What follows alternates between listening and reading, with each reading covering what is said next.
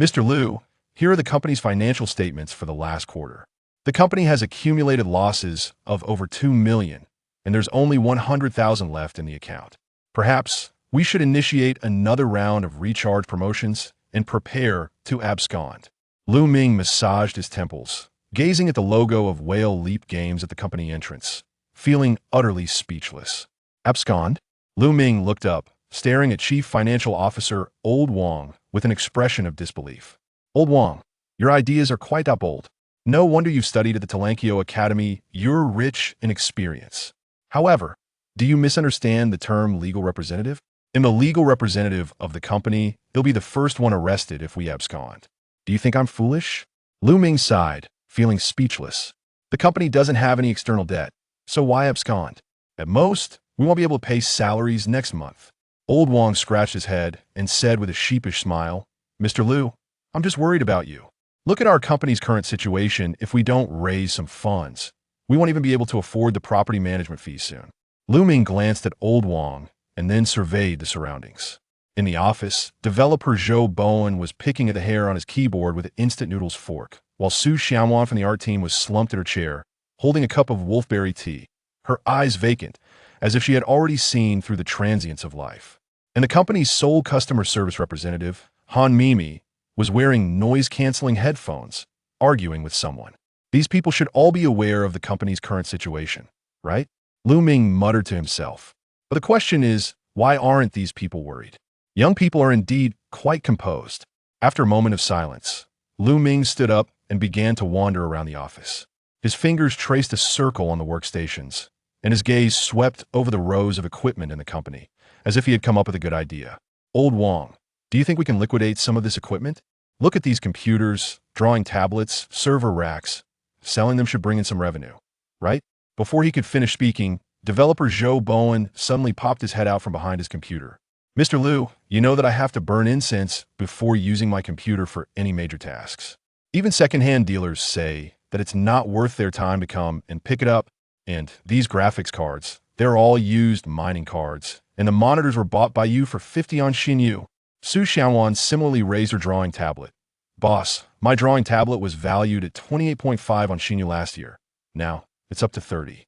If we wait a little longer, it might be worth even more. Lu Ming felt somewhat helpless, squatted down in front of the computer case, and looked at the servers covered in yellow paper talismans. He completely dismissed the idea. It seemed that the company really didn't have anything valuable left. It was truly impoverished. IT wouldn't even fetch a good price if sold. Returning to his office, Lu Ming slumped into his peeling boss chair. The artificial leather on the chair immediately cracked open, revealing the foam inside. Lu Ming turned on his computer and began to review the 2 single-player games that Whale Leap had developed before. The design style was good, the pricing was reasonable, and there were even many innovative elements. The players' reviews were also decent, but the biggest problem was that they weren't profitable and the gameplay was not high. For a game, this was simply a failure.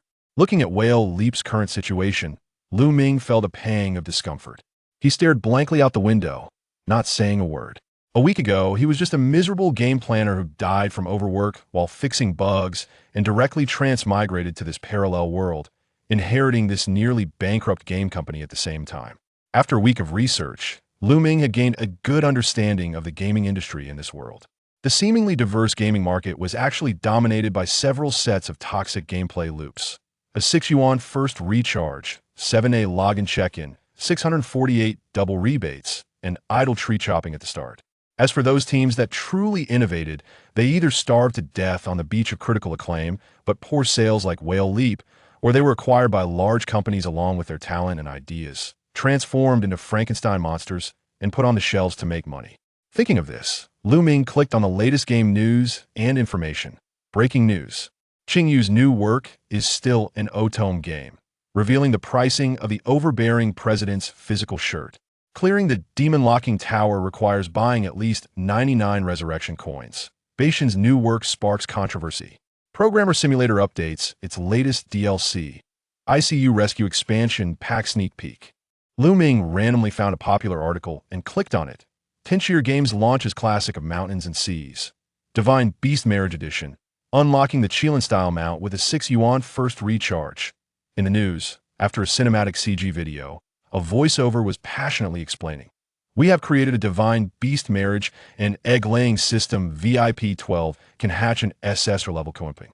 After watching the game introduction, Ming was somewhat dazed. Then, he looked at the revenue data revealed at the end of the article. The first month revenue of 1 billion is highlighted in red. Ming gritted his teeth and expressed some envy. These guys are really making a lot of money. Looking at the world's gaming landscape, on one side were the large companies making a fortune, and on the other side were small companies like Whale Leap struggling to survive. What a stark contrast! Although Whale Leap Games had been established for a year, it had never been able to find its niche. Now, it didn't even have any plans for developing new games. Alas, making games is really difficult these days. Ming sighed deeply, feeling a sense of powerlessness. Just as he was about to turn off his computer, a mechanical voice suddenly sounded in his mind. Ding. Detected that the host meets the binding conditions. The moral debtor system has been activated. A cold, mechanical voice echoed in his mind. System? Ming was stunned, followed by elation.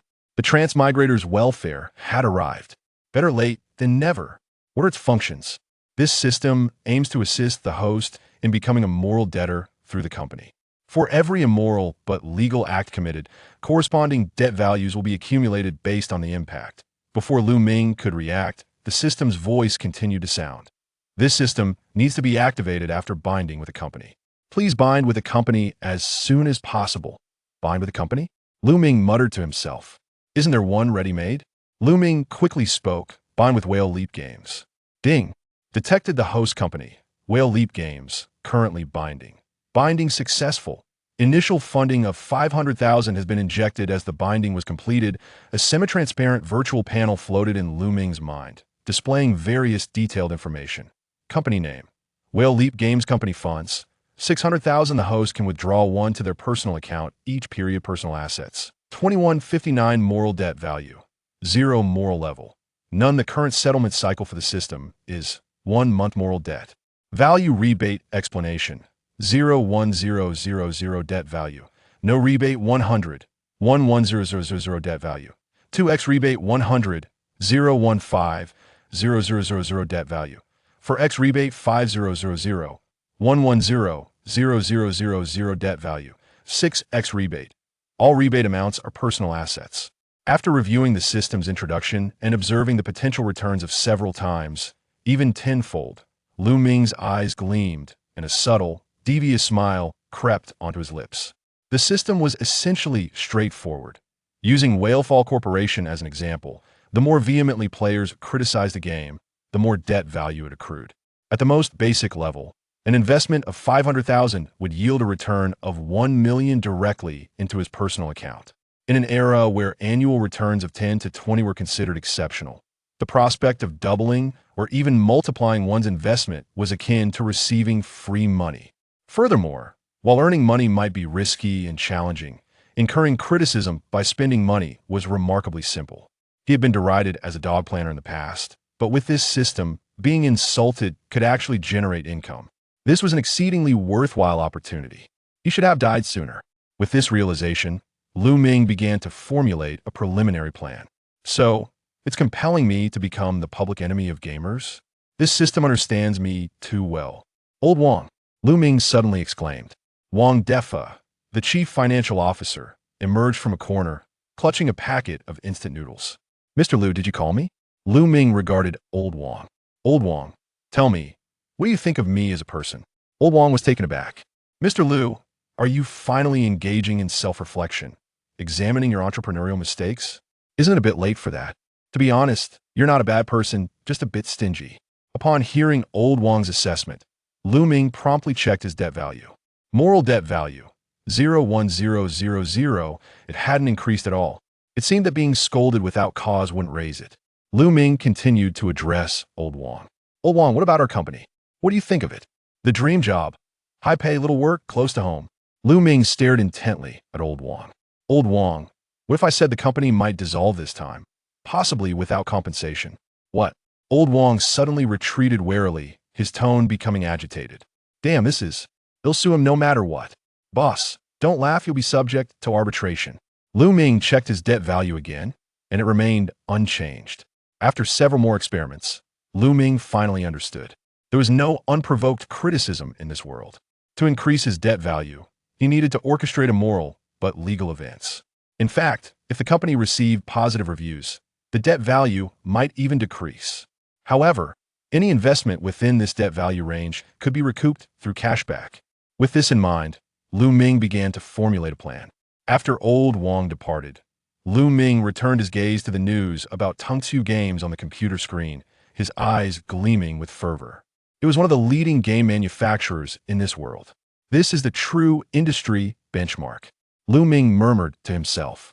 Look at the games they make even after more than a decade. There are still hordes of people playing them, and they play while criticizing while playing. As for Tungsu Company and its owner, Mr. Ma, they are constantly being scolded. Creating a game like that was Lu Ming's long-term goal. This was an idol. He had to keep learning. Not only does it have traffic, but it also has a constant stream of it. How much debt value would that generate? He must create a game that lasts a long time.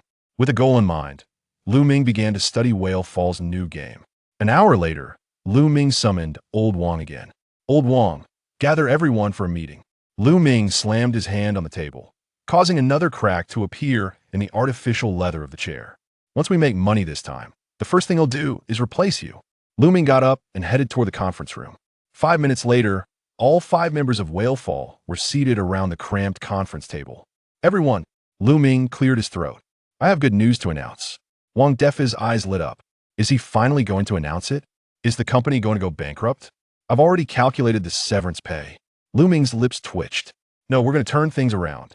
As he spoke, Lu Ming turned on the projector, and the words new game plan appeared on the screen. Everyone exchanged puzzled glances. Boss, did you grab the wrong PPT? No, I just had a new game idea, and I have a feeling it's going to be a hit. Hearing this, Su Xianwan put down her wolfberry tea and added softly, Mr. Lu, you said that the last 2 times 2. Su Xianyuan's tone was filled with deep distrust. No, listen to me. This time is different. This time, we'll make a small game where players play the role of various company bosses, and the goal is to make money and run away through various mischievous operations. This theme will definitely be a hit. Moreover, I've already come up with a name, Runaway Simulator. The core gameplay is to compete to see who can take away the most money. All players participate in the ranking. It's a competitive game. After listening to Lu Ming's words, Zhou Bowen, who was in charge of development, became uneasy. Mr. Lu, I've been saying for a long time that our company needs a professional game planner. We're a legitimate company. Even if we're not doing well right now, we can't break the law. Telling players to run away with money. Is that the right value? How is this illegal? It's a simulator. Haven't you played Goose Simulator? You've stolen a lot in Thief Simulator 2.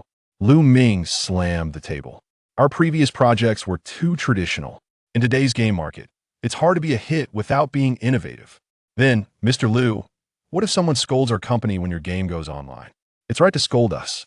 Hearing the discussion, Lu Ming was overjoyed. As expected, there were talented people in the company who could see at a glance that the game would be scolded. Not bad. Not bad, at least the direction was right. But Lu Ming didn't show it directly and continued. Being blacklisted is also being popular. If someone scolds us, it means we have traffic. Look at the games that no one scolds. Which one of them is popular? If you want a game to be popular, you have to be scolded first. That's it. You guys calculate the amount of development work, find out sourcing if you need to, and get busy. This is just a small game.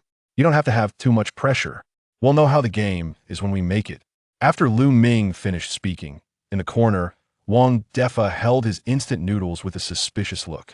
Mr. Lu, I don't want to say much about where you got the inspiration for this game. I only have one question.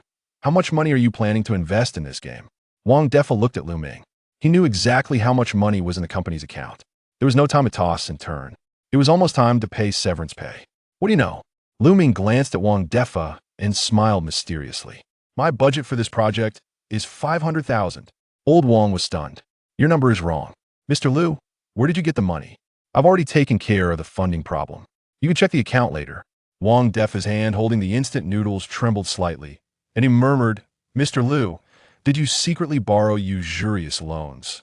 If we really lose money, we won't be able to pay the compensation. Wang Defa panicked a little, but he was just a financial officer and couldn't interfere with the company's decisions. Soon, under Lu Ming's guidance, the company, which was about to lie flat, began to get busy again. For Ming, the dead point of this game was that it was a game with slightly improper values. The key to passing the level was not only to let the boss successfully run away, but also to do it quickly and take as much money as possible. This was obviously contrary to real life and obviously didn't agree with the workers. It would be good if this could pass the review, and it was definitely no problem to be scolded. Next door, Joe Bowen sat before his computer, his fingers dancing swiftly across the keyboard. Boss, do you mean to say this is a level-based game? Precisely. The first level features a restaurant owner, the second a cyber CAF, and the third one is this. At the end of each round, you must calculate the funds embezzled and promptly update the leaderboard to ignite the player's competitive spirit. Joe Bowen noted while speaking, Boss, don't you think this feature might be a bit outrageous? Is our game not teaching people to be unscrupulous? Rest assured, this is merely a simulator. Ming waved his hand dismissively. Who would actually do this in real life? Besides, we are not breaking any laws. Chapter 3. When the time comes, you build it yourself. Shaolin, you must broaden your perspective. The budget we currently have at our disposal is limited. For the tasks that overwhelm you, consider outsourcing. And Xiaowan. Ming's gaze fell upon Su Xiaowan, who was bent over the drawing board. Xiaowan, your responsibility will be to find a few reliable outsourcing companies to handle the sound effects and some animation production. If it's too expensive, seek out art resources available for direct purchase on the platform. This time, we must allocate our limited budget wisely. Su Xiaowan nodded immediately. Given the current situation of the company, having work to do was indeed a positive development. Meanwhile, Joe Bowen busied himself organizing the code framework, outsourcing some non-core functional modules. Observing everyone engaged in their tasks, Ming felt a sense of satisfaction.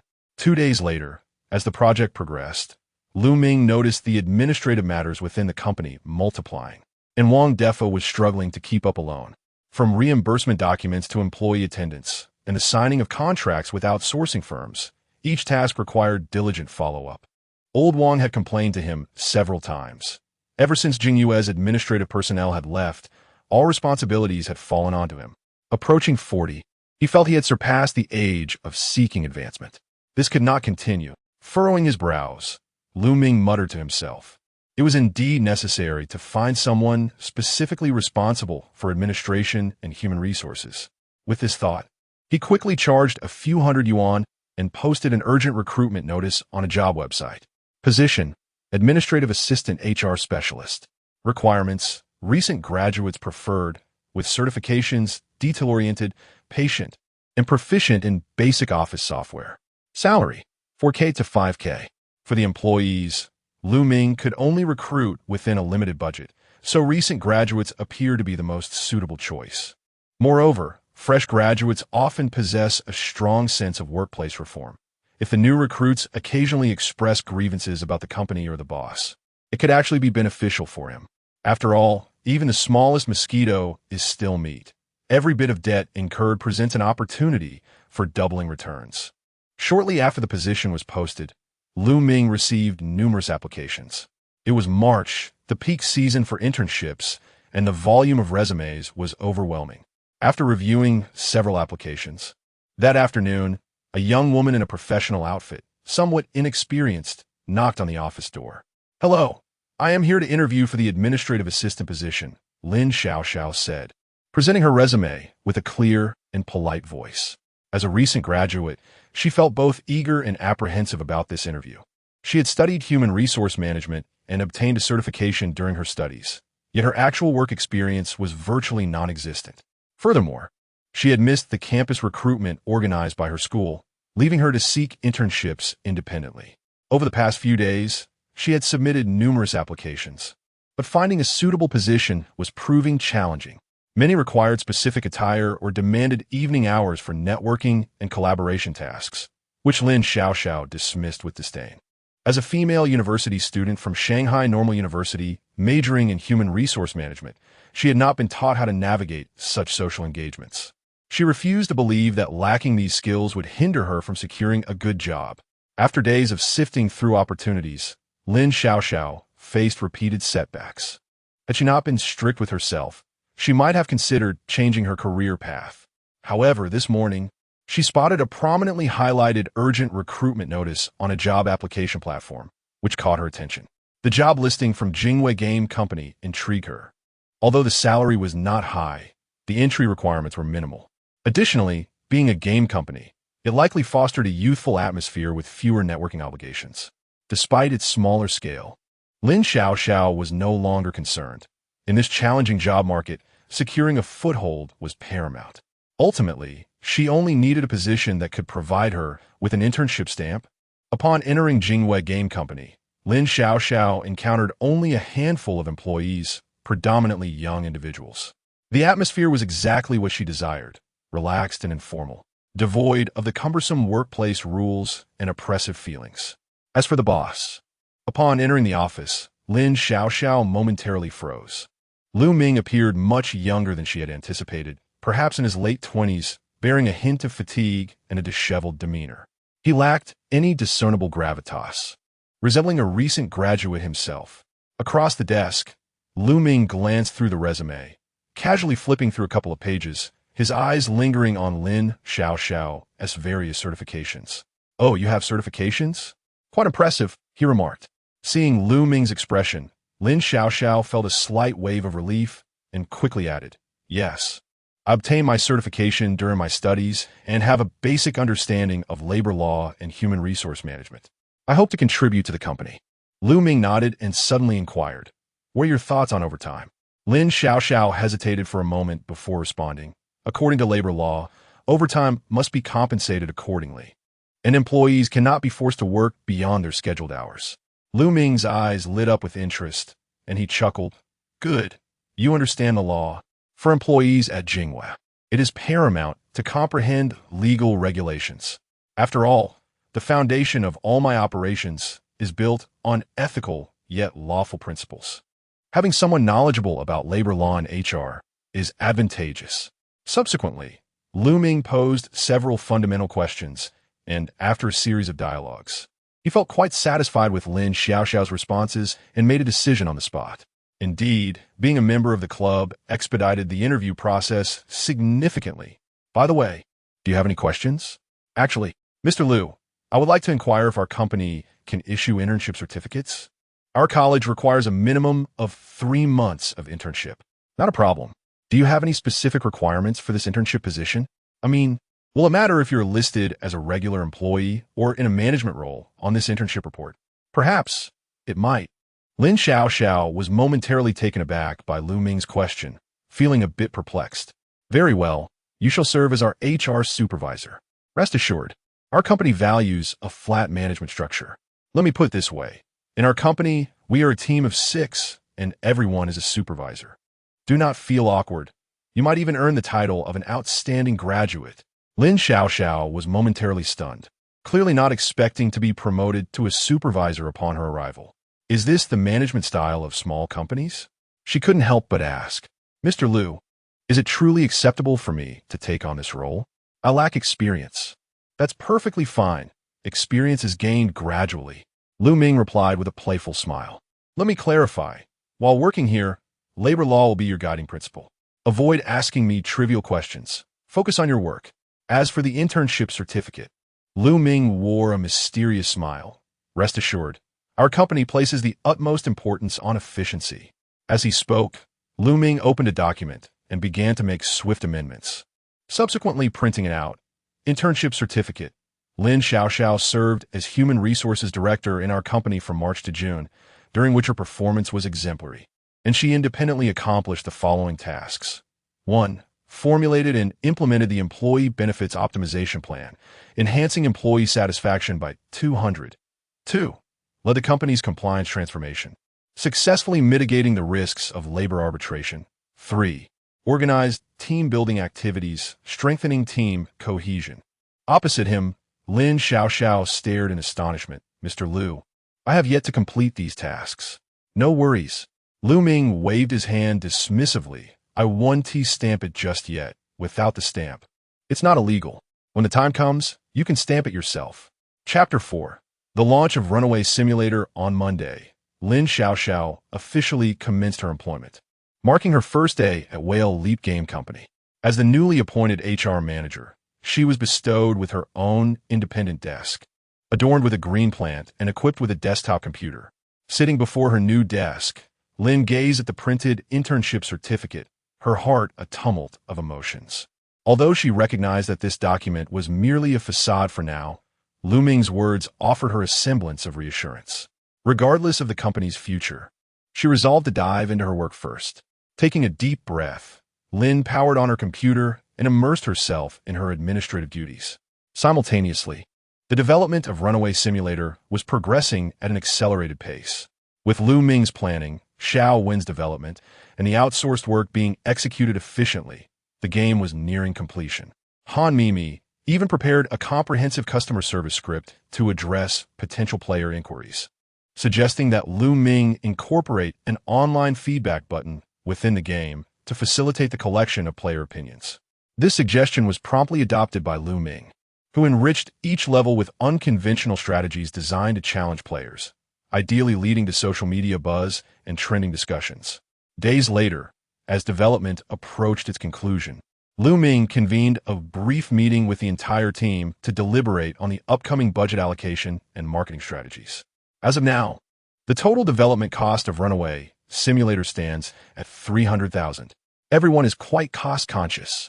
Lu Ming surveyed the room, adding, however, I originally proposed a budget of $500,000, leaving us with a surplus of $200,000, which I intend to allocate entirely to marketing.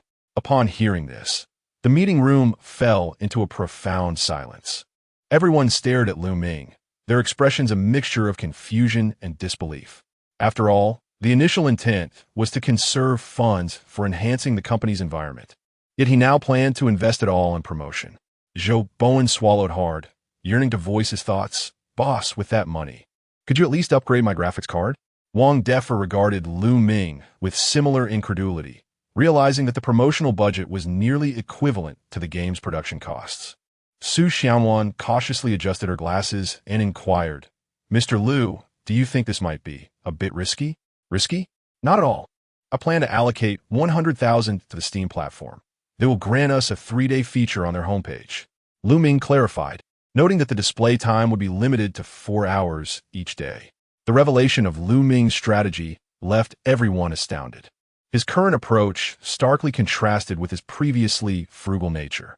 The Steam platform was the largest gaming marketplace in China, boasting a wealth of game resources and an extensive player base. Gaining exposure for 3 days, albeit limited, promised substantial traffic, and the opportunity had to be booked in advance, justifying the substantial cost. Mr. Lu, what about the remaining $100,000? Lin Xiaoxiao timidly interjected, sensing that the earlier mentioned $200,000 had yet to be fully utilized. Let's invest in advertising on social media. We could title it, Play Runaway Simulator and Experience the Thrill of a Boss's Escape. Lu Ming responded, assigning the advertising task to Mimi, who had prior experience in this area, emphasizing that it should all be spent within 2 days leading up to the game's launch.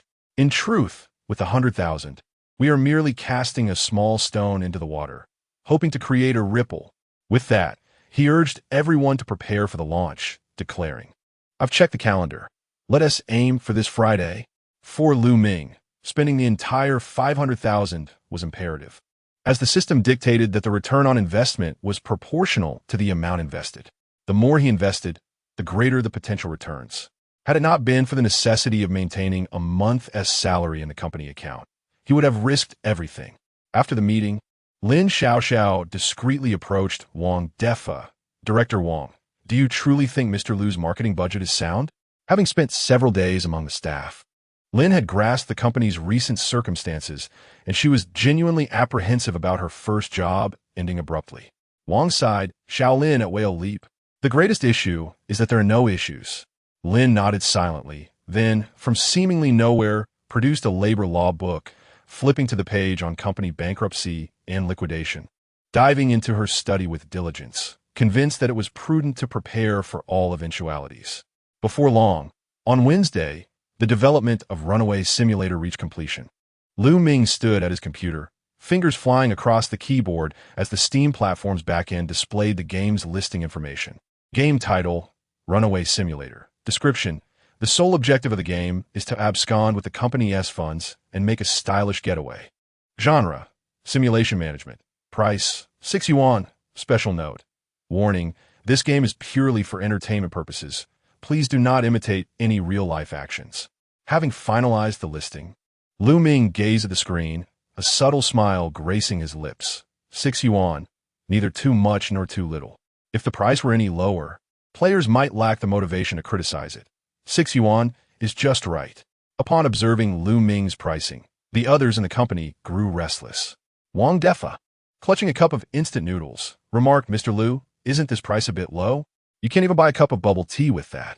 It must be low." The first in-game purchase is also priced at 6 yuan. By offering a one-time purchase at the same price, we attract more players, Lu Ming explained. Wang continued to calculate. But with the Steam platform's revenue split, how many copies must we sell to break even? Before Wang could finish, Lu Ming interjected, "Old Wang, broaden your horizons. You need not worry about recouping costs." As he spoke, he calculated that as long as his debt value exceeded 1,000, he could secure double the invested funds, amounting to 1 million. 1 million. To achieve that, Runaway Simulator would need to sell over 100,000 copies, and that didn't even account for revenue sharing.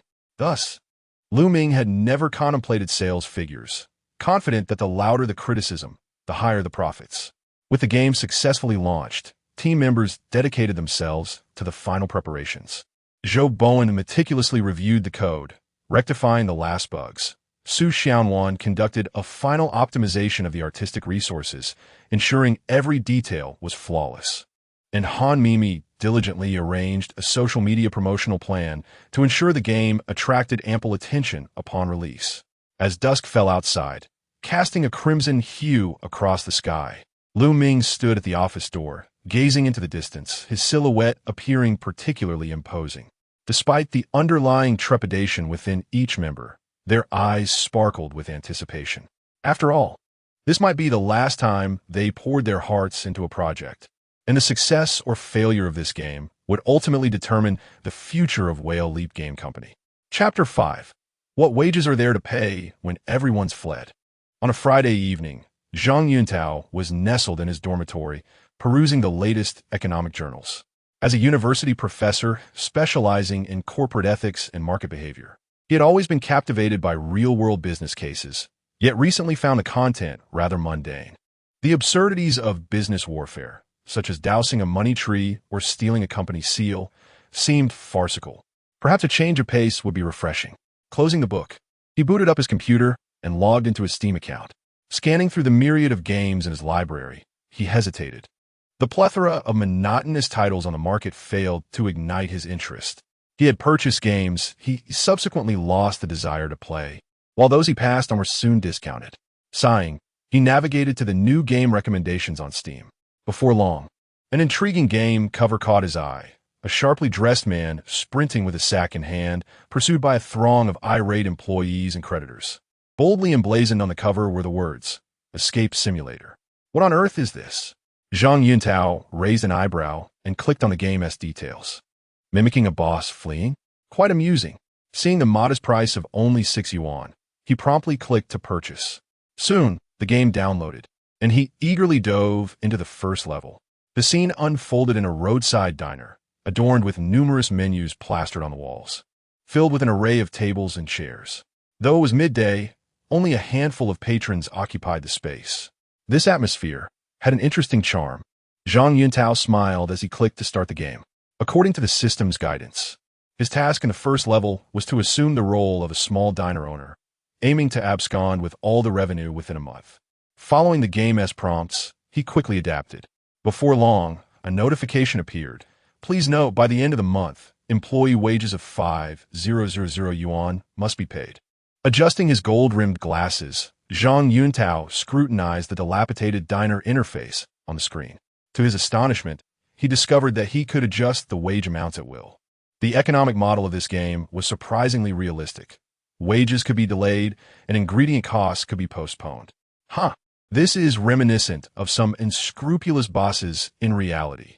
In a moment of inspiration, Zhang Yuntao unhesitatingly reduced the wages from 5,000 yuan to 50 yuan and confirmed the change. Why pay wages when everyone is fleeing? Just enough for bus fare. Seizing what he perceived as the essence of the game, he embarked on a spree of ruthless actions, cutting employee wages, inflating menu prices, and discreetly selling off kitchen equipment. This game was indeed entertaining, albeit morally questionable. What was the developer thinking, creating such a cavalier game?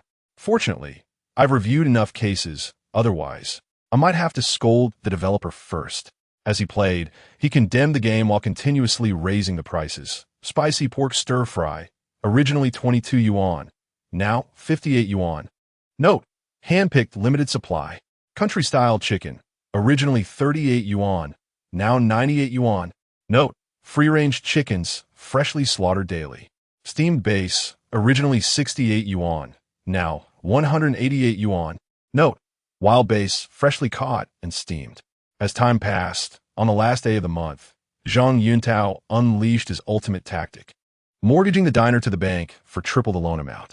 As the debt collectors closed in from all directions, he had already fled the scene with 420,000 yuan in cash, driving a second-hand Wuling Hongguang loaded with supplies. Soon after successfully escaping, the game's conclusion screen appeared. Congratulations! You have completed the first level. Total funds acquired, 427,800 yuan. Total time taken, 30 days. National escape ranking, 416th. Staring at the summary report, Zhang Yuntao was taken aback. As a university professor specializing in market research, how could he possibly rank over 400 in the nation? How embarrassing! An intense competitive spirit ignited within him. What had those 400 others done? Following the leaderboard, he quickly accessed the details of the top player. National escape ranking. First, nickname, Half Summer's Pig. Total time taken, 14 days. Total funds acquired, 1,832,220 yuan. 14 days and over 180,000. How had this individual accomplished such a feat? I sold my diner and still couldn't catch up. Surely, besides pre-packaged meals, they weren't resorting to using gutter oil. Such unscrupulous acts are unacceptable. Zhang Yuntao was momentarily stunned, yet a long-lost competitive drive surged within him. No, in the next level, I must break into the top 100. Recognizing the considerable gap, he focused on the second level. Upon clicking the button for the next stage, the screen transformed to reveal a rundown internet CAF, adorned with faded posters of shooting games, littered with cigarette butts, and filled with rows of outdated computer screens flashing incessantly. An internet CAF owner? This setting felt much more grounded. Adjusting his glasses, Zhang Yuntao observed the game interface with keen interest. This venture appeared significantly larger. He quickly mapped out his strategy, cut employee wages, raised internet fees, and even launched VIP rooms tailored to the clientele's preferences. To his astonishment, he discovered that the CAF required monthly payments of 8,000 yuan for electricity and 4,000 yuan for internet service. Such exorbitant expenses. Frowning, he promptly adjusted the settings, downgrading the internet speed from high-speed fiber to dial-up, reasoning that occasional lag was perfectly normal. Additionally, he raised the air conditioning temperature to 26 degrees to conserve energy. In the employee management interface, he further manipulated the schedules, converting the three-shift system into a single overnight shift. This not only saved the wages of 2 employees, but also allowed the remaining staff to handle additional tasks. As time progressed, Zhang Yuntao noticed the CAF's profitability was still insufficient. Perhaps he had been too lenient. If he were to escape successfully, this would not suffice. With this realization, he promptly introduced a recharge rebate scheme. Recharge 100, get 200. Recharge 500, get 1,000. Recharge 1,000, get 2,000. With this enticing offer, the CAF's revenue skyrocketed. In the final days, Zhang Yuntao even began selling off the CAF's equipment, graphics cards, monitors, all listed on second-hand platforms. On the last day of the month, he executed his ultimate strategy, successfully selling the CAF's operating rights to a gullible buyer, extracting 420,000 yuan in cash before making his escape. Soon, the conclusion screen materialized. Congratulations! You have completed the second level. Total funds acquired: 857, 800 yuan. Total time taken: 28 days. National escape ranking: 606th. Gazing at the summary report, Zhang Yuntao was dismayed to find his rank had actually declined.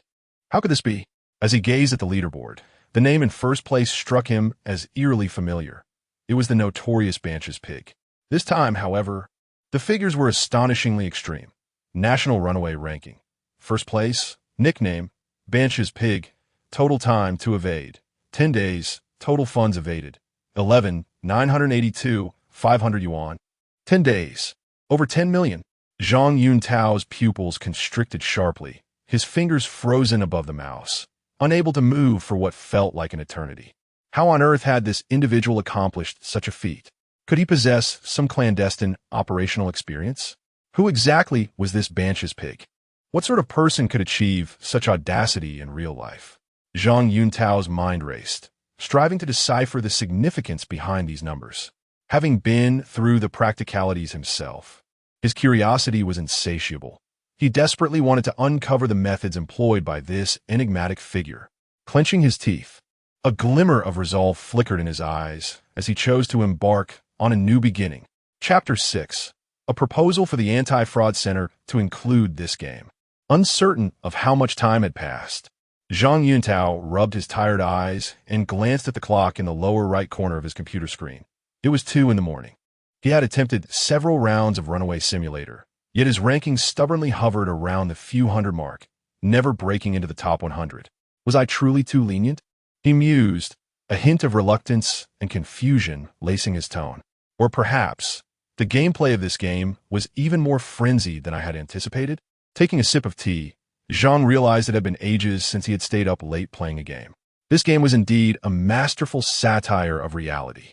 He continued to reflect, noting how it not only allowed him to experience the life of an unscrupulous employer, but also unveil the operational logic of many unethical enterprises.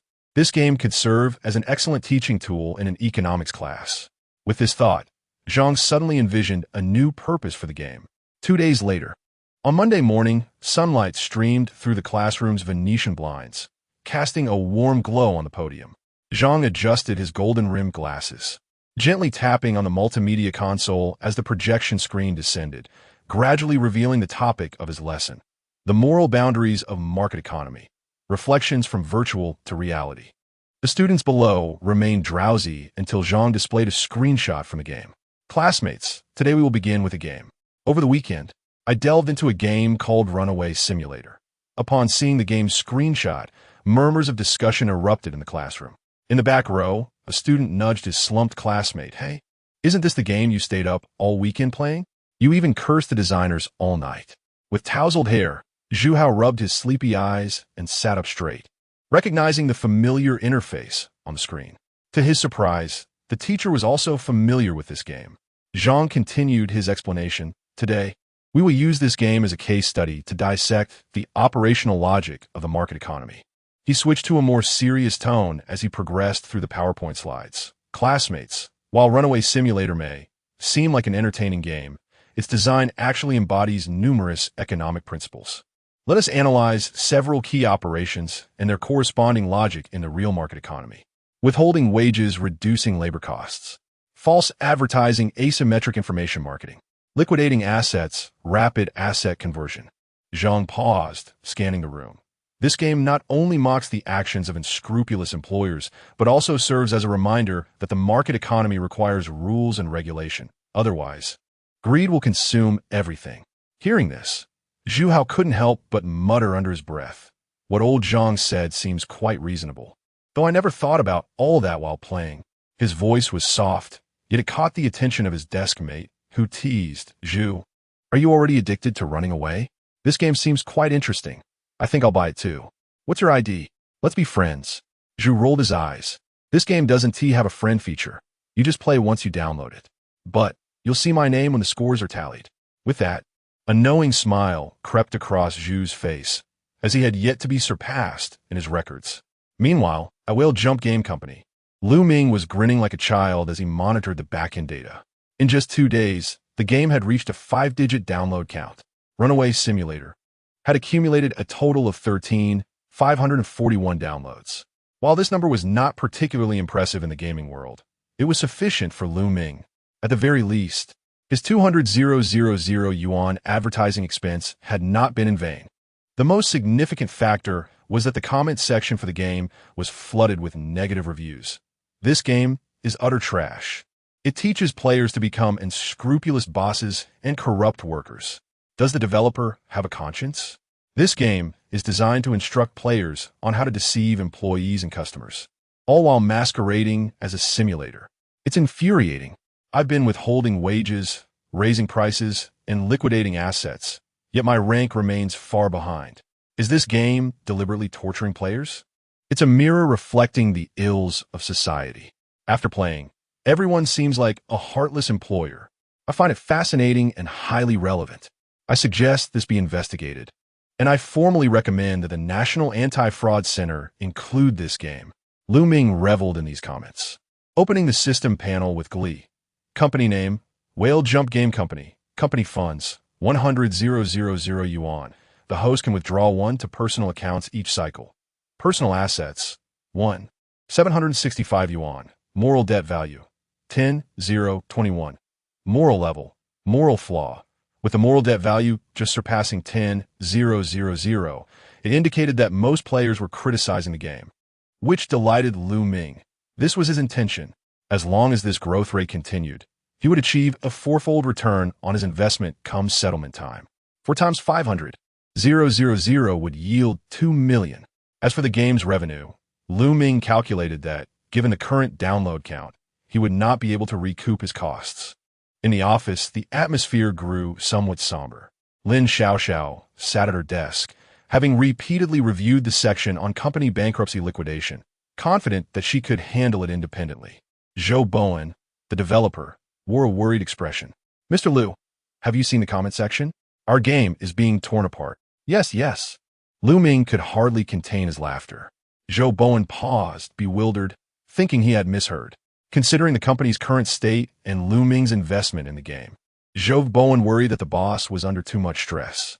Mr. Liu, are you feeling overwhelmed? Should you take a break? Wang Defa also approached, his expression equally grave. As the company's largest stakeholder, he felt deeply concerned. Mr. Liu, should we issue an apology statement? The negative reviews are overwhelming. Indeed, Mr. Liu, otherwise, we may lose too many players. The download rate has slowed significantly. If we wait another day, our advertising time on the Steam platform will expire, and we will lose our opportunity entirely. Lose players? Not a chance. Ming shook his head. You underestimate the players. They may criticize, but those who wish to play will still engage. Look at the comment section. The most vehement critics have logged over 20 hours of gameplay. Besides, WeVE already surpassed 10,000 downloads. Enough. Rest assured, everything is within my projected range. Listening to Ming, Zhou Bowen still felt uneasy. Is over 10,000 downloads truly sufficient? However, if this continues, will our company face player backlash? Impossible. Players resist dull games. Our game is filled with discussion points. Look, the comments section is buzzing again. Chapter 7. The game is on the platform. The case is beside us. Ming reclined in his peeling office chair, listening to the anxious discussions of his employees, the smile at the corner of his mouth nearly betraying him. A glance at the system panel revealed the ever-increasing moral debt value, and inside, he felt a cacophony of triumph. Each negative review was merely adding bricks to the edifice of his account. Yet, Ming refrained from overtly displaying his delight, observing the worried expressions of his colleagues. He feigned gravitas, tapping the table lightly. You must trust my judgment. Even infamy brings visibility. Every criticism translates into traffic. Which celebrity hasn't had a scandal? He encouraged them to focus on maintaining the game. Zhou Bowen, observing Ming's demeanor, hesitated, ultimately sighing in resignation. Days later, in the dimly lit teacher's dormitory, Zhang Yuntao's glasses reflected the glaring blue light. He had just been struggling with the final level of Escape Simulator, slumped in his chair, staring at the screen displaying the glaring escape failed. Why is this last level so difficult? He muttered to himself, replaying the scenario in his mind. In this final challenge, the player assumes the role of the CEO of a publicly listed company, a scale far surpassing that of previous levels, involving sums in the millions and billions. With myriad operational possibilities, asset transfers, financial fraud, stock pledging, Zhang Yuntao felt a sense of trepidation throughout the process. A slight misstep could draw the scrutiny of regulatory authorities or expose him to shareholder backlash. After several failed attempts to escape, he hadn't even managed to view the leaderboard at the conclusion. I need to find a strategy guide. Zhang Yuntao opened the game forum for a quick search. Scanning the comments beneath Escape Simulator, he was met with a barrage of negative reviews and complaints. Terrible game. Several levels are unplayable. The design is overly harsh. What a horrible game. It teaches people to be fraudsters. It's a societal blight. Is this game deliberately repulsive? The last level is impossible. Once again, those without values cannot create good games. Overwhelmed by the deluge of criticism, Zhang Yuntao felt a wave of frustration. This isn't right. Have these people truly engaged with the game? He mused. They only see the superficial immoral aspects, but overlook the deeper meanings it seeks to convey. This is a misunderstood masterpiece. The game is affordable and rich in significance. How can they criticize it so fiercely? Resolving to defend the game, he logged into the forum under his username Wall Street Roach, crafting a post titled, "What we really criticizing when we condemn Escape Simulator?" Zhang Yuntao aimed to clarify the misconceptions surrounding the game, wishing to illuminate its true value. As an economics teacher, I must assert that Escape Simulator is not merely an entertainment experience. It serves as a mirror reflecting the realities of society. From wage theft to false advertising and asset liquidation, each action precisely captures the behavioral patterns of certain unscrupulous enterprises. Particularly in the final level, where one becomes a CEO and engages in financial deceit and insider trading, it is a biting satire of the chaos in the capital market. This game has prompted a re-evaluation of the moral boundaries within a market economy. It does not encourage players to emulate these behaviors, but warns us, through exaggeration, of the potential consequences of greed and deviation from norms. The game exists on the platform, yet its cases are all around us. If you play this game, will you not question the exaggerated advertisements of gyms you encounter on the street? This game is profoundly educational and strikingly realistic. I dare say, it transcends being a mere game. It serves as a mirror reflecting the societal demons. We cannot lambaste it merely for unveiling the truth. You have yet to grasp the true intent of the game developers. I implore everyone to look beyond the superficial escape mechanics and strive to understand the designer's original intent. Upon completing his post, Zhang Yuntao decisively clicked publish, hoping to provoke deeper contemplation among readers. If people can truly comprehend the significance of this game, it will no longer be misinterpreted, he reflected. I hope this company can create even better games. No need to thank me. However, I seem to have forgotten to inquire about how to conquer that final level. 2 days later, Ming found himself in high spirits, anticipating the imminent gain of 200,000. The prospect of enhancing the company's environment and subsequently doubling his investment to 400,000, then possibly 800,000, filled him with delight. Humming a tune, he entered the office only to hear Zhou Bowen's excited voice from the corner. "President Liu, our game's download numbers have suddenly skyrocketed." Ming paused, rushing to the computer to check the back-end data. Indeed, his eyes widened at the figures displayed on the screen. In just a few days, Escape Simulator had seen its downloads multiply several times, surpassing 100,000 and still climbing. What on earth is happening? Ming muttered, incredulous. Just last week, we were being mercilessly criticized. How could we have suddenly become popular? Are they coming to berate us? Su Xianwan joined in, equally perplexed. Could it be that a gaming streamer promoted us? Or perhaps the effects of our platform's recommendations have finally manifested? Ming shook his head. Impossible. We've long since passed the front page recommendation period on Steam. This surge must have another explanation. As the group pondered, Zhou Bowen opened the game's comment section and exclaimed in surprise, "President Liu, you must see the comments." At Zhou Bowen's urging, Ming leaned in to see, and he gasped in astonishment. The once overwhelming tide of negative reviews had been replaced by a flood of positive feedback. I previously thought this was a terrible game, but after reading that economics teacher's analysis, I realized its true value. This is undoubtedly a masterpiece worth playing. Thank you, Poster, for helping me re-evaluate this game. Although challenging, it indeed reveals many real-world issues. I strongly recommend everyone to give it a try. This is genuine game design, using exaggeration to critique societal phenomena instead of merely pursuing hollow enjoyment. I've certainly gained knowledge. The developers have put in sincere effort. It's like they've given us a vivid economics lesson. I was indeed shallow before. I've updated my review to 5 stars. 5 stars are well-deserved. By the way, who is this Banksia person? They've been first for several levels. This is true educational entertainment. Positive review, already recommended to classmates. Gazing at the uniformly glowing reviews and 5-star ratings, Ming felt a chill run down his spine. Chapter 8. It's hopeless. Just shut down the service. Ming's fingers frantically scrolled over the mouse wheel, each page of 5-star reviews pouring like a cold shower over his heart. Subsequently, he fixated on a highly rated analysis post by a user named Wall Street Cockroach, attempting to vindicate the game. Ming's patience waned as he read through it. Was this economics teacher trying to sabotage the situation? Did I imply so many things? Can't they refrain from misinterpretation if they don't understand? Staring at the lengthy thread of replies beneath the post, Ming felt somewhat dazed. Teachers certainly tend to overthink. Are the people in this world so adept at reading comprehension? With a sigh of resignation, he rose, and the system panel immediately surfaced in his mind. Company name, Whale Leap Game Company, moral liability value, 760, moral level, moral flaw. Gazing at the liability value falling below 1,000, Ming was bewildered. It had plummeted too swiftly.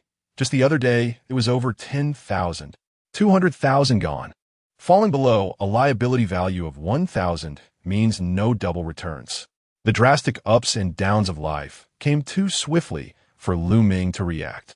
Watching the liability value continue to drop, he ground his back teeth in frustration. With over 10 days until the end of the month, there was still time. There was still a chance for redemption. With this thought, Ming slammed his hand on the table, a flicker of resolve flashing in his eyes. Bowen, immediately release a game announcement. We must implement significant adjustments to the game. I want you to remember this and publish it right away. Understood, boss.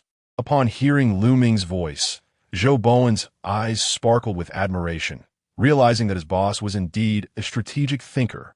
He must be orchestrating a grand plan. His own vision had been too narrow. Previously, the game was met with criticism, yet the boss remained calm and composed. Now that the game was gaining momentum, the boss was the one who seemed anxious. A true leader cannot be fathomed by conventional wisdom. There was still much for him to learn. Ming, oblivious to Joe Bowen's complex expression, began dictating the announcement. Special note on Runaway Simulator. We sincerely thank everyone for their support and affection towards Runaway Simulator. We have noticed that some players have engaged in excessive interpretation of the game content. Thus, we hereby clarify, this game is purely for entertainment purposes and bears no intention of real-world reflection or satire. We urge everyone to play rationally and avoid overanalysis. Joe Bowen swiftly typed, organizing the announcement into text before calling Ming for review. Ming skimmed through it quickly, and after confirming its accuracy, nodded in approval. Publish it, the sooner, the better. 3 minutes later, the Runaway Simulator interface displayed the new announcement. Watching the content, Ming fixated on the comment section, where discussions about the announcement quickly emerged. What is going on? Why does this announcement seem so inexplicable? Has the developer been influenced by capital? Why do they suddenly backtrack? This announcement sounds so official, it feels coerced. I see. A capital entity must feel threatened by the implications of this game.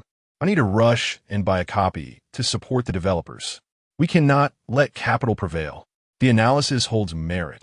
If they feel threatened, they should blink. The forces of capital can no longer sit idle. We must wholeheartedly support the developers. Ming watched the comments refresh in the back end, his heart sinking and his expression darkening. What is wrong with these people? Why don't they heed the advice? He had initially hoped to dissuade players through the updated announcement, but it had backfired. Soon, influenced by the comments, players on the forum spontaneously organized a campaign to protect Runaway Simulator. Brothers, charge. We cannot let such a great game be buried. I just bought 10 copies to give to friends. We cannot allow such a remarkable game to be suppressed by capital. Let's flood the Steam platform with good reviews. We cannot let the developers feel disheartened. Honestly, I don't usually play this type of game, but I'm against capital. I'll buy it. Look, this is reality reflected in the game. The developers must have been threatened. Brothers, let us bite out. We can't let this conscientious game be taken down.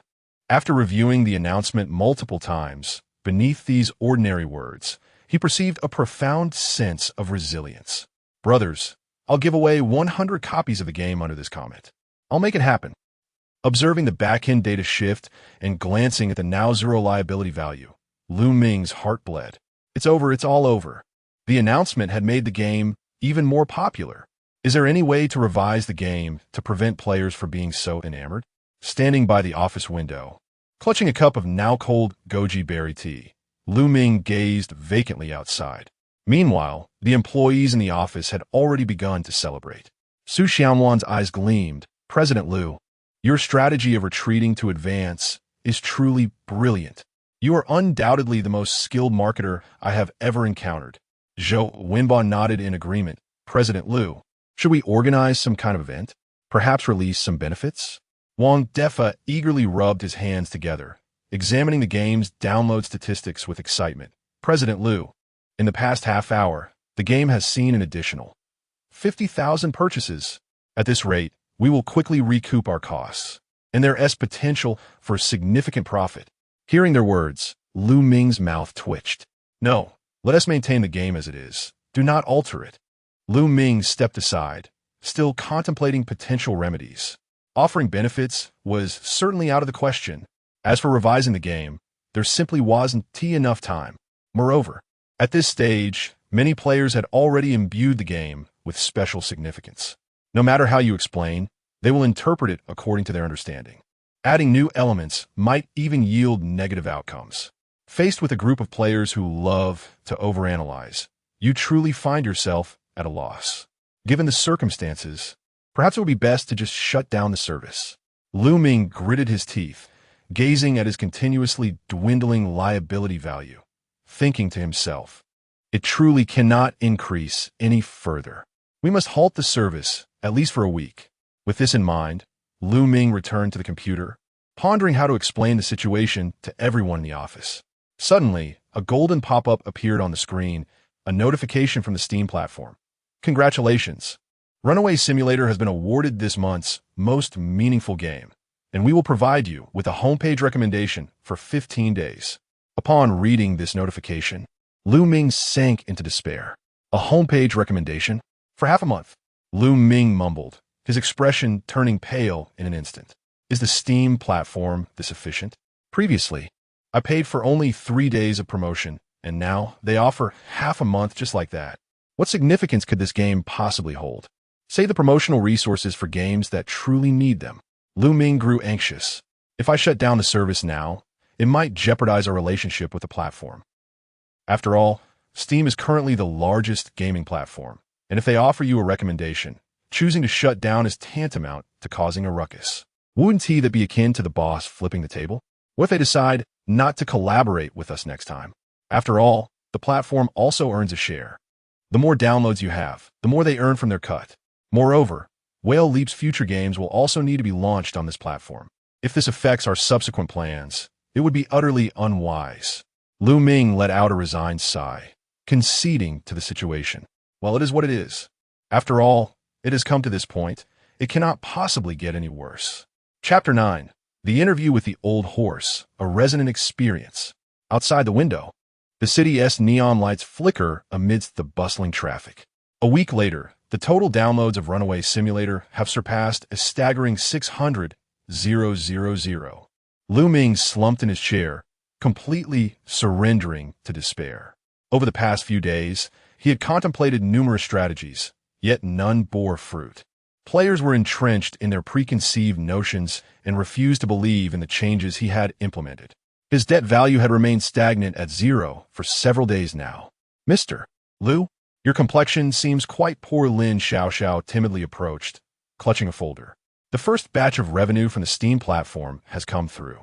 Please take a look." Lu Ming stared out at the densely packed skyline, accepting the folder. He flipped to the first page as Lin Xiaoxiao cautiously explained, "Mr. Liu, this is the revenue breakdown from the Steam platform. The game is priced at 6 yuan, with the platform taking a 30 cut, leaving us with 70 of the income. Thus, our total sales of 600,000 units amount to 3.6 million, with the platform's share being 1.08 million, resulting in our actual revenue of 2.52 million. After deducting server maintenance costs, employee salaries, outsourcing expenses, and other miscellaneous fees, the balance in the company account is 2.02 million. Her tone was somewhat buoyant, as she effortlessly mentioned a profit of over 2 million. The company was in the black, and her internship was finally secure. Lu Ming gazed at the figure, his emotions a tumultuous blend. Familiar 2 million. Over 2 million. How little time it took. He could have easily earned that amount through the system as cashback, or even more. Now, based on the conversion rate, he could only receive 20,000 yuan. The money wasn't the issue. It was merely misallocated. What difference was there from adding insult to injury? "Mr. Liu, are you feeling unwell?" Lin Xiaoxiao observed Lu Ming's fluctuating expression, feeling somewhat anxious. The company was finally turning a profit, yet Mr. Liu seemed anything but pleased. Despite the game's popularity, he wore a perpetual frown. Despite the players' rave reviews, he remained despondent. The mindset of a successful individual eluded her understanding. With this thought in mind, Lin Xiaoxiao produced a procurement request form. "Mr. Liu, here are some procurement needs from the colleagues." Lu Ming took the form she offered and casually skimmed through it. It was filled with various requests from the employees: new office computers, graphics cards, drawing tablets, water dispensers, office chairs, and so on, with the company now profitable. Everyone finally felt emboldened to submit procurement requests. Moreover, the equipment at Whale Leap indeed needed an upgrade, especially the sponge-like chair he was sitting on. What good was it to keep that? Since the profits wouldn't be spent on him, it was better to reinvest in the company. Furthermore, with the debt value now at 0, being a bit generous to the employees wouldn't have any adverse effects. With this in mind, Lu Ming nodded. "No problem. All these procurements are approved. Since the company is profitable, it's time for everyone to enjoy the fruits of our labor.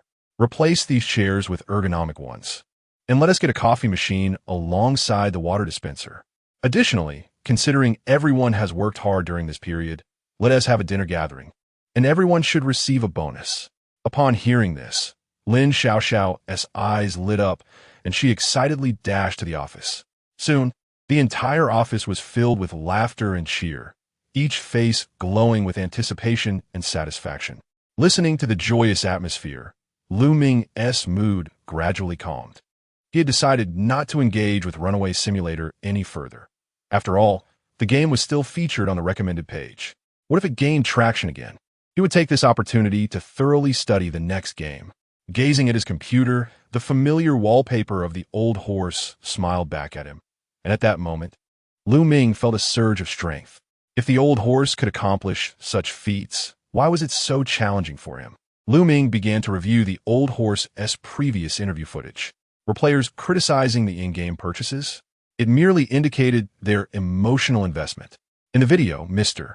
Ma winked at the camera, likening spending to romance. Being scolded was an expression of love. We provide emotional value. Even if players complain, they will continue to play. The more they spend, the stronger their attachment to the game. The interview with the old horse was indeed enlightening. Listening to his insights, Lu Ming suddenly pinpointed the primary reason for his failure. The investment cost for players in Runaway Simulator was far too low, a mere 6 yuan. In his attempt to attract a vast audience, he had set the entry barrier too low. Consequently, a game priced at 6 yuan still had playability. What was there to complain about? Even if players railed against it, their grievances would be limited. Had the initial price been 600 yuan and players encountered such a game, they would undoubtedly have been vociferous in their condemnation. any allusion to reality, any suggestion that their spending reflected their real lives, would surely evoke complaints from players. With this realization, Lu Ming's gaze softened as he looked at the computer screen. Indeed, the old horse was an idol. A simple interview could help him identify the core issue. Another critical factor was that Runaway Simulator had been primarily driven by his own perspective, lacking a thorough consideration of what players genuinely desired. This oversight led to players guessing wildly and ultimately misaligned outcomes. Such a mistake was inexcusable, having been through this himself. Lu Ming was not fully attuned to the preferences of this world. Since the problem stemmed from a misunderstanding of player needs, he resolved to gain that understanding. With this thought, Lu Ming's resolve solidified as he fixed his gaze on the old horse's photo on the screen. If he didn't even know what types of games players detested or which payment models they abhorred, how could he create a game that met their expectations? Concluding his reflections, Lu Ming swiftly opened a document software, beginning to map out his next steps.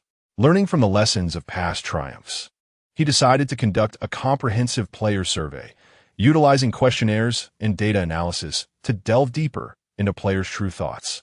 No investigation, no right to speak. This time, he could not rely solely on intuition to create a game. I cannot afford to continue building in a vacuum, Lu Ming muttered.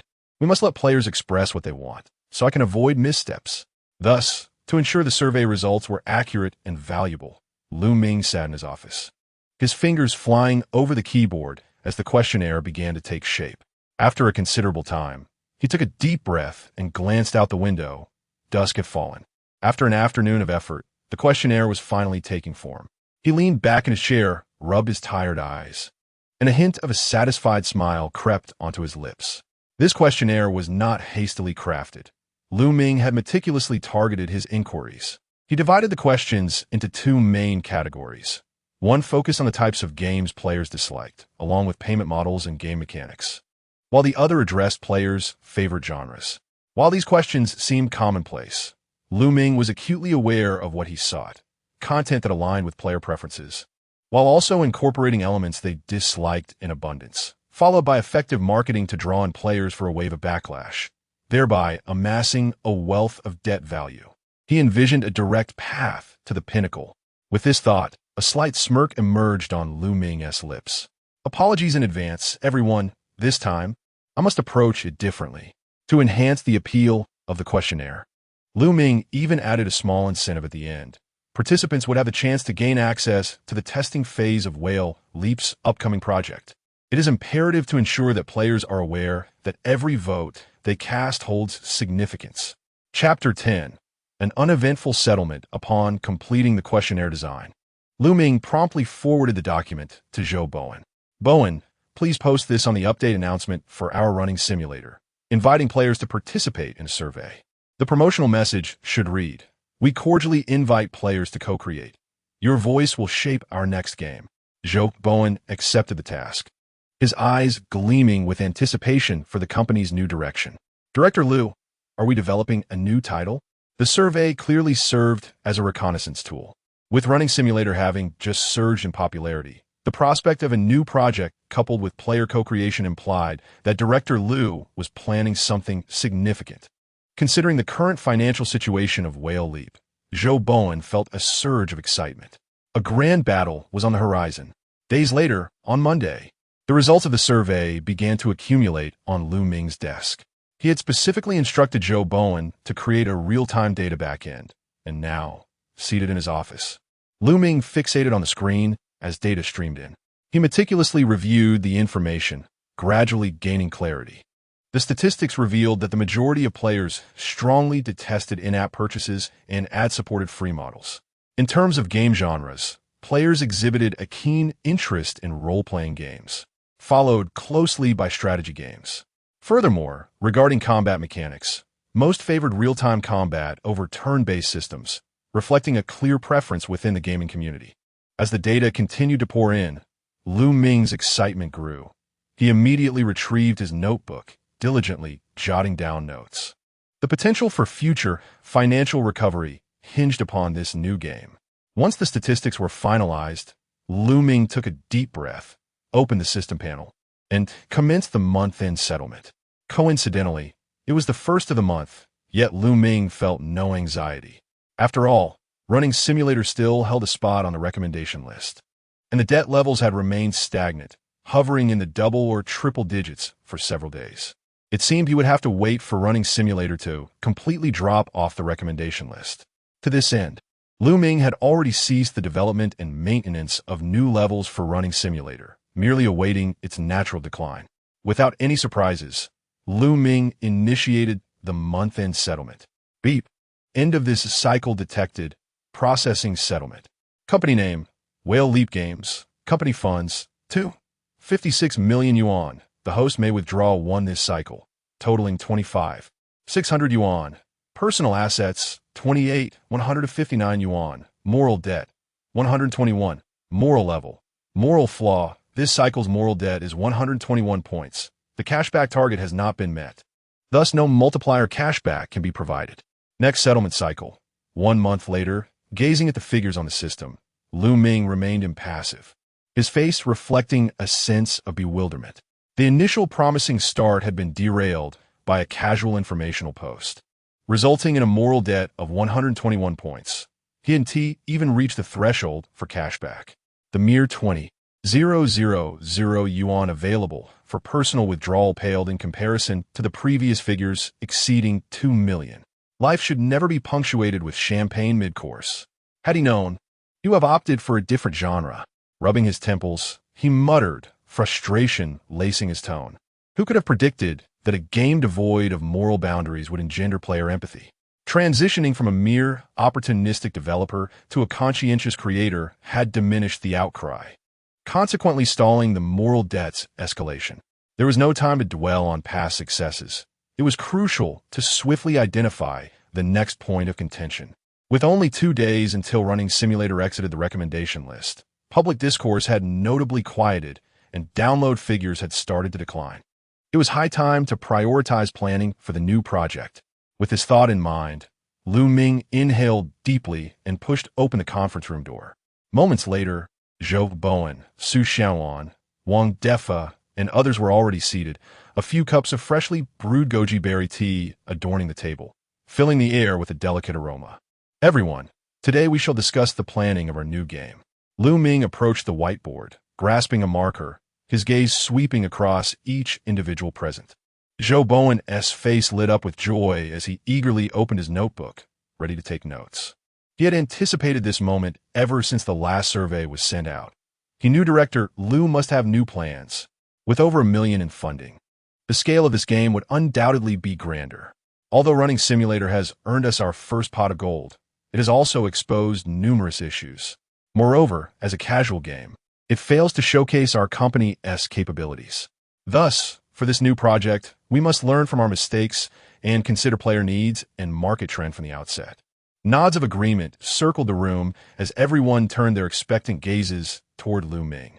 Lu Ming waved the marker in the air, cleared his throat, and continued. According to the survey results, players have expressed the highest preference for role-playing games, comprising 65 of responses. Therefore, we shall focus our new game on an online RPG. As this declaration echoed through the conference room, a chorus of low affirmations arose. Zhou Bowen was the first to nod, his pen swiftly inscribing the words online RPG in his notebook, a spark of excitement illuminating his face. Director, this direction is promising. RPGs are currently mainstream with a vast player base. Including social elements will undoubtedly yield great potential. He had long harbored the conviction that the company should embark on a larger-scale project since the success of Running Simulator, and Lu Ming's chosen direction finally aligned with his aspirations. Lin Xiaoxiao, sitting nearby, nodded vigorously. Her prior knowledge of games was limited, but since the company's financial situation had improved, she had diligently educated herself on gaming. She looked up at Lu Ming, her voice brimming with anticipation. Director, will we be creating an open-world format? Did the survey not indicate that players favor open-world experiences? Indeed, Lu Ming replied. Currently, both interstellar themes and traditional narratives akin to Journey to the West are quite popular. Listening to the team's discussion, Lu Ming felt a smile tugging at the corners of his mouth, amused internally. He was well aware of players' affinity for open worlds, yet his focus remained on moral debt, not on garnering player accolades. Selecting role-playing games as the primary development direction was merely a tactic to captivate player interest. However, at this moment, he needed to keep the team stable, so he nodded and calmly stated, "The direction for role-playing has been set, but I have additional thoughts on combat mechanics and story background." He turned to the whiteboard, writing turn-based combat in bold strokes, followed by Cultivation World as the title. Once Ming finished, silence enveloped the room. Zhou Bowen's pen hovered in midair. Ming, unfazed by their reactions, continued, "As for the combat mechanics, I have decided on a turn-based system for its simplicity and efficiency. Regarding the story background, we shall adopt a cultivation theme. Players will assume the role of a mortal, with the main quest revolving around leveling up and battling monsters to attain enlightenment." Chapter 11. Following the boss is the right move. Ming turned around, casting a glance at the crowd, his face adorned with a calm smile, as if he were oblivious to the eerie silence that enveloped the room. He set down the marker, clapped his hands, and continued, "The turn-based system is straightforward. We can develop it swiftly, and the background of cultivation is easy to manage. Players will assume the role of a mortal, starting from scratch in their pursuit of immortality. The main storyline will revolve around leveling up, alchemy, and battling monsters. What do you think?" As soon as he finished speaking, the conference room erupted into a cacophony of voices. Su Xianwan was the first to break the silence. Although she was a designer, she had conducted extensive research on gaming. "Mr. Liu, turn-based cultivation, but our survey clearly indicated that players prefer real-time combat. Turn-based gameplay garnered less than 20 of the preference. Aren't we contradicting the players' desires?" Su Xianwan clearly found the company's direction for development absurd, and the cultivation theme drove her to the brink of exasperation. How could Mr. Liu go against market trends? Before she could finish her thought, she added, "Cultivation was indeed popular, but that was a decade ago. A mortal gradually achieving immortality.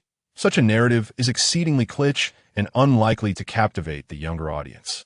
Next to her, Zhou Bowen furrowed his brow, his voice laced with confusion. "Mr. Liu, I also find this a bit strange. While an online RPG is indeed a valid concept, who still enjoys turn-based games these days aside from the older generation of players? Look at what's trending now. Real-time combat is so thrilling and interactive. Why must we go against the tide?" Upon hearing Ming's proposal, Zhou Bowen felt his initial excitement wane. He had just felt that Mr. Liu was on the same wavelength as him, but now it felt as if a bucket of cold water had been thrown over him, leaving his mind filled with question marks. It was baffling. Mr. Liu wasn't too much older than him. How could they be so out of sync? Old Wang leisurely set down his teacup, adjusted his glasses, and spoke with a hint of hesitation. "Mr. Liu, if I may speak frankly, I understand you might be considering our game development costs. While turn-based systems are indeed cheaper to produce, the market has long since shifted towards real-time combat. As for the cultivation background, there are countless fantasy mobile games out there. It seems unlikely that we could achieve success with this." The employees' doubts surged like a tide. Yet Ming stood before the whiteboard, arms crossed, still wearing that tranquil smile. The louder the voices of dissent grew, the more it validated his conviction. His approach surely contravened market logic, but that was precisely his intent. "I know you find this perplexing, but this is my strategy. Turn-based systems conserve resources, and the cultivation background has a solid fan base. Let us establish the framework first, and we can refine the details later. As for whether players will enjoy it, one tea we find out once it's made. One tea we find out once it's made." That phrase was all too familiar. Perhaps it was Mr. Liu's catchphrase. Below, several employees exchanged glances, but amidst this fervent atmosphere, Zhou Bowen's expression shifted. He furrowed his brow, staring intently at Ming's confident visage, a flash of memory surfacing about their previous development of Escape Simulator. Who could have anticipated its remarkable success before its launch? A low-budget game centered on evasion had surged past 600,000 downloads, propelled by players' curiosity and word-of-mouth recommendations. Even he found it hard to believe. Hadn't Mr. Liu faced pressure then, resolutely pushing the game online, only to reap abundant rewards? Wait a moment. Joe Bowen's heart skipped a beat. This felt like a familiar scenario. He began to reflect deeply. The reason Escape Simulator had thrived was precisely due to its outrageous premise, capturing players' attention. They played while critiquing, ultimately parting with their money. Mr. Liu's turn-based cultivation concept seemed antagonistic to player preferences, but what if Mr. Liu saw a fifth dimension that they could not? As this thought crossed his mind, Joe Bowen's heart raced. He cast a discreet glance at Liu Ming, his eyes shining with newfound determination, a smile tugging at the corners of his mouth. It was all too familiar, too self-assured. This was the demeanor. Observing Liu Ming's composed confidence, Joe Bowen felt a sense of unease. Mr. Liu never played by the rules. Last time it was evasion. This time it was cultivation. Was he concocting another masterstroke? Did players detest turn-based gameplay? He insisted on pursuing it. Did players reject the cultivation trope? He chose to have mortals rise against the odds. Mr. Liu was no fool. He surely had his own calculations. The boss was undoubtedly orchestrating a grand strategy. Yet perhaps his own perspective was too limited, his vision too narrow to perceive it. The more he contemplated, the more convinced he became, his lips twitching involuntarily. Bowen, why are you suddenly silent? Su Xianwan, noticing Joe Bowen's taciturnity, nudged him playfully. Weren't you the most opposed to turn-based gameplay before? Why the sudden silence? Joe Bowen snapped back to reality, chuckling awkwardly as he scratched his head. I suddenly feel that Mr. Liu's idea might have its merits. After a brief pause, emboldened, he continued. Think about it. Wasn't Escape Simulator also outrageous? Yet it succeeded, didn't it? Mr. Liu must have his own profound reasoning. Perhaps we just lack the insight to see it. Learning is a never-ending journey. We ought to learn from Mr. Liu. Upon hearing this, Su Xianwan was taken aback. Bowen, what do you mean? Are you serious? You're saying that in the 21st century, there are still players who enjoy turn-based cultivation games? Joe Bowen swallowed hard. Deep down, he felt uncertain too. But he pressed on. Who can say? The gaming market often defies logic. If I could truly grasp it, I wouldn't just be a developer. Let us follow Mr. Liu. After all, the company is well-funded. Surely Mr. Liu must have some interest in the profits. Listening to Joe Bowen's words, Liu Ming nearly burst into laughter. He was indeed interested in money, but not in terms of gaming profits. Nevertheless, witnessing Joe Bowen's support, he silently commended him. This young man had potential. Since Joe Bowen had expressed agreement, Liu Ming chose not to challenge or explain his stance further, opting instead to follow the flow. Let us estimate the development timeline for our game later, and I will handle the background. Su Xianwan remained somewhat perplexed, but seeing Joe Bowen relent, she refrained from further objections. Joe Bowen leaned back in his chair, his mind a whirlwind of conflicting emotions. On one hand, he trusted Liu Ming, convinced that the boss had a backup plan. On the other, he harbored concerns about the project. He genuinely struggled to comprehend it, fearing that if it failed, their company might once again face the brink of bankruptcy. Why did working at Jump Scale feel like such a roller coaster ride? Joe Bowen sighed, self-deprecatingly thinking, well, if Mr. Liu is indeed on the 5th level, I'll just cheer for him from the first. Following the boss is certainly better than floundering in confusion. Chapter 12. Spending money to earn criticism. The atmosphere in the conference room became somewhat more relaxed as the aroma of goji berry tea faded. Joe Winbaugh lowered his head, perusing his notebook, still pondering the underlying significance of the boss's 5th layer of meaning. Liu Ming leaned against the whiteboard, glancing at the group, and casually inquired, all right, the general direction is settled. Now, let's discuss how long it will take to develop this online RPG cultivation game. What would be an appropriate development cycle? Joe Bowen was the first to respond, furrowing his brow in contemplation. Boss, an online RPG is not a trivial project. While turn-based combat may seem simple, the addition of online functionality, server synchronization, and the intricate design of the cultivation system. This time, the online RPG is nothing like the running simulator minigame. It involves substantial technical work. I can manage only a basic framework by myself. The cultivation theme may sound straightforward, but the skill system, level design, and various interactions all require considerable effort. He paused, his tone tinged with a hint of resignation. If I were to develop it alone, I would boldly estimate at least half a year, and I might need to work quite a bit of overtime. If we want to expedite the process, 3 to 4 months could be feasible, but that would necessitate daily overtime, and I fear I might not be able to handle it. Su Xiaowan also expressed her agreement, stating, "Boss, I need to design according to your game's background. The cultivation theme, characters, scenes, and special effects involve significantly more content than our previous projects. I may not be able to complete it in 3 months." After listening to the opinions of the primary workforce at Whale Leap, Ming hesitated for a moment. It was impractical to expect one person to handle multiple roles, and high-intensity overtime is against labor laws. Given Whale Leap's current financial reserves, sustaining 3 months of development funding is manageable, but the lack of manpower would certainly delay progress. Moreover, server costs and testing expenses must also be considered. Over time, expenditures would escalate, making it increasingly difficult to estimate costs.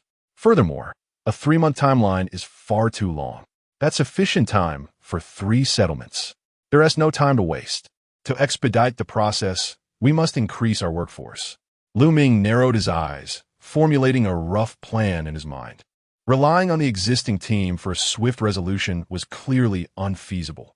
Whale Leap needed to expand its recruitment. Upon this realization, Ming's eyes brightened. Indeed, hiring new personnel represented an opportunity. However, he mused, one must not hire recklessly.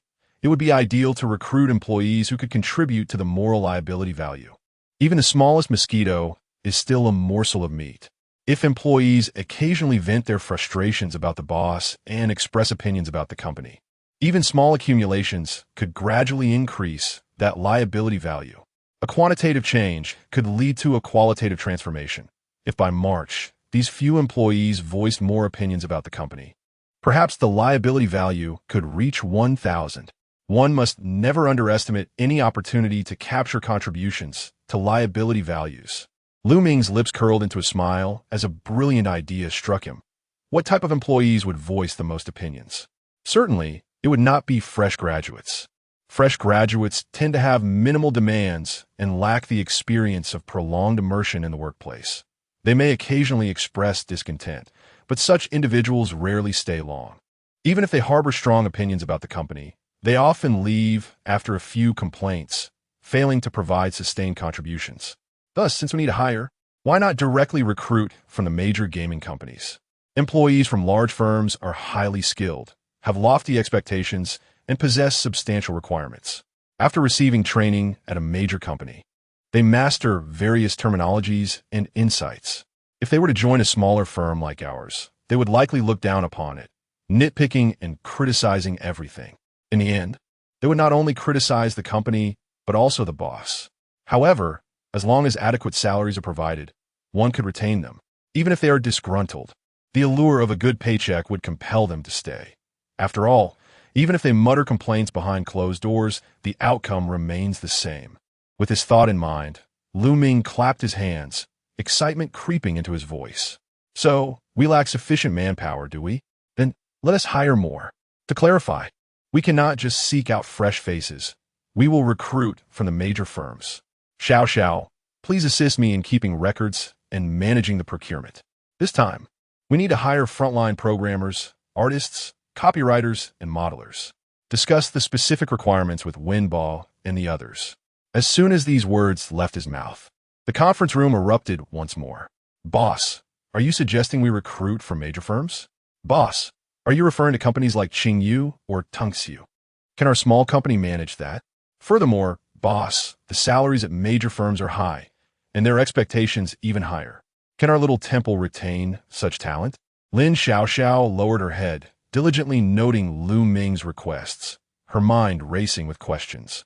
Employees from major firms often demand salaries in the tens of thousands per month. Although our company appears to have ample funds, hiring even a few of these high-caliber individuals would likely deplete our resources in a matter of months. Su Xiaowan whispered, recruiting from major firms? Isn't that akin to bringing in a deity to worship? However, she quickly reconsidered. If a senior artist from a major firm were to assist, she could certainly learn valuable skills. Suddenly, she felt a flicker of interest. Wasn't this akin to the company finding a mentor? Those who work at major firms surely possess significant expertise. Listening to the doubts being voiced, Lu Ming's smile only widened. Whether we can truly recruit them or not remains to be seen. You need not worry about the hiring process. I will take charge. Xiao Xiao, please ensure that all the necessary equipment is procured in advance. We must be ready for the arrival of our new colleagues. As the meeting concluded, Lu Ming returned to his office and collapsed into an ergonomic chair. The new chair was indeed much more comfortable. He sighed with contentment before booting up his computer. Recruiting for major firms would necessitate higher salaries. Otherwise, who would be inclined to join? Lu Ming muttered to himself, his fingers tapping on the desk as he rapidly calculated the numbers. For a first-tier developer of the caliber seen at Tungxiu, a monthly salary would likely start at 50,000, totaling 100,000 for two. An artist responsible for the project would reasonably command 4,000 to 5,000, and adding a modeler at around 40,000 would not be excessive. The copywriter and planner would collectively demand another 20,000 to 30,000. Altogether, 5 individuals would cost. Lu Ming pulled up the calculator and swiftly computed the figures, which promptly displayed the sum of 220,000. 200,000 a month translates to 600,000 over 3 months. Lu Ming frowned. These are employees from major firms. There is no compelling reason for them to switch jobs. They also receive year-end bonuses and project dividends. There is no rationale for them to transition. 200,000 is certainly insufficient. With that in mind, Lu Ming slightly adjusted the monthly budget upwards. After all, with a little extra compensation, who wouldn't be tempted to endure some criticism? He was truly willing to go all out. As he entertained these thoughts, a smile crept across Lu Ming's face, and he envisioned the new employees venting their frustrations. Upon their arrival, employees from major firms would survey the modest office, scrutinizing the less-than-ideal computers and undoubtedly find fault. When chaos ensues internally and the game falters, the players will inevitably complain and the moral liability value will soar. The more Lu Ming pondered, the more appealing the scenario became. He opened Excel and drafted a simple budget sheet. 150,000 for 2 programmers, 60,000 for 1 artist, 50,000 for 1 modeler, and 40,000 for 1 copywriter, totaling 300,000 per month. Satisfied with the final figure, he nodded approvingly. Let be decided. Spending money to earn criticism. Chapter 13. Pursuing excellence in learning. Lu Ming completed the budget and glanced around the office. The company currently employed only 5 individuals, occupying an area of over 100 square meters. The equipment had also been significantly updated during the last round of upgrades, presenting a clean and tidy environment. However, when compared to the larger firms, it undoubtedly fell short. Given such conditions, would the employees from those major companies not be taken aback? A smile crept upon Lu Ming's face as he began to imagine the reactions of the new recruits upon joining. As for where to find talent, Lu Ming narrowed his eyes, contemplating the wallpaper on his computer screen. Those closest to the idols would undoubtedly have more to learn and absorb. With a decisive slap on the desk, he paced around the room, having already set his sights on a target. Tungshan Gaming Company. Yes, if one is to learn, it must be from the best to gain some experience and perhaps recruit a few exceptional talents. 2 birds with 1 stone. With this thought in mind, Lu Ming opened his computer, navigated to Tungshan's official website, and found a contact email for collaborations. His fingers danced across the keyboard as he swiftly composed an email, titled, Request for Visit and Learning from Tungshan Gaming Company. Content. Dear Sir Madam, I am Lu Ming, the head of Jinghua Gaming Company. Your company's achievements in the game development sector in recent years are truly commendable, particularly the case of Shanghai Jing, a feat that leaves us smaller firms in awe. In the spirit of exchange and learning, I hope to lead a team to visit your esteemed company to glean insights into your advanced practices and explore potential collaboration. Our accommodation and expenses will be borne by us, and I eagerly await your response. Upon finishing the email, Lu Ming reviewed it once more. It struck the perfect balance of humility and sincerity. No issues here. Content with his work, he clicked send. Leaning back in his chair, He envisioned the reactions of the Tungshan team upon receiving the email, a grin forming on his lips. A visit for learning? He chuckled softly. The learning was secondary. The quest for talent was the real goal. This was far quicker than searching for headhunters. Meanwhile, in Pengcheng, at the headquarters of Tungshan Studio, the glass building shimmered under the sun. On the 18th floor, in the administrative department, administrative assistant Gong Ruling habitually opened her work email and was taken aback upon seeing Lu Ming's message. Rubbing her eyes to confirm she wasn't mistaken, she hurried to her supervisor's office, clutching a printed copy of the email.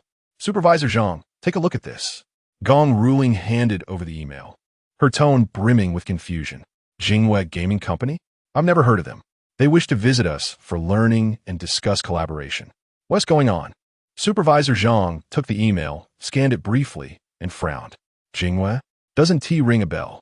They must be a small company, right? He opened his computer and casually searched for information, coming across news about Runaway Simulator. He scoffed. Oh, it's this company. A minor hit with 600,000 downloads. But only a revenue of over 2 million. They come to learn from us? What a joke. Our strategies are not so easily imparted. However, he mused, it was indeed a decent little gem. I wonder why intercompany learning has become so popular lately. Who would actually teach anything of value?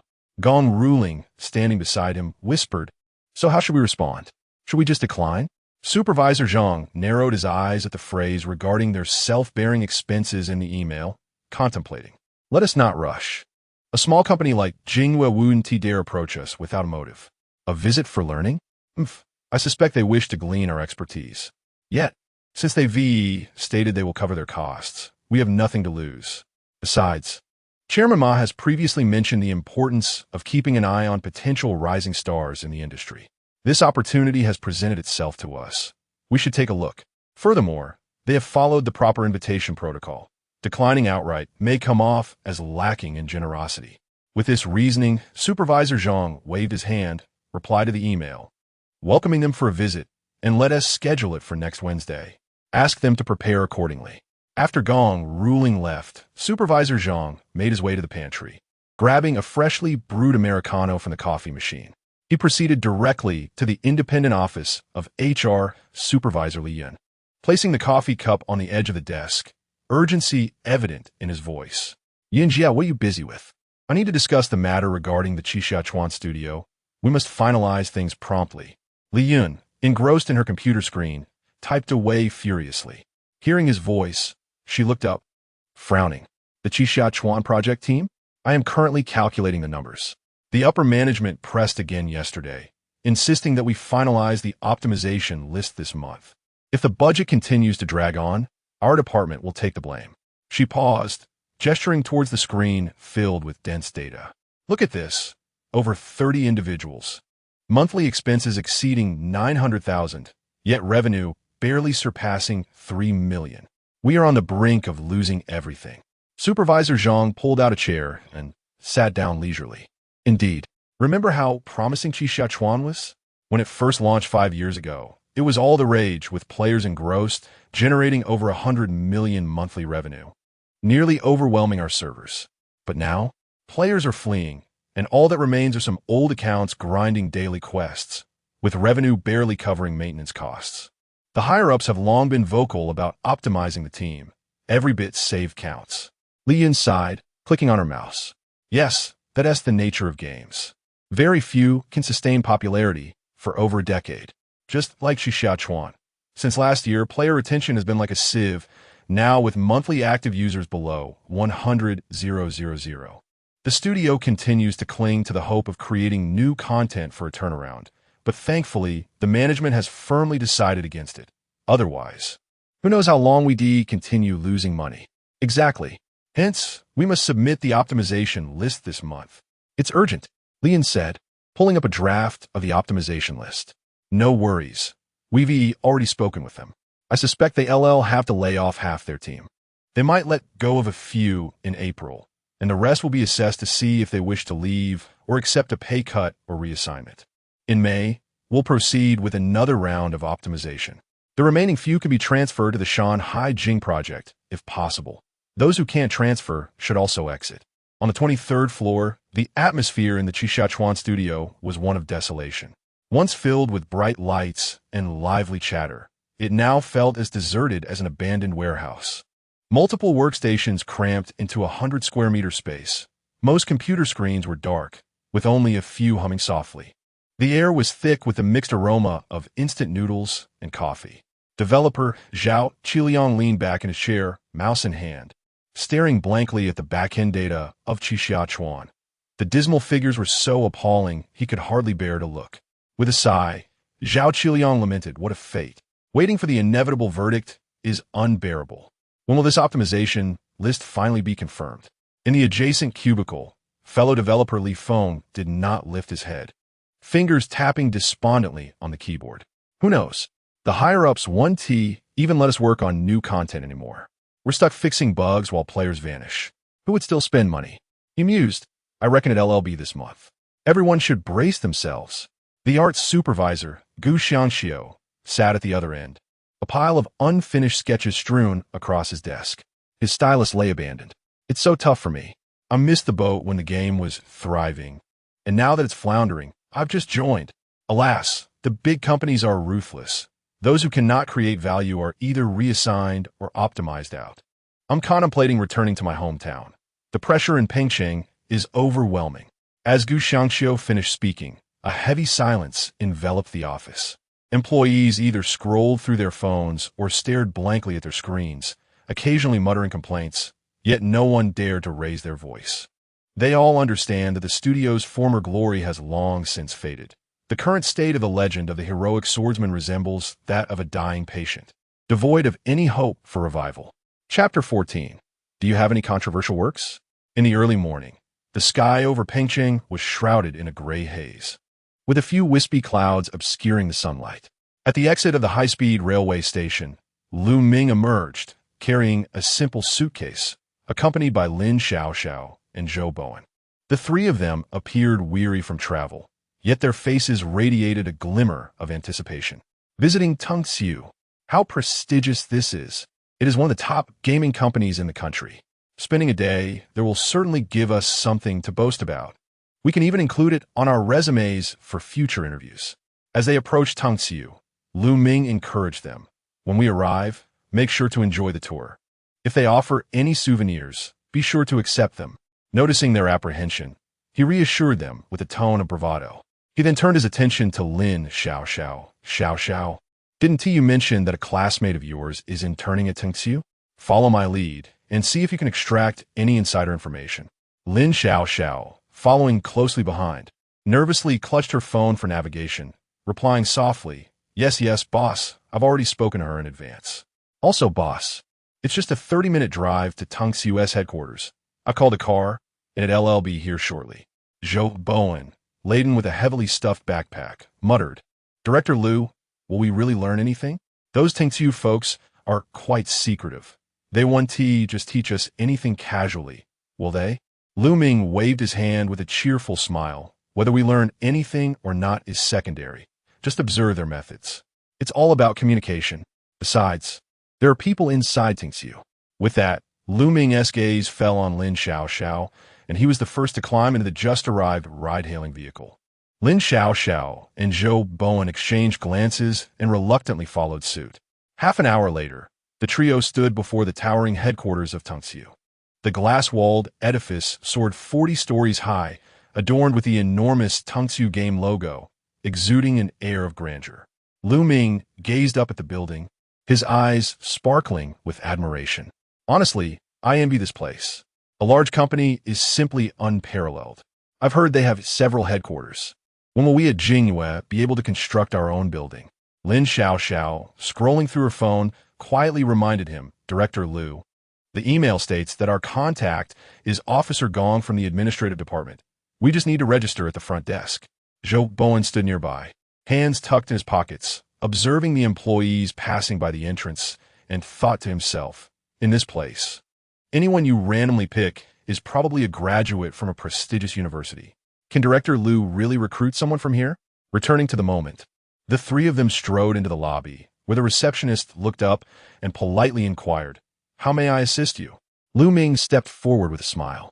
We are from Jingyue Game Company, and we have an appointment with Officer Gong. We are here for a tour and to learn. He handed over the necessary documents. And after a brief verification, the receptionist nodded, "Please wait a moment while I contact Officer Gong." 10 minutes later, Gong Ruling emerged from the elevator, sporting a professional smile. Upon seeing Lu Ming and the others, she approached them warmly. "You must be Director Lu. Welcome. I am Gong Ruling from the administrative department. We spoke via email. Thank you for making the journey." Her tone was light and confident, indicating that the responsibility of hosting had naturally fallen to her. Given that Supervisor Zhang was likely too busy to attend to them, Lu Ming found nothing amiss. After all, in a large company, different personnel handle receptions. He smiled brightly at Gong Ruling. "Miss Gong, you are too kind. We at Jingyue are merely a small company, here to learn from Tongxiu's successful experiences." "Very well. Let's chat as we walk." Gong Ruling nodded and led the three deeper into the lobby. "I will first show you Tongxiu's office environment, and then introduce a few projects." She opened a glass door and guided them to the elevator, heading straight to the project exhibition area on the 12th floor. Along the way, she casually shared, "Tongxiu currently has dozens of projects under development, focusing on RPG and competitive genres, generating monthly revenues in the billions. Your runaway simulator has quite a unique concept. I've heard players have responded positively." Listening to this, Lu Ming felt somewhat disinterested. The billions in revenue were nothing to boast about. "What I seek is the experience of facing criticism, not your lucrative strategies. Moreover, your promotional expenses must be in the hundreds of millions." How could the response be anything less than positive? Though he thought this internally, he maintained a polite demeanor. "We are just dabbling in small ventures. We cannot compare to Tongxiu's grand scale." Lin Xiaoxiao busily took notes, her face filled with admiration, while Zhou Bowen leaned against the LED screen in the elevator, murmuring, "This building even has dedicated personnel for operating the elevator. Just how many people must work here?" Upon reaching the 12th floor, Gong Ruling opened the door to an exhibition hall, revealing several large screens and various counters. With walls adorned with an array of game posters and materials, enveloped in a faint, pleasant aroma. She pointed to one of the screens with a hint of pride. "Look here, this is our blockbuster from last year, classic of mountains and seas, centered around nurturing mythical beasts and social gameplay. It is now one of our key development projects." Lu Ming stared at the screen, nodding in agreement outwardly, yet inwardly he remained unconvinced. The development costs for this game are exorbitant. Such a small workshop would struggle to achieve this. Pass. It holds little reference value. Next, Gong Ruling introduced them to other projects, such as Spirit Locking Tower, which emphasizes tower climbing and in-game purchases for the tribe, a 5v5 online competitive game with annual tournaments, and an FPS game, Gunfire, which aims to replicate the experience of real combat. After a thorough tour, the projects on display were predominantly high-revenue blockbusters. Lin Xiaoxiao had filled several pages of notes, and it was a mystery what the administrative officer was jotting down in her notebook. Lu Ming had gestured for her to take a bathroom break several times, yet she hadn't found an opportunity to discreetly contact her classmate. Zhou Bowen nodded in approval throughout the tour, occasionally chiming in, appearing eager to learn. Only Lu Ming remained silent, growing increasingly disheartened as he observed that despite the success of these projects, they were far removed from Jingyue's reality. The large-scale acquisitions and investments in the hundreds of millions, coupled with development teams comprising hundreds of members, how could they possibly emulate this? Moreover, Tongxiu had seemingly overlooked smaller game types, keeping their best ideas hidden away. After a couple of hours, Lu Ming could no longer contain himself and turned to Gong Ruling. "Excuse me, Miss Gong, your projects are impressive. However, I have a question. Do you have any works that are particularly controversial? You know, the kind that players criticize harshly yet continue to engage with?" At this, Gong Ruling paused momentarily, her professional smile faltering for a second. "Criticize harshly yet still played? Does our company have such examples? Are you certain you mean controversial projects?" She chuckled awkwardly, momentarily taken aback. After a moment of reflection, she recalled that the company's training manual for reception did not cover this topic. Controversial games? We at Tongxiu primarily focus on high-quality productions. and player responses are generally quite positive. Are you perhaps inquiring about how we handle negative situations? Indeed, it is quite commonplace for games to receive unfavorable reviews. Take our current project, Shanghai Jing, for instance. Upon its initial release, there were certainly complaints regarding excessive monetization. However, those criticisms have since diminished. What is the purpose of your inquiry? Listening to Gong Ruling's response, Ming couldn't help but smile, silently pondering to himself, how could the complaints possibly diminish?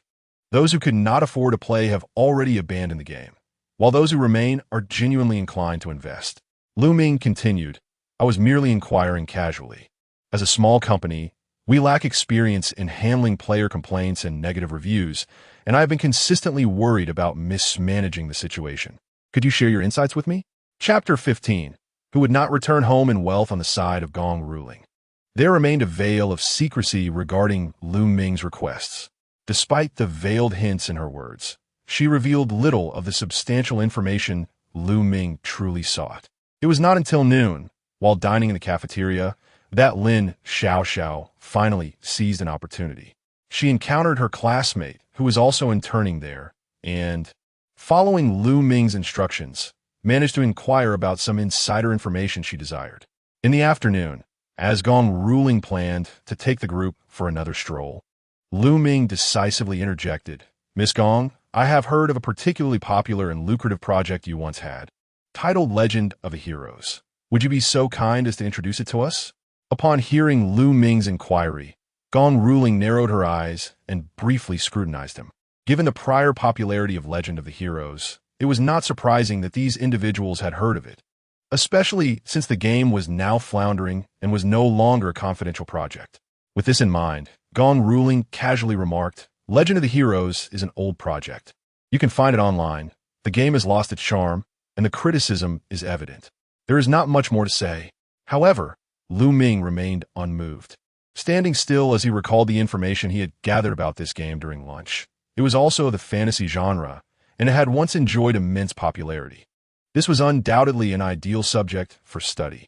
Clearing her throat, Gong Ruling attempted to steer the conversation back on track, realizing that discussing a project nearing its demise would be unwise. Mr. Liu, Legend of the Heroes is just old news and hardly worth mentioning. Perhaps we should focus on new projects, which players are particularly fond of, and the data is significantly better. Ming nodded in apparent agreement, yet his attention had not wavered. He followed Gong Ruling, his mind already formulating plans and oppos. Legend of the Heroes and oppos is a treasure. Even if Tang Xiu does not teach me, I can unearth valuable insights myself. The lessons from failure are the true pathways to success. Ming exchanged a knowing glance with Zhou Bowen and whispered, Bowen, make sure to ask more questions later. See if we can extract any insider information about Legend of the Heroes. Zhou Bowen paused for a moment, then nodded. As Gong Ruling led Ming and the others through the exhibition hall and office area of Tungxiu, he advised, Bowen, Xiao, don't just listen, engage your minds. Seizing a moment when Gong Ruling turned away, Ming whispered to Zhou Bowen and Lin Xiao, who both nodded in understanding. Zhou Bowen took the initiative, saying quietly, Mr. Liu, I tried asking a few questions, but Miss Gong was rather evasive, likely wary of us prying for insider information.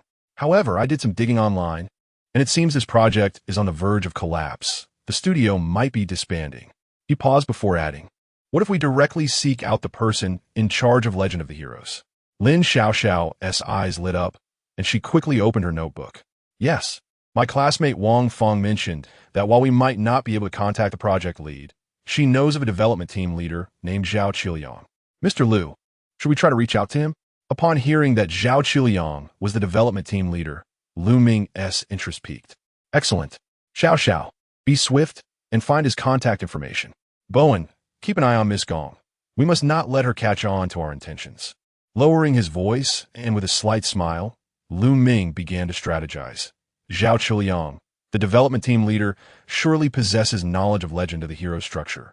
Furthermore, given the project's decline, it should be considerably easier to approach him.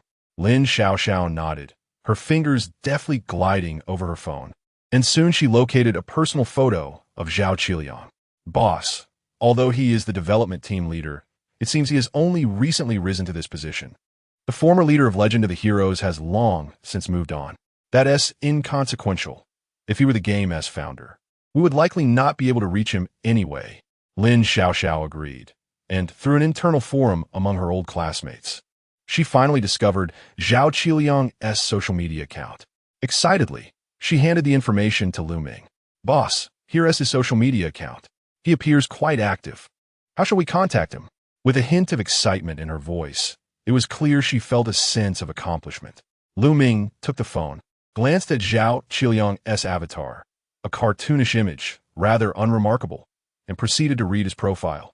Indeed, there was a note stating, graduate of the computer science department at Huaka University. Lu Ming and Appo's eyes brightened, and a plan began to form. Well done, Xiao Xiao. Allow me to instruct you on how to approach him.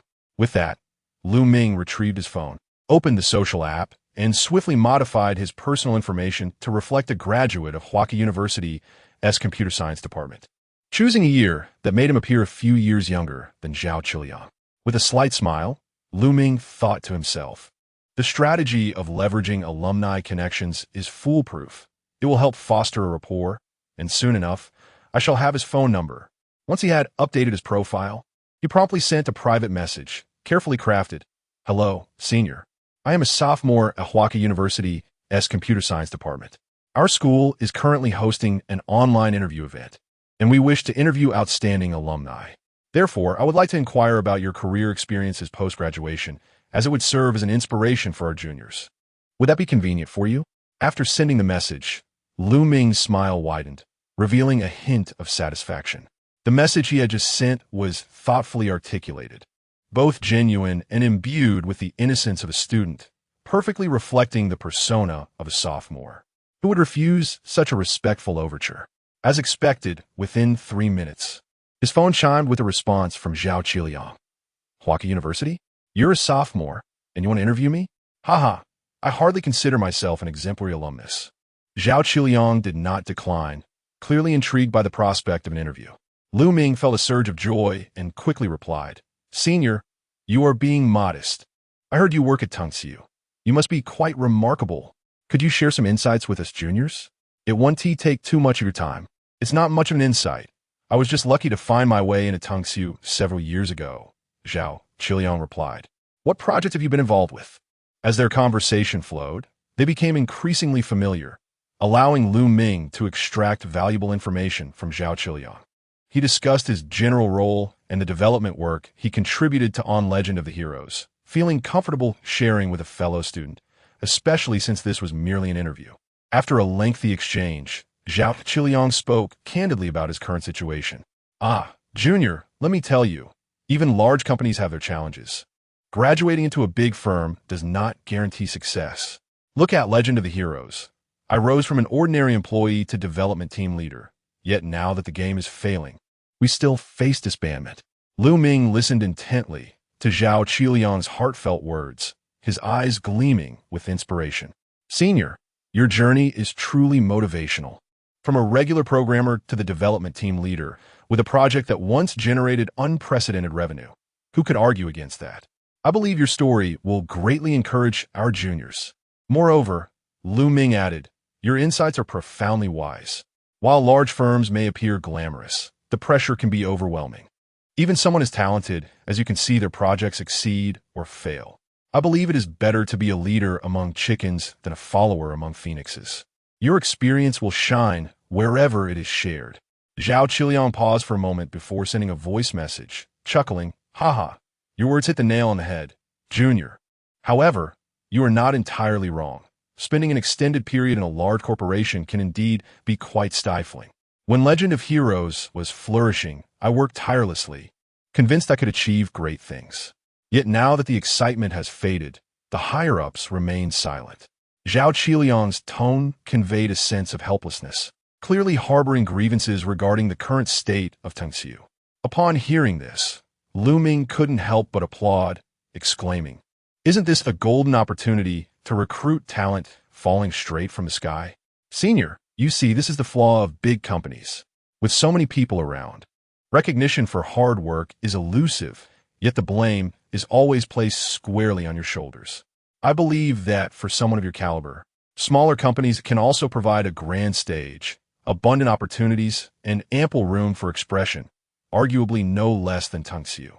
Zhao Qiliang responded with another voice message, tinged with self-deprecation. Smaller companies? I must admit, I've never really considered them. Tung-Siu is a large corporation, rich in resources and reputation. What can a small company offer?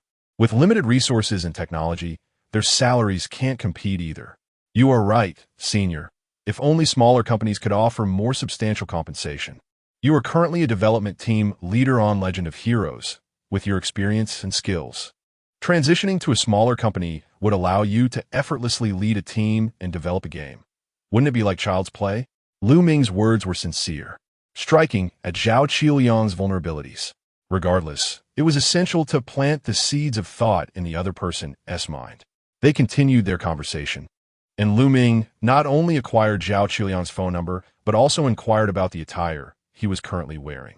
In conclusion, Lu Ming sent over a small monetary gift, saying, "By the way, senior, I've sent you a little red envelope for some milk tea. We must continue the camaraderie of our alumni friendship." Zhao Qiliang declined the envelope, momentarily taken aback, before replying with a voice message. "Haha, Junior, you are too generous. As for the milk tea, I'll forego it. When you come to Pengcheng, I shall treat you to a meal. Your interview activities sound quite enriching. Do share the details with me once you're done." Zhao Qiliang's tone was imbued with a hint of appreciation and warmth. As the conversation concluded, Lu Ming set down his phone, flashing a victory sign at Lin Xiaoxiao. "I've got it. I finish work at 7, and we can head straight to find him. He'll be wearing a red checkered shirt. So keep an eye out." Lin Xiaoxiao widened her eyes, observing Lu Ming's methodical approach with a sense of astonishment. She was left dumbfounded by her boss's tactics. Having just contemplated how she might fall for the charms of such a junior, she felt an uneasy sense akin to being scammed. The intricacies of the strategy were profound and difficult to guard against. Although no monetary deceit had occurred, there lingered an unsettling feeling of moral ambiguity. Chapter 16. Join Whale Leap and take charge of your own destiny. In the bustling city of Pengcheng, outside the headquarters of Tung-Siu, the night, deepened as streetlights flickered to life like watchful eyes. The first batch of shuttle buses for departing employees had already arrived. Lu Ming sat on a bench across from the building, glancing at his phone. It was 6:50, and there were still 10 minutes until Zhao Qiliang finished work. Beside him sat Lin Xiaoxiao and Zhou Bowen, the trio resembling a covert team, their gazes fixed intently on the entrance of Tung-Siu. At exactly 7 o'clock, the glass doors of the Tung-Siu building began to teem with activity as employees trickled out, bags in hand, their steps hurried. The three of them widened their eyes, fixated on the entrance.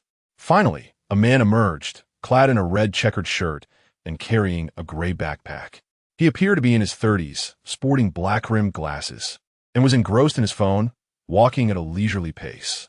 "It was him," Lu Ming whispered excitedly, springing to his feet. "Wait, don't approach him yet. We don't want to startle him." With that, Lu Ming quickly advanced toward the man. "Hello, are you Mr. Zhao Qiliang?" Lu Ming greeted him with warmth, his tone laced with a hint of caution. "I am Lu Ming from Whale Leap Games. I've been waiting for you, hoping to have a word."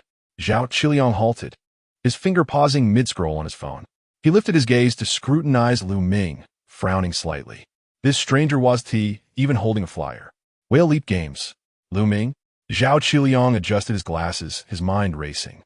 "I don't believe I know you. What do you want from me?" Zhao Qiliang's expression darkened, clearly wary of this unexpected visitor. Lu Ming hurriedly approached, his demeanor earnest. "Mr. Zhao, please don't misunderstand. I am the owner of Whale Leap Games. We previously developed Runaway Simulator. I wonder if you've heard of it? I specifically traveled from the Magic City to speak with you." He paused. "To be frank, I'd like to discuss a potential collaboration."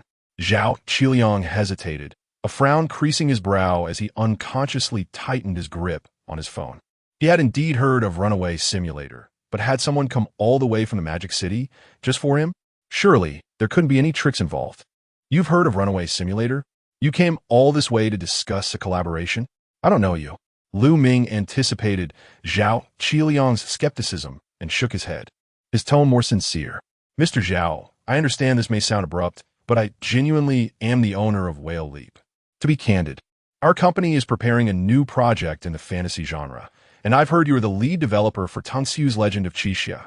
Your experience and expertise are remarkable, which is why I wanted to meet you.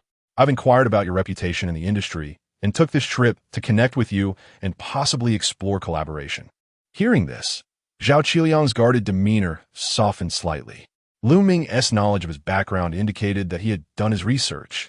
Moreover, he had discreetly checked online and confirmed the existence of Whale Leap Games, Runaway Simulator, and Lu Ming. Everything matched. What could we collaborate on? Seizing the opportunity, Lu Ming pressed on, Mr. Zhao, I assure you, I'm not trying to deceive you. Legend of Qixia grossed over $1 billion.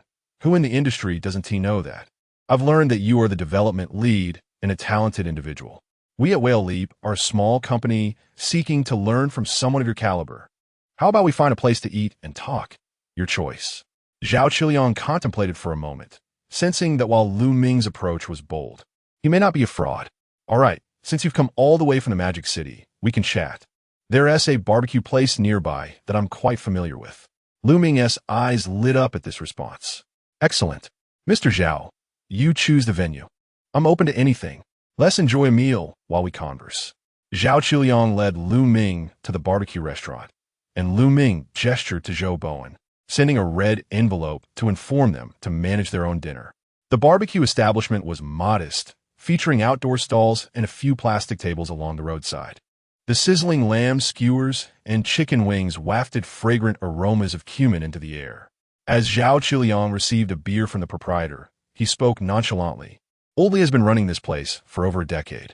I often come here after work. The taste is reliable. Now, Mr. Lu, spare me the pleasantries and get to the point. What do you want from me?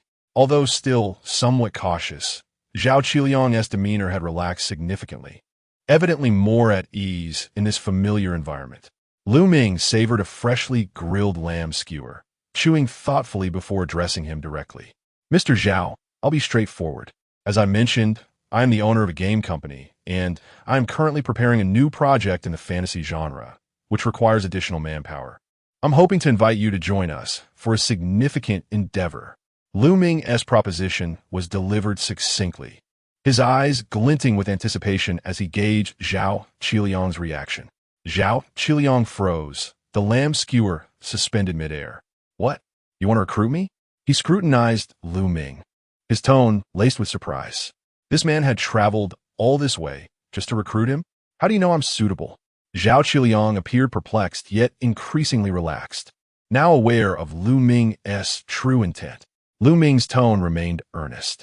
Mr. Zhao, I came to Pengcheng to visit Tongxiu and gather some insights. Legend of Qixia grossed over $1 billion. Who in the industry isn't aware of that? You are the development lead, and you have experience with such significant projects. I made this trip to acknowledge your skills and explore collaboration opportunities. Tongxiu is a large company, but we have ample sincerity as well. Join Whale Leap, where you can lead rather than follow, and your potential will be fully realized. Lu Ming's words were both flattering and enticing, invoking a familiar phrase, better to be the head of a chicken than the tail of a phoenix. Despite this, Zhao Qiliang did not immediately respond. Here's my offer, Mr. Zhao. At Whale Leap, I will offer you double your current salary to assist with the development of our new project. If the project yields profits, you'll receive 10. Lu Ming paused, adding fuel to the fire. If you feel that coming alone is unappealing, you can bring your team along. I guarantee the compensation will surpass your current earnings. Zhao Qiliang was taken aback, his fingers gripping the beer bottle tightly. Double the salary? He currently earned $40,000 a month at Tongxiu. If he moved to Whale Leap, that would amount to over $80,000 a month. Annually, that would total $800,000. Plus, there was the prospect of profit sharing. This was indeed a substantial offer. No wonder it is said that changing jobs is the quickest way to a pay raise. Had this been before, Zhao Qiliang would have hesitated, as Tongxiu was a reputable company, despite the lower salary. However, he was now teetering on the edge of being optimized out. He faced either a pay cut or a reassignment, both of which would leave him struggling against the rising cost of living. Furthermore, he had grown somewhat weary of Tongxiu. The notion of bringing his team with him was appealing. It would ensure everyone had a place to land. As long as the pay was adequate, working anywhere would be acceptable. Who would turn down a good salary? Zhao Qiliang raised his beer glass, pausing in silence for a moment before taking a long gulp, his eyes reflecting a flicker of internal conflict. Lu Ming's proposition felt like a lifeline, and he found himself intrigued. However, Jump's Whale is ultimately a small company, and he fears falling into another pit. Lu Ming observes Zhao Qiliang's demeanor and recognizes that Zhao is intrigued. Mr. Zhao, take your time to ponder. Here is my number. Feel free to reach out to me anytime. I have but one statement. If you join Jump's Whale, you will be the master of your own domain. Chapter 17. As long as the money is in place, the boss decides everything. In the office of Whale Leap Game Company in the bustling metropolis, sunlight streamed through the glass, casting a warm glow on the floor. It had been a week since the trip to Pengcheng. Upon her return, Lin Xiaoxiao had procured a batch of new equipment for the company and recruited several development personnel through hiring software. Lu Ming stood at the doorway, clutching a stack of freshly printed contracts, his face beaming with an unmistakable smile. Soon, the elevator doors opened, and 4 individuals stepped inside, led by Zhao Qiliang, who had swapped his red plaid shirt for a gray sweater. Behind him were 2 men and a woman, each dragging a suitcase, clearly having just disembarked from flight. Boss Lu, these are my 3 colleagues, Zhao introduced, gesturing toward the trio. This is programmer Li Feng. This is artist Gu Xiangxiu, known for her hardcore art style. And this is modeler Wang Chong. After our discussions, we found your terms quite reliable, so we decided to come together. Zhao's tone bore a hint of fatigue, yet his gaze was resolute, indicating he had made up his mind. Lu Ming quickly stepped forward, his smile widening. Welcome. Your arrival at Whale Leap is a tremendous boost for our company. Following this, Lin Xiaoxiao poured water for the newcomers, and after a brief chat, the 4 proceeded into the office to find a moment of privacy. Though the office might not rival Tengxiu's, it was well equipped. Li Feng glanced around, furrowing his brow as he muttered, "This environment is far inferior to Tengxiu." Gu Xiangxiu remained unfazed, her eyes reflecting the anticipation of a new beginning. We signed the agreement beforehand and received compensation for leaving. Boss Lu's salary is higher than before. I have no complaints about the slightly lesser environment. Zhao Qiliang took a sip of water and cleared his throat. Xiangxiu is right. Although this company is small, it has vision, and I'm willing to take a gamble. Besides, you've all seen the game escape simulator. The revenue and ideas are promising, which indicates this company is not a sinking ship. The eldest among them, Wang Chong, then spoke. Indeed, to be honest, I'm the oldest, nearing 35 this year. Even if I were still at Tengxiu, I'd be at an age where optimization is inevitable. Boss Lu is generous and offered me a decent salary. I have no issues. His tone carried a hint of resignation, clearly swayed by the attractive pay. At my age, finding work after being optimized is not easy. Before long, Lu Ming entered with the contracts, distributing them among the 4. Rest assured, I've outlined the salary in the contracts. Once signed today, they will take effect immediately. The subpar environment is temporary. Once we earn profits, we can improve it. Take a look and let me know if there are any concerns. Zhao Qiliang and the others exchanged glances, flipping through the contracts and scanning the clear terms, commissions, and benefits, confirming there was no deception regarding the salary. Soon, Zhao Qiliang was the first to sign, followed by the others, who also affixed their signatures and stamps. Each took a copy, and Lu Ming accepted the contracts with a beaming smile. Boss Lu, could you elaborate on the new project you mentioned earlier? Zhao Qiliang inquired. Not a problem. Let us convene a short meeting. I'll call on the other members of our company so everyone can get acquainted, and then I'll share details about the new project. A few minutes later, everyone gathered in the conference room. Lu Ming stood before the whiteboard, picked up a marker, and boldly wrote the words Fantasy RPG. Turning to face the group, he declared, "This is our new project, an online fantasy RPG with turn-based combat, set against a backdrop of cultivation and survival." Upon hearing this, Zhao Qiliang and his colleagues were momentarily taken aback, just having signed the contracts. They sat around the conference table, their expressions a mix of confusion as they stared at the 3 bold words turn-based. Lu Ming, confidently gripping the marker. wore a smile that seemed a touch disquieting in their eyes. With a furrowed brow, Zhao Chuliang broke the silence, his voice laced with skepticism. Turn-based? Boss Liu, are you certain? In today's market, which fantasy RPG doesn't feature real-time combat with flashy effects. Turn-based gameplay is outdated. Isn't it? Players are bound to perceive it as a relic from a decade ago. Hearing the familiar critiques, Lu Ming set down the marker, his smile unwavering. Indeed, this turn-based approach may invite criticism, but it presents us with a unique opportunity. Consider the current market. All fantasy RPGs are alike. Real-time combat and overwhelming special effect have led to player fatigue. By adopting a turn-based system, we aim to attract nostalgic players and those who appreciate strategic gameplay. He glanced at Zhao Chuliang, asserting, "You've worked on Legend of the Heroes and understand that the essence of fantasy games lies not in effects, but in immersion. Our cultivation and survival theme allows players to start as ordinary beings, advancing through wisdom and effort. Isn't that far more engaging than games that hand out SSRs at the start?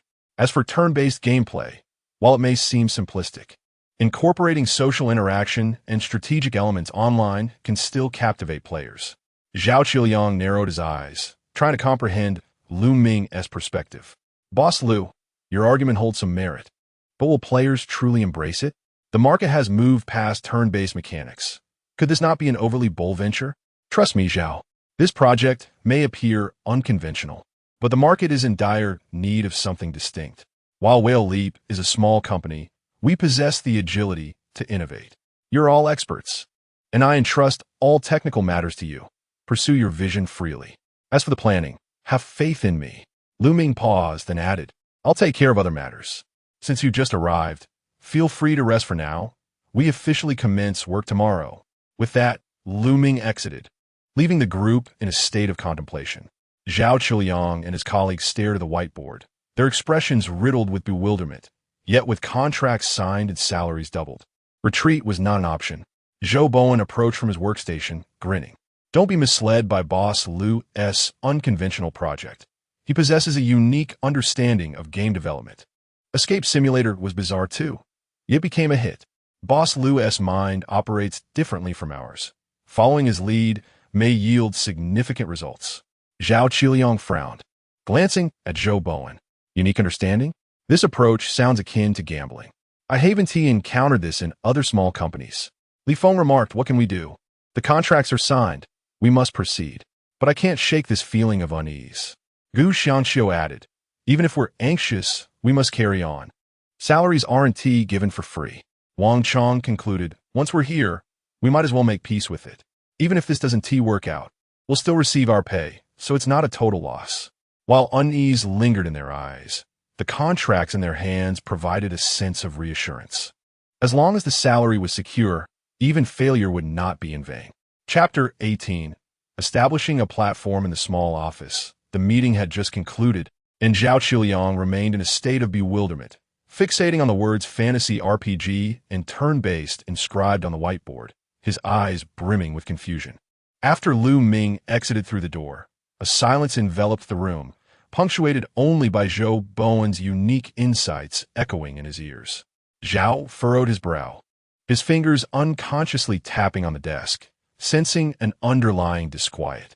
Being new, he was apprehensive about the direction Jinghua might take. Resolute, he rose and quietly addressed Li Feng and the others. "Please continue your discussion. I shall seek out General Manager Liu for further clarification." In the office, Lu Ming regarded Zhao Chuliang as he approached. "Chuliang, what seems to be the issue?" Liu inquired, pausing as if he anticipated Zhao's response. "You understand technology, and I grasp the market. Employing a turn-based system to attract nostalgic and strategy-oriented players is undoubtedly feasible." Zhao stared at Lu Ming, remaining silent for a moment, still perplexed. "General Manager, your argument seems sound, yet I feel something is amiss." He hesitated, his expression resolute. "Do you know why Tingxiu's games achieve immediate success upon launch? Is it due to extensive promotion, substantial scale, or superior design?" Lu Ming replied. Zhao shook his head, his conviction unwavering. "General Manager, while those are contributing factors, the most crucial element is the platform. You are aware of the Steam platform, correct? Tongsu benefits from investment. Their games come with inherent traffic. Archixia Zhuan gained popularity prior to launch solely through platform pre-orders, resulting in an immense user base. This illustrates the power of a platform. With such a foundation, Tongsu not only enjoys larger profit shares, but also possesses a natural traffic advantage, which is a significant reason other game developers struggle to compete with them. Listening intently, Lu Ming's eyes lit up, clearly impressed by Zhao Qiliang's insights. So, you propose that we establish our own platform? Zhao was momentarily taken aback. No, my intention is for you to recognize the disparity between us and Tongsu. They can thrive due to their platform support. When did I suggest creating a platform? Rising from his seat, Lu Ming began pacing the room, excitement evident in his tone. Tongsu has the Steam platform. We can create our own. Given Jingyue's current scale, we should develop a lightweight platform, launch this fantasy game, and gradually attract other games. Once we have traffic, players will naturally follow. Qiliang, your idea is quite brilliant. Observing Lu Ming's enthusiasm, Zhao Qiliang hesitated before speaking. General Manager, are you suggesting that our company will indeed establish a platform? Isn't that a leap too ambitious? Developing a platform is a costly endeavor. Servers, marketing, maintenance, all these incur expenses. Moreover, we currently do not even have a game. Lu Ming waved his hand dismissively. What do you mean there's no traffic?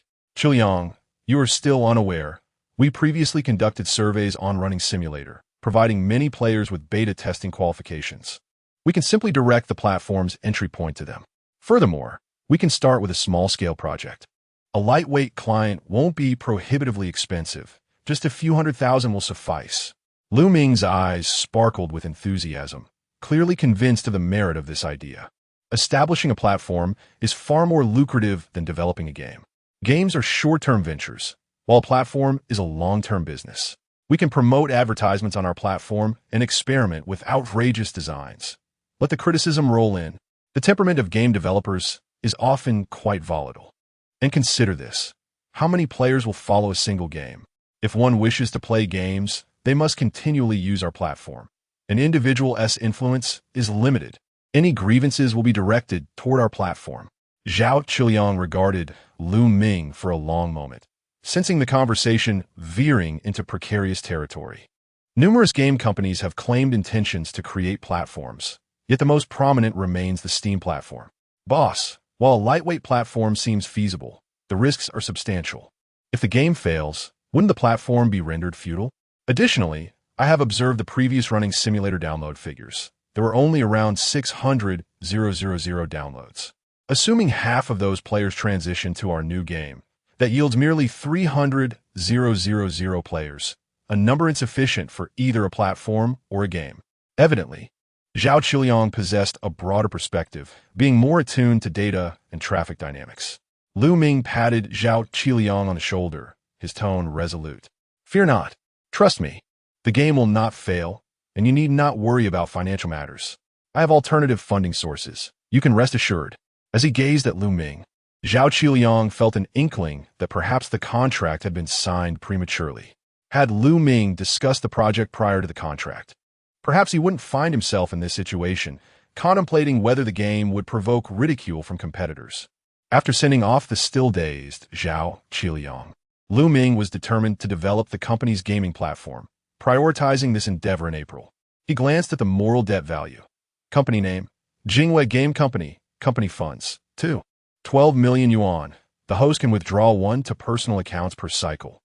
Personal assets, 159 yuan. Moral debt value, 221. Moral level, moral flaw. With a moral debt value only slightly above 200, Lu Ming's ambitions were modest. Achieving 1,000 points this month would enable him to secure double the investment return, which would suffice. Additionally, he could hire more personnel. This month, he aimed to focus solely on the gaming platform while also devising detailed content for the turn-based game. He was all in. With this in mind, he promptly opened his computer, selected a highly rated headhunting company, and made the call. After a few rings, a professional female voice answered, "Hello, this is Xingchen Headhunting. I am consultant Lina. How may I assist you?" "Hello, Consultantly, I am from Jingwei Games, and I am looking to recruit some technical talent. After stating his purpose, Ming sent over a list of requirements. I just sent you the responsibilities and detailed requirements. Additionally, my most crucial criterion is that they must possess strong abilities. A volatile temperament can be prioritized. Lina paused momentarily, apparently taken aback by such an unusual request after years in the industry. Mr. Liu, your requirement is quite unique. However, I have just searched our talent database based on your criteria and found a candidate named Chun Hao, 32 years old, who previously served as a technical director at a major company. He excels in server architecture and platform development. His skills are top-notch. However, he has a notoriously bad temper, having clashed with higher-ups, ultimately leading to his redundancy. He is currently unemployed and at home. Would you like me to contact him? Lina's tone revealed her skepticism, as she struggled to grasp Ming's preferences. Upon hearing that a suitable candidate could be identified so swiftly, Ming chuckled, his eyes gleaming with excitement. That's precisely the type of person I want. Consultantly, please expedite the process and feel free to recommend any other candidates as well. Lina acknowledged understood Mr. Liu. I will reach out to him and get back to you with results. After hanging up, Ming leaned back in his chair, wearing a smug smile. Hiring a maverick not only ensured productivity, but also contributed to the moral debt value. This deal was indeed advantageous. Chapter 19. I still hope you restore your previous unruly self, Lina, exhibiting remarkable efficiency, called the next morning. Mr. Liu, it's done. Chun Hao was initially reluctant, dismissing Jingwei as too small, but once I mentioned the salary you offered, he was intrigued. In fact, he has been unemployed for quite some time, so this opportunity is bound to succeed. Excellent. Ming nodded. After finalizing the contract with Lina, she promptly arranged the interview. Mr. Liu, I have sent you Chun Hao's detailed profile and background check. You can familiarize yourself with it. He'll be at your company for the interview at 2 p.m., so please prepare accordingly. All right. Also, keep an eye on my other recruitment requirements. At precisely 2 p.m., as scheduled, Chun Hao arrived at Jingwei.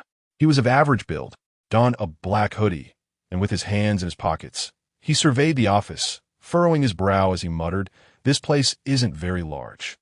Chun Hao's tone carried a hint of hesitation. After all, he was there for a job interview, and having been out of work for quite a while, his family was relying on him. Therefore, he was determined to explore this opportunity, although he would not agree if the company's demands were unreasonable. Upon seeing Chun Hao enter, Ming immediately stood up, his demeanor neither servile nor arrogant. You must be Mr. Chun Hao? I am Ming, the owner of Jingwei. I trust the headhunter has briefed you on our company's situation. What are your thoughts? Chun Hao looked up at Ming, nodding slightly, his tone calm. Mr. Liu, the salary you offer is quite generous. I have no reason to decline. I came today to inquire about what precisely we intend to pursue. What projects will I be primarily responsible for upon joining?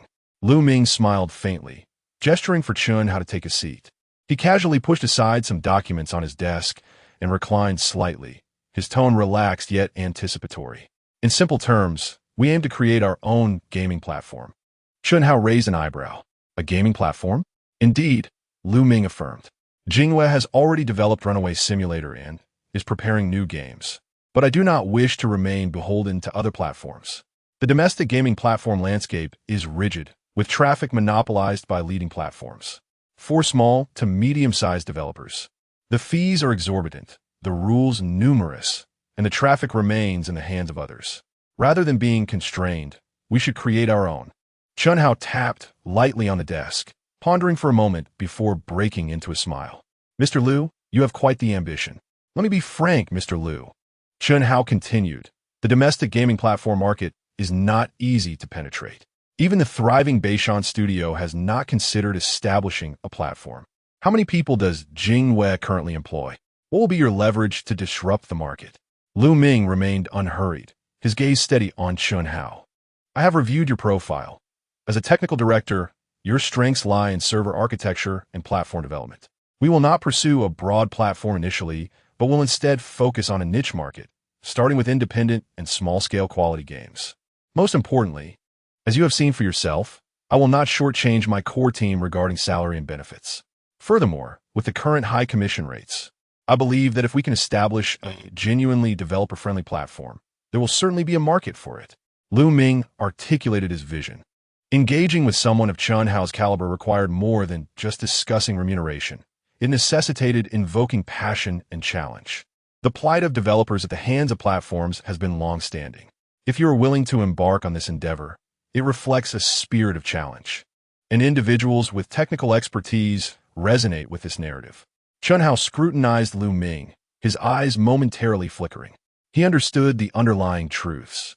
Having previously worked at a large company, he was well acquainted with the frustrations faced by game developers. After toiling to create a game, platforms would take a significant cut without contributing anything, leaving developers with the burden of further development and maintenance. If a game underperformed, the losses fell squarely on them. However, recognizing the pain points is one thing. Mobilizing the market is another. After a brief silence, Chun Hao spoke. Mr. Lu, I have two questions.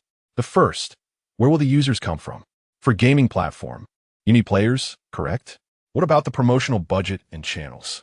Secondly, will developers genuinely wish to join? Why should they trust this new platform? Will it not merely become another leech? Chun Hao's questions resonated with clarity. He was indeed contemplating the situation introspectively. With so many gaming platforms, the reason Steam stands out is worth considering. Conversely, Lu Ming was not flustered. Instead, he smiled. I anticipated you would pose these questions. He tapped his fingers on the desk. For the user acquisition, I plan to leverage the traffic pool from Runaway Simulator. Additionally, we can utilize pre-registration for new games and incentive mechanisms to attract users. Even if it requires substantial investment, I am willing to ensure we generate user volume. As for developers, Lu Ming's eyes sparkled, his voice deep and compelling. Have you ever encountered a platform with a commission rate below 1? Chun Hao's expression shifted slightly. You mean? Yes, Lu Ming confirmed. Our platform's commission will not exceed 1, and we can even allow outstanding independent game developers to list their games for free. Initially, we will only profit from advertising revenue, allowing them to earn money and encouraging them to remain. Wow, Chun Hao inhaled sharply, his fingers grazing the desk surface. Only 1. Moreover, the platform must provide traffic, game entry points, and even editing tools. How is this not akin to giving it away? He acknowledged that this concept was audacious, yet it was profoundly enticing. If the commission rate were low enough, this project could genuinely succeed. However, how would the company remain profitable? Is there truly such a thing as a free platform? Noticing the concern in Chun Hao's eyes, Lu Ming understood his apprehensions. He envisioned creating a platform driven by attracting both players and game developers. As long as they remain loyal to the platform, even if they occasionally criticize him, he would naturally benefit from the moral debt they owe him. However, this was not something he could divulge to Chun Hao. Rest assured, I will include the 1 commission in the platform's announcement. As long as the platform exists, this rate will remain unchanged. Furthermore, regardless of your game's revenue, this one will always hold true. Chun Hao gazed intently at Lu Ming for several seconds before suddenly breaking into a grin. All right, Mr. Lu, since you have made your decision, I will give it a try and see if we can accomplish something remarkable together. Lu Ming smiled back, extending his hand. Welcome to Jinghua. Chun Hao grasped his hand, grinning broadly. Mr. Lu, you can just call me Haozi from now on. Observing Chun Hao before him, Lu Ming chuckled. Haozi, I still hope you restore your previous unruly self. Chapter 20. Killing for Immortality. Is there truly free air in the world of cultivation? 2 days later, Lu Ming, once again through Li Na, recruited several technical talents. After paying the commissions and concluding the interviews, Whale Leap officially embarked on the preparatory phase of platform development. Lu Ming arrived at the office early, holding a cup of instant coffee. Standing before the whiteboard where he wrote down the name he had contemplated all night, Deep Blue Gaming Platform. The name resonated with his aspirations for the sea, for the sea embodies the deep blue. A subtle smile graced Lu Ming's lips as he gazed at the name he had chosen. Taking a sip of coffee, he called out to Lin Xiao outside the office. Xiao, please gather everyone for a morning meeting. We have tasks to assign. Before long, the conference room was brimming with people. Zhao Qiliang sat with Li Feng, Gu Xianqiu, and Wang Chang on one side, while Chun Hao and some newcomers leaned against the opposite wall, calmly observing their colleagues. Long-standing employees like Lin Xiaoxiao, Zhou Bowen, and Su Xianwan crowded at the back, creating an atmosphere that was both lively and slightly tense. Standing before the whiteboard, Lu Ming clapped his hands, exuding confidence. Ladies and gentlemen, our company is growing rapidly, and the recruitment phase has concluded. Today marks a significant milestone as we officially launch 2 projects, tackling them simultaneously. With that, Lu Ming turned to Chun Hao. Haozi, you will be in charge of platform development. This deep blue gaming platform. For the initial phase, I will allocate a budget of 1 million. You have the autonomy over technical matters. Proceed as you see fit. My only requirement is to establish the platform as soon as possible. As for the game editor, take your time to optimize it later. What do you think about this timeline? Chun Hao nodded, affirming that the timeline was feasible. If the editor is not urgent, the platform could be completed swiftly. Chun Hao spoke the truth. Platform development was not overly complex, but attracting talent and creating the game editor posed considerable challenges. The game editor's purpose was to enable every game developer to craft suitable games, offering various artistic resources, level designs, and universal scene functionalities. Thus, this task would demand effort and ingenuity. Not to worry, just focus on constructing the platform framework. Our new game will launch directly on Deep Blue. Lu Ming then directed his gaze towards Zhao Qiliang. Qiliang, you will lead the team responsible for developing the new game. I want to elaborate further. I will discuss the game framework with you shortly. Zhao Qiliang nodded in agreement. President Lu, I'm not entirely confident about the turn-based RPG, but since you've decided, we will proceed. Given the tight timeline this month, I will begin assigning tasks today to aim for an early demonstration. Excellent. I have already considered the details. Xiao, ensure everyone is well supported. Understood, President Lu.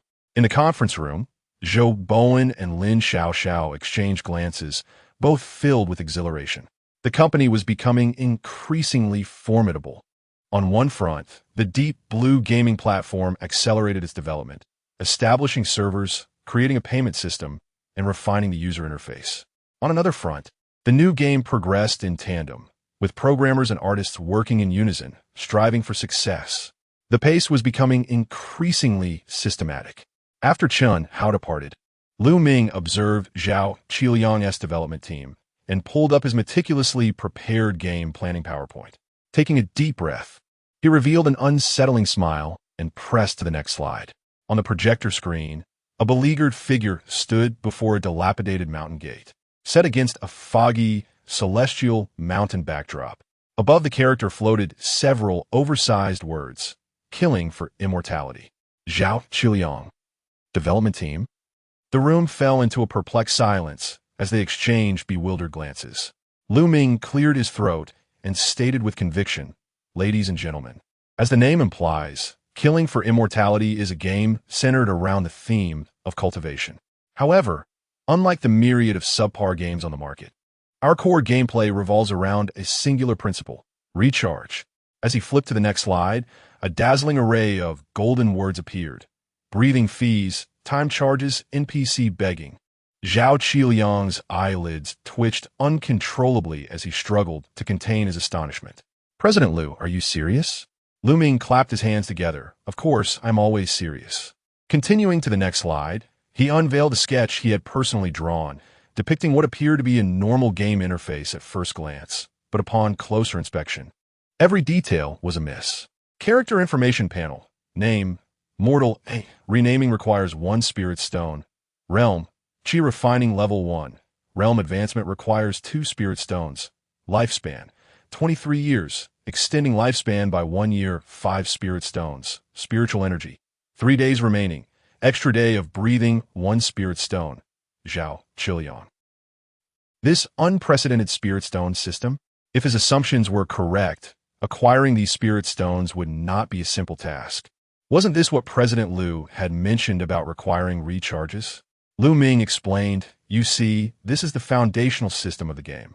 From the outset, we must make it clear to players that cultivation requires expenditure." He pressed the next slide, elaborating on the core gameplay. In Killing for Immortality, every breath consumes spirit stones. This is straightforward.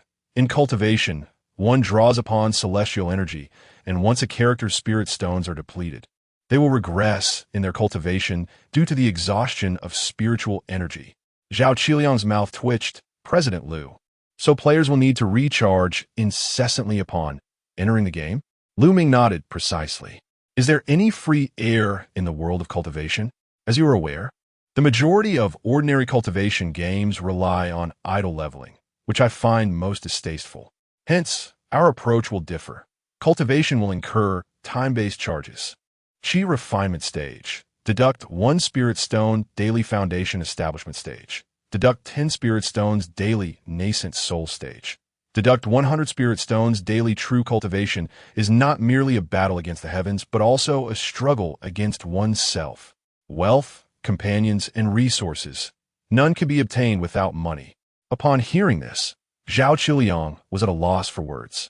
And yet, you dare to disparage idle cultivation games as inferior? With this game, will there truly be players willing to engage? Even if there are, how much backlash will we face? Zhao Qiliang grew increasingly concerned about his career prospects, contemplating whether he should adopt a pseudonym, fearing the repercussions if players discovered his true identity as the game's developer. Previously, he worried about being scorned by his peers. Now, he feared retribution from players. What was President Liu thinking? If only he had conducted more thorough research. On stage, Lu Ming proceeded. Finally, once players join a sect, NPCs will actively solicit money from them. For more influential sects, a prerequisite of 50 spirit stones will be set to unlock entry. I have already devised the dialogue you can use as reference. As the slides progressed, the screen displayed Lu Ming's scripted dialogue. Sect's senior brother. Junior brother, I am short on spirit stones for the sect's offerings. Could you lend me some? Sect elder, I see you possess extraordinary talent. I wish to take you as my disciple, but tuition of 30,000 spirit stones is required up front. Sect announcement. Player XX has been expelled from the sect due to outstanding debts and is now a rogue cultivator. May all fellow cultivators take heed. Without spirit stones, you shall not even think of entering the sect. With these words, the entire conference room fell silent. Everyone was contemplating one question. Will anyone truly play this game? Zhao Qiliang could no longer contain himself. He took a deep breath, striving to calm his agitation, and after trailing Lu Ming for quite some time, he finally managed to utter, President Liu, don't you think your actions are rather unscrupulous? Chapter 21. At least let players feel they can enjoy it for free. Lu Ming was momentarily taken aback, his expression revealing confusion. Black. He shook his head earnestly, his tone calm, yet resolute. Qiliang, you are oversimplifying things. Just take a look at the myriad of games in the market that charge for free items. They're the true exploiters. Zhao Qiliang still harbored his own thoughts. Boss Liu, when I was working on The Legend of the Hero, at least it was a bona fide fantasy adventure with flying swords, magical artifacts, and spirit beasts. Players were willing to spend money because they enjoyed the experience. But your pay-to-play immortal cultivation model charges for every breath. It's not cultivation. It's a life tax. It would be polite if players just cursed at our company outside. That's splendid. Lu Ming nearly revealed his innermost thoughts. The various recharge models he had devised were, after all, meant to elicit a few curses from players. Besides, as for those flying swords, magical artifacts, and spirit beasts, we will include them too, and we shall make them even better. Lu Ming opened the PowerPoint presentation, and his conceptual sketches sprang to life on the screen. A player clad in a flowing robe, riding a resplendent golden flying sword, soaring through the skies with utmost elegance. Yet, upon closer inspection, the sword's hilt bore a small inscription, free trial for 30 seconds, automatic descent upon expiration. The development team, we must allow players to experience true freedom in immortal cultivation. Lu Ming declared with enthusiasm. Unlike those other immortal cultivation games where a flying sword is a one-time purchase, devoid of any sense of experience, our approach is different. The swords are tiered. The better the sword, the more spirit stones are deducted per minute. Zhao Qiliang's lips twitched. Boss Liu, isn't this still just a recharge scheme? Moreover, it feels quite akin to the shared bicycles we ride. Incorrect. Lu Ming interjected earnestly. Shared bicycles represent capital exploitation. whereas we are engaged in immortal cultivation. Riding a sword is a top-tier luxury. How can we allow players to use it for free? To soar through the skies with joy, one must invest heavily. Merely possessing flying swords is not sufficient. We require a genuine artifact system. He continued, these artifacts must be visually stunning. Xianwan, you must pay close attention to this. The game's artistic design should be exceptional, and you can consult Qi Liang. He has experience. Understood, Boss Liu. Su Xianwan nodded earnestly. After Lu Ming's introduction, she felt her responsibilities multiplying. By the way, if the pricing for these artifacts is too steep, we can also offer rental services. As he spoke, Lu Ming showcased his ideas. Behold my proposed rental concept. 9 Ghosts Soul-Eating Blade, Premium Artifact. Rental price, 100 spirit stones per minute. Early return, non-refundable. If not returned within 1 hour, it triggers a karmic backlash buff, causing health depletion every second until death. We must enable ordinary individuals to experience the privilege of wielding such premium artifacts, but only if they have the financial means. He continued, furthermore, we shall introduce a spirit beast pet system. Naturally, if players fail to sustain them for extended periods, the spirit beasts may even retaliate, leading to the player's demise. As a result, players will develop a profound dependency on nurturing their beasts, unable to cease their engagement. Zhao Qiliang. He could no longer suppress the urge to question Lu Ming in his heart. Do you not have any tasks that do not involve recharging? Unable to contain himself, Zhao Qiliang remarked, having listened to all this, I perceive that the presentation is suffused with but 2 words. Recharge. Is this still the boss who only charges 1 for platform construction? Are you now seeking recharge methods throughout the game? Lu Ming regarded Zhao Qiliang with approval. You understand me well, recognizing that I have other elements in mind. Naturally, merely relying on monetary investment is insufficient. We need to create grand spectacles, sect wars. A game that solely depends on recharge mechanics is bound to fall short. Immortal cultivation games should be exhilarating and exhilarating. Pausing, Lu Ming gazed at the crowd and continued. Imagine a scene where several major sects confront one another. The sky splits open, thunder crashes, and thousands of cultivators soar into the air, magical artifacts soaring, sword energies crisscrossing. As if deities are clashing. Zhao Qiliang felt a chill run down his spine. But, Boss Liu, did you not say that we are a turn-based game? Upon hearing Zhao Qiliang's inquiry, the others quickly came to their senses. Indeed, are we not turn-based? You are presenting such a grandiose vision that I nearly believed it. Yes, we are a turn-based game, but who decreed that turn-based must always equate to stationary combat? You all are simply fixed in your thinking. Our turn-based system will be built upon an action point framework. Each cultivator's actions will no longer follow a fixed sequence, but will instead be based on action point consumption. Different skills, artifacts, and even movement will consume action points. Moreover, characters must be able to reposition themselves in combat scenarios, evading powerful attacks and seizing high ground. Players can freely choose to attack, dodge, or charge up for a powerful strike. In addition, the entire combat system must be revamped. Battles should be laden with strategy. For instance, lightning techniques are more potent in water. Standing at a height increases sword power, but renders one more susceptible to lightning strikes. Consequently, combat shall no longer be a matter of merely standing still and stacking values, but rather a contest of strategy, reflexes, and synergy. Lu Ming stated confidently, players must engage in thoughtful consideration with each battle, rather than fixating on mere numerical accumulation. Of course, the most critical aspect is that damaged artifacts or structures in battle require compensation and repairs, still using spirit stones. Therefore, you must ensure that the recharge system is balanced. This trading system must not collapse. In the conference room, all members of the development team fell silent. Their expressions transitioned from initial shock to admiration, and finally to resignation. Despite all of Boss Liu's discourse, it all circled back to the concept of recharging. Yet, a glimmer of light flickered in Zhao Qiliang's eyes. Setting aside Boss Liu's outrageous recharge schemes, perhaps this game indeed possesses a hint of playability, provided the players are sufficiently affluent. Zhao Qiliang's mouth hung open, staring blankly at Lu Ming. So, Boss Lu, aside from recharging, can we increase channels for players to earn spirit stones on their own? Lu Ming raised an eyebrow at this suggestion. Zhao Qiliang's point held merit. One cannot simply obliterate free players. After all, free players constitute the largest demographic. If these individuals enter the game and discover the multitude of recharge options, the stark disparity will inevitably lead to criticism directed toward him. Contemplating this, Lu Ming turned to Zhao Qiliang. You're right. We cannot solely demand that players spend money. We must provide them with a glimmer of hope.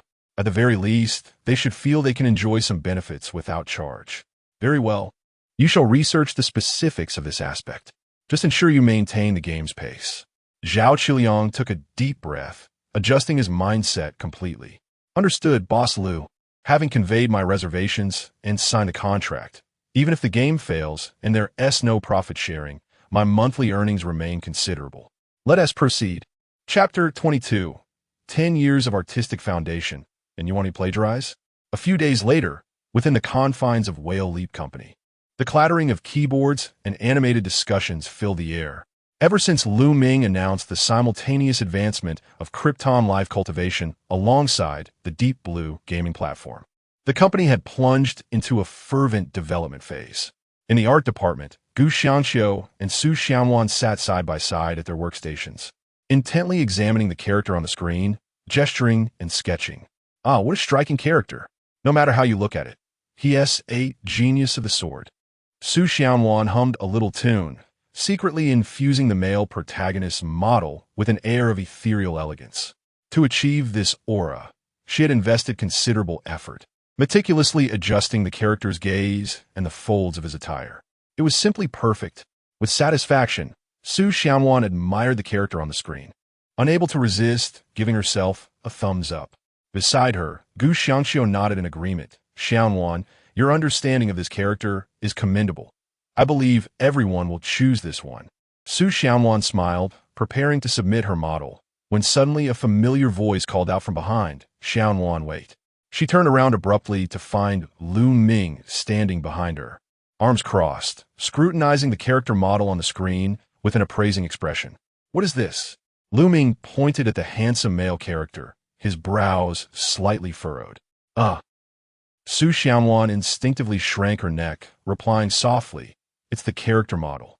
He inquired, how long did it take you to create this? 4, 5 days. Perhaps. Lu Ming shook his head. It looks good, but the time spent is excessive. Still lost in her dream of crafting a swordsmanship prodigy, Su Xianwan was jolted back to reality by Lu Ming's words. Too long? She stared at him in confusion. What's wrong with taking 4 or 5 days for such a striking character? Mr. Lu, character modeling inherently requires time. This is the most optimized process I could manage. Gu Xiangqiu chimed in, unable to hold back. Exactly, Mr. Lu. Our art department follows a quality-first approach. Modeling emphasizes detailed refinement. It cannot be done haphazardly. In design, the most daunting aspect is having a leader devoid of aesthetic sensibility. Such demands for vibrant colors, grand scales, and abundant content are utterly absurd. I hope Mr. Lu won't be unreasonable. Inwardly, Gu Xiangqiu silently prayed.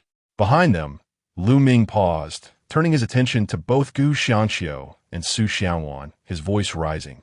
5 days for a single character is far too long. Efficiency is paramount for us now.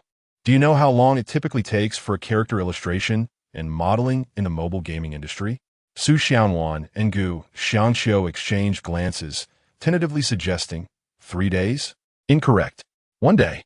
The entire art department fell into a stunned silence. They all questioned whether they had misheard. 1 day. Where would that leave their dignity? This was impossible. Su Xianwan instinctively retorted, it's impossible to produce high-quality modeling in just 1 day.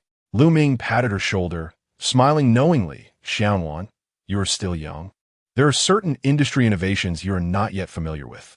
Xiangqiu, you should understand this. You are a veteran in the field. How could you not be aware of such practices? Gu Xiangqiu's eyes widened. What practices? She had nothing to hide. Lu Ming directly approached an empty computer, searching briefly. And soon the screen displayed a plethora of screenshots from renowned cultivation games. Look at these character designs, Ming pointed at the screen. All of these have been validated by the market. Each character's artistic style, color scheme, and illustrations are beloved by players. Thus, there is no need for us to create an entirely new character. What you need to do is draw inspiration. Inspiration? Su Xianwan furrowed her brow. How do we draw inspiration? Ming confidently replied, it's quite simple. Adopt their styles, make slight adjustments, perhaps alter the hairstyle, clothing, color, change the background, and mold a new face. Thus, a brand new character is born. After Ming finished speaking, the two exchanged glances, their lips twitching slightly. Mr. Liu, isn't this just plagiarism? What plagiarism? This is artistic inspiration, stylistic reference, an innovative fusion within the industry. This is a meeting of minds. Ming corrected them earnestly. You must learn to rationally utilize outstanding materials available in the market, comprehend their artistic philosophies, and then create a version with slightly different skin. This approach not only saves costs, but also enhances artistic efficiency. Do you understand? We are engaging in industry-standardized learning to optimize production processes. The members of the art department fell into collective silence. They understood, yet their professional ethics forbade such actions. No wonder Ming believed Gu Xiangxiu should comprehend this. She indeed did, but had been long since she had operated in such a manner. This felt soulless. Her aspiration was to create independent games. And now she was being asked to resort to plagiarism. Was she regressing? After 10 years of artistic foundation, had she been reduced to being a mere transporter? Gu Xiangxiu felt her heart shatter, and her gaze towards Ming now bore a hint of resentment. Su Xianwan and Gu Xiangxiu's expressions were complex, as if they were embroiled in a moral versus realistic struggle. They were artists, designers, individuals with dreams. When they entered the gaming industry, they carried the aspiration to create unique, awe-inspiring artistic works, not to become mere plagiarists. But now, they stared at the familiar character designs on Ming's screen, then at his expression of self-satisfaction, a myriad of protests bubbling within them that remained unspoken. This is indeed much faster, Su Xianwan murmured quietly. However, reality proved more persuasive than dreams. They had to make a living. They needed to eat. They required their salaries. Furthermore, this was the boss's demand, and the project was indeed pressing. If they made slightly larger adjustments, increasing the proportion of originality just a tad, it should not pose a significant problem. After a moment, Gu Xiangxiu sighed deeply, her professional ethics ruthlessly shattered. Mr. Liu, you truly understand the market too well, she said through gritted teeth. Although Su Xianwan felt an internal resistance, seeing Gu Xiangxiu bow her head shattered the last remnants of her stubbornness. After all, they were not the only company doing this. Then, I suppose I will give it a try, Su Xianwan said softly, feeling as though she had opened a door to a new realm. Ming nodded with satisfaction, pleased with their concession. Plagiarism may be unethical, but distinguishing between inspiration and design is inherently challenging. Furthermore, he was not asking them to plagiarize outright. Who in design does not utilize templates? Optimizing and modifying based on original works is evidently much quicker, even if, as a last resort, they faced criticism from players for lacking originality, that would still satisfy Ming's requirements. Chapter 23. One should not be too complacent. Well, since you all have agreed, let us commence. Ming skillfully clicked open several art resource libraries for cultivation-themed mobile games, pointing at a character on the screen with a sense of pride. Look at this character's hair. Isn't it wonderfully flowing? And the color scheme of the outfit. The intertwining red and black. Does it not evoke the essence of a demonic sword cultivator? We shall change this character's red attire to blue, elongate the hair a bit, swap out the weapon, and you, Xianwan, need to refine this further. He exclaimed, if we do this, a brand new character will be born. Moreover, for any resources that can be commercially utilized, feel free to contact the original authors directly for purchase. Where money is needed, we must spend. A designer cannot solely rely on a few memberships. Su Xianwan and Gu Xiangxiu felt themselves sinking into this whirlwind, even sensing that it might indeed be rather swift. Furthermore, It appeared that President Liu was not acting unlawfully. He even encouraged them to proactively liaise with the original authors for resources. This approach was far more sophisticated than the outright plagiarism they had encountered previously. True, it lacked originality, but Gu Xiangxiu felt a sense of moral ease. While Su Xianwan tentatively began to adjust Lu Ming's skin-changing proposal. To her astonishment, merely half an hour later, the character had undergone a remarkable transformation, and astonishingly, it bore no sense of incongruity whatsoever. Su Xianwan stared blankly at the screen, her heart a tumult of emotions. She realized that the character she had designed, upon further refinement, was surprisingly more in line with the mainstream market aesthetics. Is this the power of skin changing? No wonder so many manufacturers are adopting this strategy. Gu Xiangxiu had already slipped back into a familiar workflow. This was not merely the power of skin changing. It was the might of capital. Her earlier work experiences resurfaced, for she had once been in a large corporation and was evidently more skilled in this domain. Thus, under Gu Xiangxiu's efficient guidance, the art department's skin-changing designs surged forth. New characters, new treasures, new spirit beasts, produced with the speed of a conveyor belt. Players may never realize that the swordsmanship prodigy they solemnly chose could very well be the twin brother of the demonic overlord from a neighboring game. Yet, this was of little consequence. What truly mattered was that killing for immortality was advancing at a remarkable pace. Lu Ming was exceedingly pleased with the art team's efficient skin-changing outcomes. Observing their gradual adaptation to this high-efficiency creative methodology, he internally nodded in approval. This is what constitutes competent artistry. Market demand first and foremost, with efficiency as the priority. Yet, a game encompasses more than just art. The progress on the programming and planning fronts is equally crucial. Hence, Lu Ming directly approached the game development team next door, standing behind Zhao Qiliang. He glanced up at the screen, filled with a dense array of code and tables. Lu Ming approached and patted Zhou Bowen on the shoulder. "Bowen, how is the progress coming along?" Zhou Bowen rubbed his face and turned to Lu Ming. "President Liu, we are in the midst of it. We have incorporated all the recharge and fee structures you mentioned earlier." Subsequently, Zhou Bowen pointed to the game data table on the screen, beginning to report the latest developments. As he explained, he covertly observed Lu Ming's expression, and sure enough, as time passed, Lu Ming's brow began to furrow. "Bowen, these values still require adjustment. Look at this. The success rate for transcending tribulation is only 3. That is far too low." Zhou Bowen felt a tightening in his chest, about to offer an explanation. But Lu Ming continued. "Therefore, we need to implement a compensation mechanism. Should players fail their tribulation, they can purchase a destiny modification talisman to increase their success rate by 5 per talisman, stacking up to a maximum of 20. 20? President Liu, wouldn't that mean 100%? Exactly. If they have the money, why not guarantee success?" Zhou Bowen suddenly realized he had been overly cautious. As April breezed by like a swift wind, the month was nearly at an end.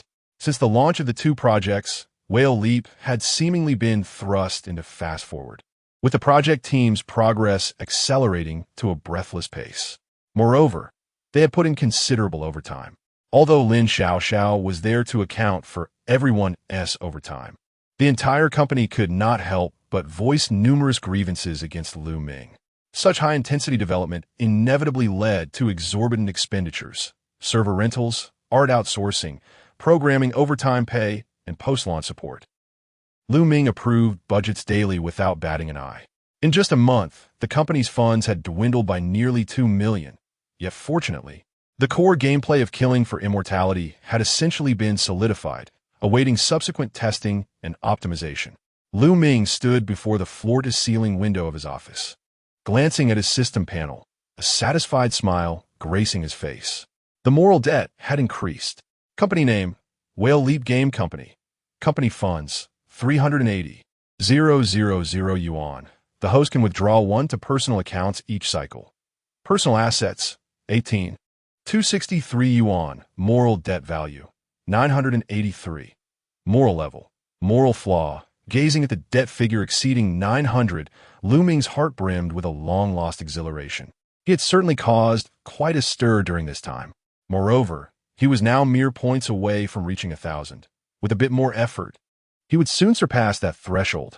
With this thought in mind, Lu Ming promptly made his way to the art team. One should not be too complacent. The settlement was just 2 days away. He must seize the moment and act swiftly. The art team was the best choice, for Lu Ming was well aware of that. Throughout the company, the art department held the most dissent regarding him. At that moment, in the art department, Gu Xiangxiu and Su Xianwan were intently focused on the new character on the screen, their eyes reflecting a hint of fatigue, yet also a sense of accomplishment. After a frenzy of skin-changing and optimization, they had finally refined several major game characters to perfection.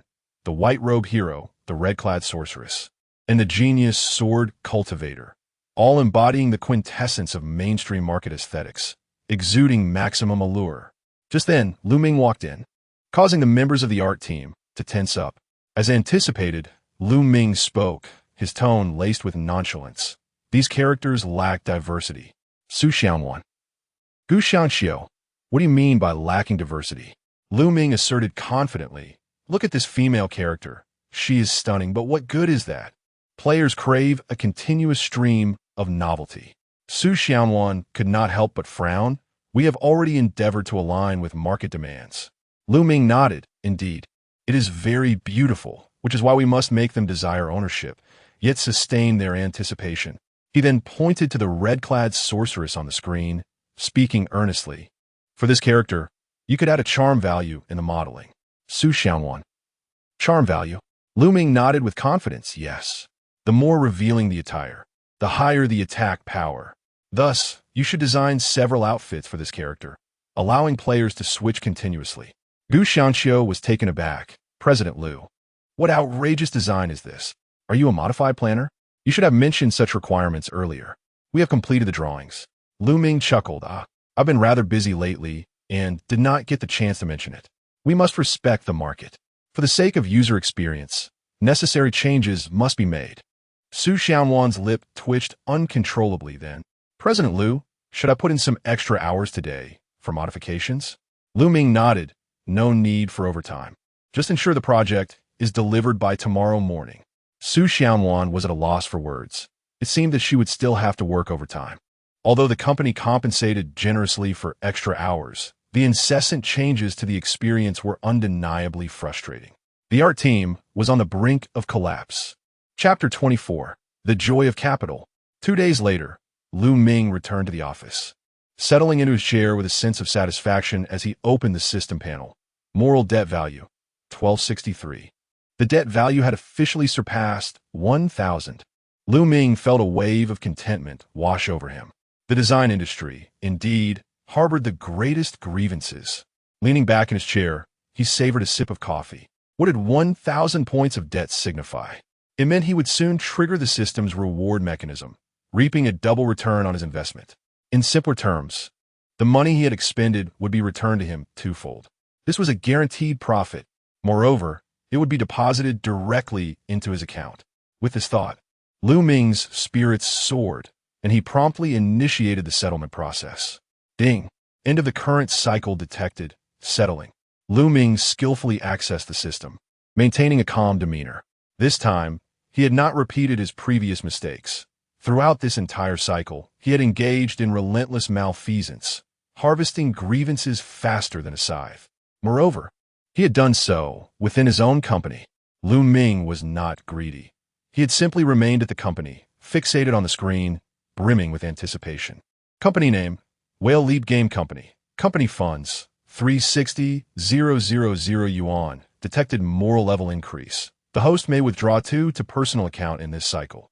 Personal assets, 17. 211 yuan. Moral debt value, 1265. Moral level. Deterioration of humanity. Reward mechanism triggered for this cycle. Return multiple, 2x. Cash return for this cycle, 4,160,000 yuan. Next settlement cycle. 1 month later. A second later, nearly 4 million yuan appeared in Lu Ming's account. Moreover, it was all deposited into his account. The corners of Lu Ming's mouth lifted slightly, his face radiating the satisfaction of a successful settlement. During the last settlement, due to being betrayed by a player, his moral debt value had not exceeded 1,000, wasting an entire month and leaving him quite disheartened. This time, he had learned his lesson, executing a series of audacious maneuvers, focusing on his employees, and forcefully raising the debt value beyond 1,000. At that moment, he had known it was secure. As expected, the money truly arrived. The various departments of the company had borne the brunt of it, yet Lu Ming could hardly contain his joy. His gaze filled with profound contentment as he beheld the 4 million in his account. He fell into a brief reverie. How delightful! How should he spend it? The answer was simple. He would undoubtedly continue to hold on to it for further doubling. 4 million was hardly sufficient for purchasing a home in the bustling metropolis. It would still need to be invested in the company's operations. Having decided on a course of action, Lu Ming's spirits lifted. He picked up his phone and sent a message to Lin Xiao. Xiao, let everyone leave work early this afternoon. Let's have a lunch gathering to appreciate everyone's hard work during this time. Additionally, tell Old Wang to distribute a sudden bonus of 10,000 yuan to each employee. After all, the staff has endured so much. He must offer some consolation, or else they might quit and abandon their posts. Being a boss was not an easy task. At noon, all members of Whale Leap Game Company were urgently summoned to a high-end restaurant. They sat in a private room, a look of confusion on their faces. The art team and programming team exchanged bewildered glances. Why are we suddenly having a gathering after being so harshly exploited recently? Could it be a last meal before execution? No, it can't be that extravagant before execution. This is a restaurant with an average cost exceeding 1,000 yuan. I feel uneasy. Should I secretly submit my resume again? If we're having lunch at the beginning of the month, could it be that the company is running out of money? Hearing the discussions, Old Wang felt anxious. He knew precisely how much money remained in the company's account. There was indeed not much left. Furthermore, the recent investments had been substantial, leaving finances quite tight. Yet, just before the meal, he had received notice to distribute a 10,000 yuan bonus to each employee. Once distributed, the company account would be completely drained. This can't be severance pay, can it? With that thought, Old Wang fell silent, hesitating to speak up. As the crowd engaged in speculation, Lu Ming strolled in leisurely, followed closely by Lin Xiao. Everyone has worked hard during this time. Let's gather for a meal and relax. He took a seat at the head of the table, scanning the room. Why isn't anyone eating? Is the food unappetizing? Everyone, how could we dare? We're just afraid that after this meal, we might find ourselves at the job market. However, Lu Ming's smile appeared genuinely sincere, entirely unlike someone planning to flee. This only deepened the collective bewilderment. Lin Xiao cleared her throat, revealing her phone. Just now, President Lu mentioned that everyone has worked hard during this time, and he is distributing a sudden bonus of 10,000 yuan to each of you. Silence. The room fell into an eerie stillness. Then what? Money is being distributed? Am I dreaming? A sudden bonus sounds so unfamiliar. President Lu, you have changed. You are no longer that capitalist who forced us to plagiarize designs and work overtime. Su Xianwan from the art team felt her eyes welling up with emotion. Woo, President Lu, although you have exploited us, you are indeed so much better than those unscrupulous bosses. If only you had done this sooner, we wouldn't have been refreshing our resumes every day. The transition from confusion to shock to sheer joy occurred in less than 30 seconds. The private room instantly transformed into a rapturous celebration. Lu Ming observed the expressions of his colleagues and the rapidly declining moral debt value, feeling a sense of relief. Thankfully, he had timed the bonus distribution for May. Right after the settlement, he understood that distributing money was a positive gesture. However, the key was that if he exerted effort this month, the 10,000 yuan he had given would soon return to him as 20,000. This truly was the joy of capitalism. By exploiting their souls and then offering a modicum of charity, one could induce a self-betrayal of humanity. This 10,000 yuan couldn't buy loyalty, but it could procure a fleeting allegiance from a group of employees. Once they had fully acclimated to the rhythm of exploitation, charity, and further exploitation, they would realize they had become inseparable from this company. The capitalist scythe was not merely for harvesting. It was a prolonged psychological warfare. The meal was thoroughly enjoyable. After indulging in food and drink, someone wiped their mouth and instinctively glanced at the time, furrowing their brow. It's only 1:30 in the afternoon. The project still needs some work. Should we return to continue working? Someone nearby immediately chimed in, yes. Don't forget about tomorrow's version testing. The tasks aren't finished yet. Furthermore, we've been adjusting values daily. Who knows if there will be new demands? Should we hurry back then? However, just as they prepare to rise and return to work, Ming suddenly interjected, didn't I say everyone could leave work early today? You can come back tomorrow. There will always be more work. As everyone left, filled with surprise and bewilderment, the private room was left with only Ming, Lin Xiaoxiao, and Old Wang. Old Wang had intentionally stayed behind. He wished to discuss the company's finances after the bonuses were distributed, as he knew the company account would be devoid of funds. Just as he was about to speak, a notification pinged on his phone. Old Wang opened his phone, glancing at the company account, and was immediately struck with astonishment. Wait, how could this be? He widened his eyes in disbelief. The company account had suddenly increased by 4 million yuan. President Liu, the company account has increased by 4 million. Ming smiled gently and replied nonchalantly, oh, I just transferred. Chapter 25. If everyone becomes an immortal, what is the meaning of immortality? Old Wang's expression shifted from shock to a level of astonishment greater than that of witnessing the company's bankruptcy. Mr. Liu, you deposited money into the company account. Indeed, Ming replied casually. As if discussing the pleasant weather, the company account must be running low, so I replenished it. Old Wang felt as though he might shatter. Replenish? Do you think this is merely topping up fuel? Why not fill it to the brim? It was as if he was meeting Ming for the first time. For a million. Just like that, it was transferred. Anyone who could produce such a sum undoubtedly had far greater savings. Who would choose to gamble everything otherwise? Was the boss's wealth truly this substantial? Were his previous displays of distress over losses merely for show? Old Wang fixed his gaze on Ming, his eyes a whirlpool of confusion. He was unaware of the boss's true identity and background, and it was unwise to pry too deeply. Nevertheless, the influx of funds into the company account, at least it meant they wouldn't face immediate bankruptcy. With this thought, he let out a long, relieved sigh and could not resist asking Mr. Liu, what comes next? Ming chuckled, rising to his feet and patting Old Wang on the shoulder. What comes next? Why, we shall continue to invest heavily and burn through cash vigorously. With the financial backing, the development of life-saving immortal cultivation advanced swiftly. Time flew, and it was already mid-May. Under Ming's efficient supervision, the first playable version of life-saving immortal cultivation was finally completed. The entire team had worked tirelessly to bring this prototype to life, and upon seeing the finished product, everyone was left in awe. Wow! This artistic quality surpasses that of our previous projects by several tiers. Of course, when you copy homework, it must be of superior quality. The skill effects are impressive as well. While they were outsourced, they still evoke a strong sensation. But the gameplay is rather ruthless. Isn't it? The numerical design is astonishingly unbalanced. Is it even playable for an average person? Average person? Are we designing this for the average player? Our target audience is the spenders. The development team engaged in thorough discussions, having tested the game. It was evident that this game was a cleverly disguised cash grab, cloaked in the guise of an immortal cultivation experience. Any player who enjoyed immortal cultivation games would find it impossible to escape unscathed. The entry price of $6 or $7 was merely the starting point.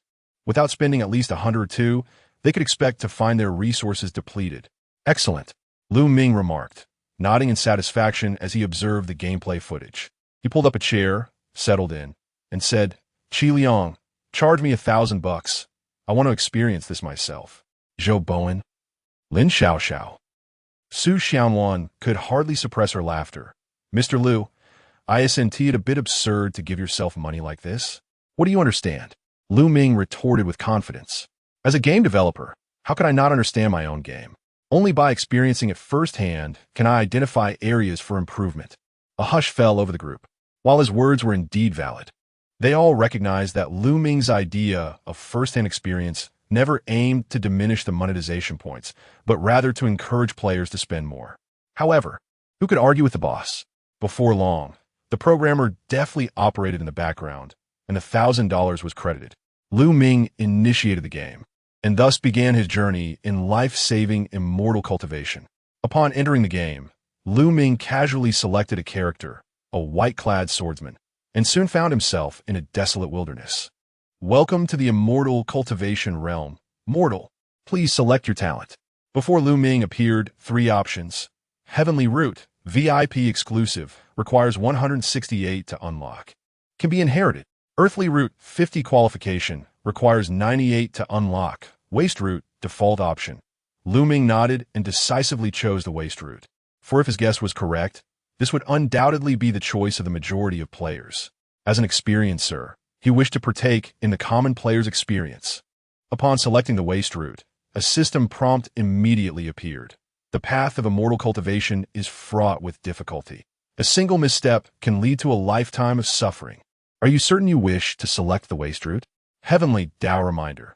The cultivation speed of the Waste Route is reduced by 30.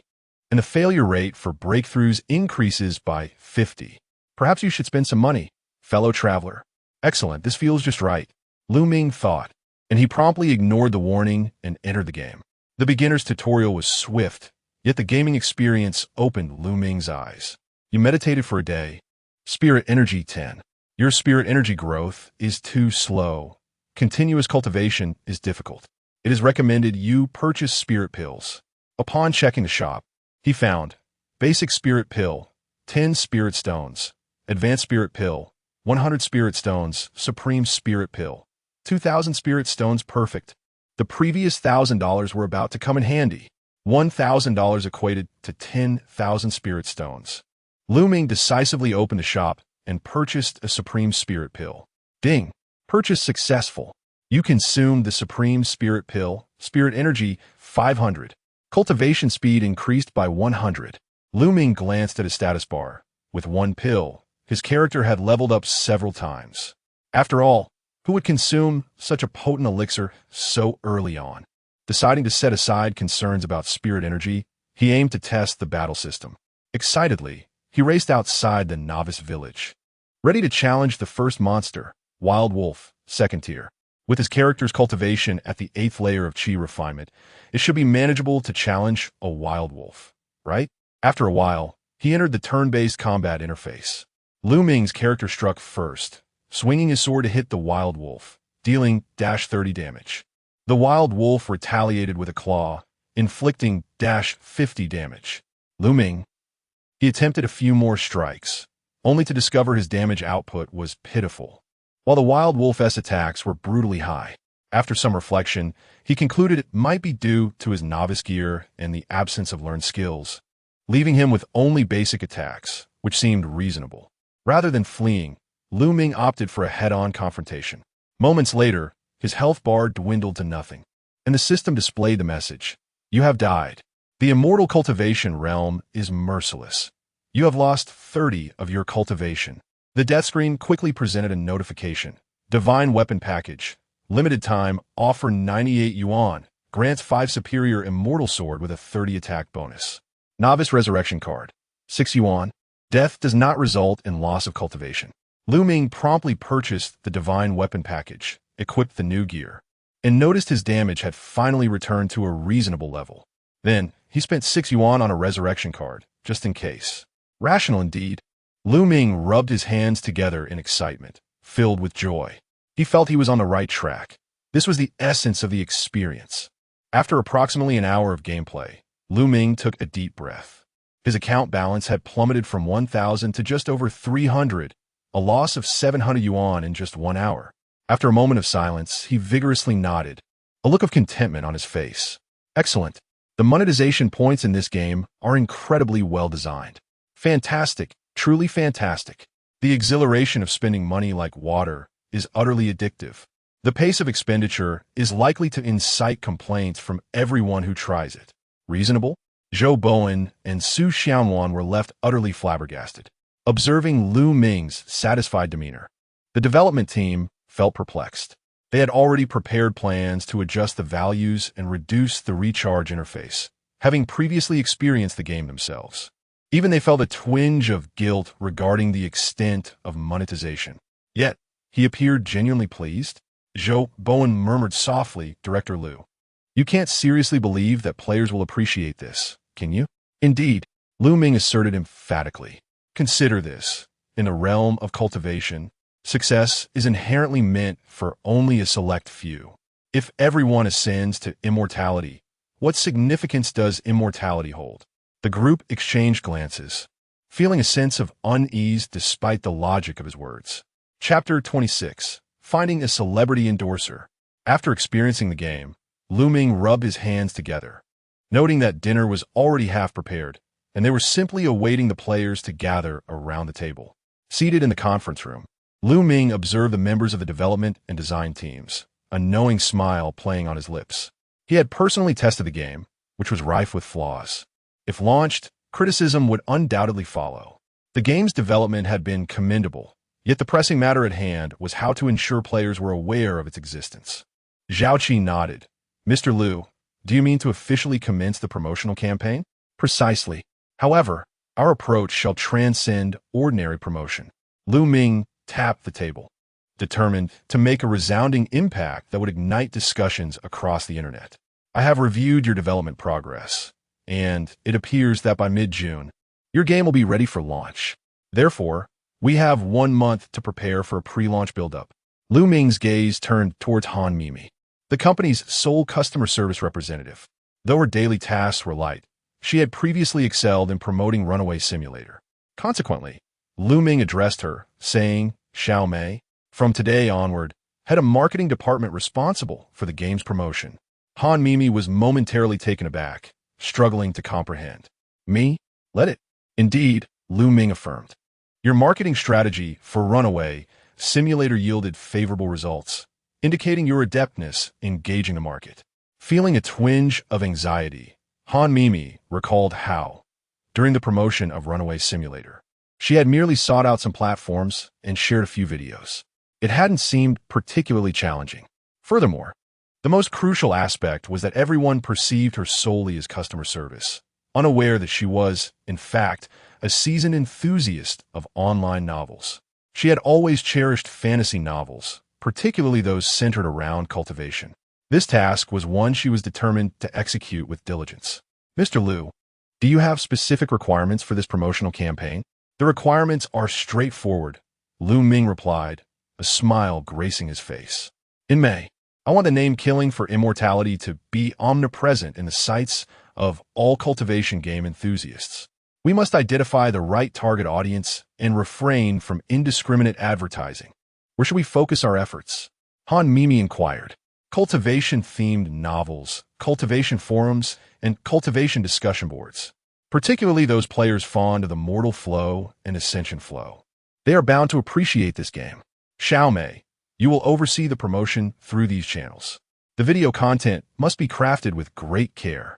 Understood, Mr. Liu. Han Mimi nodded in agreement. Secondly, we shall implement a limited release strategy. Bowen, do you recall the internal testing qualifications we distributed earlier? You will manage this aspect, coupled with some internal testing qualification giveaways to create the impression among players that entering the game is a remarkable opportunity. It would be ideal to establish some leaderboards, such as the strongest immortal cultivator list or sect rankings, to showcase who cultivates the fastest and possesses the highest combat power. Upon hearing Lu Ming's strategy, the members of the conference room fell silent. They had initially perceived Mr. Liu as merely a typical game entrepreneur, only to realize he was a marketing prodigy of the highest caliber. Mr. Liu, did you graduate with a marketing degree? Lin Xiao could not contain her curiosity. No, Lu Ming replied. Then how do you possess such extensive knowledge? Is it necessary to possess knowledge? Lu Ming chuckled. I have been on the receiving end of countless marketing ploys myself. So, you derive these tactics from your own hard-earned experiences? Having organized the two facets of the promotional campaign, Lu Ming began to contemplate further. The company's account currently held 4 million. Merely executing these advertisements would undoubtedly be insufficient. However, with only half a month remaining in May, how could they maximize impact in such a short time frame? Ming furrowed his brow and glanced at his phone, suddenly struck with an idea. What do you think about recruiting a celebrity for endorsement? A celebrity endorsement? The conference room fell into a brief silence. Following this, Lin Xiaoxiao hesitated. Mr. Liu, hiring a celebrity might entail substantial expenses, right? Is our budget sufficient? Budget? Ming raised an eyebrow. You need not always focus on frugality. His smile broadened, and he spoke with an upbeat tone. What I am considering is not whether we have enough, but how we can spend it more swiftly and effectively. What an audacious declaration. Han Mimi couldn't help but ask, Mr. Liu, do you mean we should seek a high-profile celebrity for endorsement? Precisely. However, if we settle for an ordinary celebrity, the impact may be minimal. Han Mimi pondered, nowadays, too many games recruit celebrities. Players have grown desensitized to it. We cannot afford a top-tier star, which would not yield the desired effect. Exactly. Ming smiled. We need to find a controversial celebrity, allowing the act of endorsement itself to generate debate. Upon hearing this, everyone present grasped Ming's intent. An ordinary celebrity endorsement might elicit a fleeting, "Oh, so-and-so is endorsing a game," soon forgotten. However, if the endorser were a figure steeped in controversy, the scenario would be entirely different. Players would exclaim, "What? This game actually enlisted them as an endorser? The official must be out of their mind." Bystanders would wonder, "What on earth is this game? I must check it out." Fans would plead, "Please do not attack them. They are genuinely putting in the effort." Critics would jeer, "Haha, this game is doomed. They chose someone like that to endorse it." Thus, whether fans or detractors, the discourse would ignite fervent discussions, arguments, and a flurry of activity surrounding killing for immortality, saturating the internet with chatter about the game. Moreover, a controversial celebrity would naturally attract attention. Ming was unconcerned with the level of controversy. He understood from his experiences with Legend of the Heroic Swordsman that achieving immediate, lasting success was a formidable challenge. It was unrealistic to expect to create a game that would maintain longevity and activity right from the outset. Games required gradual refinement. His immediate goal was to capture players' attention and embrace a wave of ridicule. That was paramount. Ming sought not a stable endorsement, but one that generated ample discussion. With heightened discourse came increased visibility, and heightened visibility would ensure the game's popularity. Even if some deemed the endorser untrustworthy and accused the game of being a money grab, that, too, would translate to engagement. What if out of 100 people, 1 or 2 decided to play the game? That would be a victory. After absorbing Ming's rationale, Han Mimi contemplated for a moment before nodding. Indeed, the current internet landscape operates on this principle. The harsher the criticism, the higher the discussion volume, which paradoxically attracts more players. Ming regarded her with satisfaction. "Mimi, you are exceptionally suited to lead this marketing department." His gaze then swept across the room. "So, does anyone have recommendations for currently controversial celebrities?" Chapter 27. The Path of 3,000. Swift success with purpose in the conference room. Excitement filled the air. This was a rare opportunity. Collaborating with a celebrity was a first for them. Members of the marketing department exchanged glances and immediately began to recommend their favorite controversial stars. Lin Xiaoxiao was the first to raise her hand. "Mr. Liu, I believe we should consider that trainee. He has recently faced widespread ridicule for his poor acting. He starred in a fantasy drama where he merely stared blankly throughout, and the special effects were laughable." Just after the show aired, he announced his endorsement of a fantasy mobile game, which led to a storm of criticism. Nevertheless, his popularity remains substantial, despite the insults. His fans still flock to play the game. Ming pondered for a moment. Indeed, he is a viable option, but he is too young, and his fees are exorbitant. Zhao Qiliang then chimed in. "I recommend the actress Fei Fei. She has faced severe backlash for her outrageous comments in the past. Many have claimed she lacks substance and relies solely on capital for her success. She has also participated in some rather controversial events. However, it must be said, she is undeniably beautiful and would serve as a commendable figurehead."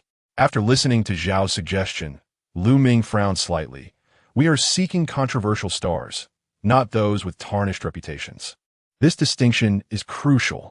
As the meeting progressed, it transformed into a platform for wishful thinking, with numerous celebrities discussed and ultimately dismissed. Ming scrolled through Weibo, evaluating candidates against his criteria, when suddenly his eyes lit up. What do you all think of this individual? Who? Everyone asked in unison. Ming's lips curled into a slight smile. The middle-aged film emperor from Hong Kong, Zhang Hui. You all know him. He was quite popular in his youth, but has since experienced a decline in his career for various reasons. He has starred in countless poor films, leading netizens to question whether he is merely acting for a paycheck. Recently, he was spotted rushing between 4 commercial performances in a single day, criticized for not valuing his reputation and betraying the trust of many fans. The most notable was his recent fantasy film, which earned a meager box office of merely tens of millions, resulting in significant losses. It is likely that no one would dare to hire him for a while. He possesses notoriety, controversy, and is a topic of discussion. Most importantly, his current market value is low, so we can certainly negotiate a reasonable fee. As Ming spoke, the others began to contemplate. A former film emperor, a middle-aged man, and an affordable price. This could indeed work. Seeing the agreement among his colleagues, Ming smiled. It's settled. Contact his team immediately and see if we can secure a signing swiftly. After the meeting adjourned, the marketing department sprang into action, contacting Zhang Hui's agent. Initially, the agent hesitated. Despite Zhang Hui's current poor reputation, he was still a former film emperor, and endorsing a game could be seen as beneath him. However, when the marketing department offered a fee of $2 million for merely a day's worth of filming, the agent was immediately intrigued. Just one day? Yes, only one day.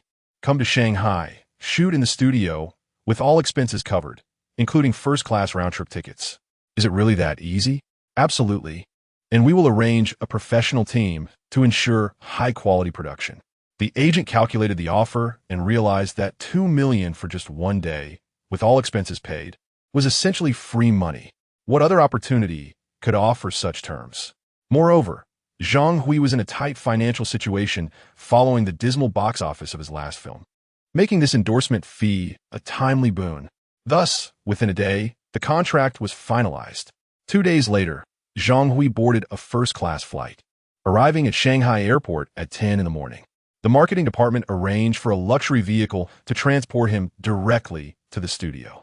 The once glamorous film emperor from Hong Kong, now in his 50s, with graying hair and the marks of time etched on his face, still exuded a rugged charm.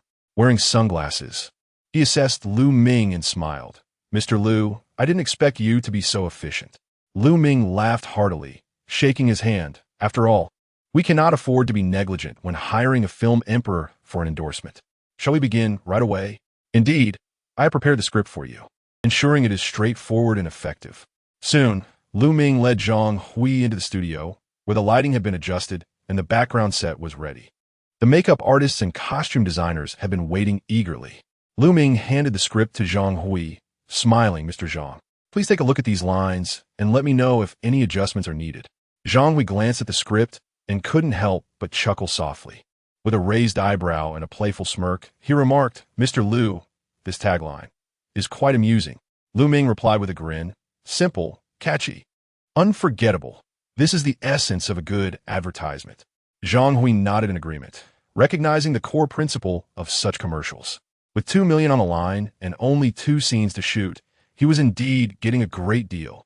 All right then, let's give it a try. With the director, cinematographer, and lighting technician all in position, Ming settled in front of the monitor to observe their work. The crew raised the clapperboard. Scene 1, take 1, action. Zhang Hui donned a robe, his hair slightly disheveled, resembling a weary old sage standing before the green screen, his eyes seemingly gazing into a vast sea of clouds. The camera slowly zoomed in as he took a deep breath, speaking in a low, resonant voice. Become an immortal? When do mere mortals have that chance? 3,000 years of cultivation is not as good as a moment of enlightenment. Cut! The director exclaimed excitedly. Excellent. Mr. Zhang, that is the feeling we want. Ming nodded in agreement, acknowledging the film emperor's enduring talent. The first scene had been effortlessly completed, and Lu Ming had prepared a concluding line for this segment.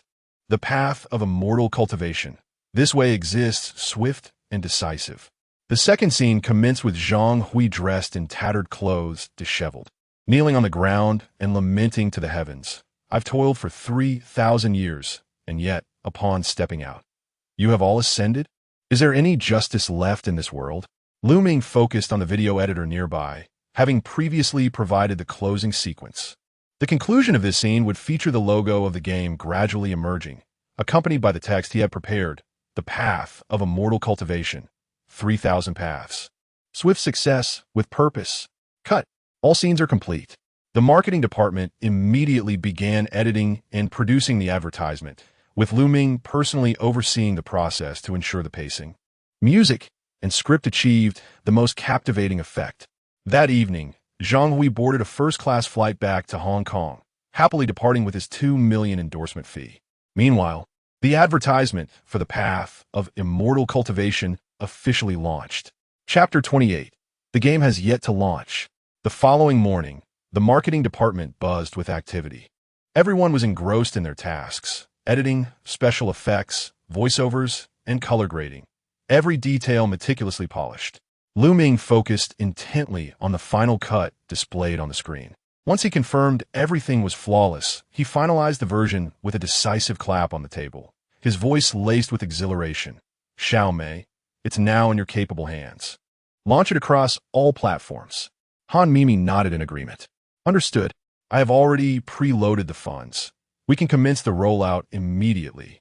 Brimming with enthusiasm, Han Mimi was primed with Lu Ming's latest directive, a $2 million advertising budget that must be exhausted within 10 days. Soon, advertisements featuring Zhang Hui began to proliferate on short video platforms.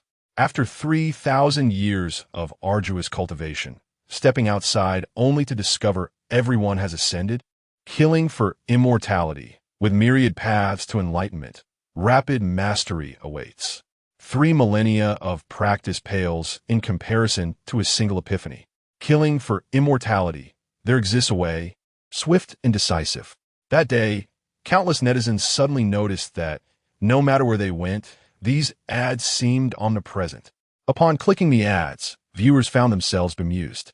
In the Immortal Cultivation game forum, one user exclaimed, "I scrolled through videos this morning and saw this ad 3 times in a row." Zhang Hui's expressions are spot on. It's hilarious. What could possibly be going on with the film star? Why would he endorse such an advertisement? Is he truly in financial straits? It's too funny. The ad as copy reeks of antiquated online games, yet it's even more addictive. Has the esteemed actor sold out for a mere sum? This game appears to be a money trap. What was Zhang Hui thinking? Zhang Hui is genuinely in need of funds, resorting to promoting subpar games? Which gaming company possesses such wealth? The reactions on Weibo were even more fervent. This game hasn't even opened for pre-registration. Do any of you possess internal testing qualifications? I just checked. It's developed by Whale Leap Games. And it seems it hasn't even launched yet. Not yet available for play? Is the planner a fool? The advertisements are so aggressive. Yet where is the game? The game description is woefully scant. It's an online role-playing game with immortal themes? Beyond that, we know nothing. The official site must hurry to open pre-registration. I can hardly wait. There is not even a demo available? At the very least, release a promotional video. Netizens stormed the official website, only to be greeted by a single phrase. Killing for Immortality is set to launch soon. Pre-registration is now open. Register now, 119. 673 people have registered. Below the official site lay a brief introduction to the game. However, details regarding turn-based mechanics and recharge methods were conspicuously absent. The barrage of advertisements generated an explosive initial wave of traffic, but what truly retains players is the allure of scarcity marketing. Old strategies still prove effective. The quality of the game remains uncertain until it's experienced, yet before any gameplay, everyone is eager to criticize the game developers. Among the 100,000 pre-registered players, some are enthusiasts of Immortal Cultivation games. Some merely came to join the frenzy, while others were drawn in by Whale Leap's previous successes. As Lu Ming observed his steadily rising moral debt value, he felt a genuine sense of joy. The hunger marketing tactic was exceedingly effective. Each day of delay compounded the backlash into a doubling of the moral debt. Ming planned to extend the wait for a few more days. But on the development team's side, Zhao Qiliang had fully completed the version available for internal testing. Zhao Qiliang optimized the game once more. Previously, Ming had only experienced a single character, but this time, the internal testing version showcased 5 characters. Each was designed with distinct narrative arcs. However, Ming could no longer afford the luxury of time to playtest, armed with the knowledge from his earlier experience. He brimmed with confidence in the current version of the game. Moreover, player enthusiasm was at an all-time high. Delaying further would negatively impact the company's future. Yet, Ming remained composed, scratching his head as he glanced at the eager Zhao Qiliang and Chun Hao. Chun Hao had been waiting for quite some time. The Deep Blue platform had successfully launched killing for immortality without a hitch. Seeing the urgency in their eyes, Ming rose and addressed them. Qiliang, once the pre-registration count reaches 200,000, release the news of the internal testing qualifications immediately. Understood, President Liu. Zhao Qiliang promptly set the arrangements in motion. 2 days later, the total pre-registration count surpassed 200,000. At 3 o'clock in the afternoon, the game interface suddenly released an announcement. Dear players, we appreciate your patience. Due to a lack of spiritual energy in the world, killing for immortality will not open for public testing at this time, but we will randomly select 10,000 fortunate players to receive the opportunity for early immortal cultivation. Internal testing method 1. After reaching 200,000 pre-registrations, select a portion of users at random to receive testing qualifications. Internal testing method 2. Players who previously participated in the Runaway Simulator survey can directly claim their spot. Upon the announcement's release, forum players erupted once more. What? Only those who filled out the Runaway Simulator survey can directly obtain internal testing qualifications? Quick, check if you submitted it. Whale Leap's tactics are ruthless. This is a boon for veteran players. I can't believe I dismissed it as a hassle and didn't fill out the survey. Simultaneously, veteran players returned in droves. Brothers, I filled out the survey and have already secured my internal testing qualification. Haha, I have a testing account. Who wants to buy it at high price? Hurry and check your inbox. The official notification for internal testing has been sent. What kind of game is this? Only 10,000 testing qualifications? How shameless. I'm not playing anymore. Whoever wants to play can have it. Through Whale Leap's maneuvering, they had successfully deterred a majority of players. The barrier to entry for this game is excessively high. Nevertheless, Ming remained unfazed. As long as players retained their opinions about Whale Leap, they remained players. Still, a small fraction of players discovered new channels through forums, chat groups, and second-hand trading platforms, where news of internal testing qualifications proliferated. Low price for an internal testing account. Who wants it? Brothers, just receive the qualification. I'm offering it for 300, first come, first served. Is there a big spender willing to buy an account for 800? Honest transaction. Come on. Can't you all agree on a price? It's hilarious. We don't even know what the game is like. And we're already speculating on accounts. The game as official hasn't even launched the pay-to-win elements yet, and we're already investing in internal testing. Can't snag a qualification and now have to buy an account at high price? Does Whale Leap intend to treat players like cabbages to be harvested? The endorsement of a film emperor, coupled with hunger marketing and the sensationalism surrounding internal testing accounts. Such a company is truly unscrupulous. The outcry within the group is deafening, and the topic Whale Jump Games exploits players has even soared to trending status. In the office, Ming fixates on the back-end data at this moment. The moral debt has already surpassed 62,879. Ming chuckles. The outcome of ensnaring these players is nothing short of exquisite. The trending topic is splendid. In just a few days, the internal test version will officially launch. It is highly likely that he will achieve a 4-fold return on investment for the first time this month. Indeed, what truly breaks players' defenses is not merely spending money, but rather the sense of exclusion from the game. Chapter 29, A bowl to begin. Within the confines of the office, the group chat of the marketing department erupted with fervor. Director Liu, numerous players are venting their frustrations, calling for a collective boycott of our game. The largest gaming video site, Electric Station, has videos criticizing us. Shouldn't we consider expanding the beta testing eligibility? However, Lu Ming merely shook his head calmly. No, the number of beta testing slots remains unchanged. But Director, scalpers are now selling beta keys for over 1,000. Lu Ming chuckled, his gaze betraying a hint of capitalistic ruthlessness. This only proves we are on the right track. A game that can provoke such passion among players, compelling them to spend money for a key, signifies that their desires have been thoroughly ignited. Moreover, just wait a moment. Our beta version has just gone live, and soon we will receive feedback on the game content. Lu Ming's implication was clear. Once they experienced the game firsthand, they would no longer clamor for beta slots. Meanwhile, in Kyoto, a gaming streamer known as Lao Pai was eagerly checking his email, his hands trembling with excitement. He was a moderately well-known streamer, making a living by broadcasting various games and critiquing poorly made ones. Upon discovering the recently launched game, Killing to Cultivate, he immediately recognized an opportunity. This game had a barrier to entry. It was a perfect subject for streaming. With a unique angle, he could generate significant buzz. To seize this wave of traffic, he spent 800 yuan to acquire a beta key from a scalper. Just moments ago, he received an email confirming the game's launch. After setting up his equipment, he promptly announced in his community, "I'm live now, streaming Killing to Cultivate in real time." Soon, Lao Pai followed the link to the Deep Blue gaming platform's download page. Not on Steam?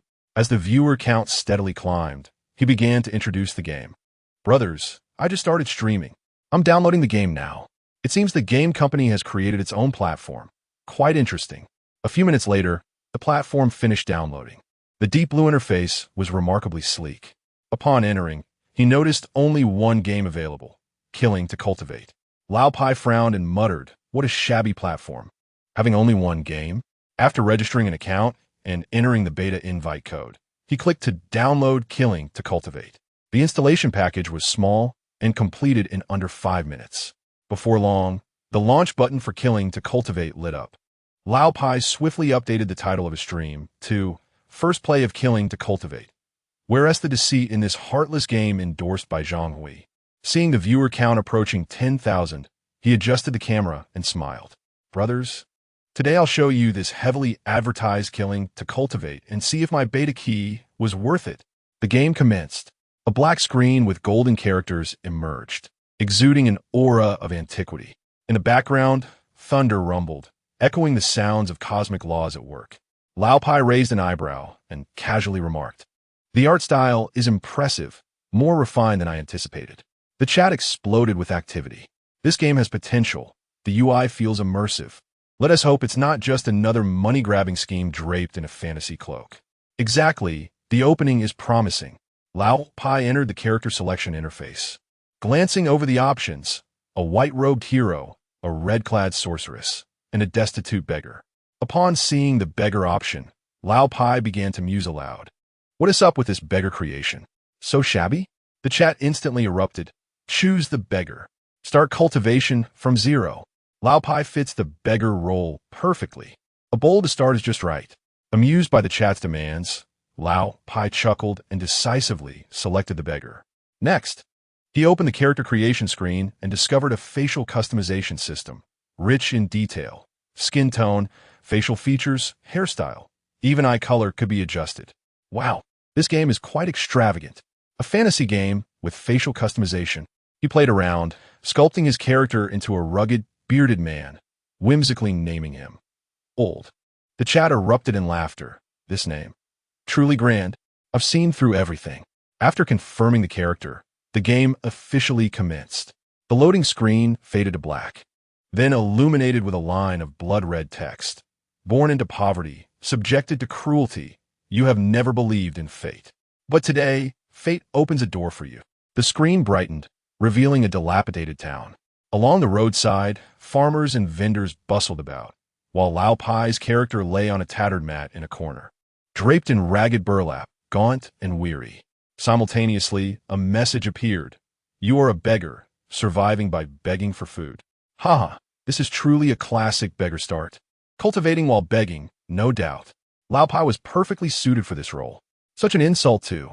I strongly demand Lao Pai change his name. Just then, a child approached, pointing at Lao Pai's character and bursting into laughter.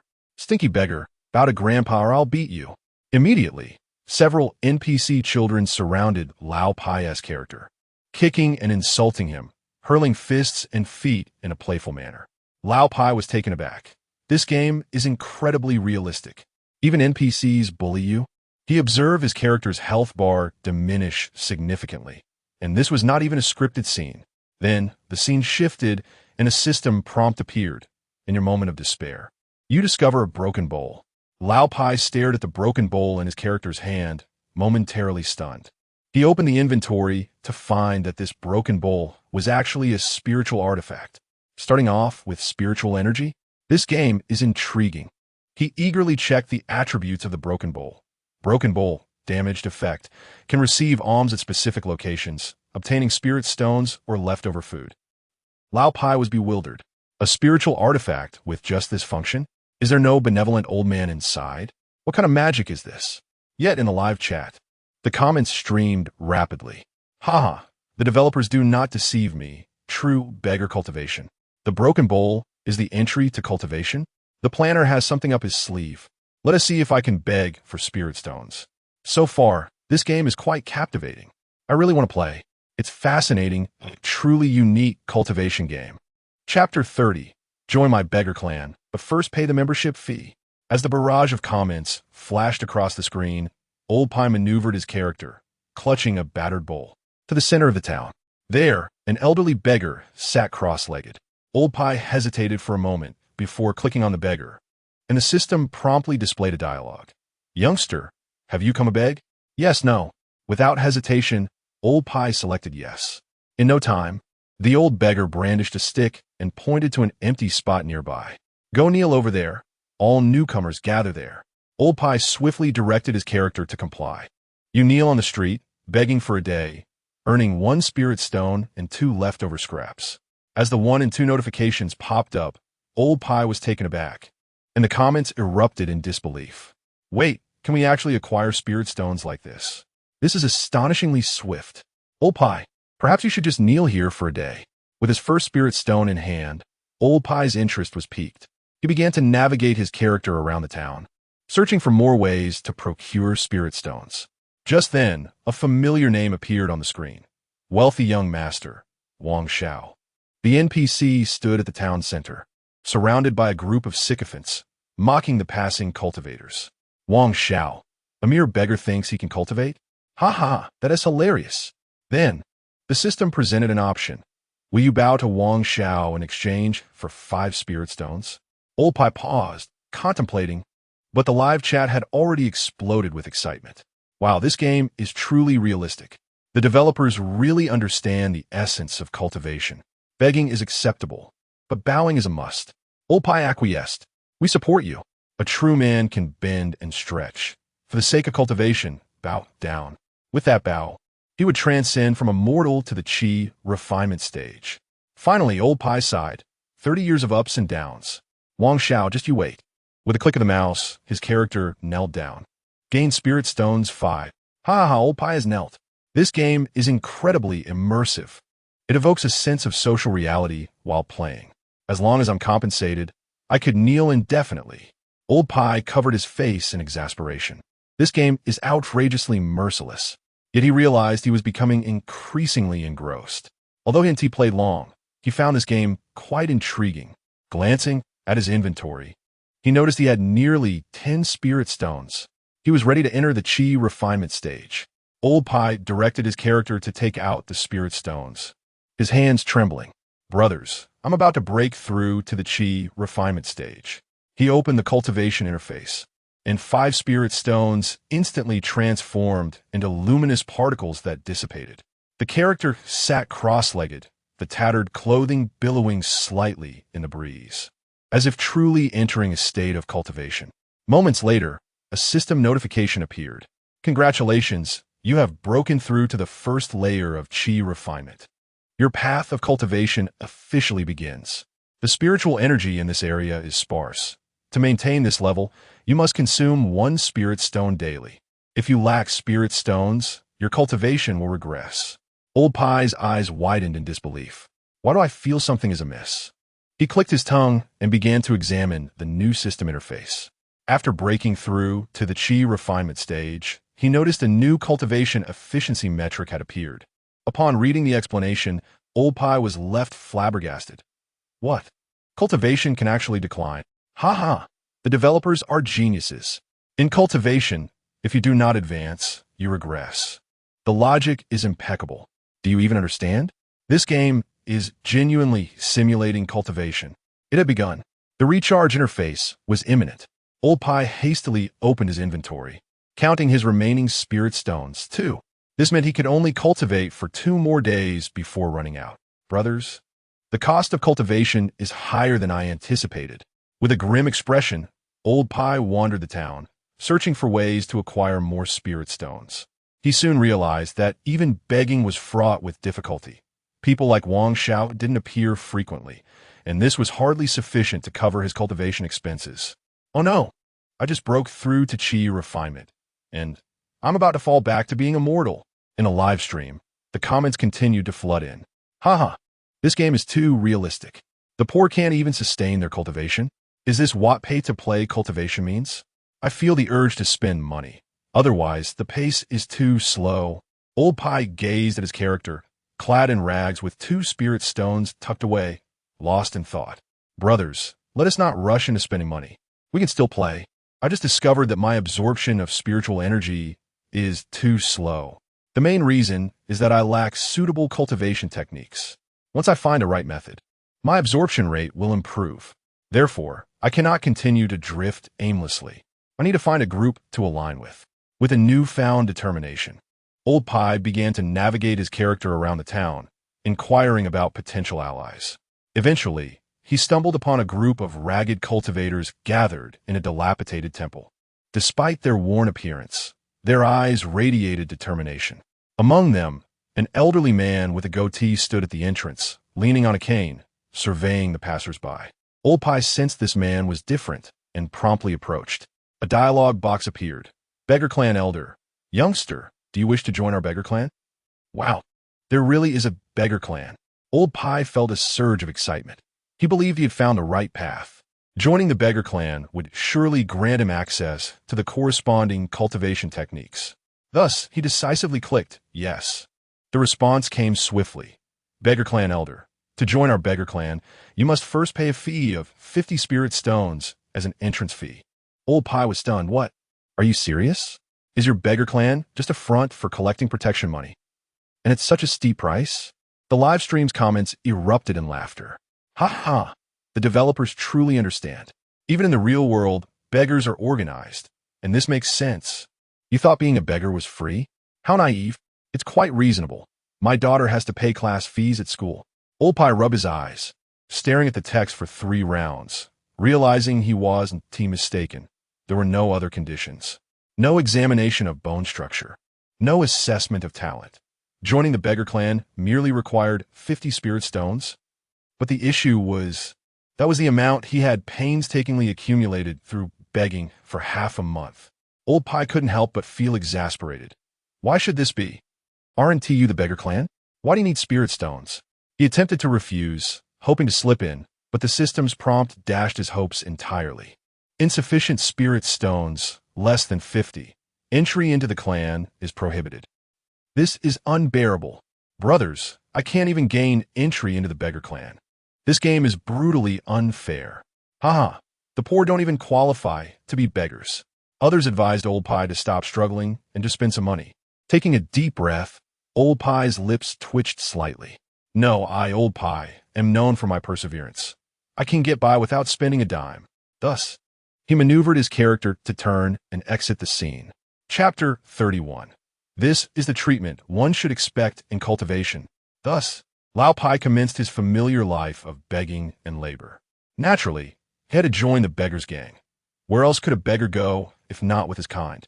In the following days, Lao Pai diligently bowed to various NPCs, soliciting alms, and even seeking odd jobs in the city. Bowing to young Master Wang earned him 5 spirit stones, a stable daily income. Begging at the city gate garnered 1 spirit stone. Assisting in a rice shop brought in 2 spirit stones, and working as a waiter at a restaurant yielded 3 spirit stones. Although his daily earnings were meager, Lao Pai's steadfast diligence allowed him to accumulate a modest fortune over time. Ha ha, Lao Pai, your gaming experience is absurdly realistic. Is this not a simulation of the life of a corporate wage slave? This game even requires players to toil like laborers. The pace is far too slow. I suggest spending a bit of money to expedite the process. However, Lao Pai did not heed the barrage of suggestions. He opted for the gameplay that received the most comments. After more than 20 days of gameplay, Lao Pai finally managed to gather 50 spirit stones. The journey was indeed arduous. After all, to maintain his first level of chi cultivation, he needed to expend 1 spirit stone daily. Yet, all of this would be resolved simply by joining the beggar's gang. With spirit stones in hand, Lao Pai made his way to the familiar, dilapidated temple. You have paid 50 spirit stones to join the beggar's gang successfully. Congratulations, you have acquired the skill, Beggar's Breathing Technique, White Grade, Cultivation Speed 1. Daily spirit stone consumption reduced by 50. Congratulations, you have unlocked the gang system. Lao Pai. After toiling for 7 days, I was rewarded with this pathetic skill. Ha ha ha, White Grade, the lowest tier of techniques.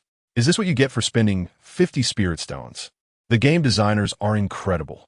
This is the harsh reality of the cultivation world. Lao Pai's face darkened. Nevertheless, he was finally free from the daily expenditure of 1 spirit stone for cultivation. Now, he only needed half a spirit stone to barely survive. Brothers, I have finally stabilized my footing. However, he soon realized a more pressing issue. Upon inspecting the gang system, Lao Pai discovered that the beggar's gang did possess higher-tier techniques, but they all required money. At his current state, he could not afford them. A cultivation speed increase of 1 was nearly negligible. With such a technique, merely sitting in meditation would not suffice. No, I must find other ways to grow stronger. Lao Pai spent another 5 spirit stones at the gang shop to purchase an ordinary dog-beating stick. Brothers, after all this time, it's finally time to hunt some monsters. With excitement, Lao Pai dashed out of the town and towards the wilderness. Just as he stepped beyond the city gate and walked along a path in the wild, he wondered why he had yet to encounter any wild monsters.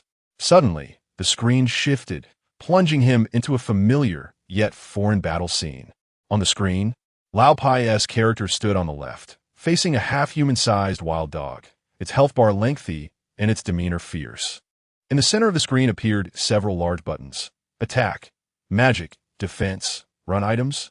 Lao Pai stared at the screen, utterly petrified. What the hell? Is this turn-based combat? Wait a moment, I've been playing for so long and only now realize it's a turn-based game? This doesn't seem right. The instant he saw the turn-based interface, Lao Pai's mood plummeted.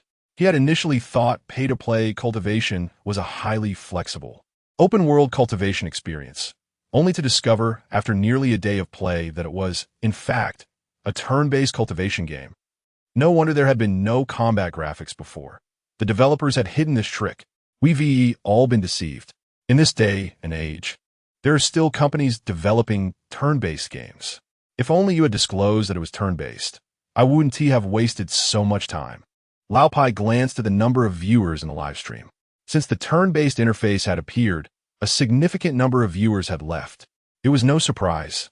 Turn-based games are not well received these days. Sighing, Lao Pai resolved to continue playing. After all, the live stream still had its value. Gazing at the wild dog, Lao Pai decisively clicked attack. His character swung the dog-beating stick towards the wild dog. Bang! The wild dog lost 10 health points. The wild dog attacks. Bang! You took 18 damage. What the heck? Such a disparity in damage? Am I not still in a novice area? Even monsters in the novice zone hit this hard. After several attempts, Lao Pai felt he was at a disadvantage. Furthermore, he had no healing items. Run! Lao Pai swiftly chose to flee. Escape failed. The wild dog continues its attack. Critical hit. You took 26 damage. You have died, Lao Pai. I just got killed by a dog. Ha ha ha. A chi refinement stage cultivator can't even defeat a wild dog. I can't even beat a dog with a dog-beating stick. What kind of nonsense is this? You have died. The cultivation world is merciless. You have lost 30 of your cultivation.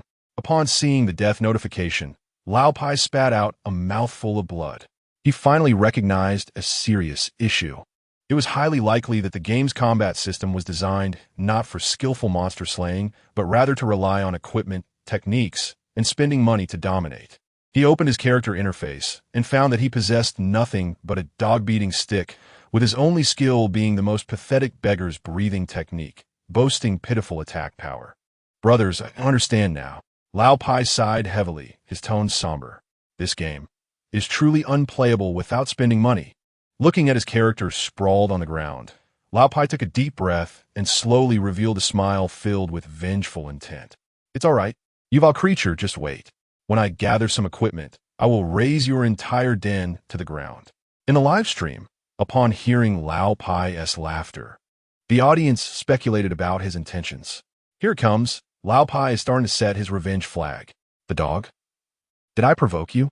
The familiar recharge interface was about to appear. Lao Pai squinted his eyes. Relying solely on himself was not an option. At critical moments, external assistance was always necessary.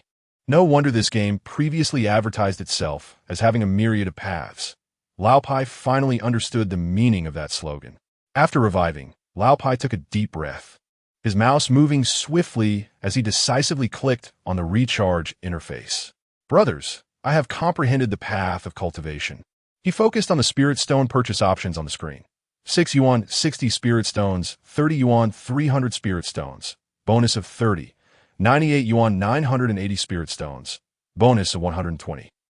648 yuan, 6,480 spirit stones, bonus of 1,500. Here it comes, the familiar recharge interface. Lao Pai, don't hesitate, just go for the 648 directly. The hard truth of the cultivation world. With spirit stones, everything is possible. Lao Pai smirked coldly, his mouse unhesitatingly clicking on the 198 yuan package.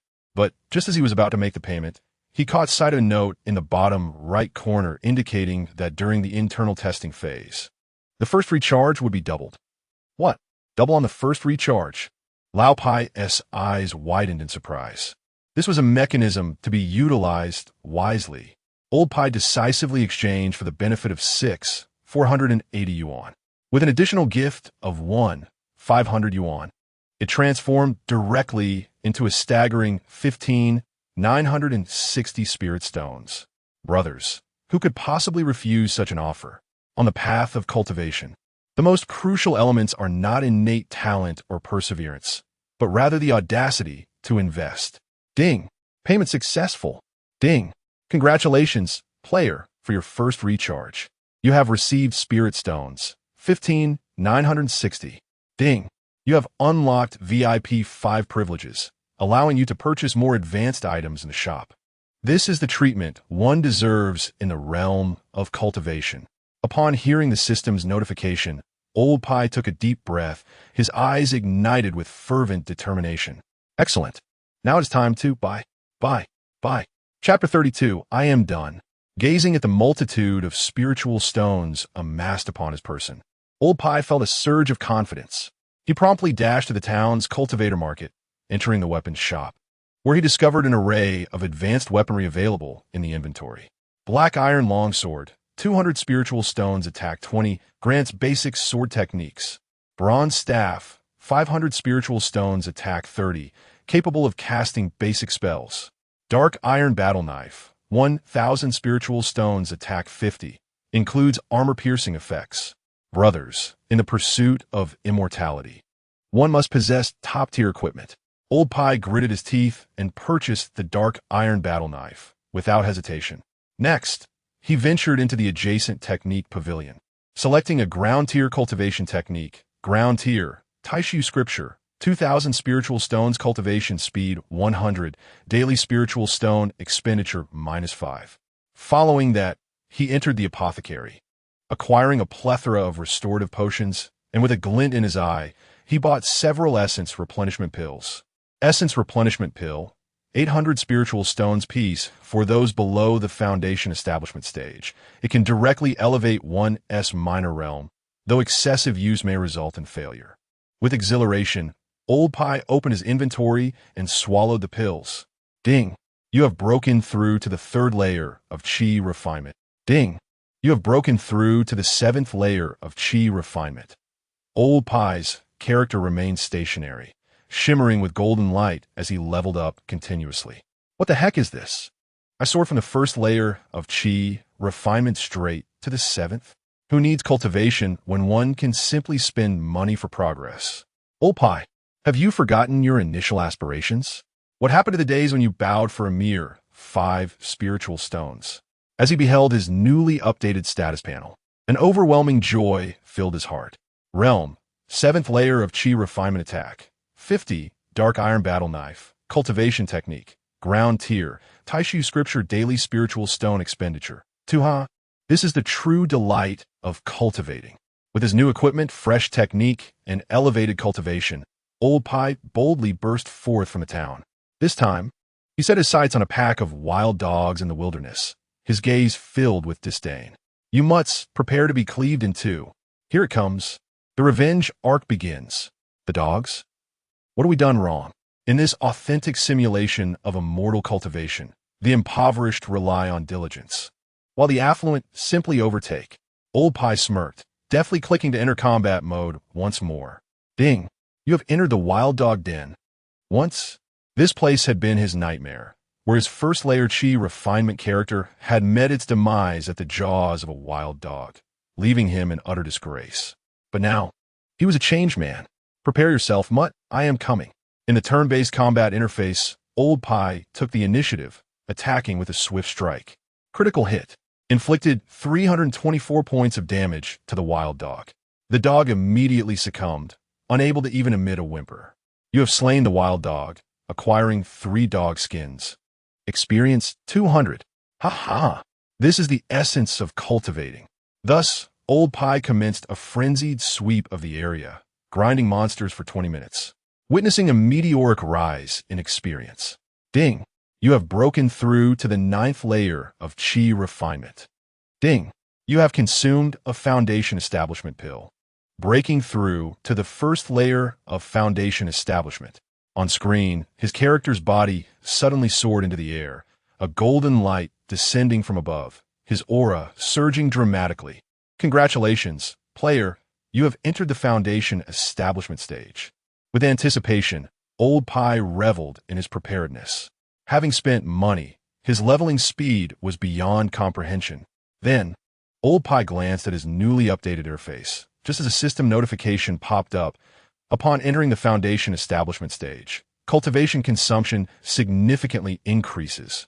Daily spiritual stone expenditure adjusted to 10 stones. Old Pie quickly opened his inventory, discovering that his previous substantial deposit of spiritual stones had dwindled considerably under his recent expenditures. What the heck? 10 spiritual stones per day for foundation establishment. It was merely 1 during Qi refinement, and now it has skyrocketed tenfold. Ha! Old Pie, your funds are dwindling fast. In the early stages of cultivation, the investment was modest, yet in the later stages, it became an insatiable abyss. The game designers were astute. This was akin to a real estate loan in the realm of immortality.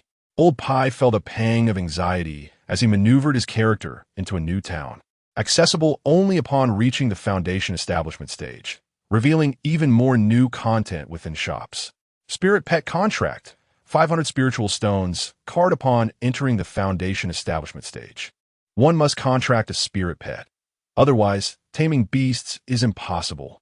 Dungeon tickets, 300 spiritual stones card entry into advanced dungeons requires ticket purchase. Premium flying boat, 3,000 spiritual stones item greatly increases travel speed, and essential for home and travel. Old Pie was left utterly flabbergasted. What in the world? Just as I establish my foundation, why are there so many items to purchase? Spiritual stones are simply insufficient.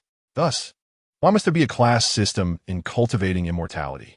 Because if you are poor, you deserve to be unable to progress. Old Pi calculated that with a daily expenditure of 10 spiritual stones for cultivation, alongside subsequent needs for equipment, pets, skills, dungeon tickets, and more, this paltry amount of spiritual stones would hardly suffice. He would need to recharge. Covering his face, Old Pi stifled his rage. I spent hundreds, played for just an hour, and now I'm on the brink of bankruptcy? He had no desire to continue with the laboring tasks. He had come to cultivate, not to earn. Despairing, he stared at the screen, finally grasping a profound truth. Without spending money, one cannot progress in this game. Initially, he believed that spending 500 would offer a delightful experience. Yet after just an hour, he found himself back in the familiar realm of poverty. Even more absurdly, the shop was filled with additional VIP privileges. Old Pi covered his face and took a deep breath. Once calm, he discerned the essence of this game. In the early stages, a flashy narrative to entice you into experiencing the game without spending. In the mid-stages, it allows you to relish the thrill of spending, prompting unconscious investment. In the late stages, various costs compel you to continuously recharge, rendering the game unplayable without expenditure. You deceitful planners, you are not crafting a game of immortal cultivation. You are orchestrating a money-burning trap. No wonder they spend so much on advertising and recruited Zhuan Hui as a spokesperson. I truly feel like a fool. Old Pi's lips twitched. His eyes filled with self-contempt. What is this cultivation? This is hardly a game of immortality. It is a meticulously crafted money trap. With that thought, Old Pi resolved to abandon the game. Brothers, this game is merely a money-grabbing venture disguised as a cultivation experience. I can no longer continue. Let us find another game. The live stream chat erupted instantly. Quitting already? Wow, that was fast. Indeed, the game's monetization is ruthless. Old Pi's decision to abandon it is quite reasonable. I can empathize. Old Pi spent hundreds but gained nothing. If it were me, I would have run too. The pace of spending outstrips the game's demands. Who would quit under such circumstances? It's evident that this is not true cultivation, but rather a consumer-driven experience. And this is only the foundation establishment stage. How much would it cost to reach the nascent soul or great ascension stages? Old Pi, will you one day succumb and recharge again? I bet 500 that within a month, Old Pi will resume streaming cultivation. Ha ha! Quitting today, recharging 648 tomorrow. Old Pi smirked, resolutely declaring, that will never happen. Chapter 33. The only option is to hide and secretly rejoice. Old Pi's declaration of withdrawal from the game struck like a boulder plummeting into a lake, unleashing tumultuous waves. Within a mere half hour, trending topics such as workers do not deserve cultivation and Zhang Fei endorses fraudulent games garnered immense attention. The official game forum, various social media platforms, and comment sections of short videos were inundated with an overwhelming chorus of criticism, drowning the entire internet in disdain. I had just established my foundation, and they're already pressuring me to spend? If I were to reach the divine transformation stage, would I have to take out a loan for cultivation? Who remembers the official promotion that claimed there were myriad paths to greatness, with swift advancement available? Swift advancement was merely a euphemism for spending money.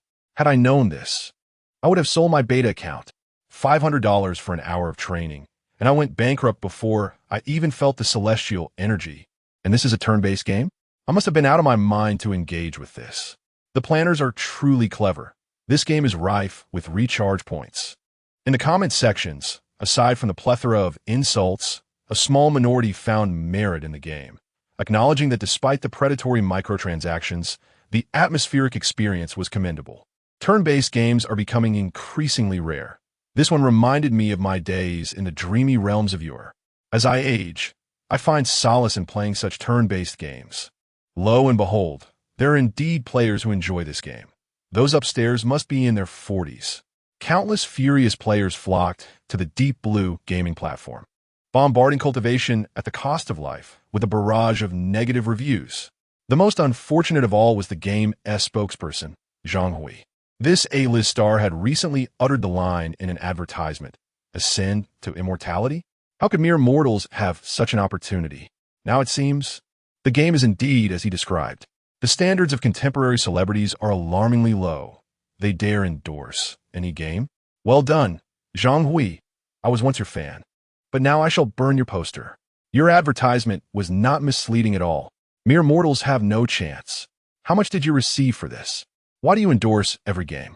The tide of insults escalated, and Zhang Hui's Weibo comment section was besieged. Brother Hui, the game you endorsed cost me $300, and I gained nothing. Return my hard-earned money, you garbage spokesperson. In Hong Kong, Zhang Hui reclined on the sofa of his luxurious apartment, phone in hand. His expression morose as he scrolled through the avalanche of negative press. He had merely taken on a mobile game endorsement, and within a day, he found himself trending for all the wrong reasons. This game sure attracts ire. It's still in beta. However, given another chance, Zhang Hui would still choose to endorse it. After all, it was a $2 million deal. In the bustling metropolis, within the offices of Whale Leap Gaming Company, the usually vibrant atmosphere had descended into an unprecedented silence. Everyone sat at their desks, expressions as grim as if they had consumed a fly. The outcry on social media, the mocking remarks on short video platforms, and the abysmal ratings on the Deep Blue gaming platform. Before the official launch, the game had already become a laughingstock of the entire industry. Han Mimi from the marketing department slumped over her desk, her face a portrait of despair. She had truly given it her all. She had meticulously spent the advertising budget, timed the promotional rhythm with precision, and the user growth statistics were seemingly promising. Yet, once players entered, they unleashed a torrent of condemnation. She had been so confident in her marketing efforts. Bolstered by Lu Ming's assurances that cultivation at the cost of life could attract a loyal player base through its immersive atmosphere and sentimental marketing, ensuring a steady long-term operation. Little did she anticipate that, even in beta, the game would be mercilessly criticized. Trash game. They are already pressuring for spending in beta. Cultivation at the cost of lives, up to its name. Cultivation? What nonsense. It's merely a capitalist game, showcasing the disparity between wealth and poverty. Han Mei's mindset crumbled. The money had already been spent, and the situation was such that the more she invested, the more insults she received. She had even inquired with General Liu about pausing the advertisements to alleviate the public backlash. Yet, the response from General Liu was unequivocal. No stopping. Keep spending. He even instructed her to advertise on the Steam platform. She was utterly perplexed, failing to comprehend General Liu's strategy. Meanwhile, the atmosphere in the development department was even more perilous. Zhao Qiliang, the main leader of the game development team, sat at his desk in silence. This game was his first project after leaving Tungxiu, and he had poured considerable effort into it. Although most of the direction was designed by General Liu, he had infused many of his own ideas into the finer details. Yet, under the stain of the pay-to-win model, it seemed players failed to see anything else. He glanced at his colleague, Zhou Bowen, and they exchanged glances filled with mutual helplessness. Now the entire internet is criticizing us, and the majority of the blame falls on the development team. Brother Liang, do you think we should adjust the game's parameters? Faoi Liang said, no. General Liu has set strict requirements for this aspect. It cannot be changed. Besides, we are out of time. Thankfully, I adopted a new development name. Otherwise, I will be personally targeted for the blame. Upon hearing this, Zhou Bowen became uneasy. It seemed he was using his real name. Meanwhile, Chun Hao, responsible for the construction of the Deep Blue gaming platform, remained remarkably composed. For him, a game facing backlash upon launch was a normal occurrence. In fact, he felt a sense of satisfaction, as many players viewed the Deep Blue platform as the primary battleground for public opinion. Although there was only one game on the platform, it was currently brimming with traffic, and the platform continued to operate smoothly without any signs of collapse.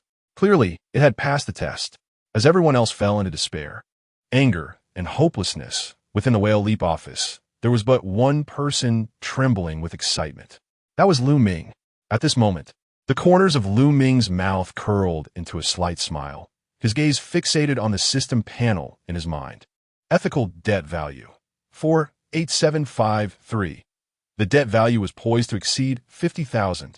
Lu Ming could hardly suppress a laugh, yet he restrained himself, feigning a look of discomfort as if lost in profound contemplation. He pulled down the blinds, fearing that the employees outside might catch a glimpse of his elation. While everyone else was discussing how to remedy the situation, Lu Ming remained indifferent. A debt value exceeding 10,000 mana doubling. Surpassing 50,000 would result in quadrupling. This was Lu Ming's first encounter with such heights, and he was merely a hair's breadth away. This month, Lu Ming had invested 4 million. If it quadrupled, that would amount to 16 million. Over 10 million. Lu Ming licked his lips, his eyes shimmering with excitement and anticipation. Chapter 34. A meal forced down is not savory. The atmosphere in the Whale Leap Games office remained oppressive, with everyone wearing gloomy expressions as they fixated on the myriad of negative reviews on their computer screens. It felt as if they were aboard a sinking ship. The company seemed perpetually on the brink of bankruptcy. Why did it seem that every month brought this turmoil? Couldn't General Manager Lu leave a little more in the company accounts? Where did this gambling disposition of his come from? Old Wang kept his gaze fixed on the tightly shut door of Lu Ming's office. The pressure inside must surely be at a low point right now. Inside the office, Lu Ming took a deep breath, striving to conceal his own delight. Observing the somber atmosphere outside, he recognized that if he didn't act soon, his colleagues might genuinely collapse under the weight of despair. Thus, he stepped out, feigning calmness, cleared his throat, and stood in the center of the office, clapping his hands to draw everyone's attention. Everyone, let us not dwell in sorrow.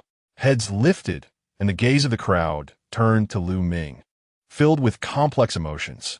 At such a time, what could the boss possibly say? Under the scrutiny of his colleagues, Lu Ming spoke. I understand that the current situation is dire. Our game has faced severe criticism, and our ratings have plummeted. However, have any of you considered one thing? He paused deliberately, scanning the room. At least our game is the talk of the internet. How many games have squandered millions on marketing only to make no impact at all? Yet we, with a mere few million spent, have surged onto the trending list. The crowd fell silent, taken aback by Lu Ming's unique perspective. While his words held a semblance of logic, something felt amiss as they absorbed his message. Han Mimi rubbed her forehead and sighed. General Manager, we certainly understand your point. But the issue is that this attention is negative. Exactly, Zhou Bowen interjected, unable to contain himself. This buzz is not a positive thing. Everyone is criticizing us. Our game has been labeled as a money-grabbing scheme. This reflects poorly on our company and on you, General Manager. At that moment, Zhou Bowen felt a deep sense of discomfort. He had always believed that Lu Ming operated on a higher level, confident that he would have a plan to counter the situation. However, faced with the current state of affairs, it seemed as if Lu Ming was merely scratching the surface. He felt he had overthought the matter. Although he knew from the experience with Runaway Simulator that initial backlash was commonplace, this time felt different. This game bore no reflection of reality. Even if it did, the players paid far too high a price. In the gaming industry, those who faced such scorn rarely emerged unscathed. Zhou Bowen articulated his innermost thoughts. As Zhou Bowen finished, a chorus of agreement and sighs echoed through the office. Yet, Lu Ming merely smiled mysteriously, his eyes sparkling with conviction. Thus, we should celebrate. Everyone. We spent 4 million on advertising, and what we gained is the industry's attention. As long as there is attention, there is opportunity. No matter how much we are criticized, it's better than being ignored. How many games have players been too apathetic to even criticize? Lu Ming's words left many in a state of bewilderment. Indeed, from a certain angle, pay-to-win immortal cultivation had garnered significant attention. But was this truly a good thing? No one dared to play with such fire. The brand's image was paramount across the gaming landscape. If Whale Leap was remembered solely as a money-grabbing company, how would they sell future games? Seeing the continued despondency among his colleagues, Lu Ming cheerfully declared, "All right, let us not overthink it. Tonight, I'll treat you all to dinner to unwind." The crowd. At such a moment, who had the heart to dine? Why did the boss always create a sense of a farewell feast? Han Mimi from the marketing department chuckled bitterly. General Manager, I truly have no appetite. I invested so much into this project, and now it's being torn apart. I just. She trailed off, her eyes glistening with unshed tears. Zhao Qiliang from the development department shook his head as well. He was at a loss. having worked until the early hours only to be met with a deluge of ridicule. There was nothing he could do. No one was willing to give him a chance. General manager, I want to be attending. I just want to go home and sleep, he lamented. Artists Gu Xiangxiu and Su Xianwan exchanged glances and quietly added, General manager, we'd rather not go. They genuinely lacked the spirit. However, Lu Ming would not allow them to refuse. No, you must come. You all believe the company is doomed, don't you? But let me assure you, this project has only just begun. He pointed towards the ceiling, his gaze unwavering, his tone as confident as it was daunting. Therefore, you should eat well, drink well, and gather your strength for tomorrow's battle. Tonight, everyone must attend. Lu Ming made a decisive ruling. Everyone. At that moment, they truly wished to hear Lu Ming say, Boss, a meal forced down is not savory. During dinner time, a group of employees from Whale Leap Games, under Lu Ming's insistence, reluctantly gathered around the table. The restaurant was a well-known Hunan cuisine establishment in the bustling metropolis, conveniently located near Whale Leap. It was a favored spot for company gatherings, yet this time, the atmosphere was particularly heavy. The table was laden with numerous dishes, fragrant and spicy fish head with chopped chili, vibrant stir-fried meat with green peppers, and a large platter of golden garlic shrimp. Yet no one lifted their chopsticks. Each person bowed their heads, fixated on their phones, scrolling through the latest trending news. Damn, this is bad. The one exclaiming this was Li Feng from the development department. A peer has begun to directly attack us. Li Feng abruptly lifted his head, astonished. The entire table fell silent as everyone turned to him. What? Look at this tweet from Cheng Lei, an executive from Tongsu Games. Li Feng gasped, reading aloud from the screen. Certain small companies only recruit our discarded personnel. Focusing on making games rather than scheming to swindle money is the proper path. As Li Feng finished reading, an eerie silence enveloped the table. Zhao Qiliang's expression darkened instantly. He knew Cheng Lei. The immensely popular game classic of Mountains and Seas was developed by his team. Was he mocking us? The term discarded personnel must refer to us. The faces of Zhao Qiliang and his colleagues shifted dramatically. They had all previously worked at Tongsu. Now, being so pointedly ridiculed was unbearable. Zhou Bowen slammed the table, fuming. Tongsu is utterly disgusting. Our spirits were already low. And now, this Tongsu executive has the audacity to directly call us rejects? This is nothing short of a slap in the face in front of everyone. Zhao Qiliang's face turned ominously dark. Cheng Lei, hadn't they once exchanged pleasantries in the office? How could he turn so swiftly against them upon leaving Tongsu? Seeking to crush them? Was this even human? He downed his beer in one gulp, gritting his teeth. They are engaging in industry bullying. They want us to be completely discredited. Chapter 35. Self-deprecation. Cheng Lei truly possesses a remarkable audacity. Gu Xiangxiu couldn't help but scoff. Tongsu Game had certainly extracted its share from us. Yet how could they so brazenly defecate upon us? Zhou Bowen was equally indignant, questioning whether they believed themselves to be the titans of the industry. What? Are they now forbidding us from switching jobs? The atmosphere grew increasingly explosive, with anger etched upon every face. This affront would eventually be avenged. This group is simply revolting. Is it not their intention to climb by stepping on us? Everyone felt a tightening in their chests. Yet amidst the palpable fury enveloping the dining table, Lu Ming maintained his composure. He had not yet devised a strategy to console his employees. How could he? To dismiss their feelings as trivial would be disingenuous, for the affront was glaringly evident. And Tongsu's actions were overtly insulting. Suggesting they retaliate seemed imprudent. After all, could they genuinely contend with Tongsu's current stature? Lu Ming surveyed the table, noting the pallor of each countenance. Zhao Qiliang clenched his teeth, his chopsticks gripped tightly, veins protruding from his hands.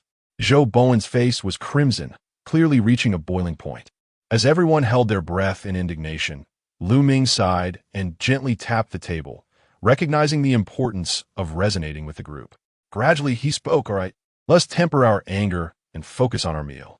Cheng Lei does not represent Tongsu. This is merely his personal opinion. This ire, we will surely address it, but not today. Lu Ming paused for a moment, then smiled. shrugging his shoulders.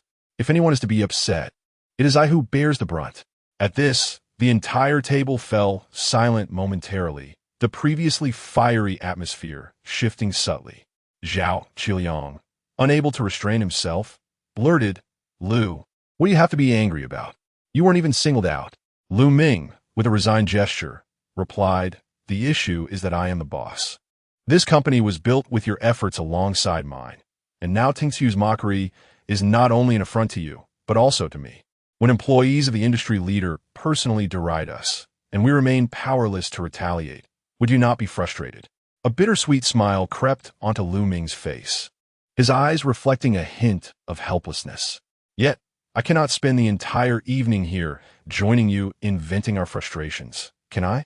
Upon hearing these words, the atmosphere around the table softened slightly. Everyone was struck with the realization that the true burden of pressure rested upon their leader. While they were consumed by indignation, they were merely employees grappling with their discontent. Lu Ming, as the owner, had invested immeasurable time and resources. He understood better than anyone that Whale Jump was not yet in a position to confront Tingxiu head-on.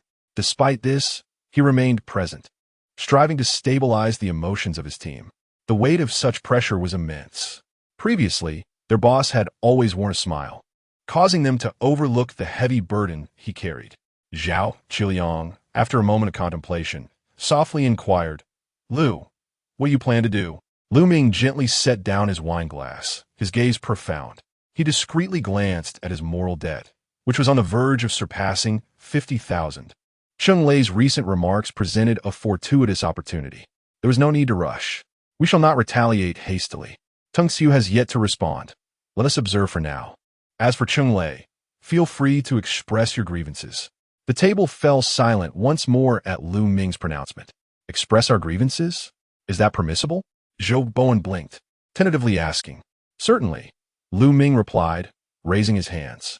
Cheng Lei is making personal remarks, and how we choose to respond privately is of no concern to the company. He continued, however, while venting is acceptable, it should not escalate to corporate matters. Personal sentiments can be expressed, but I advise caution. When a senior executive from a company makes such statements, what might former Tingxiu employees think? A slight smirk appeared at the corner of Lu Ming's mouth, a glimmer of calculation shining in his eyes. He pondered for a moment, then grabbed his phone and opened a small group chat, typing swiftly. Work has arrived. Payment upon completion. Approximately 10 minutes later, the discourse on Weibo experienced a subtle shift. Initially, the online community directed their ire at Cheng Lei and Tingxiu, focusing on issues of industry bullying and job hopping. However, a sudden influx of commentators emerged, fervently shifting the narrative. While Tingxiu was indeed contemptible, Whale Jump was hardly a paragon. Whale Jump was merely a small workshop. What quality games could they produce? Cheng Lei, a seasoned industry veteran, was merely voicing his opinions. Was that so unacceptable? Two rotten walnuts. And we must choose the lesser of two evils? Spare us the pretense. Which gaming company isn't out to make a quick buck? Tingxiu's actions are simply lacking in vision. And as for Whale Jump, they should cease their fa-ade of superiority. This is merely a skirmish among capitalists. Suddenly, the online discourse intensified. Within the private room, Lu Ming leisurely selected a small lobster, peeling it methodically while sporting a knowing smile. All right, everyone, enjoy your meal and drink. Let the online commentators handle the insults. At the table, Li Feng gaped at the comments, bewildered. What is happening? Why is everyone attacking each other? We are the victims. Zhao Qiliang furrowed his brow. I can't shake the feeling that someone is orchestrating this. Gu Xiangxiu gritted her teeth. Could it be Tingxiu has hired trolls to besmirch us? Listening to their discussions, Lu Ming calmly sipped from his wine glass and replied, it may not necessarily be Tingxiu. Zhou Bowen frowned.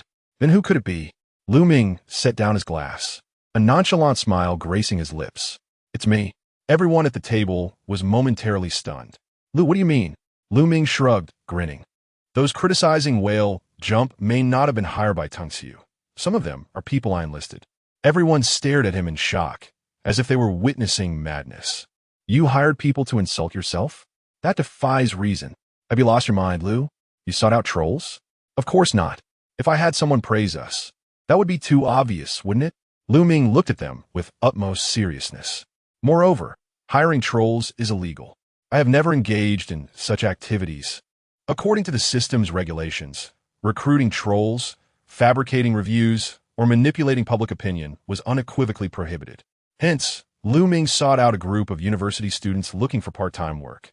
When posting in the group, he made it abundantly clear that he was paying them solely to express their opinions on Weibo regarding the issue. He did not intend to manipulate the narrative. In truth, Lu Ming did not expect a few posts to turn the tide. He understood that the worst course of action was to remain passive. Now that the matter had gained traction, Tungsu would be compelled to respond. If they handled it well, they could salvage their image. If poorly, they would face the backlash. As anticipated, mere minutes later, Tungsu's official response arrived. Li Feng pointed at his phone, his eyes lighting up, and everyone immediately gathered around to take a look. The post read, Tungsu Game and Oppos. As official Weibo, our company has always respected the mobility of talent within the industry. We understand and bless our employees and Oppos choices. The inappropriate remarks of a few individuals do not represent the company's stance. We will conduct internal communication to prevent similar situations from occurring again. Lu Ming chuckled upon seeing this Weibo post. Tungsu had responded. Zhao Qi laughed coldly, interpreting it as mere evasion. Gu Xianqiu shrugged, remarking that indeed, the executives at Tungsu exhibited a complete lack of accountability. However, a glint of cunning flashed in Zhou Bowen's eyes, suggesting that Cheng Lei had been scapegoated. Li Feng instantly perked up, urging everyone to check Cheng Lei's Weibo for his reaction. A group of people quickly refreshed the page, and indeed, Cheng Lei's post had already been deleted. Damn, he deleted it? Zhao Qi laughed heartily. Zhou Bowen whistled. Seems like he really got reprimanded by the company. Is this what they call karma? Lu Ming smiled without saying a word, lightly tapping his fingers on the table. At this point, the matter had nearly reached its conclusion. The true battleground between us and Tungsu lies within the realm of gaming.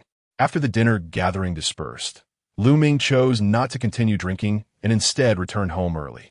He sat in his office chair, casually opened the system interface, and his gaze fell upon the moral debt value section. Current moral debt value, 65,320. Lu Ming's expression sharpened, and a slight smile crept upon his lips. Over 60,000. He took a deep breath, reflecting on the events of the evening.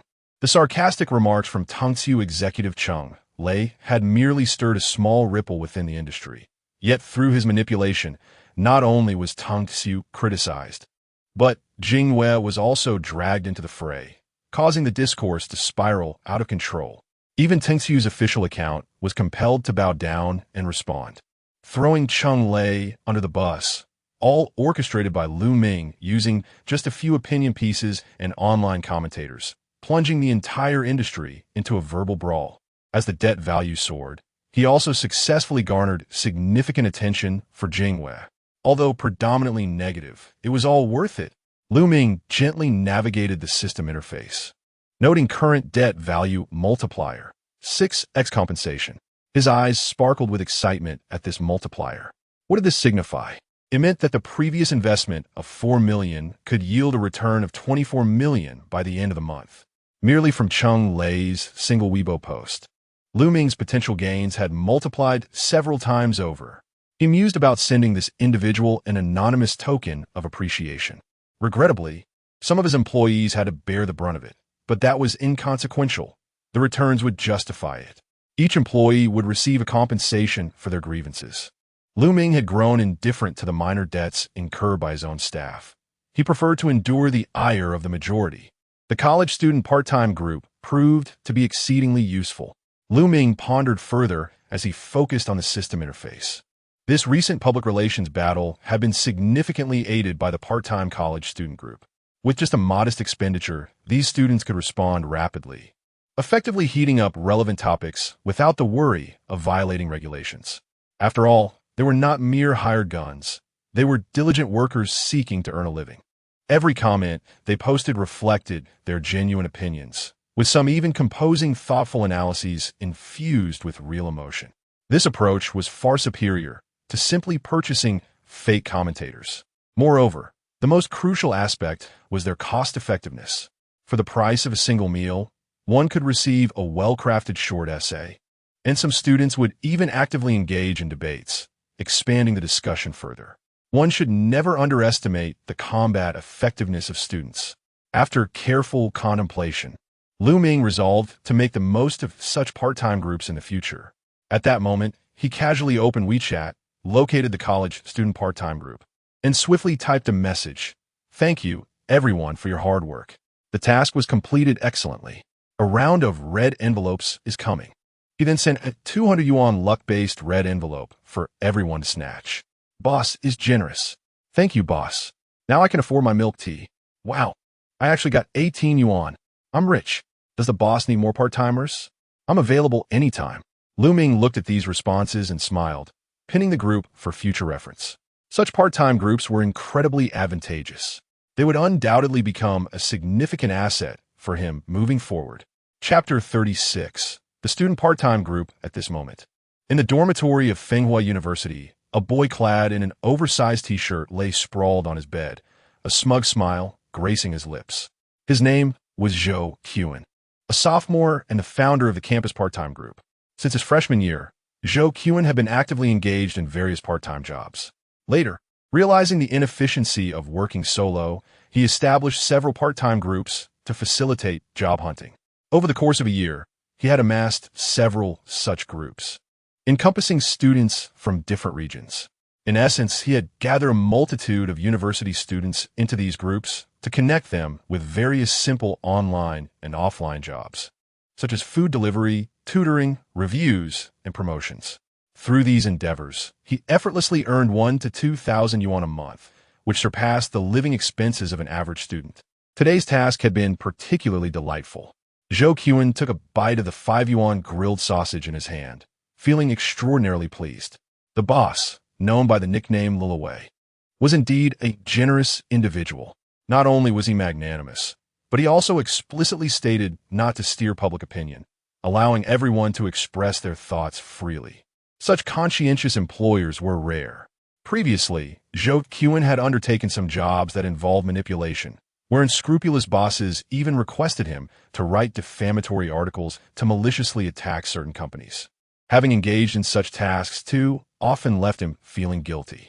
After all, such actions were unethical, and Zhou Qian had no desire to pursue them. However, this task carried no moral burden.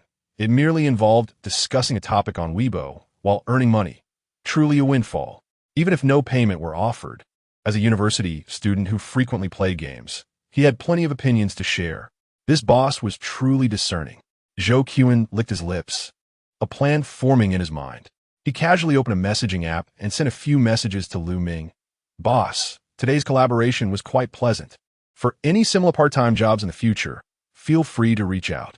I have several larger part-time groups with over 2,000 members ready to be arranged. All members are current university students, and our vetting process is stringent. They are all real individuals. We can handle both online and offline activities." After sending the messages, he leisurely slurped his instant noodles, awaiting a response. Oh, upon seeing the message, Ming's eyes brightened slightly. A part-time group of over 2,000 university students? Zhou Qian truly was a talent. The abundance of opportunities for students was remarkable. Each one seemed to be engaging in social practice. Moreover, they were filled with enthusiasm and approached their work with utmost seriousness. With this thought, Ming swiftly replied, "All right, let's keep in touch. I will contact you when suitable work arises." On the other side, Zhou Qian, upon seeing the reply, jubilantly slapped his thigh, exclaiming, "Success." From then on, whenever Ming had a need, he would be guaranteed a profit. As the group leader, he earned substantial commissions from many of the tasks. 2 days later, the online discourse quieted significantly following Teng Xiu's statement. Days passed, and on June 1st, the first day of June, the sky over the Magic City grew heavy with clouds, threatening rain. However, the office of Whale Jump Game Company was filled with a childish atmosphere, intentionally arranged by Ming for Children's Day. Several employees were busily engaged in their tasks, but their expressions bore signs of fatigue and apathy. Han Mimi stared at her computer screen, fingers tapping on reports, murmuring, "The criticism has lessened somewhat in recent days, but the ratings are still hopeless.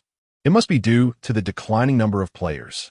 Joe Bowie sat at his workstation, rubbing his temples, sighing at the coding interface. Ming had locked himself in his office, drawn the blinds, and secured the door. Seated in his ergonomic chair, the glow of the computer screen reflected on his face, revealing a fervent anticipation in his eyes. Today was the day of system settlement. Thus far, his debt had shown no signs of diminishing. Indeed, following the path dictated by his idol was proving to be the right choice. Ming took a deep breath, his voice trembling slightly. Ding. End of the current cycle detected, commencing settlement. Ming's heart raced instantly. He fixed his gaze on the screen, his fingers instinctively gripping the armrests of his chair tightly. The time for settlement had arrived. As the familiar electronic voice echoed, the numbers on the system interface began to dance wildly. Company name, Whale Jump Game Company. Company funds, 80,000 yuan. Detected increase in moral level. During this cycle, the host may withdraw 3 to personal account. Personal assets, 40,211 yuan. Moral debt value, 66,012. Moral level, infamous. Reward mechanism triggered for this cycle. Refund multiplier, 6 times. Cash refund for this cycle, 24,000 yuan. Next settlement cycle. 1 month later, soon, over 20 million yuan was deposited. 20 million. Ming swallowed hard, feeling as though his heart might leap from his chest. This was over 20 million, not just 2,000. A surge of exhilaration coursed through him, and he abruptly stood from his chair, fists clenched, his body slightly trembling. From hundreds of thousands to millions, Ming had instantaneously crossed a socioeconomic divide. Moreover, he glanced at his moral level, which had already sunk to a notorious status. In that moment, Ming experienced a fleeting sense of unreality. This past may had proven exceptionally rewarding. The game Killing Life to cultivate immortality was simply outstanding. Ming resolved that this game must be transformed into a mobile version. Furthermore, it needed to be widely promoted. He opened his mobile banking app, gazing at the stark 8-digit balance, counting once more. This money was real. Ha ha ha ha. Unable to contain himself any longer, Ming threw his head back and erupted into a hearty, liberating laugh. What do I possess? I possess wealth. He calculated precisely.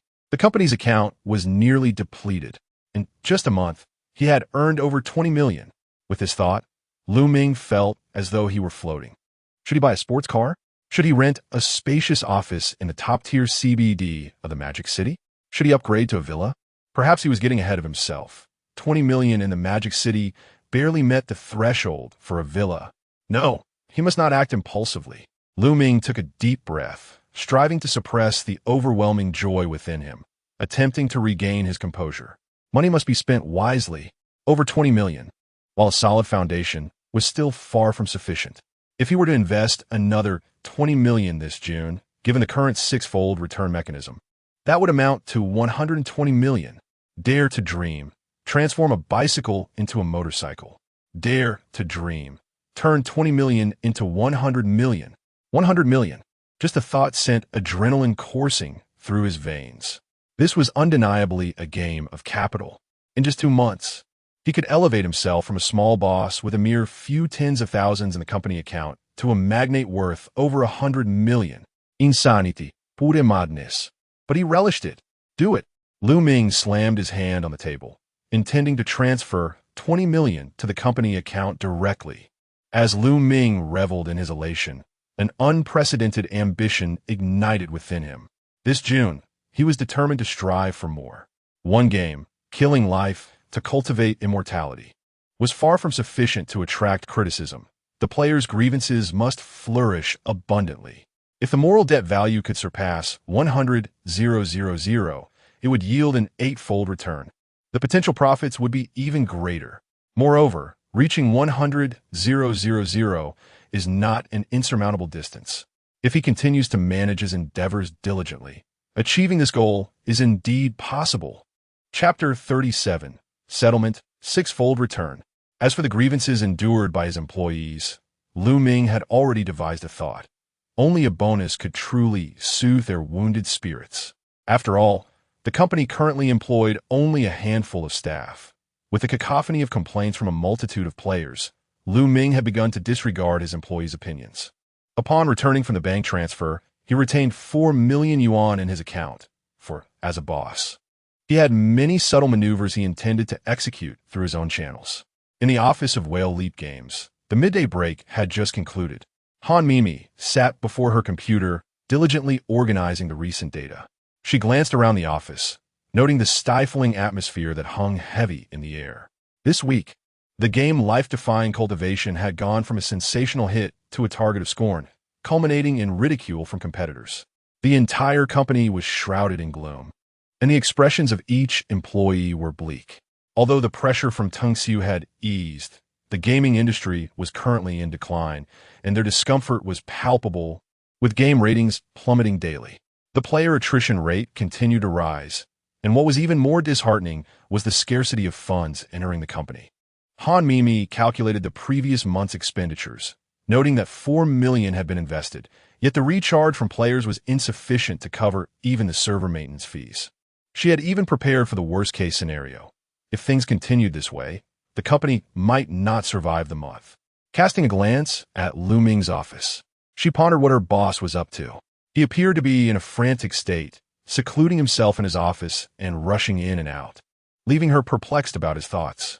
Just then, a notification chimed. In the company group chat, Ming had sent a message. Ming, everyone, happy June 1st. I've sent everyone a benefit for the holiday. Please check your accounts. Ming was taken aback, and her colleagues around her looked equally bewildered at the group message. A benefit for June 1st? It had been years since they were adults. Who still celebrated this holiday? Moreover, they were hardly in the mood to celebrate given their current plight.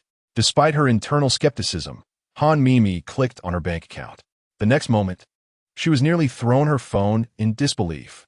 Amount credited, 18,000 yuan. Wow, Ming exclaimed. Nearby, Zhao Qiliang had heard the commotion and glanced at his phone, his eyes widening in shock. Wow, soon the entire office of Whale Leap erupted into a frenzy. Is this real? I received 18,002. Did CEO Liu really send it out? A benefit for June 1st? Had he lost his mind? Wait, didn't the company run out of money? Where did this bonus come from? We used to get lollipops for June 1st. With dozens of employees, this must cost nearly 1 million. The employees were utterly bewildered, unable to comprehend what was unfolding. At that moment, Ming emerged from his office, a mysterious and confident smile gracing his face. He surveyed the room, noticing everyone's gaze fixed upon him. What's the matter? Why is everyone looking at me? Ming couldn't help but inquire, CEO Liu, what is the story behind this bonus? Ming clapped his hands and replied with a grin. Did I not mention it? It's a holiday benefit for June 1st. I hope everyone remains forever young at heart. A profound silence enveloped the office. Ming's lips twitched. Despite her concerns over the company's financial situation, she found this unique way of celebrating June 1st quite appealing. Ming, with a serious demeanor, addressed the crowd. You all have been working hard lately. As your boss, I cannot let you feel disheartened. Zhao Qiliang furrowed his brow and cautiously asked, but isn't the company's financial situation rather tight? Funds? Who told you the company is broke? Never utter such words in this office. Ming chuckled, patting Ming on the shoulder. Mimi, come to my office for a moment. In the office, Ming sat in her chair, a grave expression on her face as she gazed at Ming. CEO Liu, what is your plan? Our game's reputation has plummeted to an all-time low, and the players' criticisms are mounting. While I can understand the bonus, are you really considering throwing more money into this? Should you take a look at the game forums? Players are there hurling insults at us. Ming was genuinely confused and somewhat anxious. As one of the earliest employees, she had dedicated years to Whale Leap, and seeing the company on the verge of collapse distressed her immensely. Yet, upon hearing Ming's intention to continue investing in advertising, she was a loss. Isn't this akin to tossing money into the abyss? However, Ming's expression was remarkably calm. He spoke slowly. Mimi, listen to me. Players criticize us? Let them criticize even louder. The current negative sentiment is not enough to ignite Whale Leap's popularity. We need greater, more intense attention. Thus, we must continue investing in advertising. 5 million yuan. It's not much. Let us proceed. Han Mimi was left speechless, her mind struggling to comprehend. Are you serious? Of course. We've already been lambasted thoroughly. Are you certain you want to keep throwing money at this? This is not just provocation. This is marketing. Lu Ming's gaze was sharp and unwavering. He had long prepared his reasoning to persuade Han Mimi. If you truly understand the internet, you should realize that criticism is also a form of traffic, and traffic equates to money.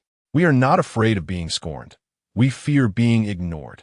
As long as enough people are discussing us, it means more individuals are aware of Whale Leap's existence. Han Mimi's lips trembled slightly. She found it hard to believe the words she was hearing. What kind of absurd business logic was this? Did her boss truly comprehend marketing, or was he merely grasping at straws? Yet, it was undeniable that Lu Ming was the boss, and even if she refrained from investing, he would seek others to do so. If the money was spent under his command, Han Mimi would feel more at ease. After discussing matters with Han Mimi, Lu Ming called for Zhao Qiliang. Qiliang, your task is simple. Continue maintaining and developing the game. There have been numerous issues lately, and bugs abound. Do not allow the technical team to become complacent. Optimize what needs optimization, and adjust what needs adjusting. Zhao Qiliang nodded, his tone complex. CEO Lu, are you truly planning to keep this game running? Otherwise, what should we do? Zhao Qiliang lowered his voice. Players are saying we intend to take this game down for rebalancing. Lu Ming's lips curled into a mysterious smile. Rebalance? Who told you that? The key values of life-defying cultivation must not change. Prepare yourself. We are about to officially launch across the entire network. Chapter 38. The Original Victim? Official release across the internet? Zhao Qiliang was momentarily taken aback, questioning whether he had misheard. Mr. Lu, did you just say a formal release across the entire network? Are we not in the public testing phase? He doubted the reliability of his own ears. What was the current state of paying with life to cultivate? Initially, it was a game in a limited internal testing phase, having attracted a cohort of hardcore players due to its cultivation theme. However, it had since faced relentless criticism from players, resulting in a dismal rating.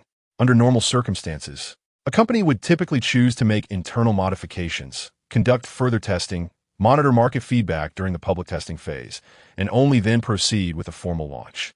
Although this process might be cumbersome, it constituted the standard procedure for a game's proper release. Yet, Lu Ming was actually proposing to bypass adjustments and public testing, opting for an immediate official release. Was this madness? Was it that I did not comprehend the gaming industry? Or was my employer misguided? Zhao Qiliang gazed at Lu Ming in astonishment, unable to restrain his urge to caution. Mr. Lu, our game currently bears a terrible reputation. A direct launch could lead to even harsher backlash. Lu Ming's lips curled into a subtle smile. Precisely because it is in disarray, we must seize this moment of fervor. Waiting for public testing would mean missing the opportunity for heated discussions. It's fine. Let us proceed without delay. The quicker, the better. Zhao Qiliang felt utterly bewildered, struggling to keep pace with Lu Ming's thought process. He tentatively inquired, but what if the backlash is so severe that it leads to a collapse in ratings and players abandon us? Even if they leave, my moral debt will skyrocket. This was Zhao Qiliang's inner monologue, yet he could not articulate it to Lu Ming. The latter merely smiled and replied, Qiliang, you do not understand. Just focus on maintaining and updating the game as I instructed. The rest is for me to handle. Zhao Qiliang. He longed to express his confusion regarding Lu Ming's intentions, but witnessing Lu Ming's unwavering confidence, he swallowed his words. Such is the plight of a worker. As long as someone shoulders the blame, one merely needs to execute the boss's directives. After Zhao Qiliang departed, Lu Ming pulled out his phone and located Zhou Qin's contact information, with paying with life to cultivate on the verge of a formal launch. He needed one last push to reach his psychological objectives. Alwan, are you there? Boss, is there a new task? Zhou Qin and Appo's response was nearly instantaneous. Indeed, Paying with Life to Cultivate is about to launch across the network. Please arrange for everyone to provide an objective evaluation of the game. Remember, it must be an objective evaluation, not a flood of positive reviews. Zhou Qian was taken aback. This was quintessentially Lu Ming style. Boss, could you elaborate a bit more? It's quite simple. Once the game launches, have interested individuals play it. If they encounter any unsatisfactory aspects or particularly interesting features, encourage them to share their thoughts online. After a moment's pause, Lu Ming continued, "Let me give you another example. You should facilitate discussions not only about gameplay and experience, but aim for richer, more layered dialogues. For instance, what are the impressions of the game's art design? How was the background music? Dig deeper and uncover more." Zhou Qian suddenly comprehended Lu Ming's intent. Engaging in conversation was his forte. With 2 examples provided by the boss, it was evident that these were focal points requiring attention. Zhou Qian nodded vigorously on the other end, already formulating a concrete plan of action in his mind. "Rest assured, boss, I will arrange it immediately." "Excellent." Soon after agreeing on a price, Lu Ming nodded in satisfaction and ended the call. All arrangements were in place. They awaited the game's official online debut. 3 days later, Paying with Life to Cultivate was officially launched across the network. Advertisements flooded in from various channels once more. Due to the previous hype surrounding the internal testing invitation codes, many players were eager to explore what this game had to offer. Despite the multitude of negative reviews, curiosity remained unquenched. Finally, it's officially launched. As one of the first internal testers, a player with the ID, Old Chives, excitedly clicked into the game. He had invested a considerable sum during the internal test, yet due to his unfortunate luck, he had failed to acquire anything worthwhile. Nevertheless, he reassured himself that there would certainly be compensation during the public launch. This was also his primary motivation for reopening the game. After all, he was quite nostalgic and enjoyed turn-based games, so spending a little money was not a burden.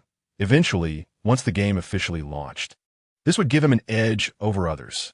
This was the aspect he relished the most about playing such games. However, upon entering the game, he was greeted by an announcement. "Dear internal testers, thank you for your support of Paying with Life to Cultivate. The official version has undergone some optimizations, and prior internal test data will not be retained. All participants in the internal test will receive 100 spirit stones and a limited title as compensation. No data retained? Compensation was merely 100 spirit stones. And what was this limited title? What use could that possibly serve?" Staring at the system announcement, Old Chives felt a surge of frustration, nearly choking on his ire. He had invested over 1,000 during the internal test. Had the game truly treated him as mere fodder? Was he being dismissed as a novice account? After glancing at the limited title above his character, Reset True Immortal, he read its description. "You have used your flesh as fuel and spirit stones as fire, proving your path in the updated altar. Such merit is worthy of recognition." After reading the title's description, Old Chives felt even worse. Was this it? Did it hold no actual effect? Moreover, with such a title, it was as if he were brazenly announcing to others, "I am the original victim." Truly, the inaugural chump? Old Chives promptly opted to hide it. Enraged, he stormed over to the forum, only to discover that the internal testing group had erupted in chaos. What the hell? Internal testers received nothing? In all my time playing pay-to-win games, this is the first time I've encountered such a situation. They directly cleared our accounts. Are the developers demonic? I was just leveling up yesterday, and today my account is gone? So, I invested to reach the golden core stage for this pathetic title? Brothers, do you think it's possible that we were scammed? A furious crowd immediately sought out customer service, only to find the responses further exacerbated their frustration.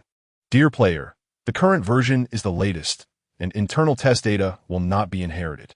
We appreciate your understanding. Appreciate my foot." Instantly, the group turned to Weibo to vent their frustrations. Soon, the topic Paying with Life to Cultivate fraud players skyrocketed in popularity, with a torrent of curses flooding in within mere hours. Chapter 39, Boss. What is there to brag about? Aside from the seasoned players who have been left disheartened, a wave of eager new players continues to flock to this game. Weren't you able to amass over 1,000 registrations with just a single beta test qualification? I'm genuinely curious about what this game holds. Before long, a new player, filled with anticipation, launched the game. After creating a character and selecting a cultivator role, he was pleased with the graphics and the captivating background music. It isn't as dreadful as I imagined. However, after completing the first dungeon in the novice village, an astonishing scene unfolded. Your character has been injured in battle, reducing lifespan by 1 year. What? He stared in disbelief and hurried to check the character panel, only to find that his original lifespan of 100 years had diminished to 99. If lifespan reaches 0, your character will be obliterated. What the? Is this game really demanding a price on life? No, it must be an issue with the character I selected. The player immediately scrutinized the details of the young man in the white robe he had chosen. Lifespan, 99-100 status. Healthy, minor injury. The new player gazed at the panel in shock. I am cultivating immortality. Yet it seems I am merely prolonging my own life.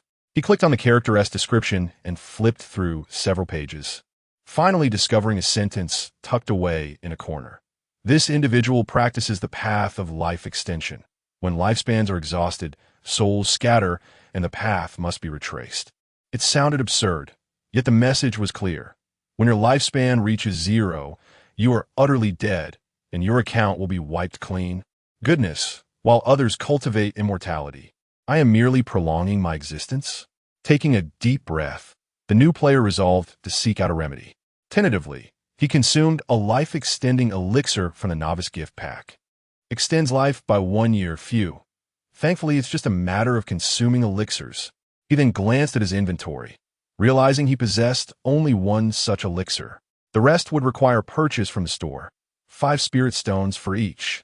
That's exorbitantly priced. In a panic, he rushed to the forum for assistance, only to discover that many were in a far worse predicament. Losing lifespan from battling a monster? I merely took down a wild boar. So, does this mean we must switch characters after a short while? No, that's merely a trait of your characters. Haven't you read the guides? This game has a total of 5 characters: a beggar, a life cultivator, and one who cultivates charm. Strangely enough, it does sound rather intriguing. What is so interesting about it? Each character incurs substantial costs. Players were fervently discussing this, and soon, the forum, Weibo, and the gaming community erupted in chaos. Life is already challenging, and now we must pay to extend our existence in a game? Incredible. The grind of real life is arduous, and the grind of cultivating immortality within the game is even tougher. Contemporary wage slaves lament. Living is hard enough. Yet even the characters in the game must endure a 996 work schedule. My previous job at least paid me. After joining the sect, they continually demanded money from me. Is this reasonable? This game is utterly absurd. Some even began tagging the gaming regulatory bodies, demanding an investigation into whether this game constitutes unfair marketing. The next day, at Whale Leap Company in Lu Ming's office. Boss, is our game doomed? Han Mimi gazed despondently at Lu Ming, clutching a hastily prepared apology letter. Sincere and heartfelt, crafted with considerable effort. Doomed? Lu Ming glanced at her, casually typing on his computer, projecting the latest real-time online data onto the large screen. Life-extending cultivation current online players, 420,000. New registrations, 230,000 within 24 hours. Han Mimi rubbed her eyes in disbelief. Was this data impressive? At first glance, it seemed quite commendable. After all, it was only the first day of the game's launch, and already hundreds of thousands were online. This was far superior to Whale Leap's previous games. However, upon further reflection, her expression soured. The company had invested so much, and only around 420,000 were online. What was there to boast about? Other similarly funded popular mobile games typically start with at least 1 million players on day one.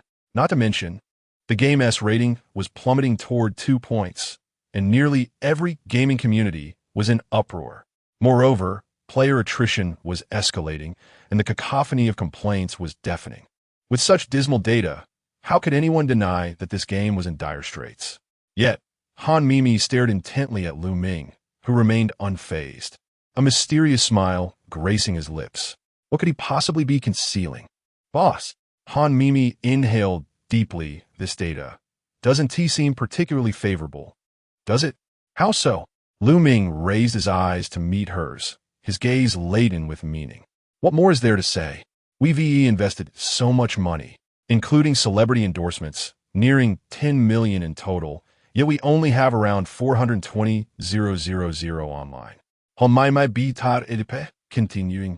This ROI, return on investment, doesn't seem sustainable, does it? The term ROI was something she had only learned after taking over the marketing department, and it was a figure she had been keenly monitoring. Now, she desperately wished to educate her boss on this concept. She often voiced to friends her disdain for those half-informed bosses who issue misguided directives. Yet now, her own boss seemed to be throwing money around without a care for returns, which only intensified her concern.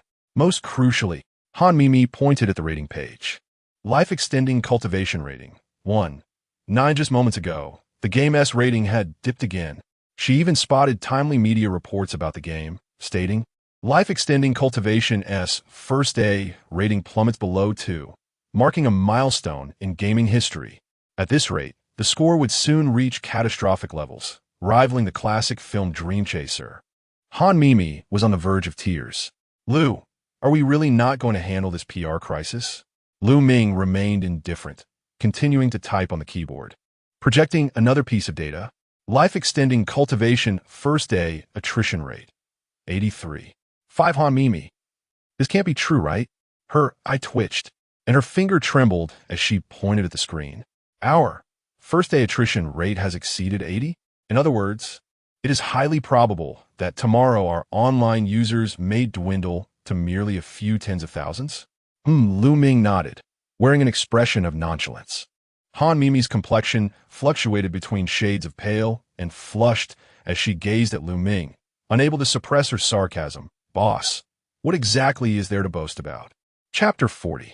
The hidden mine has finally exploded. Generally speaking, if a mobile game experiences a first-day attrition rate exceeding 50, it could be deemed a failure. Yet astonishingly, the loss rate for pay-to-win Immortal Cultivation reached a staggering 83. 5. Can this game still be salvaged?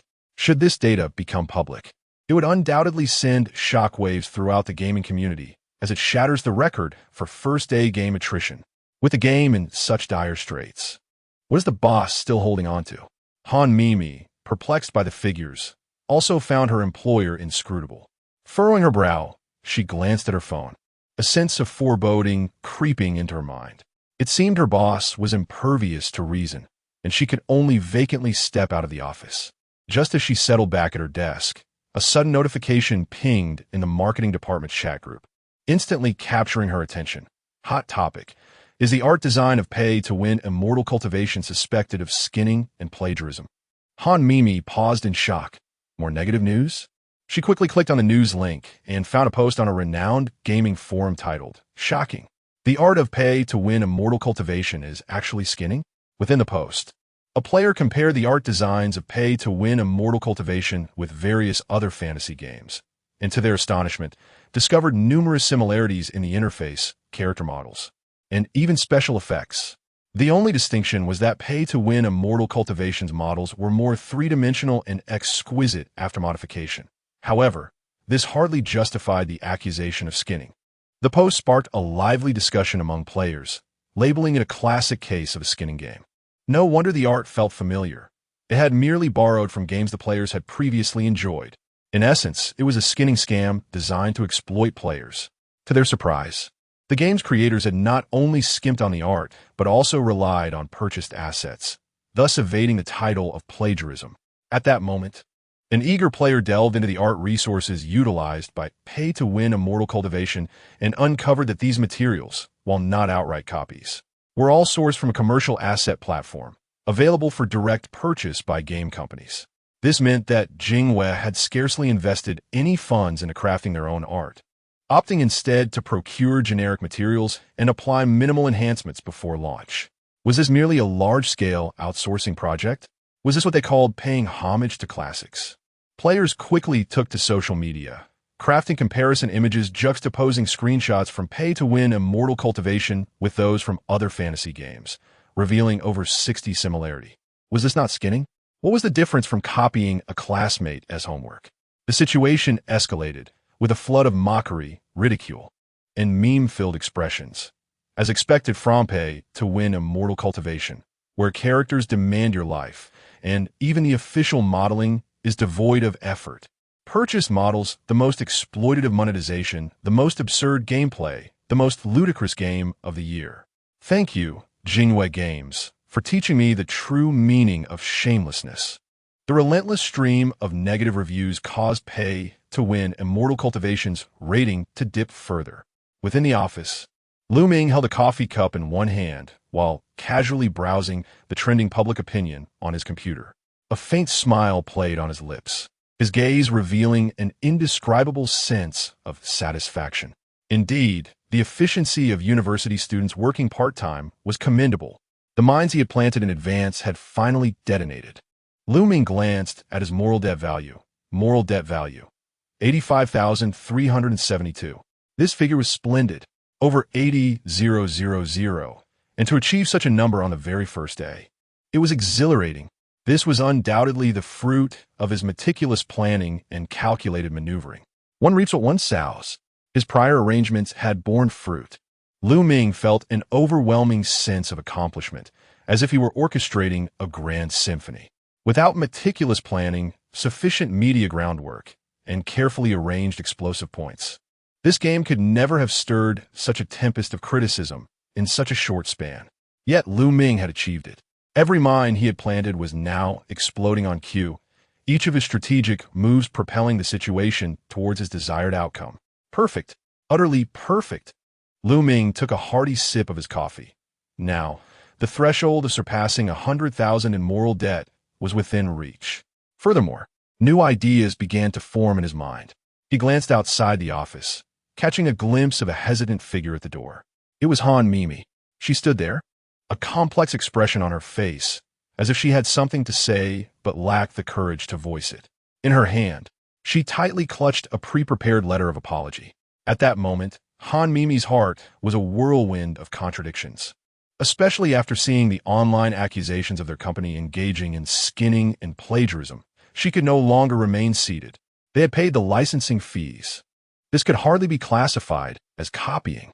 The more she pondered, the more uneasy she became, ultimately summoning her courage to knock on the door and step inside.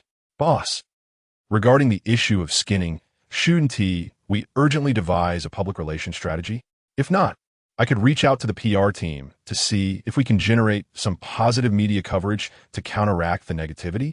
Upon hearing her words, Ming finally diverted his gaze from the computer screen to Han Mimi, a knowing smile gracing his lips. What positive media coverage remains for Jingwei at this point? Ming stood from his chair and looked at Han Mimi. Mimi, you arrived just in time. Just in time? Han Mimi thought her boss had finally recognized the need for a public relations response. She took a deep breath, ready to present her several remedial strategies, including inviting industry influencers for positive reviews, investing in advertisements to suppress negative information, and enlisting streamers from the gaming community to help clear their name. These were all standard responses expected from a typical game company. Although she lacked expertise in public relations, following the textbook approach couldn't be wrong. Mimi, I now have an important task for you. Ming tapped his desk, signaling her to pay attention. I need you to contact some prominent streamers in the gaming community. Han Mimi felt a surge of excitement. It was rare for her and her boss to be on the same wavelength. The influence of major streamers was significant, reaching a vast player base. This avenue for public relations seemed promising. She immediately began to contemplate which streamers would be most suitable. Should she reach out to reviewers? Or perhaps entertainers? Or maybe a few humorously inclined streamers to liven up their broadcasts and steer the narrative? The more she considered it, the more feasible the plan appeared. After all, the storyline of pay-to-win immortal cultivation was still engaging. Through discussion, players might come to realize the game still held some enjoyment. Thus, she quickly retrieved her notebook, flipping through the names of streamers she had previously gathered, and eagerly inquired, "Boss, which streamers would you like me to contact?" Ming smiled slightly, speaking in a calm tone, we don't want streamers without a stance. I believe this streamer would be an excellent choice. Ming turned his computer screen, revealing the live broadcast of Chu Feng, the official streamer from Beishan Games, the competitor of Whale Leap Games. Chapter 41. I have my limits too. Mimi stared at the screen, momentarily frozen, her expression resembling that of someone who had just seen a ghost. On the screen, the official streamer of Beishan Games, Chu Feng, was live streaming. Chu Feng was a contracted streamer for Beishan Games, known for promoting their games while often taking jabs at his competitors. He was the quintessential steadfast streamer. Currently, Beishan's most prominent game was Xian 2, a fantasy adventure title, making Beishan and Jingwei direct rivals. Yet now, her boss wanted her to contact him? Wasn't he this akin to delivering ammunition straight to the enemy's supply line? Boss, are you serious? Mimi felt a surge of anxiety. You want me to reach out to Chu Feng to promote our game? She wondered if she was hallucinating. A streamer who supported the competition would actually take a job from Jingwei? Wasn't he that utterly preposterous? Moreover, regardless of whether he agreed, such an approach would have been considered treasonous in the past. Across from her, Ming remained unfazed, nodding calmly. Yes, that is exactly who we should contact. He is the perfect fit. I've observed his streaming style, subtle yet incisive. He is unparalleled for this task. Mimi was at a loss for words, feeling as though she were losing her mind. Her boss was truly out of his depth. She opened her mouth to protest, but hesitated upon seeing Ming's confident demeanor. Surely, he must have devised some cunning plan. But was there really that much cunning in the world? Thus, it was settled. You must contact him swiftly. Ensure that he streams our game tonight. But boss, will he even agree? I will approve the budget. Even if he defaults on the agreement, we shall cover the costs. So you need only propose a bold price. Ming's tone was resolute. This matter must be resolved tonight. Mimi thought to herself, this is quintessential Jingwei. Using the most straightforward method, throwing the most substantial funds, and having a competitor streamer promote their game. She simply could not fathom how Ming could remain so composed in these circumstances. Standing at her desk, a daring thought crossed her mind. Could it be that her boss had received a mission to spend $1 billion within a set time frame, and thus inherit greater wealth? Shaking her head, Mimi dismissed her unrealistic ideas, realizing she had no choice. The boss had given his orders. She must comply. However, could this truly work? Meanwhile, Chu Feng sat in his streaming room, staring blankly at the offer sent by Mimi. 500,000. This amount was what he would typically earn in half a year. Was Jingwei Games truly this formidable? Splurging such a sum just to have him play a game with a stellar reputation tonight? They were even willing to cover his penalty fees.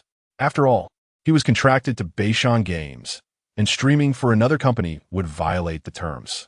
This money seemed too easy to acquire. He had his limits too.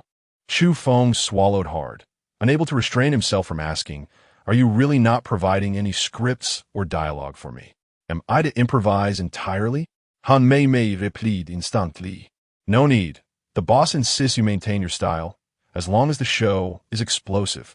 Chu Feng, can I criticize and mock this game? He asked cautiously, knowing that accepting their money while disparaging them hardly constituted a fair collaboration.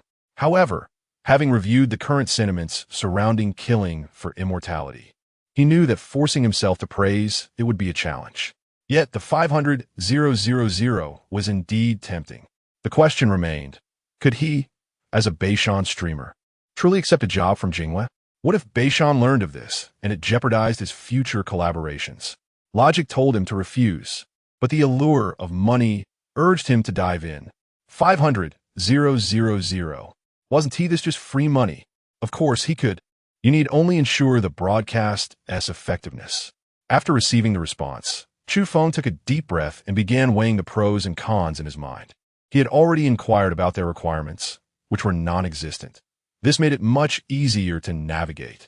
He could easily explain to Beishan that it was just a game experience. But what were Jingwei's true motives? What sort of bizarre company was Jingwei? He had no time to ponder such questions as the contract was already sent over. Clenching his fists, he gritted his teeth and resolved. I'm in. 500,000. I accept. Mimi. Wow, This guy is even easier to negotiate with than I anticipated. This budget was secured for less than half of what the boss had allocated. At that moment, Ming leaned back in his chair, a slight smile gracing his lips upon receiving Han Mimi's confirmation. Watching the moral debt value rise, he sipped his coffee gently, thinking, Chu Feng, please don't let me down. That evening at 8 o'clock, Chu Feng's live stream commenced as scheduled.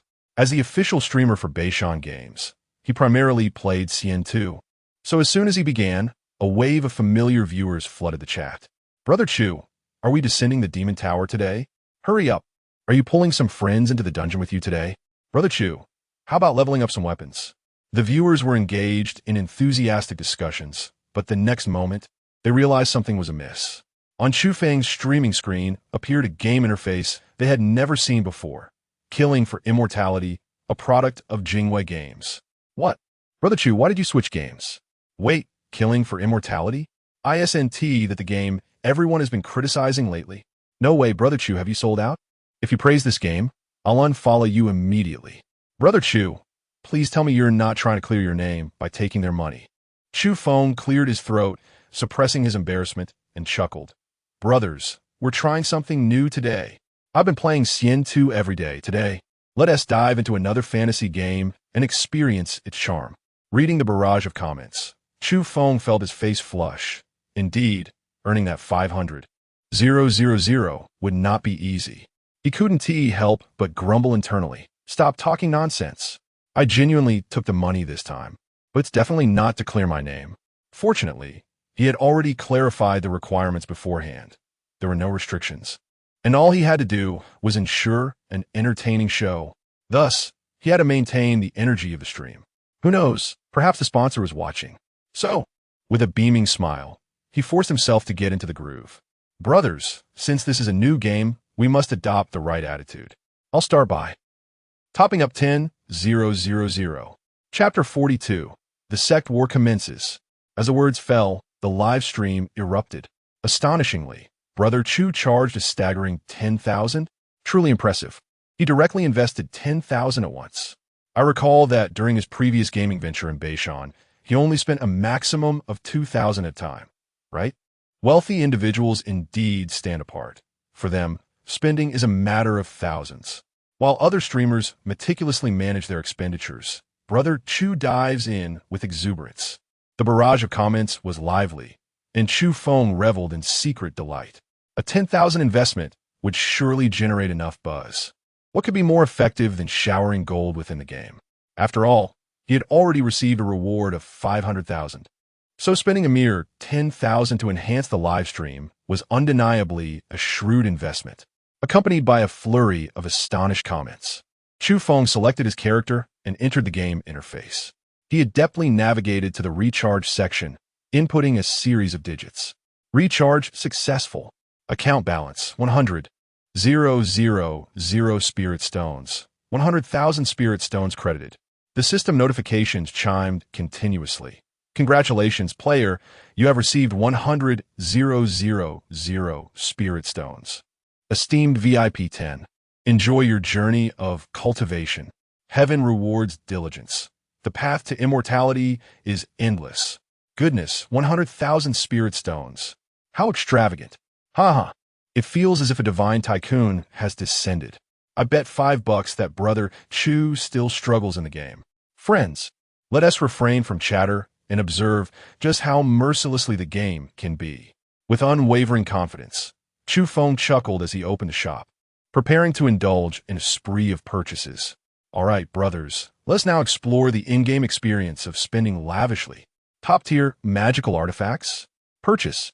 Supreme cultivation techniques. Purchase. Elixirs and potions. Buy them all. Within mere minutes, his inventory brimmed with an array of dazzling premium items. Chu Feng surveyed his resplendent appearance, his spirits soaring. All right, brothers. We have truly maxed out our spending. With this setup, who dares to obstruct me? In no time, Chu Feng leveled up continuously, joined a sect, and ventured forth to battle monsters. Unlike previous players who encountered difficulties, he faced none.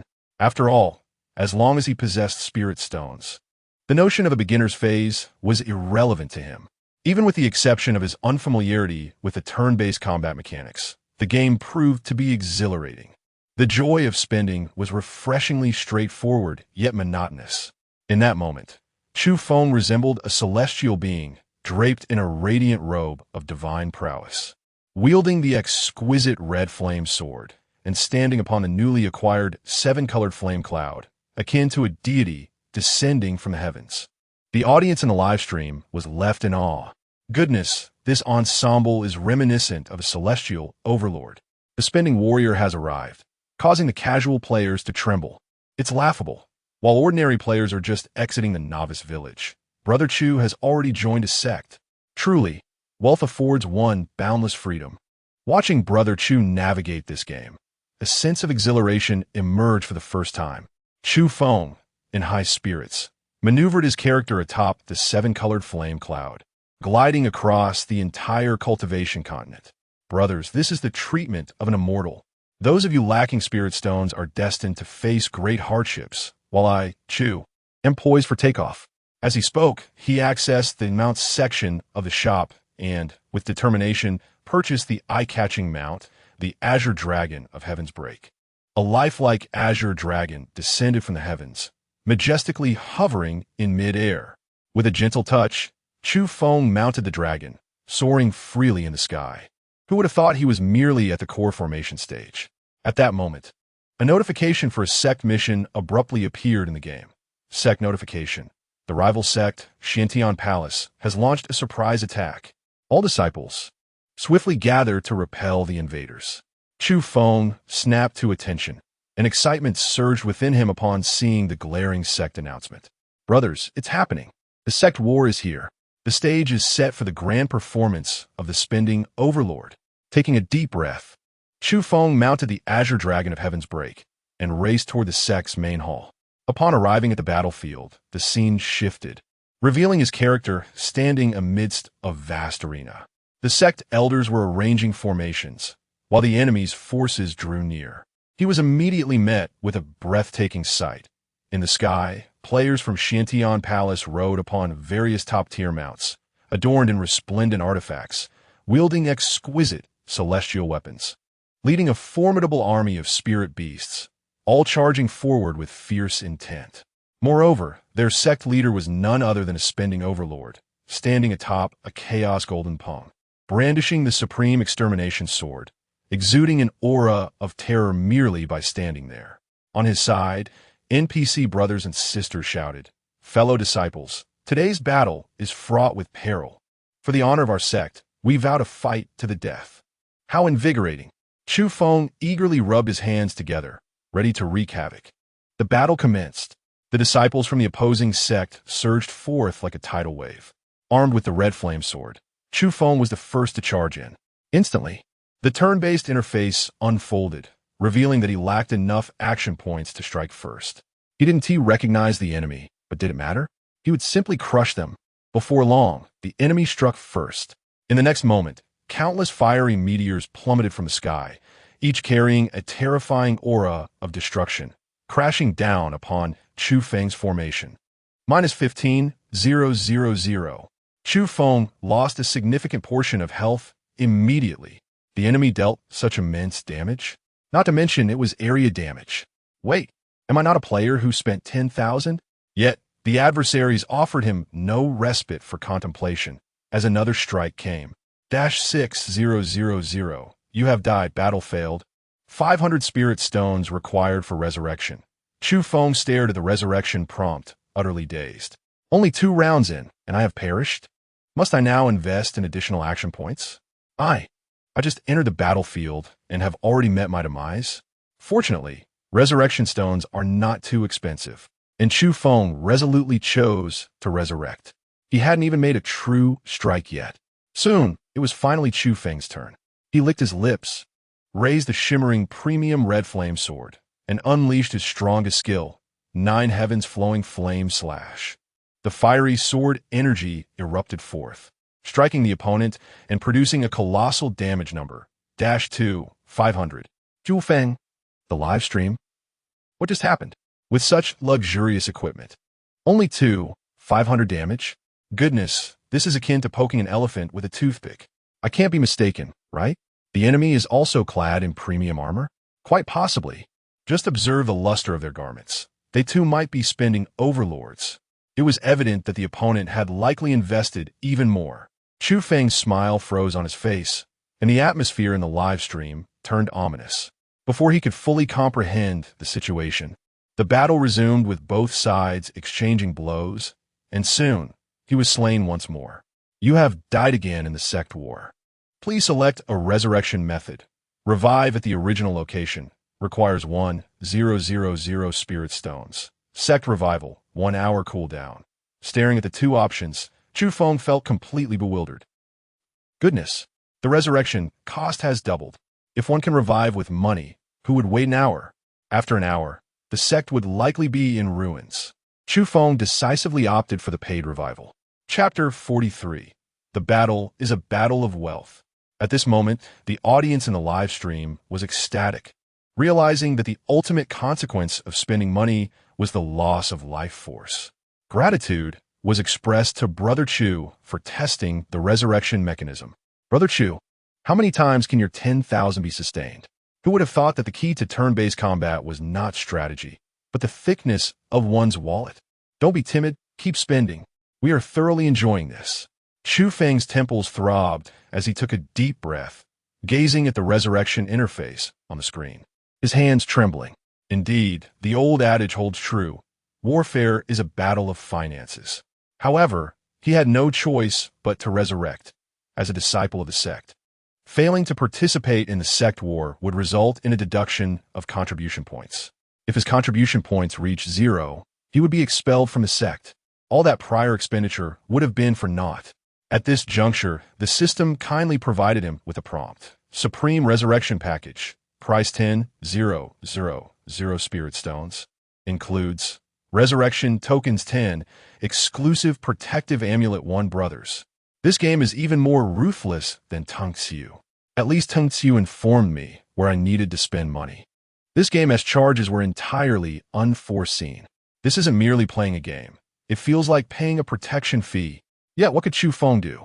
He had no choice but to purchase. He gritted his teeth and frantically bought resurrection items from the store. With the sect war upon him, how could he falter? After purchasing another life, Chu Feng felt somewhat speechless. He spoke into the microphone, his voice laden with helplessness. Brothers, this game is genuinely more merciless than Teng Xiu. The battle resumed. Although the turn-based rules slowed the pace of combat, Chu Feng had grasped the pattern. It was a tit-for-tat exchange, with both sides consisting almost entirely of pay-to-win warriors, leading to a contest of who possessed more wealth and could endure longer. The battle situation had nearly reached a stalemate. Fortunately, the number of resurrections was limited. Those who could not afford to continue naturally chose to perish. Otherwise, the combat would be unbearably tense. Chu Feng clenched his jaw. Realizing he had already spent a considerable sum on this battle, he decisively revealed his trump card, the Supreme Attack Talisman he had previously purchased, which could increase his attack power by 150 and inflict fire attribute damage. As the talisman ignited, fiery red flames enveloped Chu Feng's character, transforming him into a figure of war. The scarlet flame sword in his hand glowing brilliantly, its runes pulsating with a thunderous resonance. Chu Feng yingan deeply, gripping the mouse tightly, his gaze radiating determination. AoE skill. Scarlet flame, sword technique, annihilate the heavens. The sword light tore through the void, accompanied by a torrent of flames, striking all enemies simultaneously. Boom! Several opponents collapsed to the ground, and amidst the flashes of white light, some chose to withdraw. After several rounds of combat, Chu Feng finally concluded the fight. Moments later, a system notification appeared. The sect leader of Xintian Palace was injured and fled. Victory in the sect battle. The battlefield fell into a brief silence, followed by a flurry of system notifications for Chu Feng's character. Congratulations, player Chu Feng's sect has achieved victory. Based on your contribution during the combat, you are rewarded as follows. Contribution points, 5,000 spirit stones, 30,000 exceptional treasure. Tianjing battle armor promotion to intersect disciple. Upon viewing the rewards from the system, Chu Feng's spirits lifted. Wow, the rewards were indeed substantial. Both the spirit stones and contribution points were hard currency. Although they did not match the 10,000 he had just spent, at least it was some reimbursement. Brothers, this round is not a loss. Despite the expenses, the rewards are quite impressive. Feeling somewhat pleased with himself, he glanced at his spirit stone balance. When he opened the interface, his face darkened. Current spirit stones 3,000. He was momentarily stunned, and then recalled the previous battle, purchasing resurrection items, healing potions, and talismans. Adding in the miscellaneous items he had bought earlier, he realized he had spent a staggering 70 to 80,000 spirit stones on this sect battle, far more than he had spent on leisurely strolls outside. Chu Feng fell into silence, coming to a stark realization. This seemingly victorious sect battle had been built upon his frenzied spending. Of course, he was not the only one spending extravagantly in this battle. The audience in the live stream also found themselves in disbelief. Brother Chu spent 10,000 only to win a sect battle, returning with 3,000. This wasn't just a loss, it was a monumental loss. Shouldn't the game developers award Brother Chu a VIP Supreme Player badge? Thank you, Brother Chu, for paving the way for us. This game truly demands life force for cultivation. How could one continue playing this game? Brother Chu had only just reached the core formation stage, and 10,000 was already unbearable. Chu Feng gazed helplessly at the screen, letting out a long sigh. Brothers, warfare is a battle of finances. You must prepare yourselves psychologically for this game. The audience in the live stream immediately began to egg him on. Brother Chu, since you've already spent, why not invest a bit more? Indeed, since you're now an intersect disciple, why not aim for an elder? Chu Feng observed the barrage of comments in the live stream, his lips twitching slightly. Brothers, are you devils? Let us refrain from spending for now. We just received 30,000 spirit stones as a reward. Let's use those first. Soon after, Chu Feng reclined in the sect's exclusive cultivation cave, contemplating life. He had now reached the core formation stage, merely a step away from the nascent soul stage. Should he utilize the remaining spirit stones to attempt a breakthrough? With this thought, Chu Feng eagerly located the breakthrough button and decisively clicked it. However, breakthrough failed. Current root quality is insufficient. It is advisable to enhance root quality. Failure. Chu Feng scrutinized the message, his face darkening. It turned out that advancing from core formation to nascent soul required certain physical conditions. No problem. Failing a breakthrough once was quite normal. Chu Feng opened the store and directly sought out Root Enhancement Pill. How considerate of the game developers to recommend a solution right on the homepage. Upon opening the details, he was rendered speechless. Exceptional Cleansing Pill, price 5,000 spirit stones, can enhance root quality by 10. Heavenly Cleansing Pill, price 10,000 spirit stones, can enhance root quality by 30. Immortal Cleansing Pill, price 15,000 spirit stones, can enhance root quality by 50. What in the world? Are you selling luxury goods or liver protection pills? After a moment of hesitation, although the Immortal Cleansing Pill offered the highest enhancement, its price was exorbitant. He decided to purchase one Heavenly Cleansing Pill, 10,000 spirit stones, for a guaranteed 30 increase. Purchase successful. Your root quality has been enhanced. Brothers, it's done. The root optimization is complete. Now, let us attempt the breakthrough once more. Chu Feng, brimming with excitement, clicked the breakthrough button again, and his character entered a meditative state for cultivation. However, shortly thereafter, as the vital energy circulated around him, the message appeared. Breakthrough failed.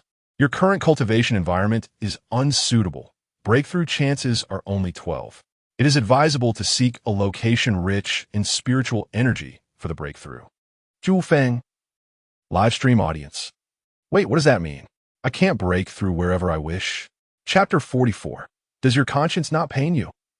After venting his frustrations, Chu Feng quickly opened the details and discovered that the success rate of breaking through to the Yuaning stage was related to the cultivation environment.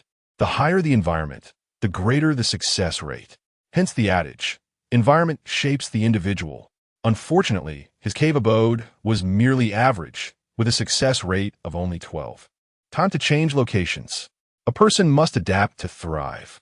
Glancing at his balance, Chu Feng gritted his teeth and decisively spent 10,000 spirit stones to select a heavenly spirit land, elevating his success rate to 47. After all, his balance was dwindling. Saving money was imperative. All right, brothers. This time I'm sure I can succeed. Let us try again. With renewed confidence, he clicked the breakthrough button, and his character swiftly entered a state of seclusion for cultivation.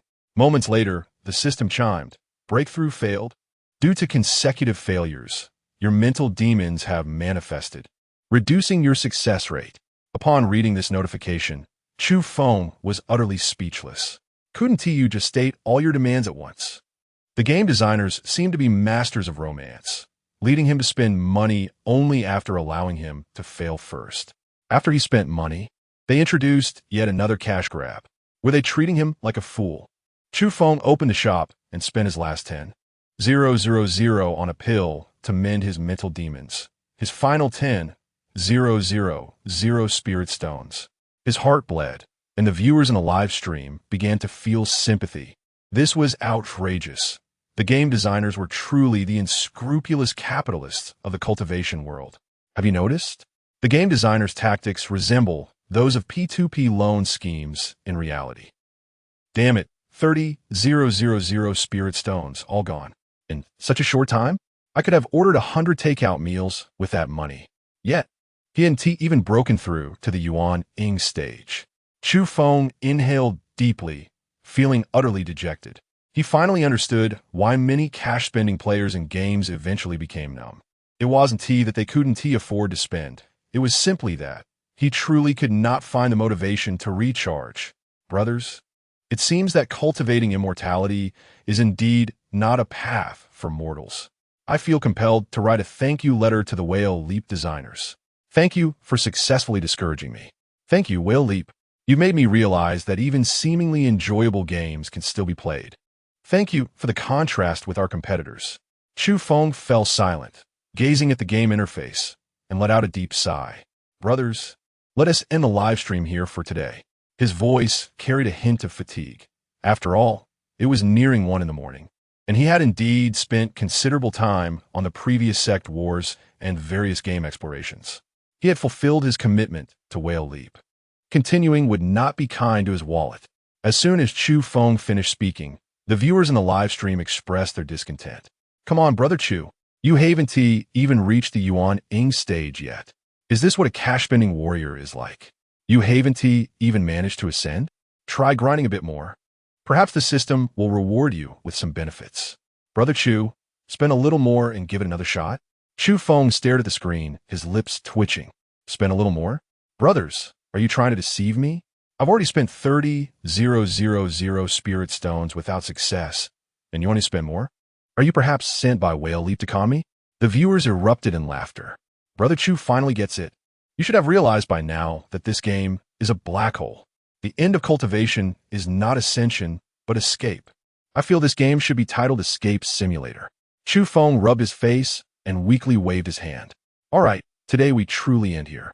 I must reconsider whether to continue playing this game. Brothers, I'm out. Goodbye. The livestream screen went black as Chu Feng abruptly closed the streaming software. Days later, following the continuous fallout, the incident of Chu Feng recharging 10,000 spirit stones sparked widespread discussion. This game is outrageous, spending 10,000 to play for just a few hours and still not breaking through to the Yuaning stage. Cultivation? Not a chance. I can't even afford to spend more. To break through to Yuaning costs at least 30,000. I suspect that facing the heavenly tribulation will require at least 100,000. This ISNTA game, it's a scam. The true essence of cultivation is merely filling the pit with real money. The end of cultivation leads to online debt. One player even shared a modified game promotional image, spending life to cultivate. A game where you can't cultivate simply because you wish to. Another player directly posted a guide titled Spending Life to Cultivate. A player's blood and tears guide. First rule: if you can grind, don't spend. Second rule: before the Dan formation stage, spending a little can make you invincible. After that, spending is like throwing money into a bottomless pit. Third rule, breakthrough? Do you own a house? Consider taking out a loan. Fourth rule, you think the game will allow you to ascend, but it's actually leading you into debt. Within an hour, the post skyrocketed to the top of trending topics. Inside Whale Leap-S conference room, silence reigned. They had experienced such scenes multiple times over the past few days. Everyone felt somewhat numb, yet the boss seemed to be in a good mood, even bringing breakfast for everyone. This led to hushed discussions in the office. This afternoon, our game's uninstallation rate surged by 66. The viewers in Chufeng's livestream were all potential Xinxiao players, and now they have all left.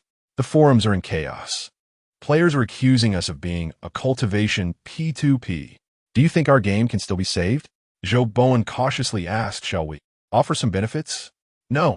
General Manager Liu stated firmly. Any matters involving game benefits must receive his consent. Zhao Qiliang also felt uneasy. Looking at everyone, he couldn't help but speak up. After so many years in the gaming industry, I've never seen a scene like this. It's even the first time someone has compared our game favorably against Tungxiu's games, particularly in terms of the frequency and intensity of cash spending. I don't even know if I should feel proud. Chapter 45, A Major Crisis. Players have blocked the door. In the office, a palpable sense of despair enveloped a group of individuals, emitting an aura of negativity. Time seemed to stretch indefinitely until suddenly, raucous voices erupted from the entrance of the company. Release the game designers. We demand an explanation. A throng of enraged players, organized and determined, had gathered at the entrance of Whale Jump, brandishing banners with fervor. This game is a scam. I spent nearly 20,000 yuan to break through to the nascent soul stage, only to fail. Fellow players, we must summon the designers today. Otherwise, can we even continue playing this game? Where are the designers? We need clarification on whether this game is truly a P2P cultivation experience. If you intend to deceive, then deceive elsewhere. Why target us nostalgic players? Do you think we don't know if this game is playable? Bring your boss out. I just want to ask, what will you use to repay the private funds I've invested? At the company entrance, several security guards were frantically trying to maintain order, clearly unaccustomed to such a situation. However, as they listened to the players' grievances, they realized for the first time that the building they often patrolled was actually home to a company masquerading as a game developer while secretly engaging in fraudulent activities. This was utterly despicable. In that moment, even the guards' resolve began to waver. Everyone, let us remain calm. Someone will come out to address your concerns. Yet, the players paid no heed. Some had already pulled out their phones to live stream the unfolding scenario. Fellow players, we are at the Whale Jump Games Company, and we are here to seek justice. Inside the conference room, the commotion outside sent everyone into a frenzy. Players had come to block the entrance. After being in the gaming industry for so long, this was a first for him. When had the company address been leaked? Han Mimi from the marketing department, feeling anxious, tiptoed to the door. She saw that more than a dozen players had gathered outside, some even bringing small stools, clearly prepared for a protracted confrontation. The players' fury hung in the air like an overwhelming wave of indignation. Designers, come out. Give us an explanation. Han Mimi was alarmed. She was responsible for promotions. Would this mob seek her out? Fortunately, they were after the game designers, and it was well known that there was only one designer at Whale Jump, the owner. Han Mimi shook her head. Would the owner be torn apart if he emerged? She continued to observe the scene outside, where a massive banner was being held aloft, boldly proclaiming Whale Jump Games cultivation scam, failed to cultivate, burdened with debt. She quickly checked the live stream, where viewers were glued to the unfolding drama, the chat scrolling furiously. Wow, it's my first time witnessing a designer being cornered by players. This cultivation game has turned into a social news story. I can only say it's incredible. Fellow players, we cultivators have truly been pushed to our limits. And it's live streaming. How fascinating. The security guards at the company in trance stood there, their expressions a mix of disbelief and frustration. Could you please exercise a bit of restraint? Yet, the players remained undeterred. If we can't cultivate and are left in debt, we won't leave until the designers come out. In the conference room, everyone was listening to the shouts from outside, their faces growing increasingly grim. This is bad.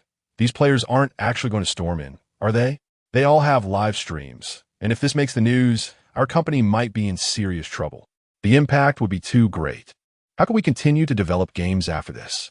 Several marketing team members frantically brainstormed public relations strategies, but the problem was insurmountable. They had printed out screenshots of the payments. The only solution was to approach the owner. Given the severity of the situation, the owner had to step in. All eyes turned to the office where Lu Ming was situated. Zhao Qiliang took the lead and knocked on the door to find Lu Ming. President Lu, what should we do? The players have come to our doorstep. Inside the office, Lu Ming sat calmly in his chair, gazing at a virtual screen in his mind, fingers lightly tapping on the desk, the corners of his mouth twitching slightly. On the system interface, a striking number was fluctuating wildly. Moral debt value, 100,356. The moral debt value had surged again, finally surpassing the 100,000 mark. Hearing Zhao Qiliang's call, Lu Ming took a deep breath and calmly glanced at the system interface. Stay calm. The players coming here indicates they're willing to engage in dialogue. This is a path that most gaming companies must traverse. Don't rush. I'm handling this with composure. Tengxiu had faced similar incidents before. Now, Whale Jump is experiencing it too. What does this signify? It signifies that my approach in emulating Tengxiu's strategies is indeed correct. After all, we learned through experience. However, the fact that players were blocking the entrance was undeniably disreputable. With this thought, Lu Ming furrowed his brows and slowly stood up. Since they seek an explanation, I shall personally speak with them. Let us invite everyone in and select a few player representatives for a proper discussion. Minutes later, the doors of Whale Jump swung open, and a group of players stormed in with fervor. Lin Xiaoxiao nervously distributed water to everyone and arranged seats, feeling intimidated by the towering players. Soon, the players elected 3 representatives who were ushered into the Whale Jump conference room. The 3 had cleverly altered their in-game usernames prior to arriving at Whale Jump. One was the leader of the protest. One was a well-known critic declaring that cultivation was merely a capitalistic game. And the last was a wealthy player who had failed 100 times, yet still placed his faith in fortune. The trio sat at the conference table, glaring at Lu Ming with palpable indignation. You are the designer? They say you're the owner of Whale Jump. We have come to the right person. Did you design and develop this game? Lu Ming nodded, his demeanor exceedingly cordial. Please, go ahead with your questions. First, we and Oppos. VE spent so much money. Why can't we even break through to the nascent soul stage? Lu Ming replied steadily. The breakthrough to the nascent soul stage is governed by probability. Failure is merely part of the game as designed. You can also purchase auxiliary items to increase your success rate. All rules are transparent. Upon hearing this, the wealthy player, Xiao Ming, erupted, but the problem is we spent money on items and still failed. Lu Ming remained sincere. Items can only enhance probability, not guarantee success. The path of cultivation is inherently fraught with challenges. I trust that, as enthusiasts of cultivation, you have read Xinxia novels, where ordinary mortals face similar struggles. There are no magical shortcuts, no ancestral bloodlines, and no easy beginnings. It is inherently difficult for an ordinary person to rise to prominence. After Lu Ming's explanation, Xiao Ming was momentarily at a loss. This was not how he anticipated the conversation to unfold. Beside him, one of the player representatives held a phone that was live, streaming the entire encounter. Lu Ming noticed, but did not intervene. On one hand, protecting the player's freedom of expression was imperative, and on the other, appearing on camera was a strategic move to embrace the moral debt. In the future, let the players recognize this face. On the phone, viewers in the live stream erupted in laughter at Lu Ming's words. Wow, this owner truly has no shame. I cultivate my immortality in pursuit of ascension, yet you have reduced it to mere labor in the realm of cultivation. Is this not a subtle shift in meaning? Is this truly the culmination of a pay-to-win cultivation journey? To speak candidly, the employer's words do possess a semblance of reason. However, his demeanor does not suggest a malevolent character. Is malevolence so plainly etched upon one and Oppos' visage? Perhaps he harbors a multitude of ulterior motives within. Given the circumstances, why do you still judge based on appearances? Chapter 46. The king crab is truly satisfying.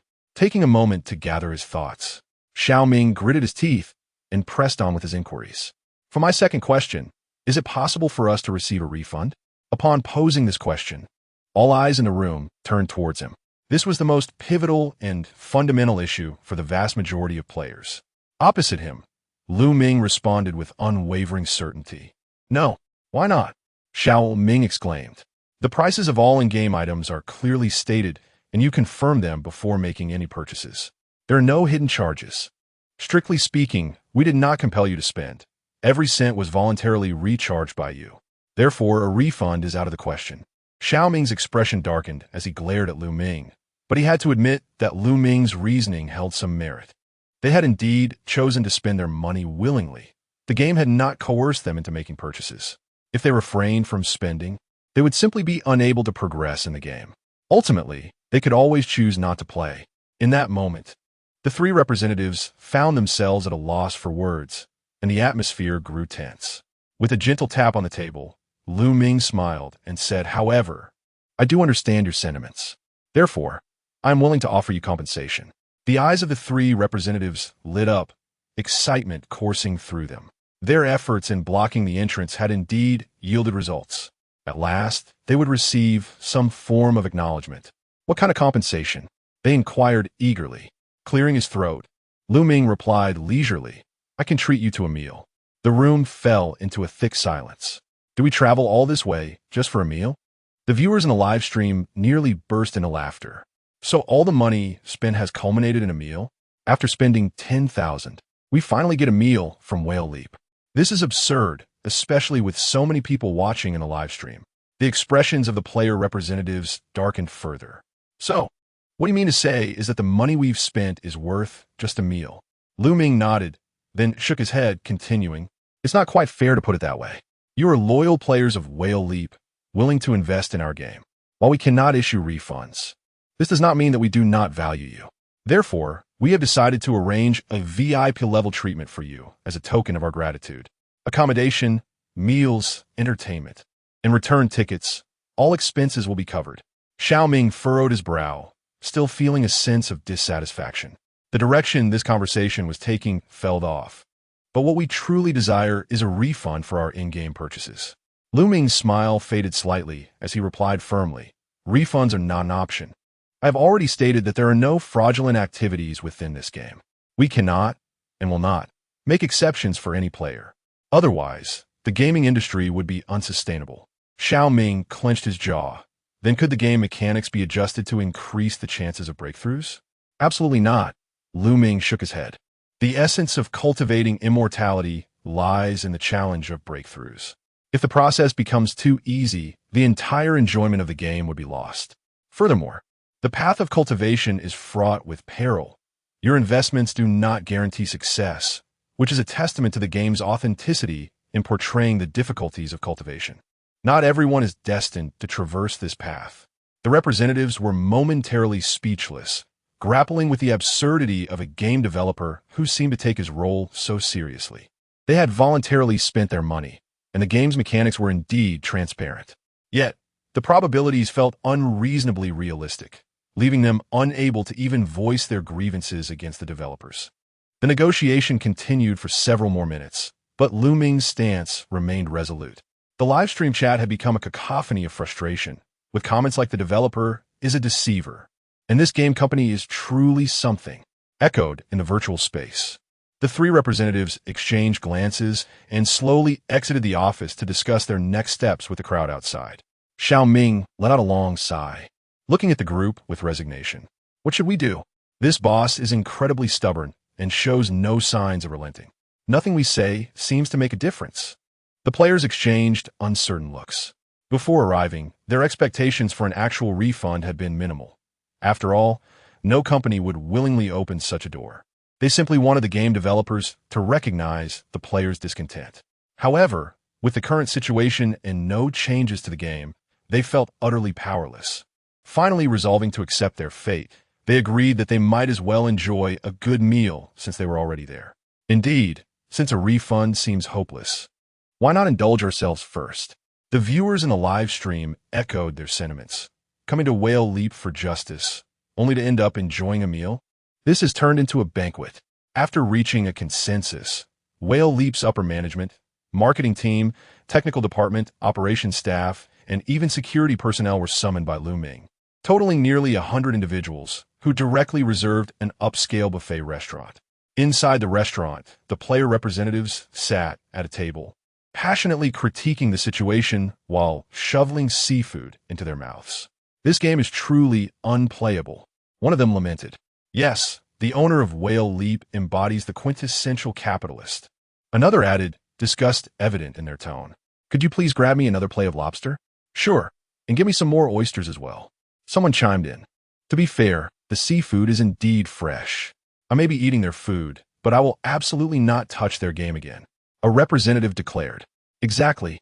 I'm going to eat back every cent I spent. It's just a pity that this king crab is incredibly filling. Despite their complaints, their hands did not cease moving as they indulged. After feasting and feeling satisfied, the representatives sat back in their chairs, rubbing their full bellies, their faces betraying a mix of emotions. They had come seeking justice, yet the meal had been enjoyed, the hotel was booked, the tickets reimbursed. But their wallets remained empty, and the game had not changed. Everything remained the same. Noticing their demeanor, Ming clapped his hands to draw attention. How was the meal, everyone? A chorus of semi-conscious responses filled the air. It was all right, just average, I suppose. Ming nodded with satisfaction, smiling, since you're all well-fed. Why rush back? The city is vast, and it's a rare opportunity to be here. Why not stay for a couple of days and enjoy yourselves before heading back?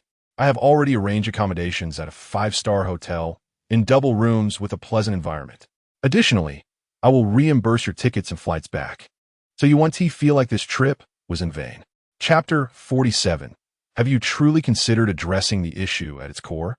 During dinner, the players were still seething with indignation, vehemently condemning the mercenary nature of the Whale Leap developers.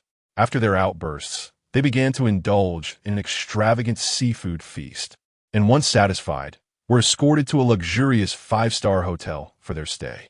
A group of individuals sat in the hotel lobby, holding their room keys, their expressions vacant. What exactly were they here for? So, what compensation did we actually receive? Ming could no longer contain his curiosity. A nearby player pondered for a moment.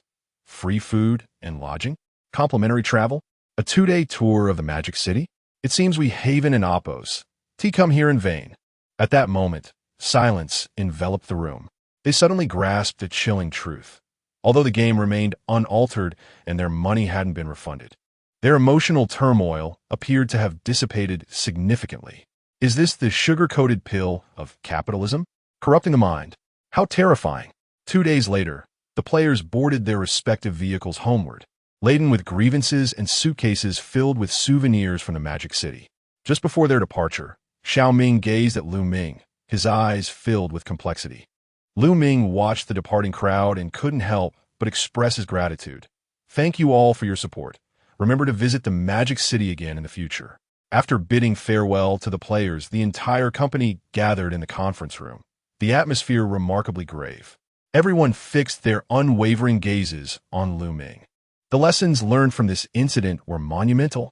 Fortunately, this particular group of players was relatively easy to appease. Had they encountered more obstinate individuals, matters would not have been so easily resolved. Thus, this player uprising profoundly impressed upon everyone that if the game is excessively exploitative, there will indeed be confrontations at the door. They had narrowly escaped this time, crediting their fortune to the boss's exceptional social skills, which had transformed an uprising into a luxury tour package.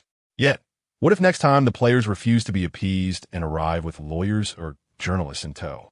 The mere thought sent shivers down their spines. After a moment's reflection, Zhao Qiliang from the game development department rose first, his tone exceedingly earnest. General Manager Liu, we have come to a profound understanding of the severity of the issue. From now on, we must diligently produce quality games to prevent any recurrence of player confrontations. Upon hearing this, everyone nodded in agreement.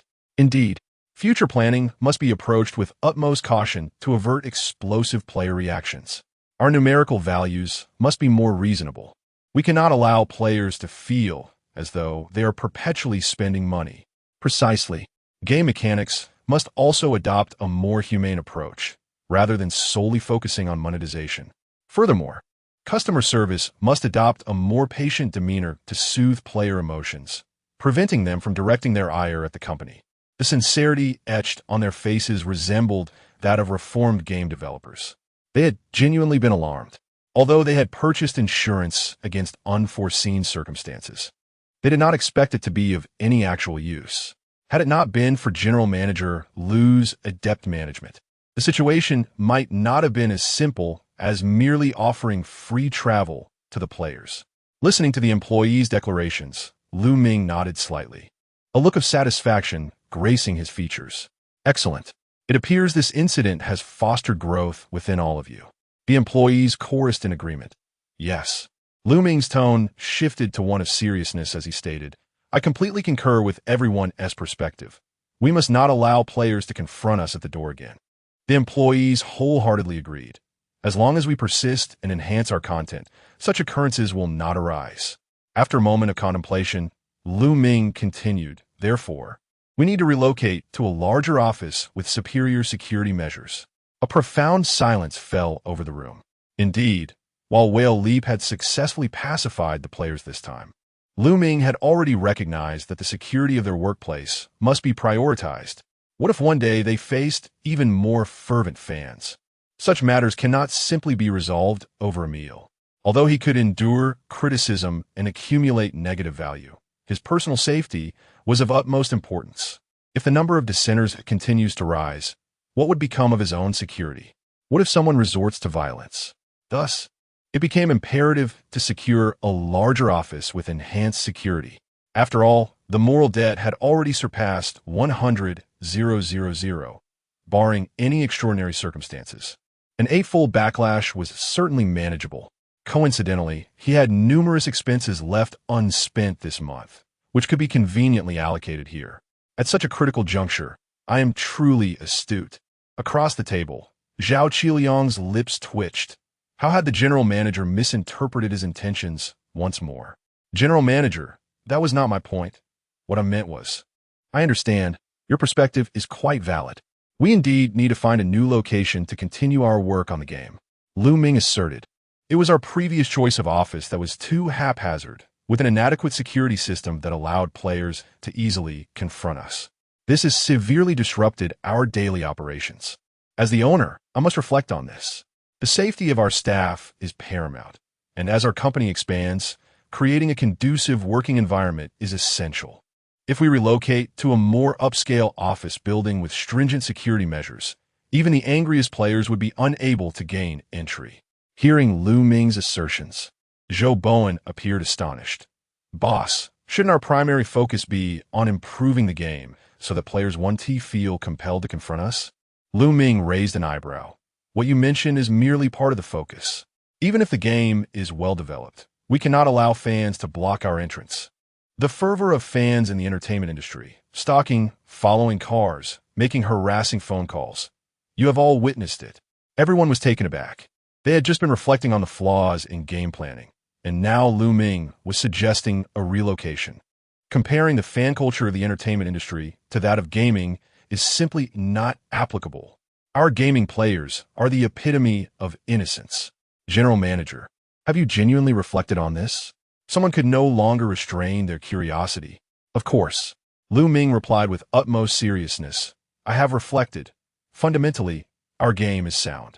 The sole issue lies in the player's inability to manage their emotions. However, I do not blame the players. Hence, we must change our location and enhance security to prevent any disruption to our normal operations. Ming was well aware of the underlying sentiments of his colleagues. Yet he understood the broader context. In the gaming market, creating a well-received and profitable game is an exceedingly challenging endeavor, given the diverse preferences of players. Crafting a quality game demands substantial effort from the company and may often yield unsatisfactory results. However, Whale Leap is different. As long as I am present, Whale Leap need not conform to the standards of a model student. No matter how exceptional your game may be, can it surpass the backlash I receive from negative reviews? Ming was acutely aware of which approach was simpler and yielded greater profit margins. After all, he had directly reaped benefits from the system. Negative reviews are the primary driving force. Upon hearing Ming's words, the entire staff found themselves momentarily speechless. Thus, under the astonished gaze of all present, Ming decisively declared, Xiao, starting tomorrow, seek out a new office space, ensuring it has at least a dual-access security system, and that the security personnel are relatively youthful. The last time, the average age of the guards at our office was over 50. They were utterly incapable of deterring players. It must be of the highest caliber. In the conference room, Ming spoke with unwavering conviction, his gaze sharp and his tone indisputable. Xiao nervously shook the notebook in her hands and mustered the courage to inquire, Mr. Liu, what is your budget? First, you shall inquire, but the area must not be less than 500 square meters. Ming declared, slamming his hand on the table decisively. All employees, 500 square meters. That is several times the current size. The company has only a few dozen employees. Are you truly not considering addressing the issue at its roots, boss? Xiao, I entrust this matter to you. Finalize it as soon as possible. We shall relocate next month. Ming waved his hand, officially initiating the relocation plan for Whale Leap Company. Chapter 48. Negative reviews are the best sound. After Ming departed, all the employees gathered in the office, collectively immersed in contemplation. Bowen, do you think our boss is genuinely reflecting? He claims to be reflecting, yet in the end, he hardly considers the issues within the game. His thoughts are solely focused on how to prevent players from confronting the company. The boss truly seems oblivious to any flaws in the game design. We merely offer suggestions. He is the one who makes the final decisions. However, one must admit that President Liu is indeed remarkable. This incident was deftly resolved. In other words, when we are berated by players in the future, at least we will be scolded within a 5-star office building. From this perspective, it seems we are not at a loss. The employees of Whale Leap began to gradually accept Ming's logical reasoning. Although the online backlash against Whale Leap's games continued unabated within the company, a distinctly different consensus emerged. Don't you think President Liu is quite empathetic? Well, take this incident for example. He could have easily opted to remain silent. Yet not only did he step forward to confront the issue, but he also treated players to meals, arranged accommodations, reimbursed travel expenses, and even organized a tour of the metropolis. While he did not refund any money, would any other gaming company go this far? Indeed, how many domestic gaming companies would host players for a buffet? I believe, in a sense, President Liu is a very responsible leader. Yet, the game still cannot be altered, can it? True. So, President Liu is a capitalist with principles? Sigh. While outsiders criticize the boss, I know he's a good person. When did you switch sides? For a moment, the internal morale of Whale Leap subtly elevated. 2 days later, Xiao, following Ming's instructions, feverishly gathered information on office buildings in key areas of the metropolis. Ultimately, she selected 3 options that met Ming's requirements and presented the organized materials to him. President Liu, here's several suitable office locations we have selected. Ming took the materials, glanced briefly, and noted, Option 1, Business District, Grade A Office Building Area, 500 square meters rent. 3, 2 million annually advantages, above subway. Convenient commuting, large commercial area, complete facilities, strict security, dual access control, exclusive elevator disadvantages. Lower floors, average view, many sales companies nearby. Option 2, Financial Center. Ultra Grade A Office Building Area, 600 square meters rent. 4, 2 million annually advantages. Located in the core CBD of the metropolis, exceptional geographic position. Top floor, floor-to-ceiling windows offering panoramic views, first-class property management disadvantages. Limited parking spaces, potential inconvenience for employee commuting, high surrounding consumption. Increased lunch costs for employees. Option 3, Metropolis Center Tower. Ultra-luxury office building area, 700 square meters rent. nearly 5 million annually advantages. The most central commercial area of the metropolis, high prestige, top-tier business office, complete with conference rooms and gym, 24-hour security, independent access control, exclusive security disadvantages, astoundingly expensive, truly exorbitant. Nearby fast food starts from 40 to 50. Lin Xiaoxiao cautiously observed Lu Ming, president. Which one shall we choose? Lu Ming perused the documents, pondered for a moment, and decisively closed the file. Let's go with the third option, the Metropolis Center Tower. President, are you sure? Absolutely. Lu Ming's tone was unwavering. What we at Whale Leap desire is precisely this prestige.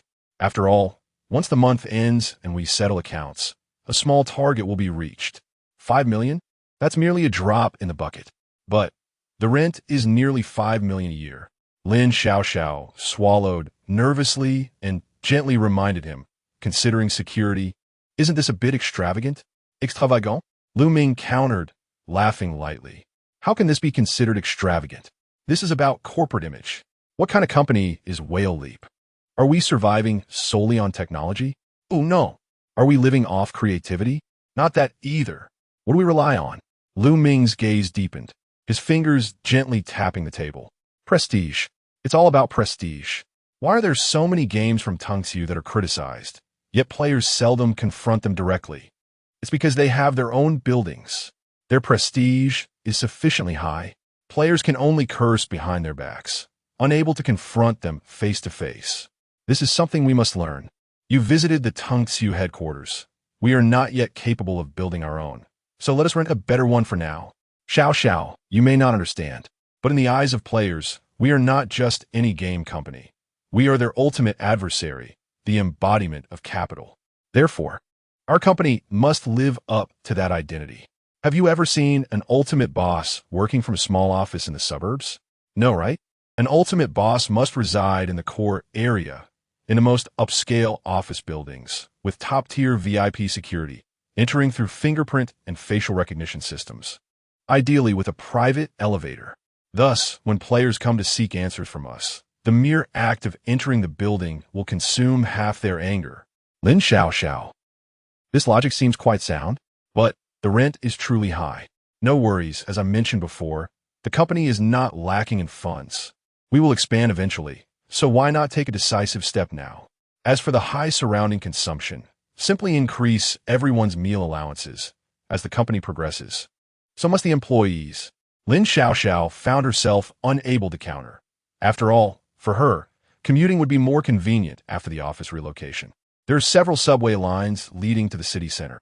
2 days later, Whale Leap officially signed a lease for 700 square meters at the Metropolis Center Tower. The luxurious decor, glass curtain walls, and the resident companies were all top-tier capital players. Whale Leap, in this location, instantly elevated its prestige, resembling a top-tier internet giant. Although Whale Leap currently only had 2 representative games, both of which were severely unprofitable, Lu Ming believed this was inconsequential. A strong starting point is a necessary condition for success. Being criticized from the suburbs is distinctly different from being criticized in the city center. Moreover, while others may be berated, one must not be confronted directly. After all, incidents of bosses being pelted with garbage or water bottles are not unheard of. More importantly, the security here is truly formidable. The entire floor employs a floor restriction system for elevators, with buttons accessible only to cardholders. The lobby on the first floor is equipped with a card swipe gate, and visitors must schedule appointments in advance. Otherwise, entry is impossible. Additionally, the entire building's security personnel are all veterans, each standing at least 180 centimeters tall. Lu Ming experienced this firsthand and found it highly reliable. Excellent. Now, if players wish to confront us, the difficulty has increased several-fold. At most, they can only curse downstairs. Soon, on the day of the relocation, all employees, wheeling their suitcases and office supplies, entered this brand-new office building, each utterly astonished. Wow, is it this luxurious? Do we really deserve to occupy such a high-end office building? Has the boss gone mad? Whether I am mad or not remains uncertain. Yet I have suddenly begun to believe that we are indeed a significant company. However, While we may possess the facade of a large corporation, the substance beneath is lacking considerably. As everyone entered the office, they discovered not only luxurious decor, but also a designated relaxation area, a tea bar, a gym, and even a private small conference room. It felt less like a gaming company and more akin to a multinational conglomerate. What was even more astonishing was that each workstation was equipped with the latest electric height-adjustable desks, and every individual had top-tier computers, with even the office chairs being ergonomic and custom-designed. Han Mimi Kuden and Oppos. T help but exclaim, now I finally understand where the company and Oppos, as funds are allocated. No wonder there's so many microtransaction points in the games. Zhou Wenba immediately countered. Indeed, there are numerous microtransaction points, yet the game's costs have yet to be recouped. After everyone took their seats and selected their positions on the 33rd floor, at the Jinghua Company's office level, Lu Ming convened a meeting for all employees. In the conference room, Lu Ming had somehow managed to procure a calligraphy piece that bore the bold inscription, "Constructive criticism is the best feedback." When all employees settled in and beheld those 9 characters on the wall, a momentary silence enveloped the room. The boss, as expected, possesses an exquisite taste. Lu Ming surveyed the crowd, nodding with satisfaction. What do you think? The environment here is quite pleasant, isn't it? A brief silence ensued, followed by a synchronized nodding of heads. Indeed, this was the honest truth. In the bustling metropolis, having such an office environment places us at least in the top tier. That's splendid, Lu Ming continued with a smile. Now, we have but one singular goal. Everyone held their breath, eagerly anticipating Lu Ming's grand vision. Chapter 49, System Upgrade, Plus version launched. Lu Ming gazed at the crowd and spoke slowly. Everyone must earnestly engage in the game. The atmosphere turned solemn as the employees expressed their respect. Indeed, no matter the circumstances, President Liu was always striving for the company's betterment. Their previous discussions had not gone unheard. In the next moment, Lu Ming's smile deepened, his tone shifting as he continued. However, it is not merely about accommodating player demands. A hush fell over the room, every employee holding their breath, eagerly attentive.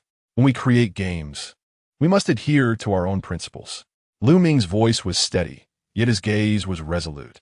We are developers, not wish-granting machines. If we simply modify the game at every player's behest, what then would become of our product? Would it not devolve into a collaborative creation? Despite the barrage of criticisms from players outside, he urged everyone to remember, player feedback is merely that, feedback, not directives. It is acceptable to heed their voices, but we must not allow ourselves to be swayed by them. Our mission is to steer the game as direction, not to be held hostage by player whims. The audience exchanged glances. Was President Liu suggesting that we should disregard advice and forge our own path? Though there was some merit to his words. Lin Xiaoxiao hesitated and softly reminded him, there are quite a few negative reviews online, especially regarding the protests we faced. Fear not. Lu Ming waved his hand dismissively, exuding calmness. Our environment is secure now, with access controls, security personnel, and surveillance, 3 layers of protection. Should players wish to breach our premises, they must first overcome these obstacles. With that, Lu Ming's tone lightened. Thus, everyone need not tread so cautiously. Feel free to pursue your ideas and initiatives without hesitation. Be bold in your planning. Create freely. I shall bear any burdens that arise. He thumped his chest with conviction. Even if players are downstairs voicing their discontent, we shall only hear echoes of their grievances. The team felt a bit lost. President Liu's perspective was always so unique. Only Lin Xiaoxiao diligently recorded his words, sensing that one day she could compile these insights into a book titled Lu Ming's Quotations. After the all-hands meeting, Lu Ming returned to his personal office in high spirits, humming a cheerful tune. This space was the most opulent in the new headquarters of Whale Leap Games, featuring floor-to-ceiling glass that offered a panoramic view of the bustling streets in the heart of the city. The office boasted an oversized executive chair and a sturdy walnut desk, exuding both grandeur and prestige. As he brewed tea, Lu Ming opened the system panel in his mind. Company name, Whale Leap Games. Company funds, 26 million. Detected increase in moral standing. The host can withdraw 4 to personal account upon settlement. Personal assets, 3, 25 million, moral debt value, 120, 626, moral level, abyssal gaze, detected that the moral debt exceeds 100,000. System can undergo version upgrade. Ming was taken aback and swiftly checked the system update log. He had not previously noted that exceeding a debt of 100,000 could trigger an upgrade. What a missed opportunity. Upgrade. He decisively confirmed the upgrade, hopeful that this system update might bring about positive changes. System upgrading. System upgrade successful. Congratulations, host. The Moral Debt System Plus version has been unlocked. With a flash of golden light, the interface transitioned to a sleek, efficient layout, showcasing a row of upgrade logs at the bottom. Contents of the Moral Debt System Plus version update are as follows. 1. Customizable settlement periods introduced, e.g., monthly, bi-monthly, quarterly, semi-annually, annually. The longer the settlement period, the higher the profit multiplier. Calculation method. If the current base multiplier is 8, each additional month extends the multiplier by 1. For instance, choosing a 3-month settlement results in a multiplier of 8,311. 2. Random reward mechanism activated. Within each settlement period, if the moral debt exceeds 100,000, a random system reward will be granted. 3. Player sentiment dashboard launched. The system will no longer display real-time moral debt values, replaced with a sentiment curve reflecting the emotional state of users affected by whale leap. Current player sentiment: angry, 63, observing, 22, enthralled, 10, departing, 5. 4. Adjustments to moral levels and cashback multipliers, effective after the next settlement. Moral flaw: 0 to 10, 000 debt, 0x multiplier human decline, 10, 001, 50, 000 debt, 2x infamous, 50, 001-100, 000 debt, 4x abyssal gaze, 100, 001-500, 000 debt, 6x capital sin, 500, 001-1, 000 debt, 8x chaotic resonance, over 1, 000 debt. 10x levels will be reassessed at each settlement, with no carryover or accumulation allowed. Ming stared at the system interface, feeling a touch of exasperation. The system had undeniably increased its difficulty. Just as he began to earn from the system, the requirements were elevated. Previously, exceeding 100,000 debt would yield an 8x return. But now that threshold had been raised to 500,000. Furthermore, real-time data would no longer be displayed, leaving Ming, who was accustomed to micromanaging, feeling quite disoriented. He couldn't help but let out a sigh, a flicker of dissatisfaction crossing his mind. Was there a way to revert to the previous version? Had he known, he would have opted against the upgrade. Rapid version iterations were not inherently beneficial. Did this mean he could no longer monitor how successfully he was being criticized? Nevertheless, the system dictated the terms. Regardless, it wouldn't affect this month as settlement. He placed his teacup down with a thud, exhaling deeply as he leaned back into his executive chair.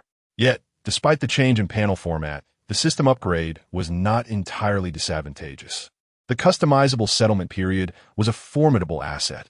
Extending it by 3 months would yield a 3x multiplier, if he could hold off until the year-end for settlement.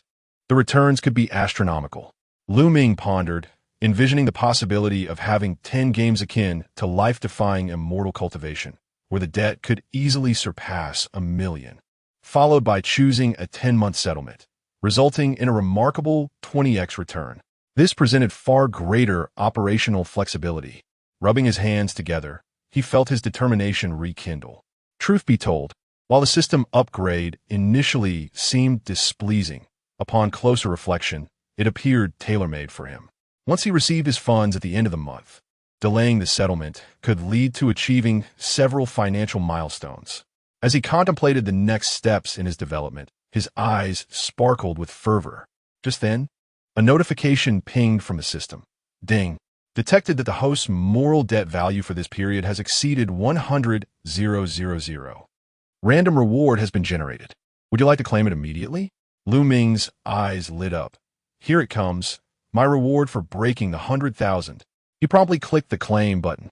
In the next moment, a flash of brilliance illuminated his mind. Extracting. Congratulations, host. You have received a reward. Controversial marketing random point generator, one-time use. Activation cost, 30,000 moral debt points. Effect, automatically implants a highly contentious design element within the game, inciting a media frenzy and garnering substantial exposure.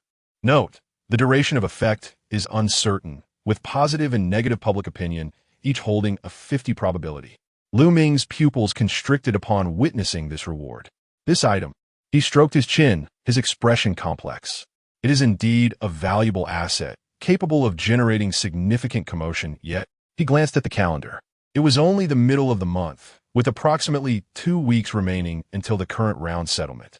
Furthermore, utilizing it would require an expenditure of 30,000 debt points, which seemed excessively steep.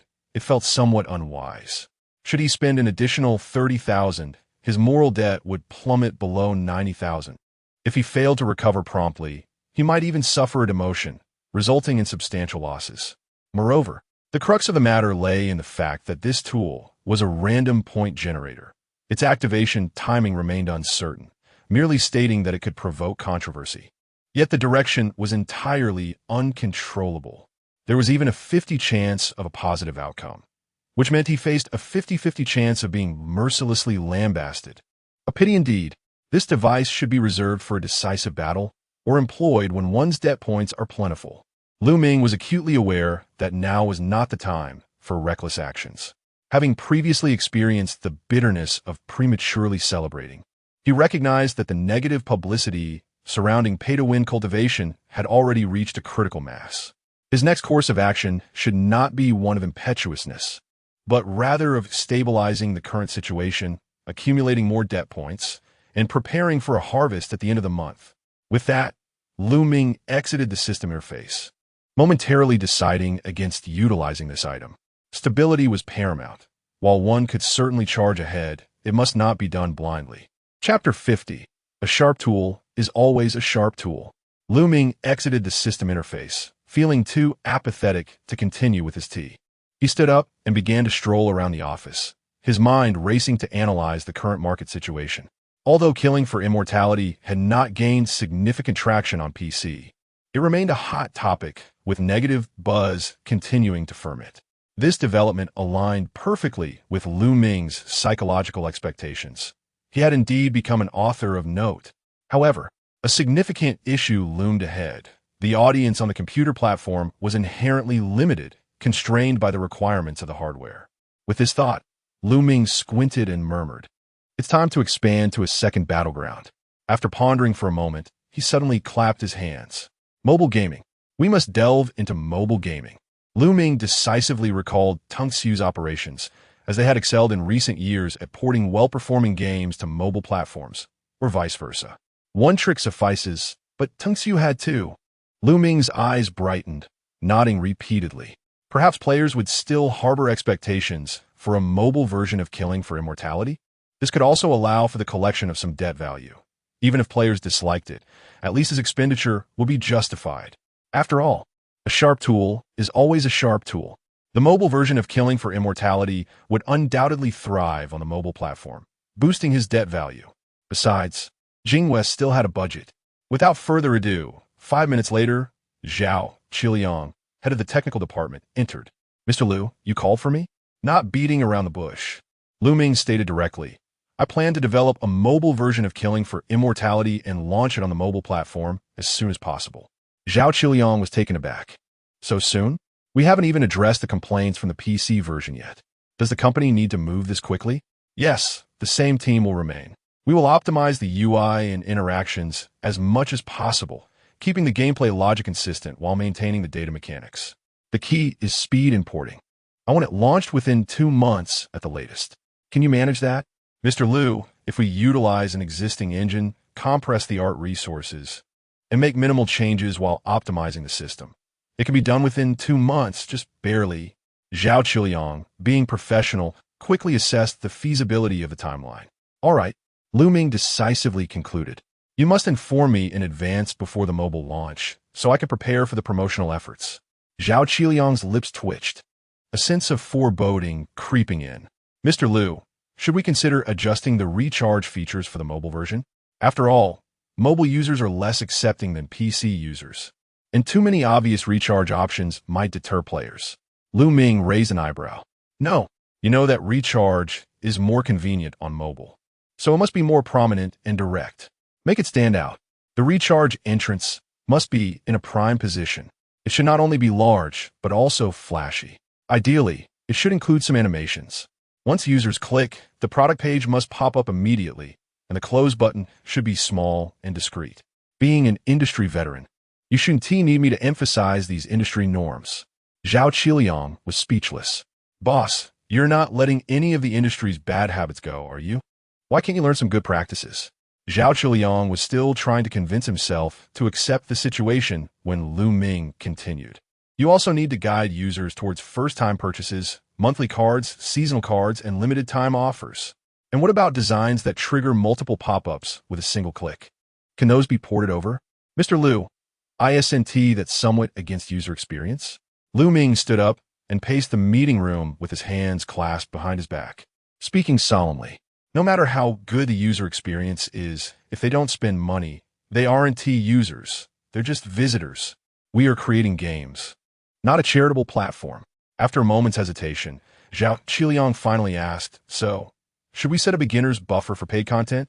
For instance, not displaying limited offers or big packages for the first 3 days.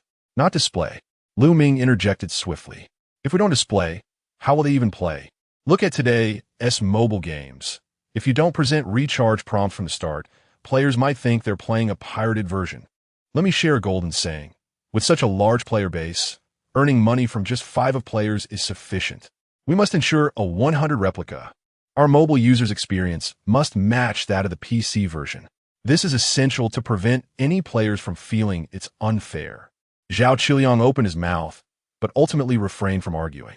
After all, it was futile to do so. He sighed deeply. I will do my best. Not just your best, but your utmost dedication. Ming clapped him on the shoulder. Let us not forget our company culture at Jingwei. Negative reviews are the best feedback. Zhao Qiliang's face turned ashen. Mr. Liu, I truly fear that when our mobile version launches, users will criticize us just as they do now. Ming, however, smiled brightly. Don't worry. By then, you'll have already received a promotion and a raise. After saying this, Ming looked at Zhao Qiliang, who he had invested heavily in recruiting. Ming spoke earnestly. Qiliang, do you recall why you were optimized at Tingxiu? Zhao Qiliang was momentarily taken aback, unable to respond. Ming continued. You come from a technical background. Emphasizing norms, logic, and experience is commendable, but you must realize that we are not creating a public welfare game. This is a commercial game. You are overthinking the user experience, which limits your creativity. An old saying goes, you lose because you are too concerned about your image and do not make your financial intentions clear. Zhao Qiliang's lips twitched, momentarily unsure whether this was praise or criticism. You see, you constantly worry about whether a feature will affect user experience or if pop-ups might annoy users. While they might be bothersome, you must first ensure users are spending money before worrying about annoyance. You understand this, right? Ming stated earnestly. Zhao Qiliang hesitated, but eventually nodded. Just let go and do what you need to do. Don't be afraid. If anything goes awry, I will take responsibility. Meanwhile, 1,000 miles away in the luxurious villa district of Qiantang City, Zhuhao was sitting in his second-floor study, idly playing Escape Simulator. After all, it was summer vacation, and he had nothing to do. Initially, he planned to familiarize himself with the business at his own company, but on the very first day, he was kicked out by his chairman father after only half an hour of work. Go finish your elective homework first. Don't bring your gaming mindset into the company. Zhuhao could only remain at home out of boredom, playing a game he was familiar with. For a rich second-generation individual, he felt he had been quite obedient. As for why he often topped the rankings in Escape Simulator, it was undoubtedly due to the influence of being by his father's side, absorbing various business operations since childhood. Now, if you were to ask the players of Escape Simulator, which one wouldn't he want to break his record for the top ranking? Yet the result? No one could achieve it. Talent is indeed talent. I merely squeeze out a bit of effort, and you all find it exceedingly difficult to surpass me. Chapter 51. Where there is pain, there is opportunity. Zhu Hao reclined in his gaming chair, his eyes half closed. Yet his fingers instinctively clicked on the icon for killing time in immortal cultivation. The game escape simulator had long ceased to present any challenge for him. It baffled him how the game developers had neglected to update such an engaging platform since its launch. It was destined to fade into obscurity. Before long, the loading screen of killing time in immortal cultivation appeared, revealing a familiar yet alien art style. Zhu Hao exhaled deeply, finally reaching the golden core stage. He gazed at the dazzling golden gear adorning his character, but a waning enthusiasm lingered in his eyes. Having spent over 10,000 yuan, his progress felt agonizingly slow. With a hint of dissatisfaction, Zhu Hao murmured to himself, "I've reached the golden core, and while the storyline is decent, the combat system is sluggish. It lacks the thrill." He casually opened the battle interface, only to be met with the weariness of turn-based combat. Really? Turn-based in this day and age? I was playing this when I was 3.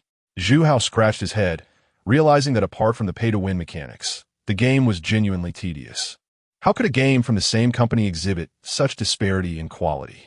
His desire to continue spending money dwindled, yet having invested thousands, he hesitated to abandon the game entirely. Could he perhaps recoup some of his losses before quitting? Exiting the combat interface, he aimlessly scrolled through the task list, a personal habit of his. Whenever he played a game, he liked to thoroughly understand every aspect, even though he primarily followed the narrative. He had experienced aspects like spending, grinding, battling, and pet collection. With the next upgrade leading to the nascent soul stage, Zhu Hao lacked the motivation for further exploration. Was there any other engaging content within the game? As he searched, a novice prompt regarding a spirit stone acquisition guide caught his attention. Recommended methods to acquire spirit stones. Main quest's dungeon drops material gathering equipment, crafting stall, trading, secondary profession production. Zhu Hao jolted with excitement. He had experienced the first 5 methods and found them to be quite disappointing. The materials dropped were typically inferior to what he could purchase directly, which was far more convenient and efficient. Moreover, before reaching the golden core, he had barely crafted any decent equipment, let alone engaged in trading. These acquisition methods felt utterly lackluster. The only avenue he had yet to explore was secondary profession production. Having experimented with the others, this was the sole uncharted territory. Perhaps secondary professions could yield something valuable. If trading were an option, it would mirror the industrial chain of the real world. He had lacked the time previously, but now was the perfect opportunity to delve into it. As Zhu Hao accessed the spiritual artifact trading market, he began his meticulous research. To his astonishment, the market was brimming with an array of refining equipment, spiritual herbs, medicinal pills, special materials, talisman blueprints, and pet eggs, with prices varying wildly. Prices range from hundreds to tens of thousands of spirit stones. However, when he sorted the items from low to high, he uncovered a glaring inconsistency. Affordable robes were virtually non-existent. Wait a minute. How can there be no basic models? He adjusted his search to foundation stage robes. But the results were a barren wasteland, with only a few overpriced blue name sets. Premium items available only through microtransactions, clearly outdated for the nascent soul tier. Searching for chi refining stage robes yielded nothing. The trading market had become an exhibition for affluent players, with exorbitant prices and questionable practicality. Basic, durable, and cost-effective gear was conspicuously absent, revealing a significant gap in the market. A light bulb went off in Zhu Hao's mind. He reflected on the issue at hand. The game's economic system was excessively pay-to-win. He was well aware of the ongoing uproar surrounding killing time in immortal cultivation, where players felt compelled to spend money, particularly in the early stages. The sheer number of spirit stones required was overwhelming. Consequently, the majority of current players were those who had invested money, leaving very few ordinary players remaining. Conversely, for those who refrained from spending or were free to play, the inability to purchase premium gear while dismissing ordinary items created a rift in the market. The more Zhu Hao pondered, the more he felt this avenue was promising. Where there is pain, there lies opportunity. Ordinary players still required decent equipment to grind for levels. Don't flock to crowded areas. Pursue the niche instead. This was a phrase his father often imparted to him. Zhu Hao felt as if he had stumbled upon a golden opportunity. The more he contemplated, the more invigorated he became, immersing himself in the thrill of the virtual market. In contrast, the narratives of slaying demons and breaking through spiritual roots paled in comparison. Cultivation? That was merely for show. A grin spread across his face as he mused. Making money is the true essence of cultivation. He swiftly clicked into the secondary profession interface. Delving into the details. Secondary profession system available. Alchemist, talisman master, tailor, smith, herbalist, beast tamer. Each profession offered a unique output direction, catering to different market demands. Zhu Hao weighed his options and quickly settled on the most unassuming profession, tailor. He opened the tailor's introduction. Specializes in crafting robes, accessories, and light armor. Higher proficiency equates to increased success rates. That's it. Zhu Hao decisively clicked the Learn button. Soon, a new line appeared on his character panel. Banch's Pig. Secondary profession, tailor, beginner. The crafting page for the tailor promptly opened before him. He eagerly flipped through the beginner sewing recipes. Crimson Flame Robe. Applicable stage. Late Chi Refining. Require materials. Crimson Flame Fabric X2, Spirit Silk Button X1. Wind Silk Thread X3, Swift Wind Light Robe. Applicable stage. Mid Foundation. Require materials. Swift Wind Fabric X2, Spirit Silkworm Silk X2. Wind Silk Thread X5, Secret Pattern Soft Armor. Applicable stage. Mid Foundation. Require materials. Illusion Pattern Leather X1, Mystical Iron Chain X1. Spirit Silk Button X2. Upon reviewing the required materials, Zhu Hao understood why no one paid attention to these secondary professions. Collecting these materials for a novice profession was virtually impossible. The materials for foundation stage gear were dropped only by golden core monsters. Was that absurd? Who, among the high-level players, would have the leisure to engage like Zhu Hao? However, I can farm those materials. Zhu Hao nodded enthusiastically. As a golden core player, tackling a foundation stage map is akin to mowing grass. With this thought, Zhu Hao immediately equipped a set of high-mobility gear and charged into the Cloud Ridge Valley map, a foundation stage area known for its diverse drops, albeit average yield. Previously, he had disregarded these items, considering them unworthy of his inventory space as he wielded top-tier equipment. But now, with a new profession in mind, everything had changed. These are the Spirit Stones, unnoticed and scattered upon the ground. Chapter 52. The Banksia Tailoring Studio. After 2 hours of relentless effort, Zhu Hao had gathered a plethora of materials. Crimson Flame Cloth X12, Spirit Silk Button X8, Gale Silk Thread X14, Swift Wind Fabric X9, Illusory Pattern Leather X3, Black Iron Chain X1. Rare. Gazing at these materials, Zhu Hao's eyes sparkled with excitement as he immediately commenced the sewing process. Ping. You have successfully crafted Crimson Flame Robe. Good. Ping. You have successfully crafted Crimson Flame Robe. Poor. Ping. You have failed. Ping. You have successfully crafted Swift Wind Light Robe. Poor.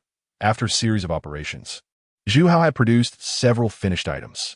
The production cost was relatively low, and with practice, the success rate was quite favorable. The finished gear could be placed on the market for direct sale. Once he organized the equipment, Zhu Hao promptly listed the successful robes in the trading square, setting a uniform price of 60 spirit stones. This price was exceedingly reasonable, as Zhu Hao had previously experienced the Qi refinement stage and understood the allure of such pricing. If it were too expensive, players would be deterred from purchasing, whereas 60 spirit stones was just right, targeting the wallets of ordinary players. Even if one were to beg for a few days, they could gather that amount. With this equipment, traversing the novice map would become significantly easier. Players would undoubtedly opt to place orders. This was far more cost-effective than spending money. Next, he advertised in the nearby Novice Village channel. Banksia's Pig, exclusive equipment for the Qi refinement stage, is now available. Affordable and practical, essential for monster hunting. Trading Square IDXXXX. Hurry and grab it. The advertisement proved to be highly effective, and within 5 minutes, several pieces of equipment had been snatched up. Zhu Hao gazed at the hundreds of spirit stones he had earned. licking his lips in delight. This was his first time earning spirit stones from the game. It validated his approach as entirely feasible. There was indeed a demand for these items. This method truly worked. Wasn't he this far superior to the turn-based monster hunting? As a golden core cultivator, engaging in such a low-tier side business was far more efficient than other players. Crafting equipment, supplying novices, buying low, and selling high. This was essentially a miniature business model in the realm of cultivation. Moreover, the brilliance of it all was that the production of a tailor did not involve combat logic, and the failure rate was low, making it ideal for mass production at a low operational cost. I must expand my capacity. Zhu Hao murmured to himself as he diligently pinned down his thoughts. Material dungeons, Cloud Ridge Valley Falling Feather Mountain Heavenly Water Pool, fast dungeon routes, standard pricing for finished goods, advertising templates for the square, player feedback collection channels, preparing to establish a trading group. There were so many facets to explore in this game. Indeed, it bore the hallmark of Jing Yue's style. Zhu Hao's eyes gleamed even brighter. I previously thought I had misunderstood you. Who could have known that your schemes were so intricately concealed? However, that is for the better. The fewer who are aware, the more expansive my initial plans can be. Perhaps I could experiment with the replication of a business model in this game. And since I'm only at the golden core stage, imagine the possibilities when I reach the nascent soul stage. Could I not directly craft equipment for golden core cultivators? My father may not allow me into the company, but I can establish one in the game. My individual productivity is limited, so I shall recruit a few more people. Zhu Hao took action, creating a group on WeChat and inviting several of his closest university friends. The group was aptly named Killing for Immortality Tailoring Studio. In less than 3 minutes, the group buzzed with excitement. Banksy is pig, brothers, important matter. I am currently playing a game called Killing for Immortality, and we can make money in it. Earn spirit stones. I have tested it, and it is feasible. Slippers with concerns. I know that game. It's a total scam. Besides, this isn't reality. What use is spirit stone? Banksy is pig. They can be spent, traded, and manipulated. The key is, just hear me out. Zhu Hao quickly sent a screenshot of his account balance after selling the equipment. Account balance. 560 spirit stones. Banksy is pig. This is the balance from the few robes I listed. They sold out in 5 minutes. Banksy is pig. I have discovered a business opportunity. Currently, most players in the game are in the chi refinement and foundation establishment stages, lacking decent equipment. They either have to spend money or face dismal drop rates for monsters. Banksy is pig. However, as a golden core cultivator, I can directly tackle high-level dungeons for materials, then utilize my sewing skills to craft novice gear and sell it on the market for guaranteed profit. Chick Mew Mew. Now that sounds interesting. Slippers with concerns. So what do you want us to do? Banksy is pig. I will gather materials while you craft the clothing. We will have clearly defined roles and produce in bulk. Once successful, we will split the profits. Zhu Hao engaged in further discussions with the group, detailing various specifics. Being dorm mates, their communication was seamless, and within half an hour, a 4-member team was taking shape. Zhu Hao swiftly packaged the bulk materials from his warehouse into smaller portions and utilized the in-game friend trading feature to distribute them to his classmates. Start with crafting some Crimson Flame robes and Swiftwind Light robes. Do not pursue quality just yet. We need to amass quantity first. Zhu Hao directed them with clarity. We are not targeting the high-end market. We are focusing on distribution. Ordinary players do not require top-tier equipment. They just need something wearable with appropriate attributes at a fair price. As his classmates manually sewed, they marveled at the process. To be honest, the equipment crafting aspect of this game is quite fascinating. The sewing system is truly the king of cost-effectiveness compared to other professions, right? Zhu Hao boasted, have you noticed?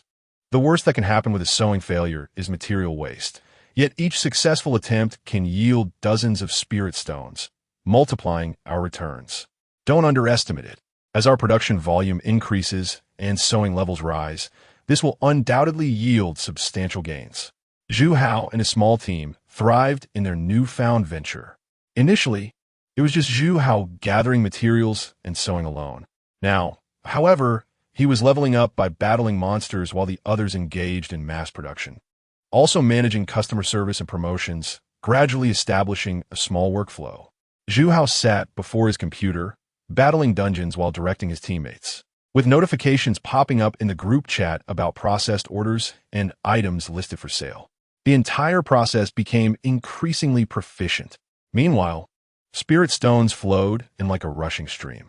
A day later, Zhu Hao's tailoring level had risen. You have reached tailor, advanced. New skill unlocked. Personalized design. You may now design and name your own clothing styles. This is impressive. Zhu Hao's eyes shimmered as he opened the custom design page. He unleashed his creativity, crafting a set of gear named Banksia Flowing Cloud Robe. Its base attributes were suited for the later stages of chi refinement, enhancing mana recovery and movement speed with a low material cost. More importantly, the name sounded captivating. From now on, we will produce, battle, and sell on our own, even establishing our own brand.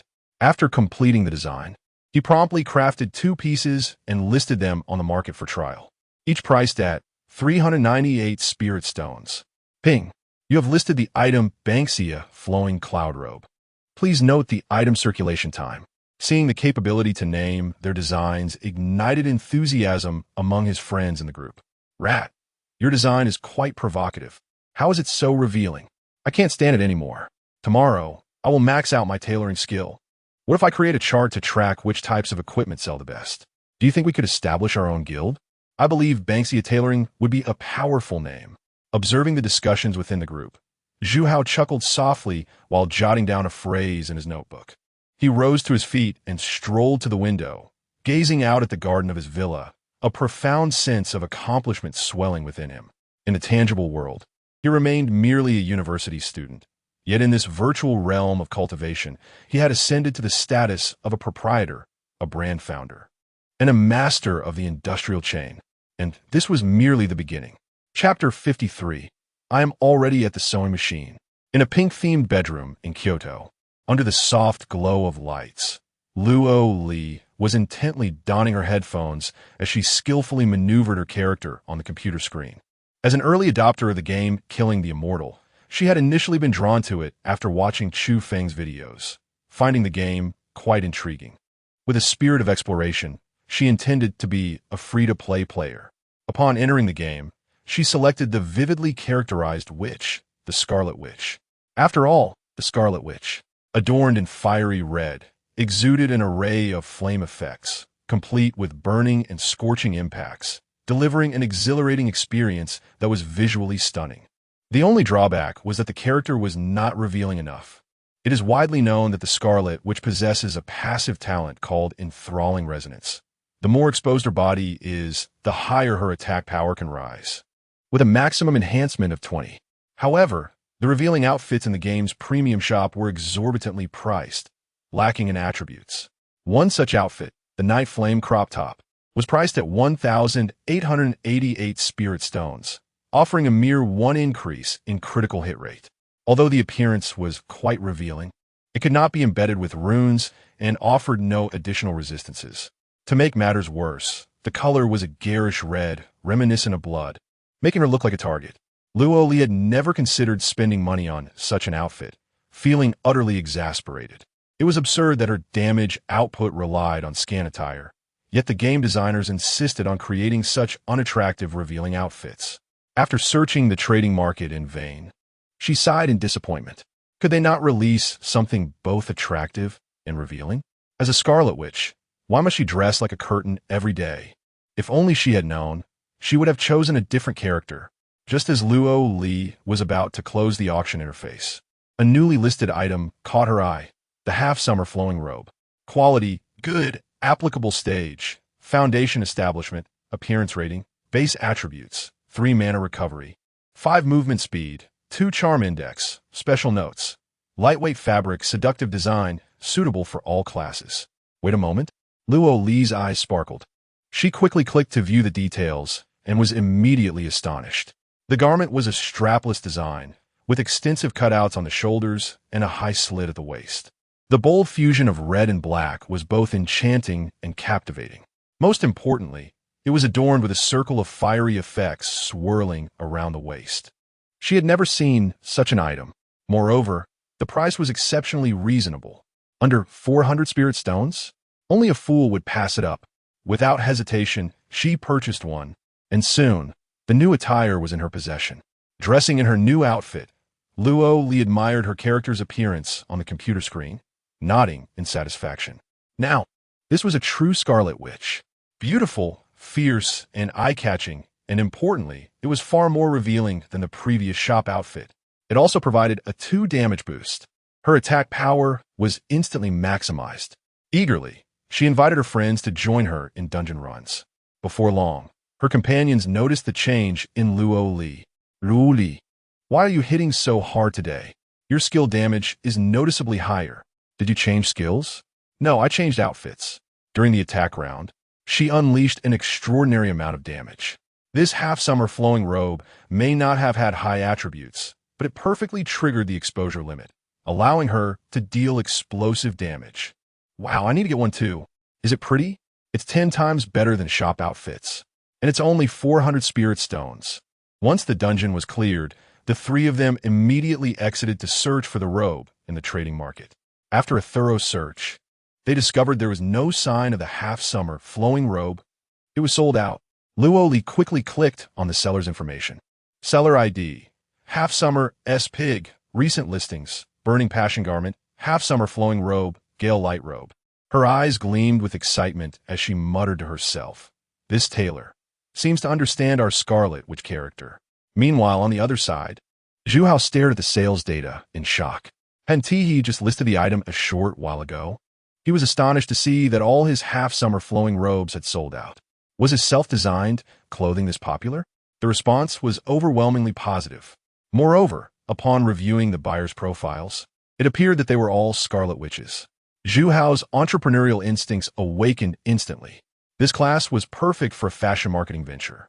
Given the game's mechanics favoring lesser clothing for greater strength, he decided to specialize in high-exposure outfits. He quickly pulled up the design interface and began planning the next product in the Scarlet series. He envisioned a complete set: a top, a short skirt, battle boots, a cloak, and even headwear.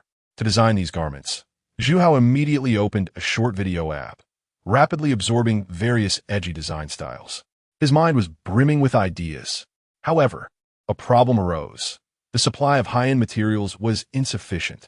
Currently, as a gold core stage player, he could only farm for gold core materials, which had a low drop rate. Although his tailoring skill had advanced to high level, some rare materials were unattainable. He needed to reach the nascent soul stage to access these materials in nascent soul dungeons.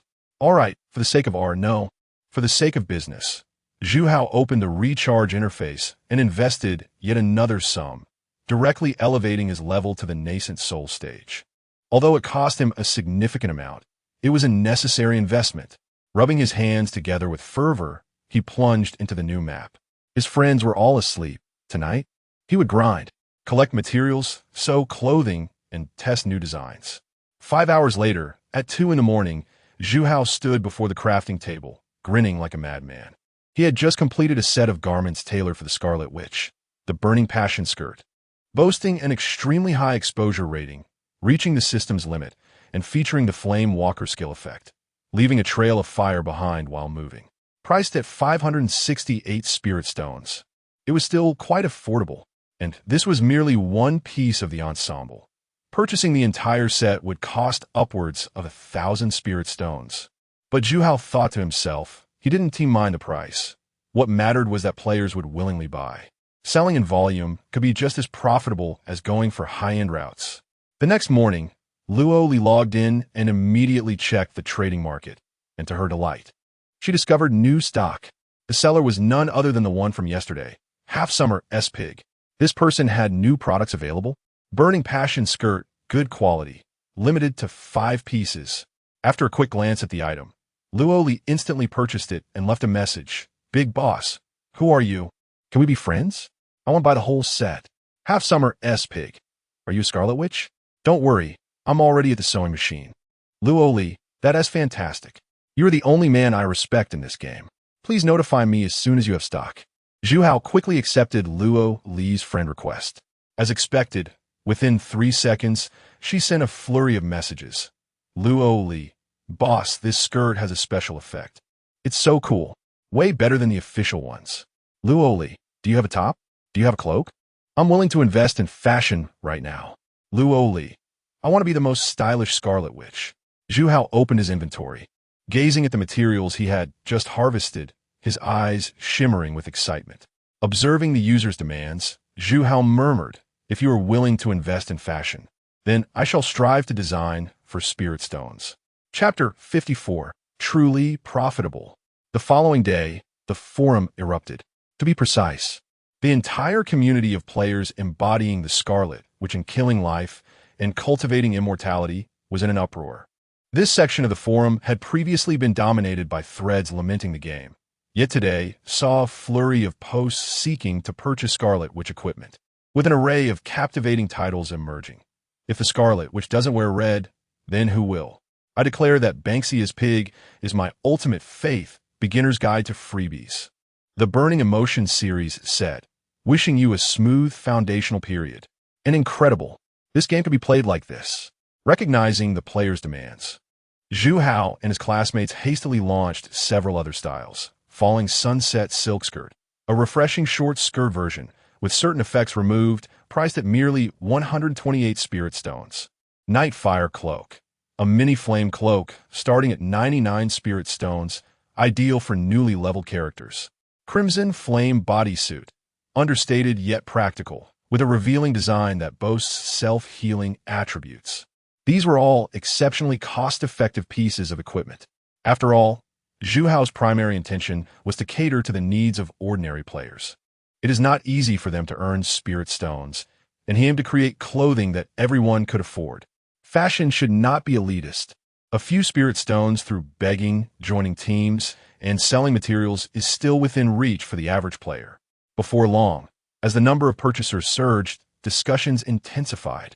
In just 3 days, the affordable and highly revealing gear crafted by Zhu Hao and his team ignited a wave of Scarlet Witches throughout killing life and cultivating immortality. Particularly, the Burning Emotion series became the quintessential graduation attire for Scarlet Witches. Countless players flocked to the forum's comment section, posting messages such as, why are all the Scarlet Witches in dungeons showing their legs now? Because the less they wear, the fiercer they fight. Haven't you heard? Recently, many have started selling clothes in the trading market. They look pretty good, though sadly, they are all women's wear. I spent less than 1,000 spirit stones to buy a complete set of the Burning Emotion outfit. Appearance, attributes, and bonuses absolutely thrilling. This series is genuinely designed for Scarlet Witches, far superior to the official attire, and it's affordable. I have finally begun to experience the joys of this game. Meanwhile, behind this wave, Zhu Hao is overwhelmed with work. How's he? My orders have exploded. So have mine. I listed 30 Falling Sunset Silk Skirts last night, and this morning only one remains. I listed 50 Nightfire Cloaks, and they're all sold out. Stop arguing. I currently have over 100 friend requests waiting, all from those wanting to pre-order clothes. Goodness, we're not a studio. We're a clothing factory. The group buzzed with excitement. Yet, Zhu Hao sat quietly before his computer, staring at the account balance of spirit stones, pausing in silence for 3 seconds. Suddenly, he slammed his hand on the table. Brothers, we have struck gold. He promptly took a screenshot and shared it in the group. Total income, 84,820 spirit stones. Over 80,000 spirit stones. Converted to reality, that equates to over 9,000 yuan. In less than a week, if divided evenly, each person would receive over 2,000. They were still students. Although Zhu Hao had money, this was his first time earning such a substantial amount. The last time he made money was by gathering dozens of people for a group, by earning 200 yuan. The key was, they had not even fully ramped up their efforts. Several classmates were instantly exhilarated. This is 100 times better than working an internship during summer break. Wow, it's only been a week. Next time I order takeout, I might just add an egg. Oh no, I have money now. I wonder if my moral integrity can withstand this trial. Are we serious? Have we actually created a new commercial miracle in a game that everyone criticizes as trash? Zhu Hao nodded calmly. We're just getting started. Currently, all our products are still basic sewing templates and low-tier materials. Next, I will lead you to conquer the high-end custom market. Meanwhile, On the forum, Scarlet Witch players continued to fervently disseminate the miraculous achievements of Banksia's clothing. We beseech the esteemed Banksia's pig to release new products. I'm already tired of the burning emotion attire. We Scarlet Witches have suffered under official oppression for too long. Previously, the mall outfits were expensive and unattractive. Now, Banksia's pig has directly rescued us. I declare him our sole designated supplier. The atmosphere of the entire forum began to undergo subtle changes. No longer were there only complaints about excessive pay-to-win mechanics, outdated turn-based gameplay, and the developer's incompetence. Even veteran players who had initially planned to quit started considering purchasing an outfit to try out the game. As for them, attractive and affordable clothing meant they could continue enjoying the game. On the fourth day, Zhu Hao finally organized an offline voice meeting with all members. Is everyone present? Yes. Here. Howsy, we await your command. Let us skip the formalities. I have one statement. We are officially establishing the Banksia clothing studio. From now on, our brand label must be unified. Our goal is to create a clear and sustainable secondary income route, starting with the Scarlet Witches. We will expand to clothing for other professions as well. There are so many players, we cannot solely produce revealing outfits. We will seize every profitable opportunity. The group was instantly ignited with passion. The commotion caused by Zhu Hao and his team did not stop there. Besides Zhu Hao, more players began to notice something. The secondary professions, previously overlooked, seemed to hold significant potential. In the forum, the once quiet life skills gameplay section suddenly exploded with activity. Previously, there had been only a few posts per page. Now, 2 pages could be pushed off in a single hour. Wow, can secondary professions really earn money in this game? Talisman makers primarily need blueprints. Chi cultivators can also make a profit. Gathering materials can yield spirit stones. Many are buying in the square. Their prices are much better than the official ones. Everyone, stop fixating on battle power. Selling equipment is the real path to prosperity. In just a few days, several popular secondary profession-related topics surged to the forefront of discussions. The tailor's section, the smith's section, and the alchemist section were bustling with activity, with numerous players shouting in the public chat, buying swiftwind cloth, illusory pattern leather, spirit silk buckles, large quantities preferred, smiths available for orders, discounts for foundational period orders, alchemists seeking teams to gather materials, guaranteed buyback price for chi refining medicine. It seemed as if the springtime for secondary professions had arrived overnight. Furthermore, some professional studios sensed the opportunity and acted swiftly. Several large gold farming guilds began recruiting extensively. As long as you were willing to work, you could complete 30 orders daily. The game would provide materials, blueprints, and clients. The operations were simple, requiring no technical skills. Just a few clicks of the mouse to easily earn money. If you were diligent and had time, you could earn 6,000 spirit stones weekly. Perfect for stay-at-home parents. Easily accessible, with guidance available. These posts flooded the forum, awakening ordinary players to new possibilities. Zhu Hao, who had originally planned to scale up operations, was taken aback by the rising market prices. Why have these materials increased in price? Upon investigation, he discovered that his advertisements and sales had stimulated the entire low-tier equipment supply chain. Commonly used materials like crimson flame cloth, spirit silk buckles, and wind silk threads had all doubled in price. Once disregarded, the fundamental replica has now become a bustling hub for players. The formerly obscure trading zone for chi refinement period equipment has transformed into the most sought-after marketplace in the entire server. Even more astonishingly, certain gold farming studios have begun to replicate the popular designs of Bansha garments, even emulating Zhu Hao's advertising slogans. Heavenly Craft Tailor Shop. Out of stock at Bansha? We have it. Starting at 99 spirit stones. Maximum exposure. Zhu Hao rolled his eyes in disbelief. These individuals, they arrived with astonishing swiftness, didn't they?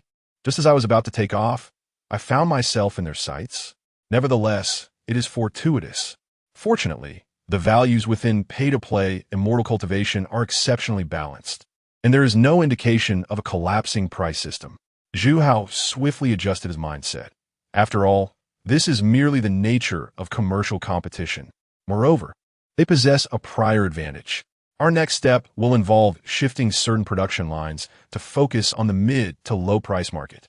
I intend to create an entire batch of equipment that ordinary players can afford, a complete set of 10 pieces, with a bundle price not exceeding 1,000 spirit stones. If I cannot compete with your workforce numbers, then I shall outshine you with greater finesse and creativity. Chapter 55. Facing the immortal cultivation world in silence. Meanwhile, at the headquarters of Whale Leap Games, on the 33rd floor office area, the entire development and operations team was gathered for their daily morning meeting. Joe Bowen was intently monitoring the forum's data. The public sentiment had declined by 13 overall yesterday, with negative terms decreasing by 32. A noticeable turning point had emerged in the negative engagement across the forum. Silence enveloped the meeting room. Zhao Qiliang languidly sipped his coffee, raising an eyebrow in mild surprise. Why are players not criticizing us anymore? Joe Bowen mirrored his confusion. We have no idea either. Lately, when I opened the forum, I saw a plethora of players showcasing their gear. Items like the half-summer flowing robe, burning emotion skirt, and falling sunset light veil. Someone even created a special post titled The Fashion Diary of the Red-Clad Sorceress. A brief silence fell over the room. After a few moments, Zhao Qiliang realized that he had been preoccupied with mobile gaming matters and had paid little attention to the PC side. Having just glanced at the forum posts, he understood that the monetization channels he had previously designed were thriving. Zhao Qiliang felt a sense of gratification. Who would have imagined that the side occupation system he had casually implemented would significantly enrich the game's gameplay? It seemed the game was gaining momentum. Finally, they would no longer face constant criticism. President Liu would no longer need to seclude himself in the office. For a moment, the entire meeting room was engulfed in a complex silence. After a brief pause, a colleague could not help but ask the soul-searching question, wait, shouldn't we be happy? Players are no longer berating us, and the gaming atmosphere seems to be improving. This must be a good thing, right? It had been a long time since they had seen players refrain from criticism, and they were still processing this unexpected turn of events. Indeed, the forum hasn't had this many posts showcasing images and gameplay in a while. I even saw someone write a guide on making money through side occupations, titled The Reversal of the Chi Refining Taylor & Zero Investment Gold Farming Studio with monthly earnings over 10,000. It seems our game is showing signs of recovery? Han Mimi added softly. What is more outrageous is that the number of new registered users has recently increased, with some coming from player referrals. The data for returning players is also slowly rising. After the discussion, everyone gradually came to a realization.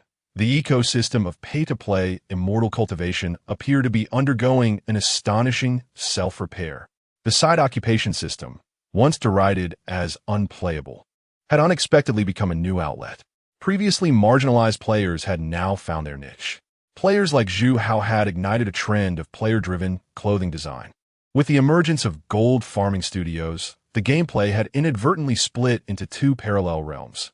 One filled with high-intensity pay-to-win combat zones, yuaning phase, sect battles, magical artifact competitions, where spending equated to strength. The other was a free economic labor zone. Players engaged in side occupations, small vendors, the red-clad sorceress, gathering materials, crafting equipment, and trading in the marketplace. The former remained rife with criticism, yet the latter had blossomed into a community characterized by affordability, self-sufficiency, and high engagement. Players on both sides were content to pursue their respective paths. Upon the technical team beginning to compile data, confusion settled in. How could these two groups coexist so harmoniously? In the adjacent office, the boss's private quarters boasted excellent soundproofing. Lu Ming sat alone at his desk, feeling quite pleased as he anticipated the upcoming financial settlement in a week. His mind was already racing with ideas for the next investment and game planning. Returning to the present, Lu Ming hesitantly opened the player emotion dashboard. A glance at the data left him utterly stunned. Player emotion analysis, angry, 39 observing, 8 excited, 32 content, 17 leaving. For Lu Ming's expression froze. He quickly refreshed the interface and re-entered to confirm the data. The results remained unchanged. Excited at 32, Content at 17? Is this truly my immortal cultivation game? Ming was no longer composed. Just last week, this interface reflected, angry 68, observing 22. That was the epitome of prosperity, the embodiment of a flourishing business model. Yet, after just a few days of neglect, the numbers had completely reversed. This felt akin to lowering a scythe into a field of chives only to discover they had transformed into scallions. How could this be possible? Something must have gone awry. The emotion dashboard was infallible. How could players who were merely observing suddenly immerse themselves in the game? More and more players were becoming excited, which implied some of them, while criticizing, had started to genuinely enjoy the game. Ming abruptly stood from his chair, deep in thought as he swiftly made his way outside. If something had gone amiss, the development department must have insights. He attempted to maintain a steady tone while his mind whirled chaotically. Upon reaching the development department's door, he gently pushed it open. Inside, a lively atmosphere prevailed. With technical and marketing staff gathered around a computer, the screen filled with forum screenshots and data analyses. Han Mimi stood nearby, animatedly exclaiming, "Look, this post about the Chi refining Taylor's reversal is trending, and someone even made a video tutorial on making money from side occupations, with views surpassing 10,000. Ming stood at the doorway, silently listening, striving to keep his face expressionless. He cleared his throat, approached, and tried to sound calm. "Qiliang, everyone, please pause for a moment. I have something to inquire about. What is happening with this game now?" Zhao Qiliang adjusted his glasses, glancing around at the excited faces before responding. "President Liu, you're aware?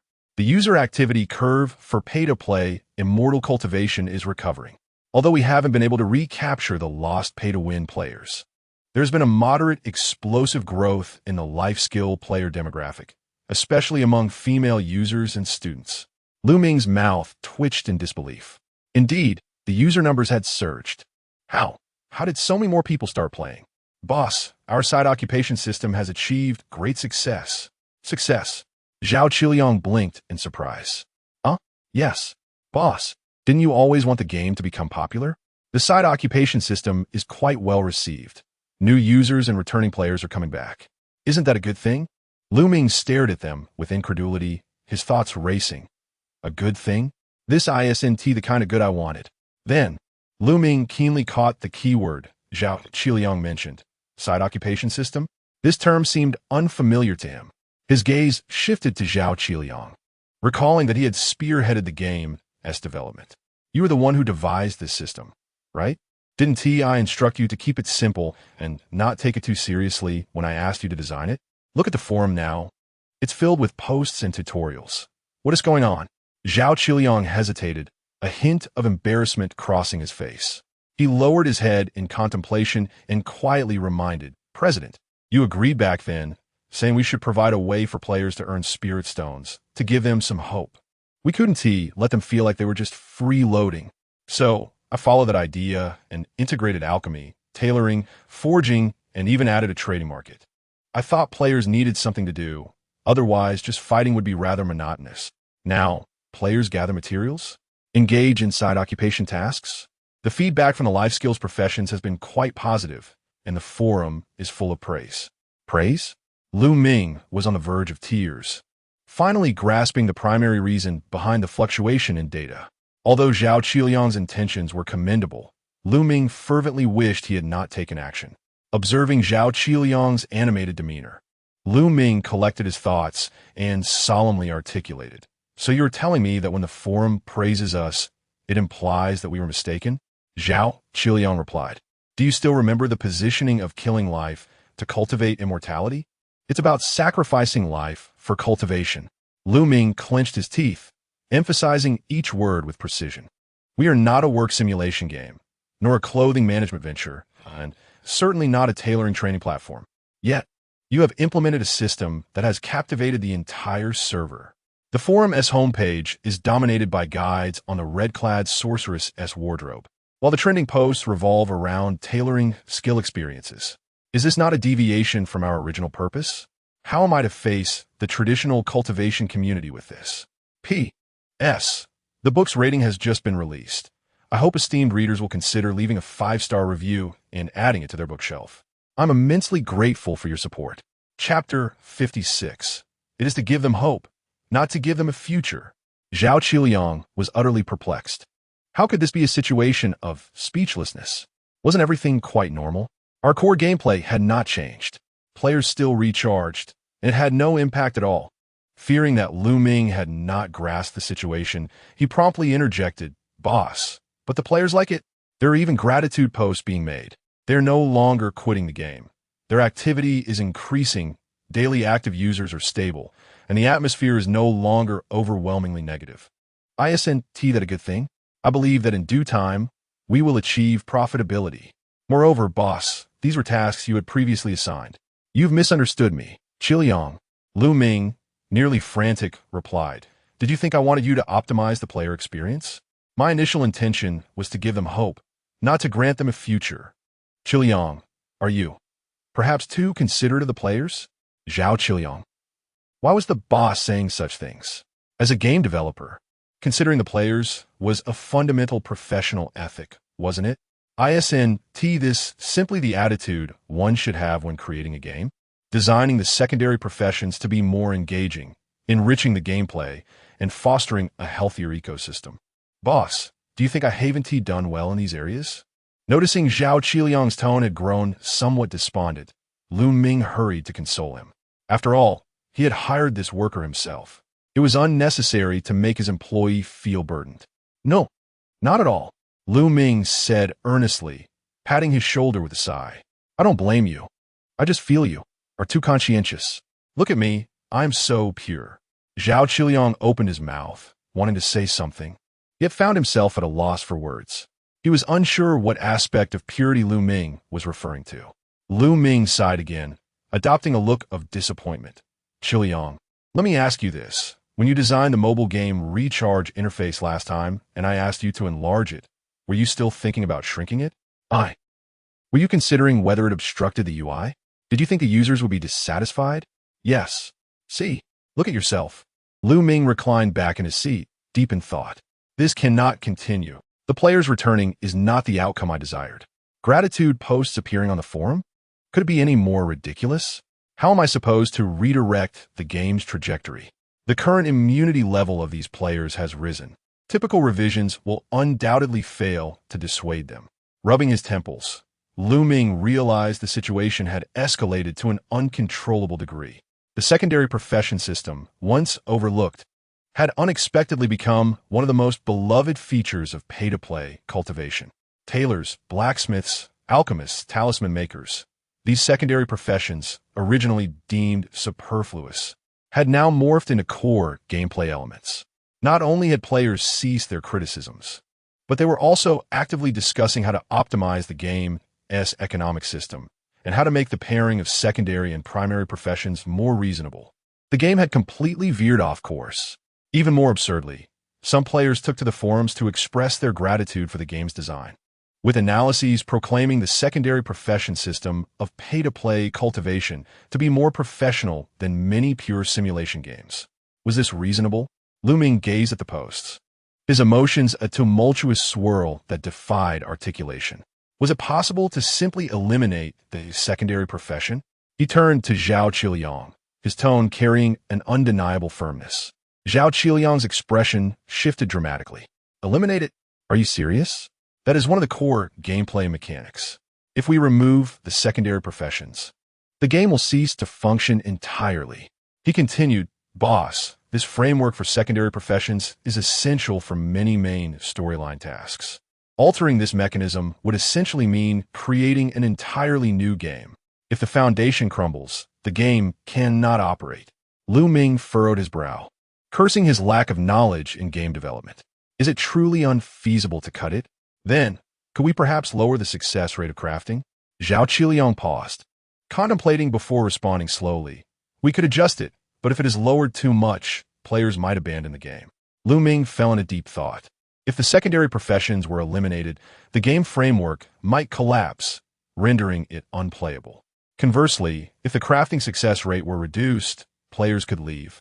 But they might also become more dedicated. Wasn't this a dead end? Why did these issues always arise at the end of each month? The players have been voicing their grievances so vigorously. How had things suddenly gone awry? With the impending end-of-month settlement, he found himself uncertain about the previously anticipated eightfold returns. Without precise debt value data, he could only estimate, and Ming felt a surge of frustration. He had already envisioned how to spend the money he thought he would receive. Perhaps. Ming's eyes sparkled with inspiration. What if we implemented a limited edition system for secondary professions? What if players could only craft a certain number of items, potions, and talismans each day? Zhao Qiliang frowned. Boss, while this might increase rarity and enhance the value of secondary profession items, potentially attracting more players to engage. Many secondary profession players currently do not care about profit. They're simply drawn to the gameplay because they find it enjoyable. Ming's brow knitted in disbelief. Is there really such goodwill among them? Am I running an idealistic utopia? Indeed, Zhao Qiliang sighed. Boss, you may not realize that our turn-based cultivation game primarily attracts nostalgic veteran players. This group tends to have disposable income and time, and they're eager to assist newcomers. Initially, they were happily spending money, but now a wave of casual new players has arrived. For them, this influx brings new vitality to the game. Thus, these veteran players are particularly accommodating to the newcomers. You wouldn't believe it. Some high-level alchemists are giving away potions for free to help newcomers through the early stages. And talisman makers, who could sell talismans at high prices, are only charging cost price or even giving them away entirely. They want to ensure that newcomers experience the warmth of being cared for. Ming's lips twitched. Were they genuinely enjoying the game this much? Zhao Qiliang nodded emphatically. Absolutely, boss. Currently, players generally find secondary professions very engaging. Many who initially considered quitting have returned. Just the tailored gameplay has attracted a large number of fashion enthusiasts who log in daily to check for new outfits in the marketplace. Ming rubbed his forehead, on the verge of losing his composure. This game was collapsing. He sighed deeply, pondering how pay-to-play cultivation had transformed into a game where players spontaneously cultivated a positive ecosystem. This situation was utterly abnormal. Chapter 57. Why are these players so difficult to manage? This game has spiraled completely out of control. It is no longer pay-to-play immortal cultivation. It has transformed into free labor chronicles. And not just any version, but one imbued with a sense of social responsibility. Players are spending less and complaining even less. Everyone is engaged in farming, alchemy, crafting garments, and forming friendships. It feels as though I am merely providing a serene community for the retirement of immortal cultivators. Ming once again gazed intently at the emotional gauge on the system panel, his tone resolute. This game cannot continue in this manner. In the next moment, Ming made a decisive resolution. Rule adjustments are necessary. Players must be burdened further. Qiliang. At that moment, Zhao Qiliang, summoned by Ming, raised his head. Ming waved his hand, whispering, I've made up my mind. From now on, secondary professions must come with additional consumption mechanisms. For instance, alchemy will require the expenditure of fatigue points. One cannot concoct without rest. The tools for crafting equipment will now have durability. Prolonged use will lead to breakage. If they break, they must be replaced, and replacing tools will incur costs. Zhao Qiliang. Boss, please calm down. You calm down. Ming retorted. Look at the forums daily. What posts do you see? Tailoring money-making tips. How to earn your first spirit stone through alchemy. Beginner's guide to low-cost equipment crafting. Tell me, is this still a game? It has become an online entrepreneurial incubator. These players are now mentoring apprentices and running factories for domestic sales. I am no longer developing a game. I'm fostering harmonious community development. Zhao Qiliang. Fine, I will comply. Zhao Qiliang, somewhat resigned, had grown accustomed to the fact that his boss's thoughts rarely aligned with his own. Soon, under Ming's urging, the entire development team worked overtime, and the unified adjustments to the game were finally implemented. Shortly thereafter, pay-to-play Immortal Cultivation welcomed a minor update. Update details. 1. Alchemy, tailoring, and crafting operations now have fatigue point limitations, with a daily base energy cap of 300 points, requiring rest or special elixirs for recovery. 2. Various crafting tools now feature a durability system. Excessive usage will lead to obsolescence, necessitating regular replacements. 3. A repair shop mechanism has been introduced to the market, allowing players to sell repair tools and conduct equipment repair operations. After the update, all members of the Whale Jump team opened the game forum, ready to monitor player dynamics in real time. The forum administrator was well prepared with the delete post key, and the operations team had already drafted their scapegoat statements. However, before long, new posts began to emerge. The secondary profession update for pay-to-play immortal cultivation is here. The new repair system finally resembles life simulation. I've exhausted my fatigue points for today. I'm going to take a stroll in the new area. Is this encouraging me to maintain a reasonable work-rest balance? The newly introduced repair shop system is so much fun. I'm now a tailor blacksmith tool repairer rolled into one. The Artisan Studio has officially launched night shifts. We are the immortal cultivation factory, honest and fair to all. Observing the forum posts, Ming was rendered speechless with frustration. He clicked on trending posts, witnessing players sharing their balanced schedules, healthy cultivation insights, and praising humane adjustments.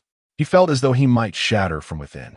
I've practically served up opportunities for them to criticize me, yet they refuse to take a bite. This is testing my patience. Zhao Qiliang, having seen the new posts, couldn't help but explain, "Boss, this is what's called positive immersion. Have you forgotten the mindset of our current secondary profession players? They are not pursuing efficiency in alchemy or blacksmithing. They genuinely enjoy this gameplay. Even if you make them clock in for work and sign attendance agreements, they would find joy in it. Boss, could it be that we have truly created a blockbuster?" Ming's lips twitched, staring at the emotional gauge, where a new entry read, "Satisfaction 2." His complexion gradually paled. Is this game beyond saving? I no longer even hope for your criticisms. Could you at least mitigate your losses and stop playing? Let the fire burn small. It cannot be stopped. After all, he had already received a fair share of negative reviews. Simultaneously, the popularity of the secondary profession system ignited a second wave of fervor. Pay-to-play immortal cultivation was gradually transforming from a prime example of a pay-to-win game into an underdog of life simulation turn-based cultivation games. Countless gold farming studios were gearing up for a grand endeavor. Meanwhile, Zhuhao was preparing to establish a brand mall for his clothing line, even launching a live streaming sales segment on short videos. Ming was at a loss for words. What on earth have I created? With 3 days left until the month's end, Ming sat in his office, staring blankly out the window at the towering skyscrapers, lost in thought. He truly had no idea what to do anymore. The familiar sense of helplessness washed over him again. Over the past few days, he had done nothing but obsessively monitor the player emotional gauge. Initially, he was somewhat reluctant, pondering whether to raise the prices of items further to refine the pay-to-win experience in cultivation to perfection. However, he soon realized it was futile. This new batch of players had entirely abandoned cultivation. They were utterly indifferent to levels, battle power, and breakthrough rates. Some remained stagnant in the chi refining stage for an entire week, reasoning, "I don't want to level up until I finish unlocking all the tailoring templates." Others adamantly refused to advance to the golden core stage because there was a high-level alchemy blueprint available only during the foundation establishment stage. If they leveled up, they could no longer craft potions, jeopardizing their labor endeavors. Ming observed these posts, as if each one struck at the very core of his being. He even came across a post titled, "Pay-to-play immortal cultivation. Doesn't he even require immortal cultivation?" Life's secondary professions are the main storyline. The comment section was flooded with likes, and countless individuals expressed agreement. I run dungeons solely for materials, not for leveling. If the game allows me to remain in the chi refining stage, I would never level up. Leveling up only makes it more expensive. Materials become rarer. It's not worth it. When I reached the nascent soul stage, I regretted it. I should have just remained a chi refining blacksmith. Most importantly, I can sell materials to studios and still earn a bit of pocket money. Ming, his mouth gaped, struggling to catch his breath, nearly choking on his disbelief.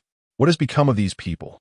They came to play an immortal cultivation game, yet it has devolved into a labor simulation. I've made the pay-to-win aspects so outrageous. Yet they not only refrain from criticism, but have found joy in it. He slammed his fist on the desk, engulfed in intense discomfort. This game is unsolvable. Truly, there is no turning back. The secondary professions have been elevated to the pedestal of reverence. Gold farming studios have flooded the market, and the player community has spontaneously constructed a stable ecosystem. This game has slipped from his grasp. In fact, he no longer even felt the inclination to use the marketing random burst generator. What if the outcome was positive? Now he certainly couldn't secure an 8-fold return, but a 6-fold return was still a possibility.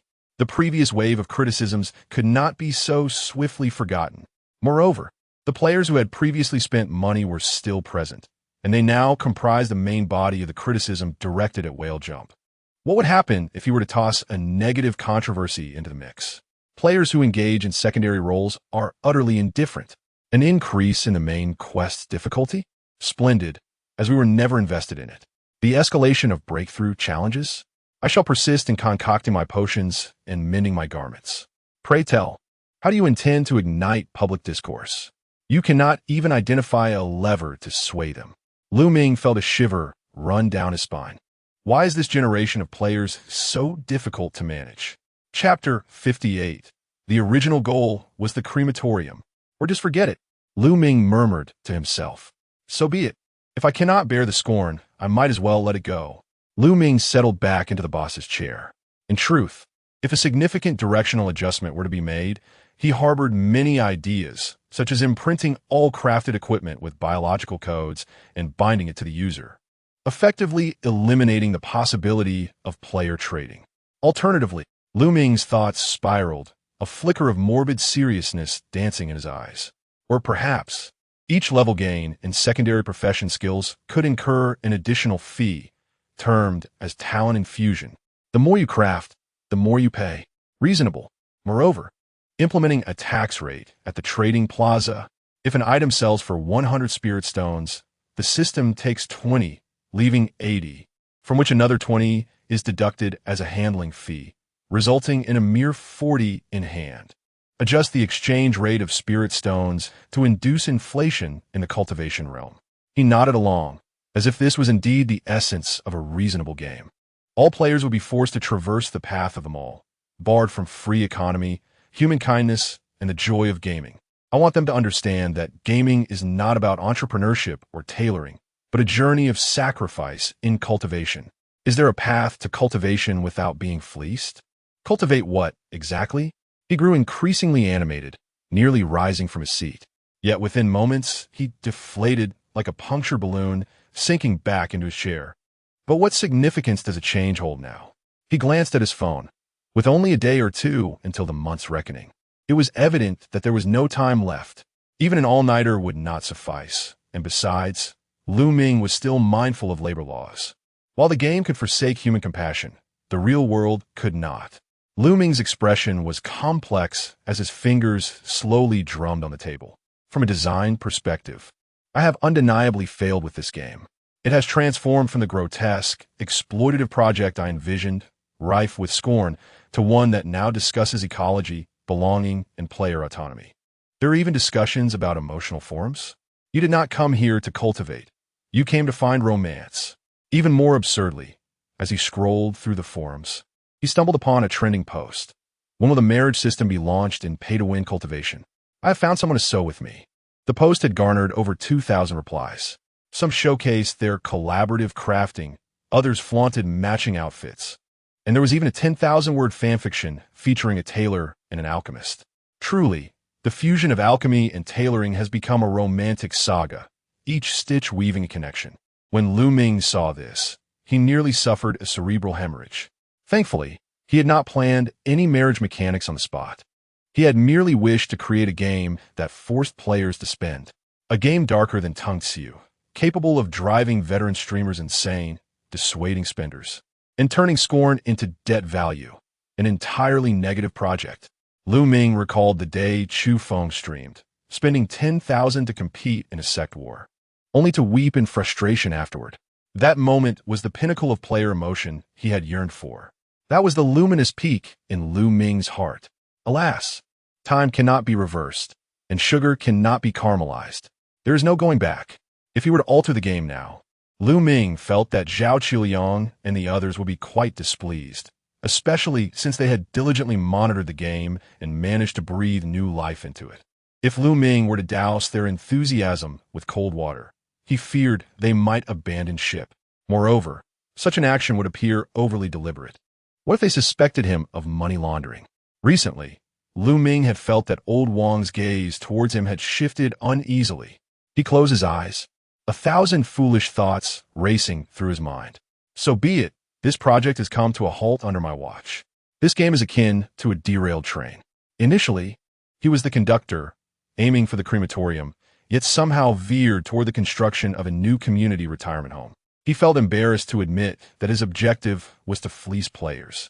Which game designed to exploit has such a harmonious forum? Lu Ming shut his laptop, revealing a weary yet resigned expression. Never mind, I shall wait a little longer. Wait until the end of the month, until the settlement. Once the funds arrive, I shall restart. Tang Xu's planning is far too sophisticated. Creating a game solely for scorn is unattainable. Pay-to-win cultivation in its current form possesses an atmosphere and can endure some minor criticism, which is quite adequate.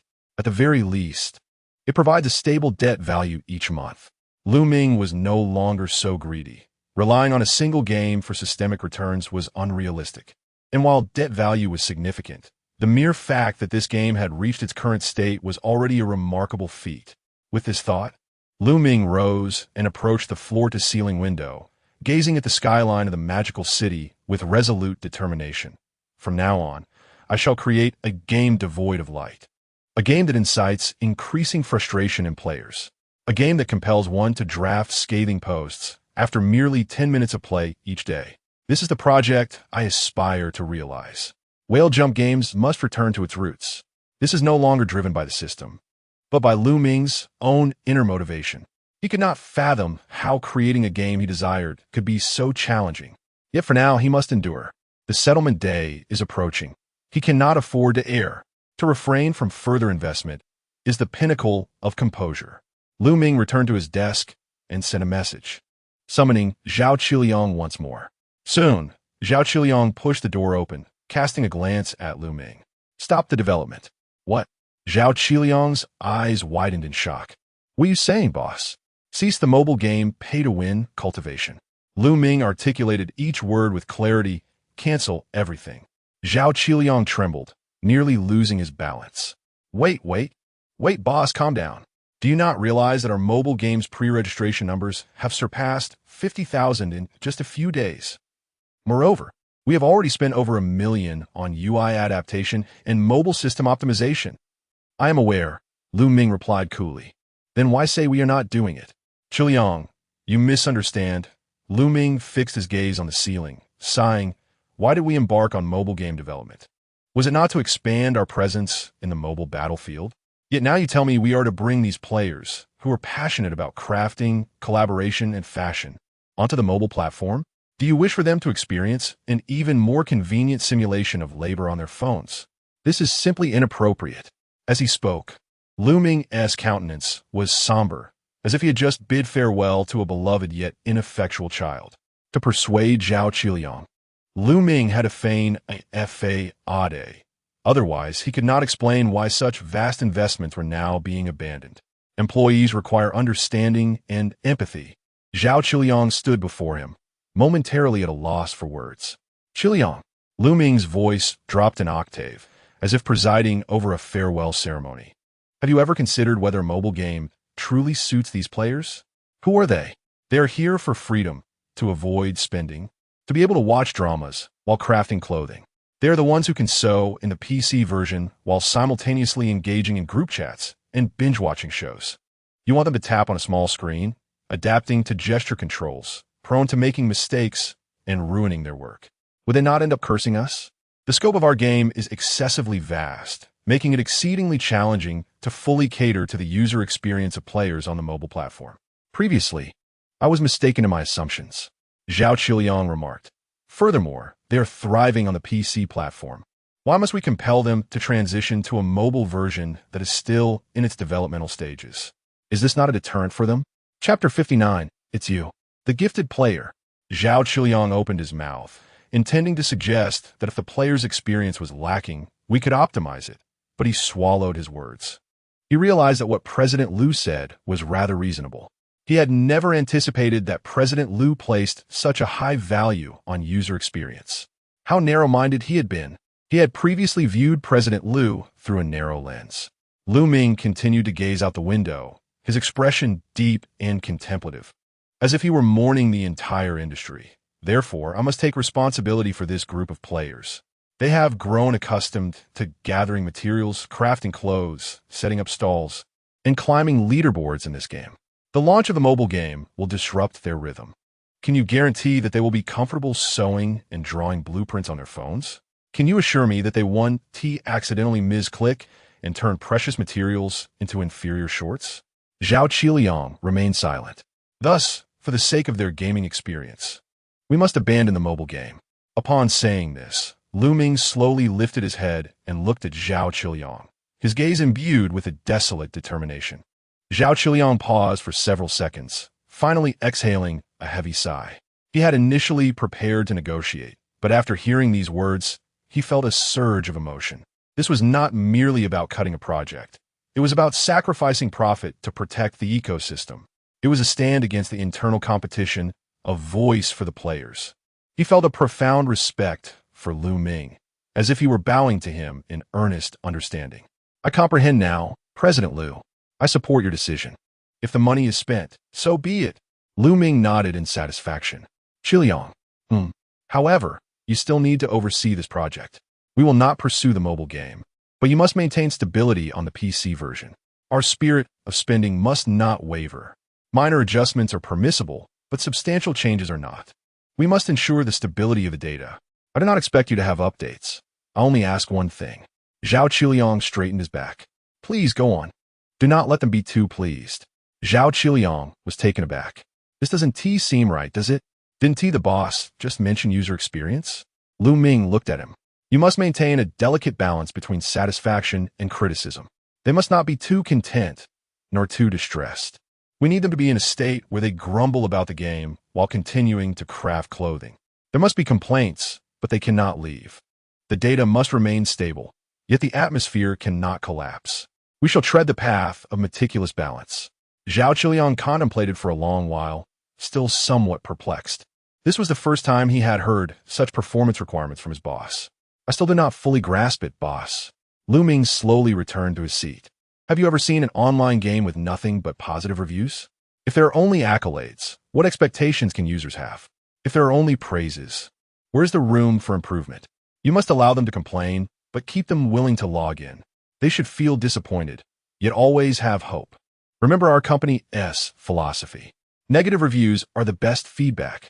After hearing Lu Ming's elaborate explanation, Zhao Qiuyang felt as if he had attained enlightenment, responding with renewed vigor, as if he had rediscovered the meaning of his work. After watching Zhao Qiuyang leave the office, Lu Ming began to calculate this month's investment expenditures. Annual rent for the office building, 5 million. UI art adaptation, mobile engine debugging, 1. 38 million. Public relations expenses, meals, hotels, receptions, travel, etc. 330,000. Marketing expenses, 5 million. Various operational labor costs, including employee rewards, streamer collaborations. Part-time tasks too. 8 million adding in server costs and other operational expenses. Lu Ming calculated that this month's total expenditure was approximately 16 million. Furthermore, he had 3 million remaining in his account, meaning there were still 700,000 funds unspent. A jolt of realization struck Lu Ming. What? He abruptly stood up from his chair, nearly knocking over the glass of water on the table. I thought I had nearly exhausted the budget this month. Yet there's still 700,000 left. How can we proceed like this? Zhao Qiuyang's investment in the mobile segment was far too low. It is essential to understand that the system's cashback logic is based on investment amount multiplied by the debt multiplier. If the investment is not high enough, the cashback is negligible. If the debt multiplier for this month is set at 6 times, then an investment of 10 million would yield 60 million. while 20 million would yield 120 million. But there is still around 700,000 remaining unspent. Isn't this a catastrophic loss? Lu Ming's face turned pale. If he had known to consolidate the funds earlier, he would not have become so engrossed in the complaints surrounding pay-to-win immortality that he overlooked the fact that the money had not been adequately spent. The most unfortunate situation in the world is reaching the end of the month with unspent funds. Lu Ming heavily sat back down in his chair, his mind racing. With just over a day left until the settlement, he must spend urgently. He needs to find a project that can quickly burn through the funds.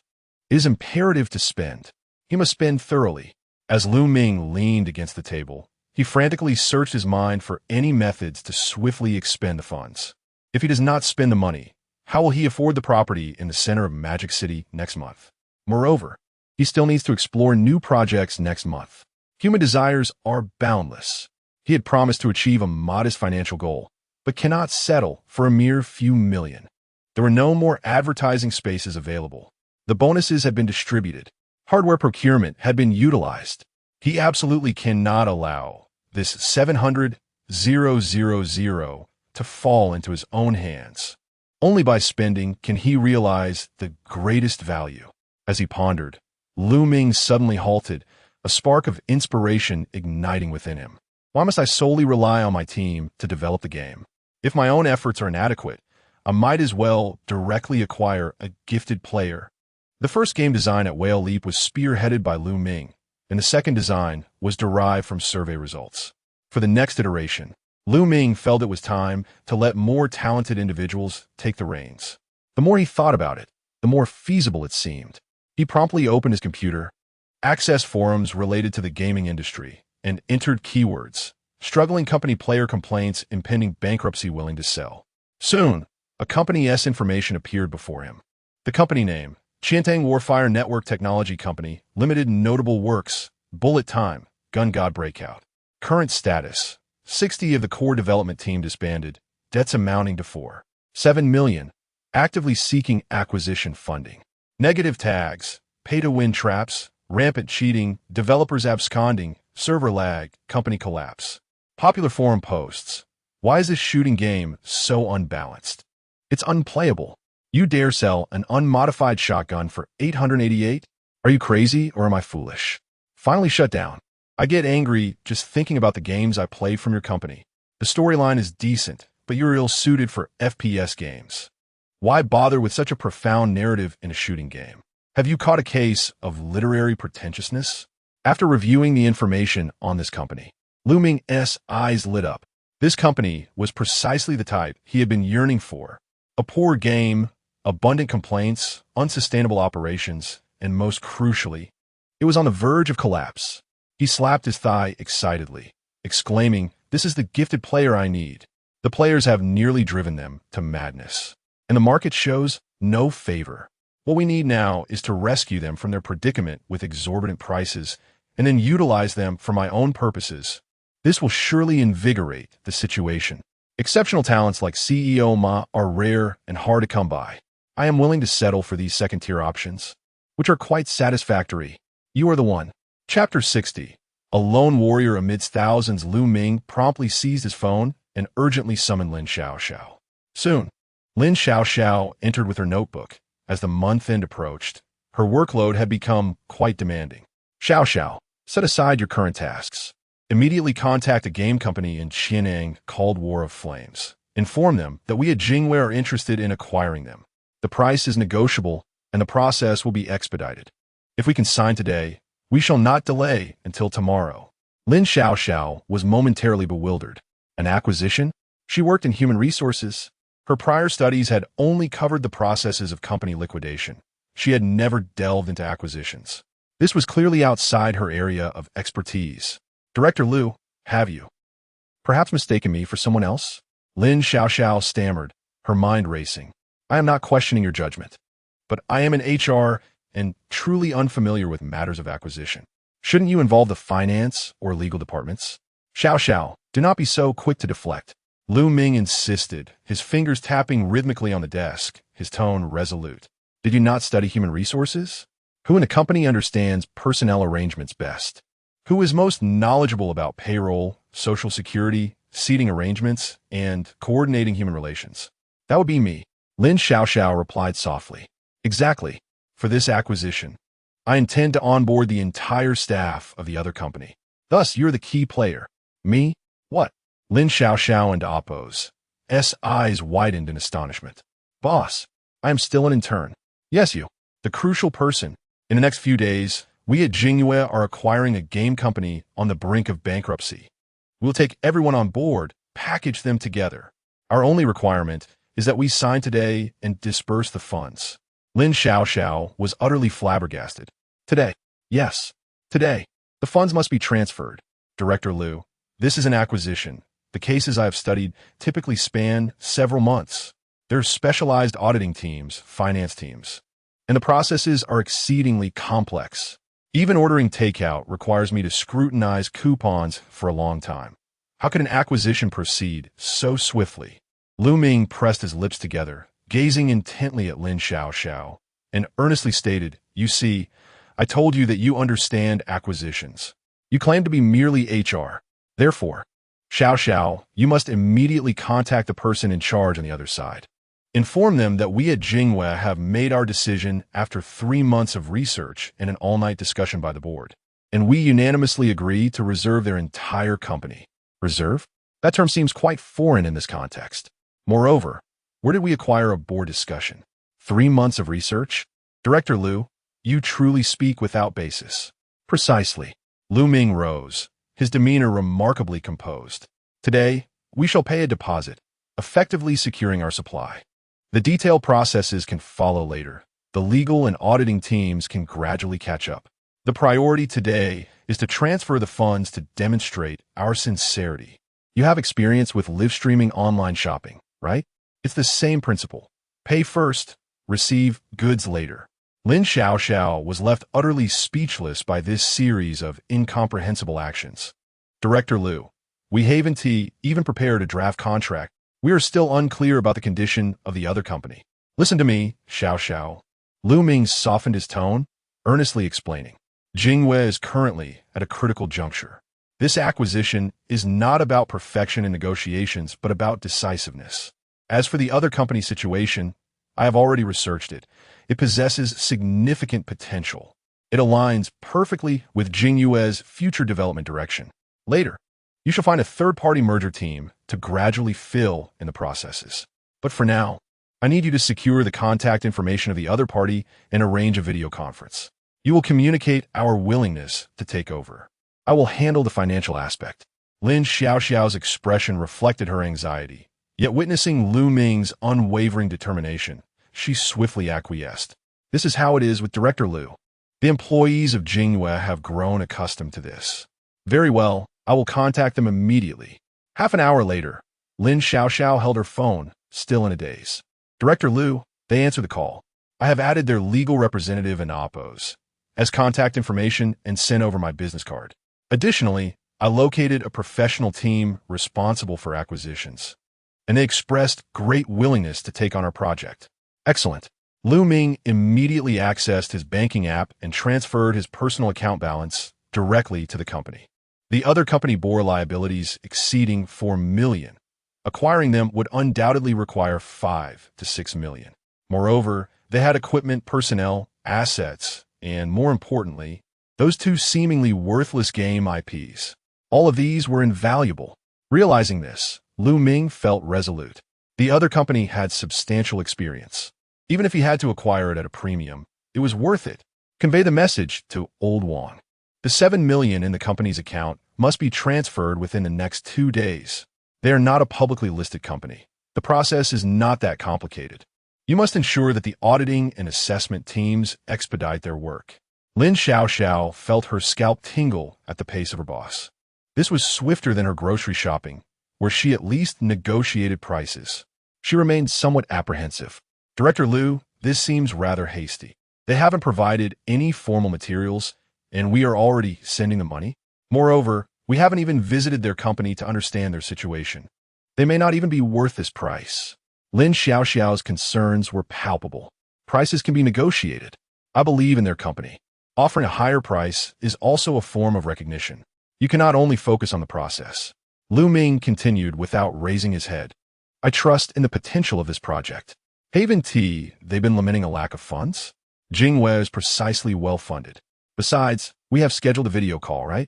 With tangible assets at stake, do you think they would suspect us of being fraudsters? Collaborating means lending a helping hand. It is also a form of goodwill. Lin Xiaoxiao's lips twitched. What if they abscond? Abscond? That won't happen. We live in a society governed by law. Our transaction is legitimate. Why would they run away? Furthermore, it's just 7 million, not a personal transfer, but to a corporate account. This is all regulated. You need not worry. Expedite the arrangements for the professional team. Lin Xiaoxiao opened her mouth, but ultimately chose not to inquire further. She genuinely could not comprehend this series of operations. Yet, with the task assigned by Director Liu, she could only brace herself to execute it. Very well. I shall now find a mergers and acquisitions firm and arrange the subsequent processes. I will also draft a plan for employee coordination. Thank you for your hard work. Xiao, Ming expressed sincerely. This acquisition is crucial for us, and we are determined to succeed. We will ensure that the processes are thorough. Your focus should be on 2 words, reliability. Understood. Chapter 61 in the realm of pay-to-win games. One cannot help but notice the stark contrast in fortunes. Lin Xiaoxiao, clutching her laptop, left the office, her mind a chaotic whirlpool. She had just researched the tumultuous history of a game company that had launched a third-person shooter mobile game, Gun God Breakthrough, 2 years prior. This game, which boasted realistic military equipment, weapon collections, and real-time combat, had garnered a fervent following on forums for 3 days and 3 nights. However, due to poor server stability, imbalanced gameplay, and rampant cheating, it suffered a catastrophic downfall overnight. The flood of negative reviews labeled it as a representative example of failure, a PvP disaster, and a cautionary tale for potential players. Absurdly, the game was also criticized for its exceedingly low weapon drop rates and its notoriously unfair loot box mechanics, which led to it trending on social media for all the wrong reasons. Today, the company's official website lay in ruins, and the only means of contact was through the legal representative's social media account. At that moment, Ming sat in his office, gazing at the successful transaction notification, a faint smile of relief gracing his lips. 7 million was about to be dispersed. This month's total expenditure hovered around 23 million. At last, everything was coming together. He leaned back in his executive chair, exhaling deeply. It was a sound investment. After all, this gaming company was already on the brink of collapse. Even if he did not take over, they would inevitably shutter their doors. This move had at least secured a project that could withstand criticism in the future. For now, he would await the financial reconciliation. Ming reached into his pocket, contemplating whether it was time to enlist a few agents to explore real estate. After all the hard work, he deserved a moment to enjoy life. Meanwhile, in an old office building in Xiantang City, the company Warfire languished. Once a thriving team that struck gold with a pay-to-win shooting game, it had fallen woefully behind the market trends in just a few years, plagued by slow updates, shattered balance, and rampant cheating, compounded by the owner's miscalculations that wrecked its reputation. In recent months, the company had resorted to relying on the owner's personal funds for utilities and depended on group discounts for lunch. During the lunch break, in the communal area on the 3rd floor, a group of programmers sat huddled together, the aroma of instant noodles filling the air, the atmosphere as somber as a funeral. I'm telling you, it's the end of the month, and we probably won't get our salaries again. I saw a letter from the legal department yesterday. I heard our assets are frozen. We really can't hold on any longer. I've invested in 2 small companies. If this continues, I'll have to jump ship just to make ends meet. Damn it, I didn't even dare take my year-end leave for this company. And now it's all going to waste?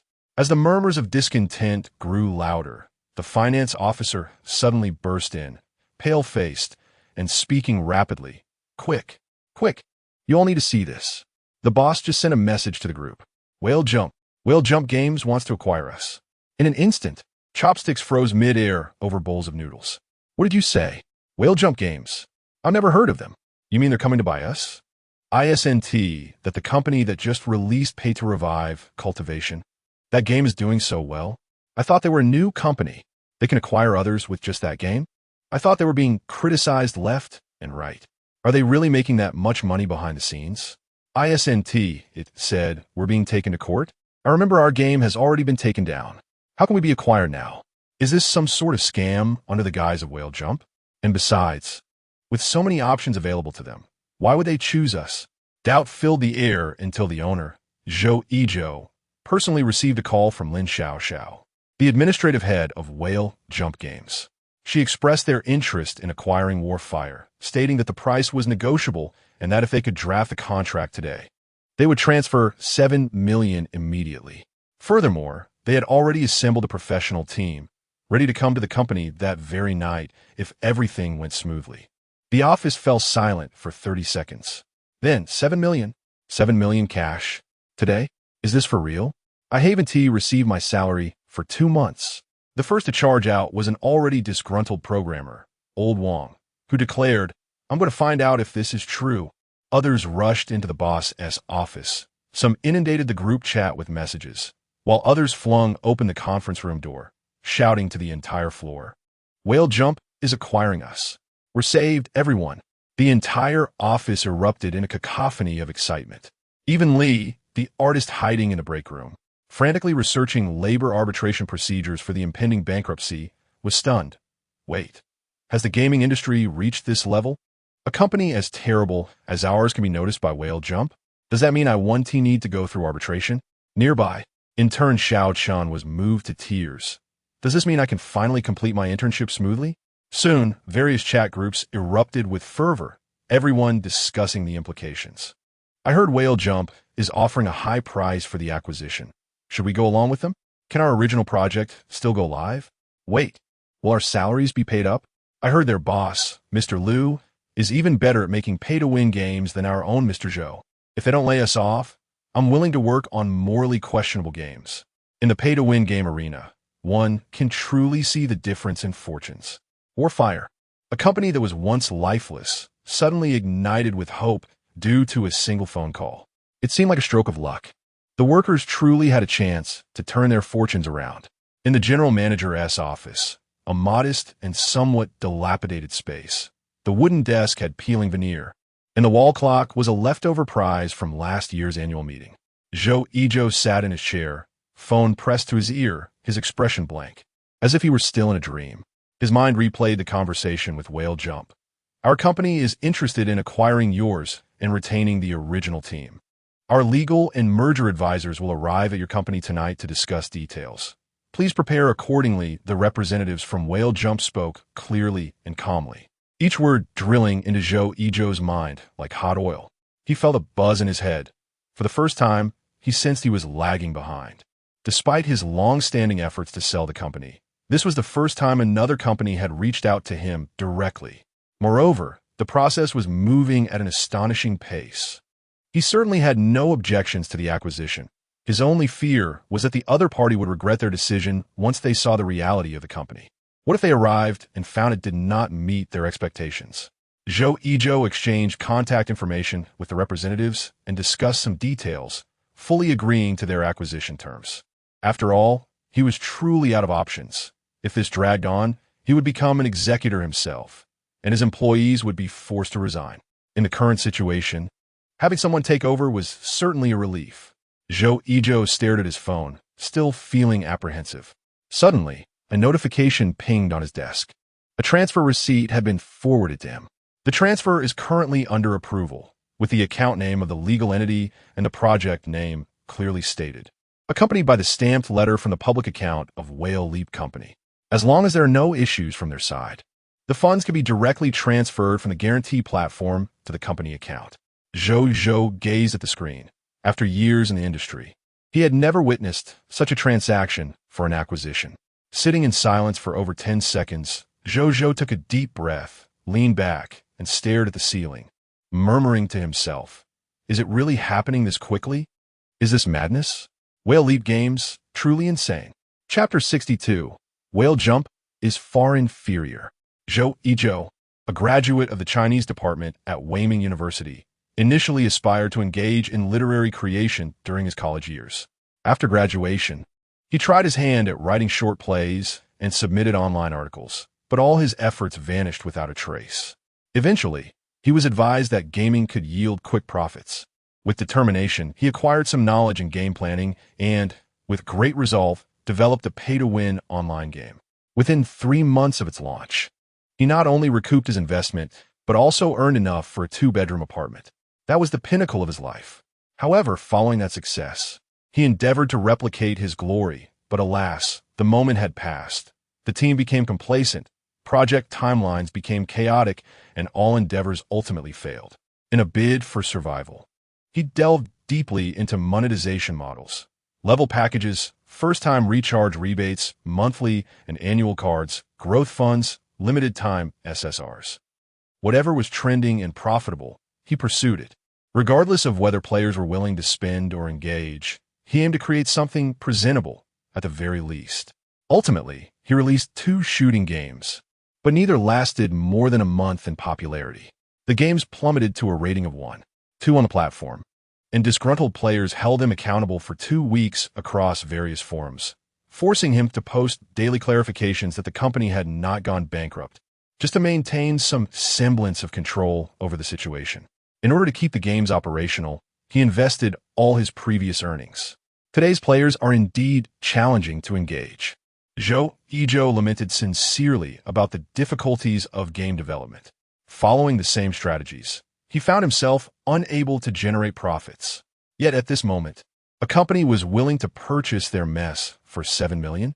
Moreover, it was Whale Jump, the company notoriously criticized across the internet for their game pay-to-play, Immortal Cultivation. Was this company truly capable? After a long silence, Zhou Yizhou abruptly sat upright, took a sip of bitter buckwheat tea from his thermos, far less bitter than the struggles of entrepreneurship, suppressing the emotions rising in his throat. He opened his contacts and sent a message to Lin Xiao.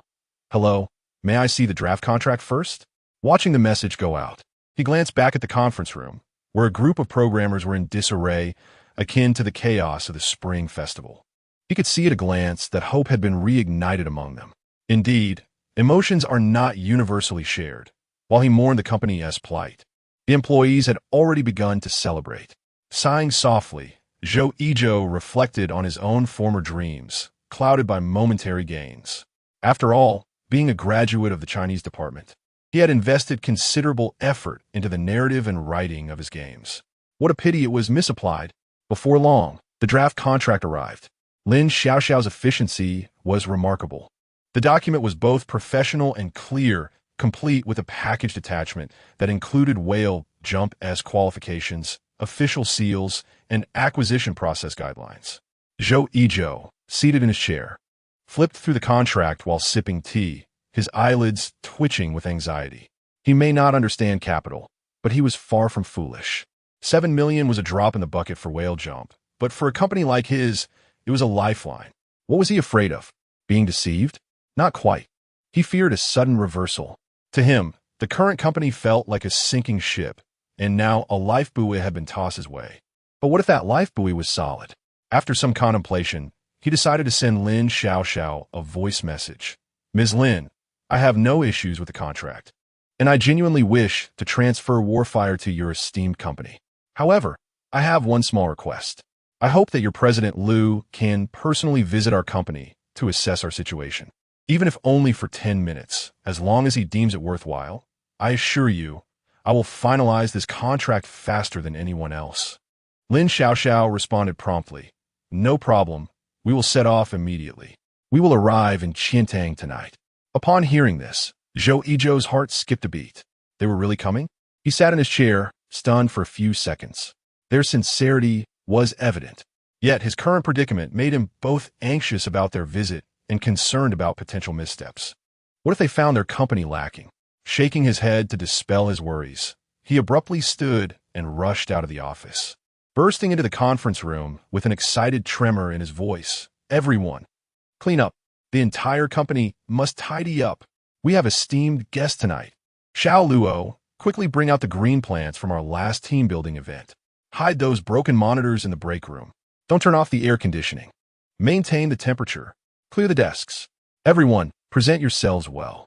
The office erupted in a flurry of activity. Mr. Zhou, what? What is happening? People from Whale Jump are coming to our company tonight. Hurry and prepare. Wait, really? So soon? They are actually coming to our little factory? Who knows? Perhaps they might appreciate a company with a story? Whale Jump's efficiency is truly impressive, faster than when I go to meet my boyfriend. Soon night fell. In the old industrial district of Chengxi, Qiantang City, a dark business vehicle came to a halt beneath the building of Warfire. Ming led the way, holding a cup of freshly made lemon tea, dressed casually in a t-shirt and jacket, exuding a relaxed demeanor as if visiting a friend. Following him were Lin Xiao and a team of acquisition professionals. This building is indeed quite old. Ming looked up and smiled. Lin Xiao, while guiding the way, reported, "Boss, I've checked.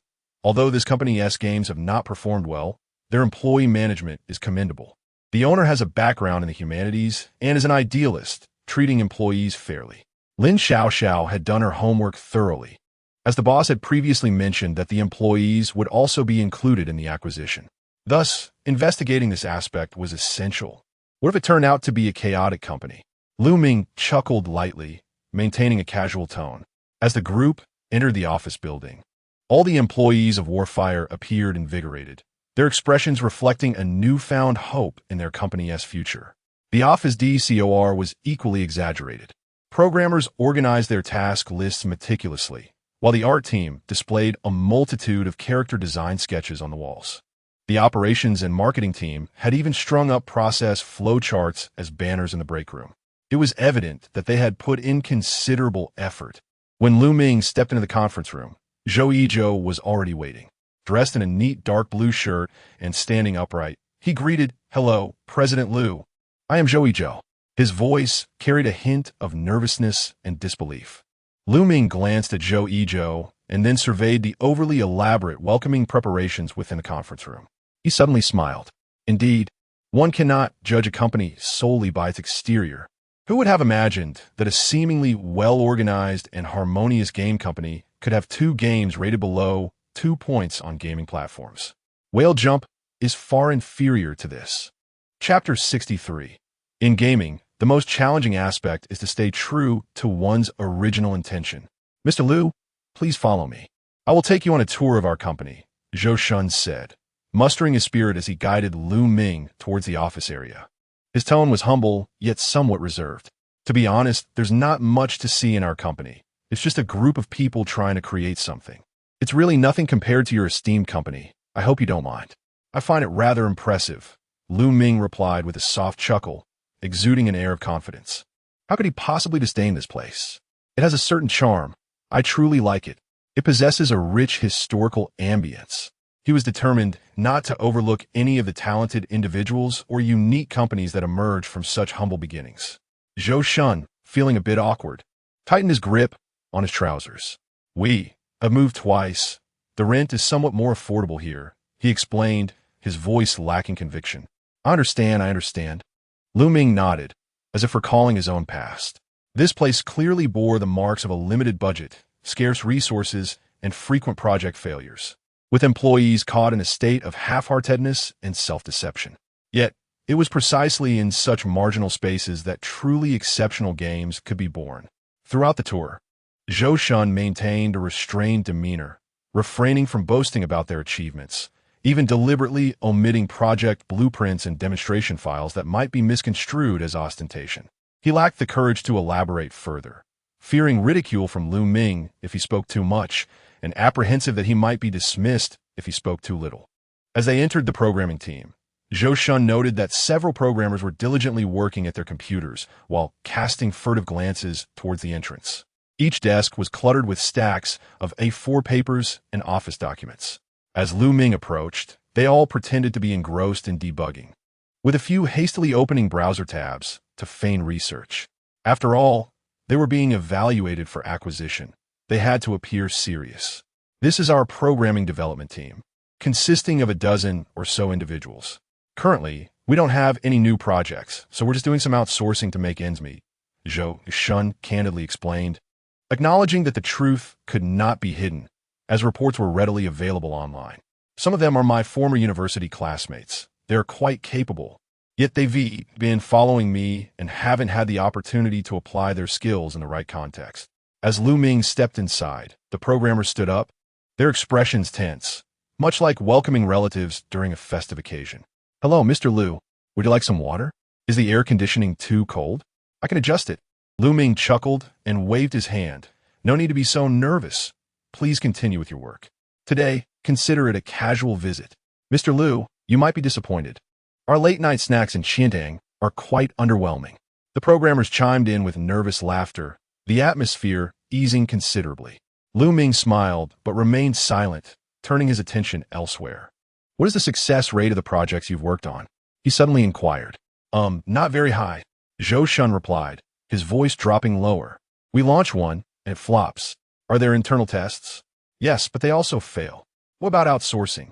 "We've taken on a few projects, but none have met our standards. The systems we design are often cut down by the clients." Lu Ming nodded thoughtfully. Although Zhou Shun's responses were increasingly disheartening, he felt a growing excitement within. "You're currently engaged in outsourcing, but what about your previous self-developed projects?" Lu Ming asked abruptly. Zhou Shun paused, taken aback. "Huh? Self-developed. We had a few, but they have all been taken down. Do you have any demonstrations?" "I would like to see the projects you previously worked on," Lu Ming casually asked, his gaze becoming earnest. "Since I'm here, I'd like to learn." Zhou Shun hesitated, biting his lip. "I can show you one. It's an FPS game we made called Bullet Time. It launched not long ago, but quickly tanked, receiving harsh criticism." "Perfect. Let's see that." Lu Ming's interest peaked instantly. This was a product tested by the market, and he was eager to scrutinize it thoroughly. Zhou Shun, bewildered by Lu Ming's sudden enthusiasm, led him into a small conference room, instructing a programmer to retrieve the game from the old server. In less than 10 seconds, a blurry opening animation appeared on the projector. In a bleak post-apocalyptic world, the background music was jarring, the subtitles were small and dense, and the protagonist's soliloquy stretched over 3 minutes. Lu Ming leaned back in his chair, maintaining a calm demeanor, though he struggled to comprehend the convoluted plot that seemed excessively verbose and pretentious. The game's narrative dragged on, with the first few minutes focused solely on the protagonist's backstory in a dystopian setting, devoid of any actual combat. When they finally acquired weapons and entered a battle scene, the enemy textures were repetitive and the AI appeared incompetent, resulting in chaotic combat dynamics. The shooting lacked impact, and the gunplay felt insubstantial. Even when a bullet struck, there was a delay before any damage was registered. Most importantly, this was an online game. The in-game store was poorly designed, immediately prompting players with 3 types of packages, all pre-selected for first-time double charges and monthly subscriptions, leaving them no choice but to select one to continue the game. The more Lu Ming observed, the more his eyes sparkled. While other games lured players to spend money, this one was forcing them into a selective spending scenario. He had never envisioned such an approach. Clearly, venturing out had its advantages. Otherwise, how could he have gleaned so much valuable knowledge? This place was genuinely remarkable. Surely, it must be some kind of auspicious ground. Lu Ming gradually straightened his posture. "Did you receive negative feedback during your testing phase?" he inquired suddenly. "Yes." "How many?" "Approximately 100 comments, with 95 being negative." Lu Ming slammed his hand on the table, his eyebrows nearly shooting up. "I knew it. I came to the right place." Seeing Lu Ming's demeanor, Zhou Shun's heart raced, struggling to maintain composure. "Mr. Liu, we actually know where the issues lie. We rushed the production, the narrative fell apart, and we couldn't rectify the pacing, which led to players abandoning the game." "You don't understand," Lu Ming said earnestly. "Please, maintain your unique style. The most challenging aspect of game development is to remain true to your original intention. If it weren't for your unwavering dedication and skill, do you think I would consider acquiring you?" As Lu Ming pointed at the projection, he continued, "Well, Leap should have learned from you. Do you know how many games are marketed as high quality, yet are criticized for lacking soul? Yours is different. Even though your game received a low rating, it is low with character. This is a style you must resolutely uphold. You are unlike other game companies. There are very few companies in the gaming industry that possess such character. As he spoke, Zhou Shun's expression grew increasingly grim, his head bowed in silence. He found himself perplexed by Lu Ming's words, unsure whether they signified disdain or genuine interest. "Mr. Lu, if you feel our standards are lacking or if the budget is tight." Zhou Shun hesitated, steeling himself before speaking. "A lower price could be negotiated. Our company is indeed in a difficult position, and to be honest, we are truly grateful to be considered by Whale Leap. As long as someone is willing to take over, I could even work for you for free." The more he spoke, the more heart-wrenching it became, bracing himself for the possibility that Lu Ming might retaliate with a rock-bottom offer. However, Lu Ming's expression remained unchanged. "Price? I'm stating 7 million. That is the price."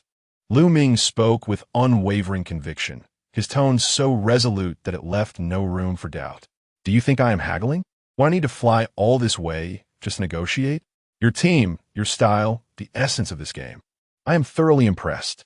Lu Ming turned his gaze to the demo of Bullet Time, which was still playing on a loop, his eyes ablaze with enthusiasm.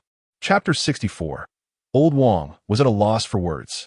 "What I desire is not your transformation, but rather the preservation of your essence. The style must remain unchanged. Not a single person, including you, is to be altered. This model is exceedingly precious." Zhou Yizhou stood agape, utterly speechless. In over 30 years of life, he had never encountered an acquirer operating in such a manner. "So, Mr. Lu, are you truly willing to invest 7 million to acquire our mess?" "Absolutely," Lu Ming replied with earnestness. "Furthermore, after the acquisition, our first step will not be to alter the project or to change the engine. Instead, we shall resurrect Bullet Time in its original form, merely reskinning it for re-release. Of course, that discussion can wait. We shall not delve into it today. From now on, you need only focus on creating the game, ensuring you maintain the same style as before. The rest is my responsibility." Having said this, he extended his hand. "The 7 million will be transferred tomorrow. If you are willing to sign, we can finalize the contract today." "Mr. Zhou, I am not a patient man." Zhou Yizhou was momentarily dazed, hesitant to shake hands. His initial thought was that conducting business could be this uncomplicated. Had all previous dealings been with someone like Mr. Lu, his company would not have met its demise. "You truly are a good person." Lu Ming, however, chuckled, his eyes sparkling with fervor. "It is not my virtue, but rather your immense potential. To be candid, acquiring your company is a profitable venture for me." "Profitable? In what way?" Zhou Yizhou felt the disparity of the world. He paused for a moment before finally reaching out to gently clasp Lu Ming's hand. "Then, let us proceed with the signing." They signed. A crisp sound of their hands clapping echoed as the contract was swiftly executed, printed, signed, and stamped in a seamless flow, as if both parties feared the other might reconsider. "Mr. Zhou, congratulations on officially becoming a member of Whale Jump Games." Lu Ming patted his shoulder, stating that they would continue working from Qiantang, with no need for you to worry about financial matters. Simply report your progress to me each month. Warfire will become a dedicated studio under Whale Jump, on par with the project team for pay-to-win Immortal. We will also send specialized financial and HR personnel to assist in your operations. Rest assured, we will not interfere with your creative process. Your sole task is to ensure that everyone maintains the style you had previously. Under no circumstances should you attempt to change it. Change can be disastrous. Do you understand? I understand. Zhou Yizhou's lips twitched, struggling to shift his mindset from despair to optimism. After the signing, it was getting late. Lu Ming suggested treating Zhou Yizhou and a few core employees to a late-night meal. Everyone unanimously declined. No need. Really not necessary. Ultimately, Lu Ming insisted, "Let us go. It shall be a farewell meal, or rather, a work meal." 5 minutes later, a group of them stood by the roadside, staring at a few dilapidated eateries that had already closed for the night, engulfed in silence. Does Qian'an lack a late-night dining culture? Lu Ming gazed at the faded sign of a small stir-fry shop, somewhat perplexed. There is some, but we would have to head toward the city center." Zhou Yizhou's face flushed slightly, explaining that this area mainly consisted of office buildings, and people left right after work. In the end, they hastily dined at a place called Veteran Barbecue. Lu Ming ordered some beef and various skewers, but the portions were meager, and he struggled to chew halfway through the meal. As he ate, he lamented, "Indeed, it is a culinary desert." Nonetheless, today's acquisition was worthwhile.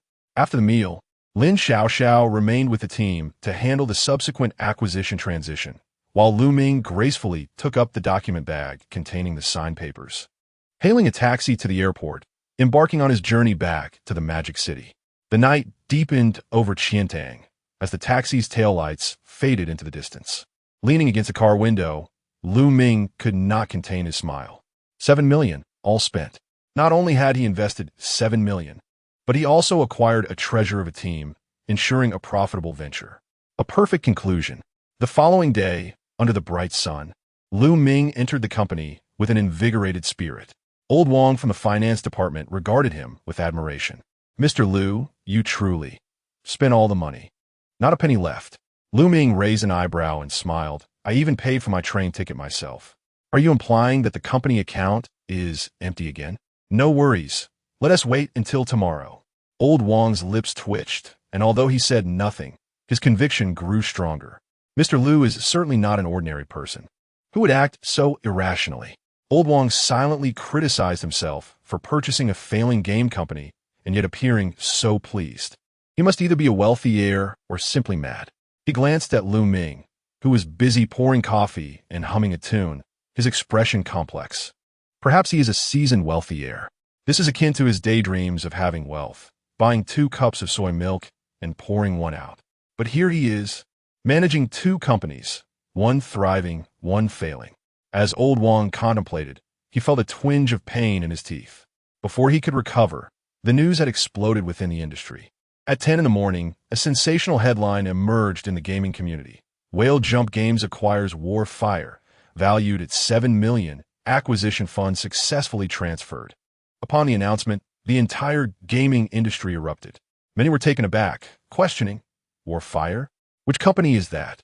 Upon further investigation, they realized, that is the one that released Bullet Time, which was taken down shortly after its launch. Their third reaction was, "Are they out of their minds? Why would they acquire such a company? If you have that kind of money, why not consider me?" The comment section quickly devolved into a forum of mockery. What? Whale Jump acquired whom? War Fire? The Bullet Time from their company? I couldn't even last 10 minutes before uninstalling it. I truly mean it. When I opened the game, I thought I had time traveled back to the year 2000. 7 million? 700,000. I suspect they must have been out of their minds during the acquisition, and the quality of water they drank might not have been very good. In this day and age, if even War Fire can find a buyer, can I start a company to scam investors too?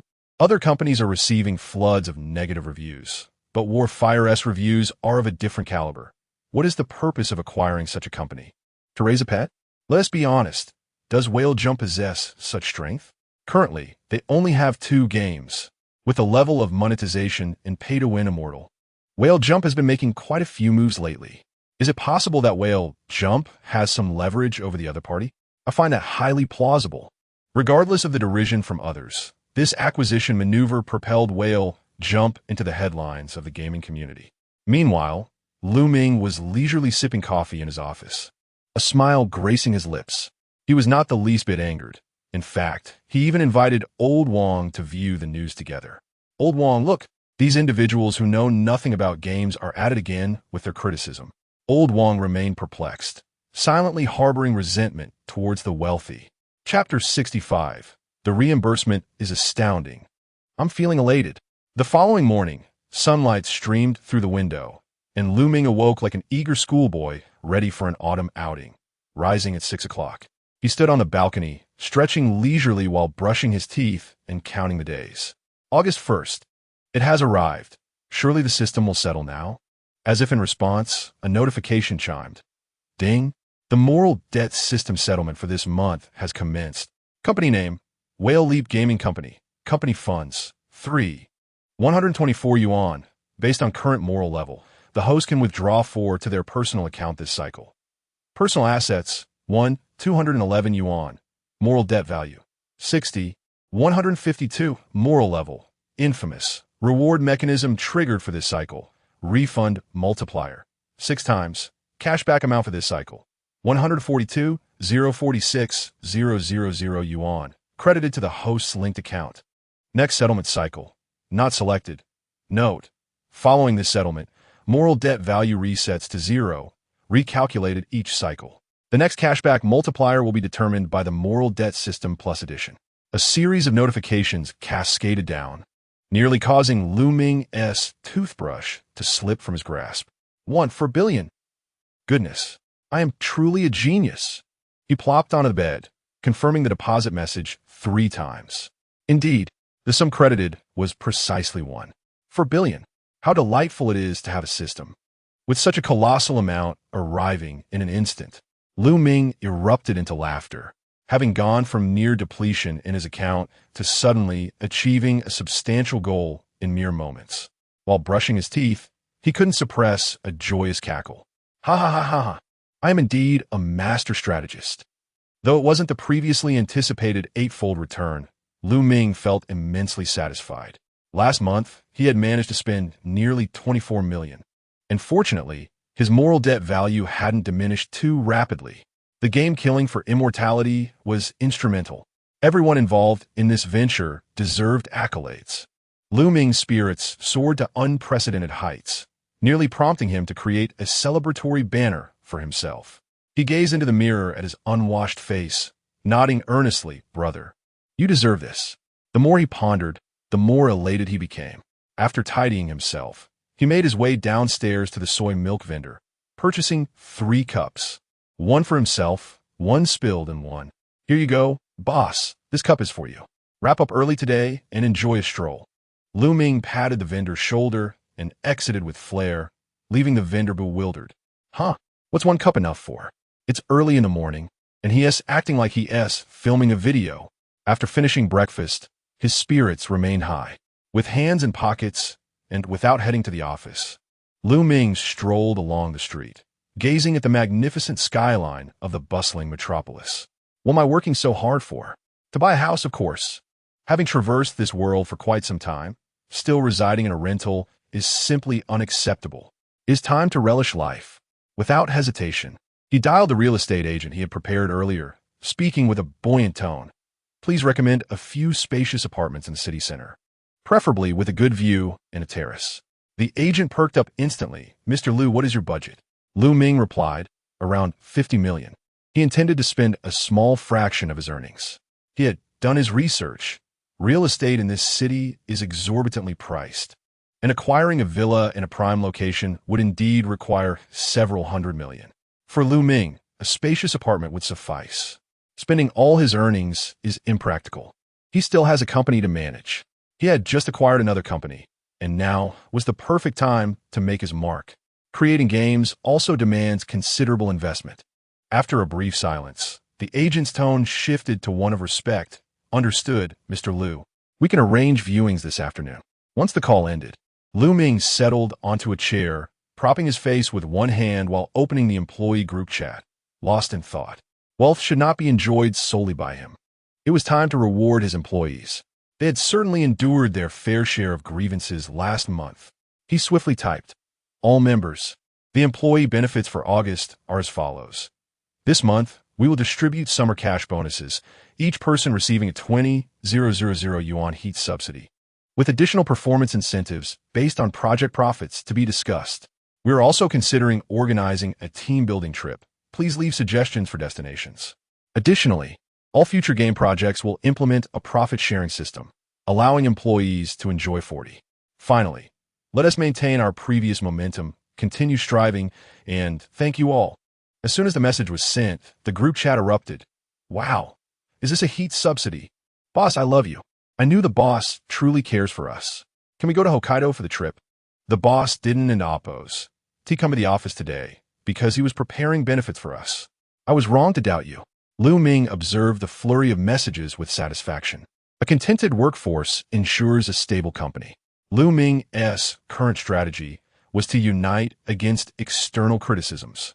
User complaints generate significant traffic, and relying on employee grievances is impractical. This reimbursement was astounding, leaving him somewhat lightheaded. It shouldn't occur too frequently. One must learn to progress steadily. He pondered. The next settlement period had yet to be determined. If he waited until the next month, he feared he might not spend all this money. Moreover, the results might not be as favorable. Time was of the essence. However, delaying too long would also be inappropriate. Ming contemplated carefully, decisively selecting a custom period. Setting. Next settlement time. 3 months later, November 1st. Confirm. Confirm. In the next instant, a confirmation sound echoed. Ding. The next settlement cycle has been set. The system will perform the settlement 3 months from now. Ming closed the system panel, leaning back in his chair with a sigh of relief. All right. 3 months. Ample time to accomplish many great things. At 3 in the afternoon, the agent arrived at the predetermined location to meet Ming. Good afternoon, Mr. Liu. We have prepared 3 properties that meet your criteria, all high-end apartments in the city center. Please follow me. Ming waved his hand, exuding confidence. The first property offered a panoramic view, but had slightly inadequate lighting.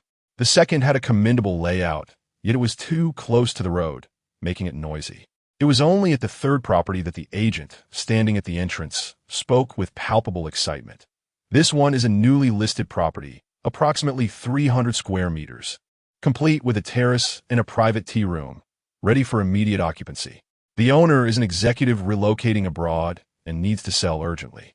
Originally priced at $70 million, it can now be negotiated down to $55 million. Upon hearing this, Ming felt a wave of relief wash over him. Such a significant reduction. He was indeed benefiting from the era's advantages. Soon, the elevator arrived, and as the door swung open, he was greeted by the scent of affluence.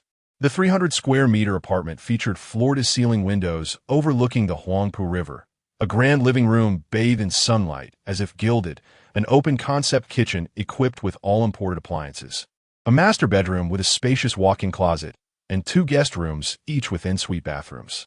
The decor was simple yet elegant, complete with full smart home integration. Wow, this is what life should be like. As Ming strolled through the apartment, he marveled at the furnishings, touched the table, patted the wall, and finally stood on the terrace, gazing at the river view. Sunshine bathed the cityscape, and the breeze was just perfect. Located less than 3 kilometers from his company, it was a 10-minute taxi ride or a 20-minute walk.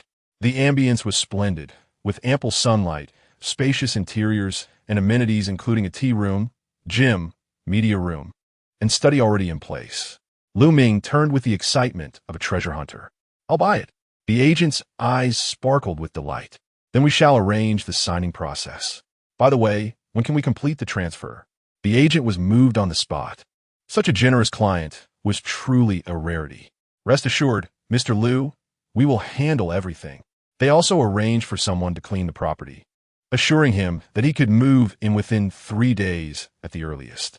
An hour later, the contract was finalized. 2 hours after that, the transfer was completed. $57 million. Ming didn't flinch. Instead, he reveled in the experience. This was the thrill of money sent by the system. The agent was left dumbfounded. This client was astonishingly efficient. Unable to contain his curiosity, he inquired, Mr. Liu, what business are you in? With hands tucked casually in his pockets, Ming nonchalantly replied, I develop games. The agent stood frozen mouth agape, and after a few moments, managed to utter, games. Can earn that much?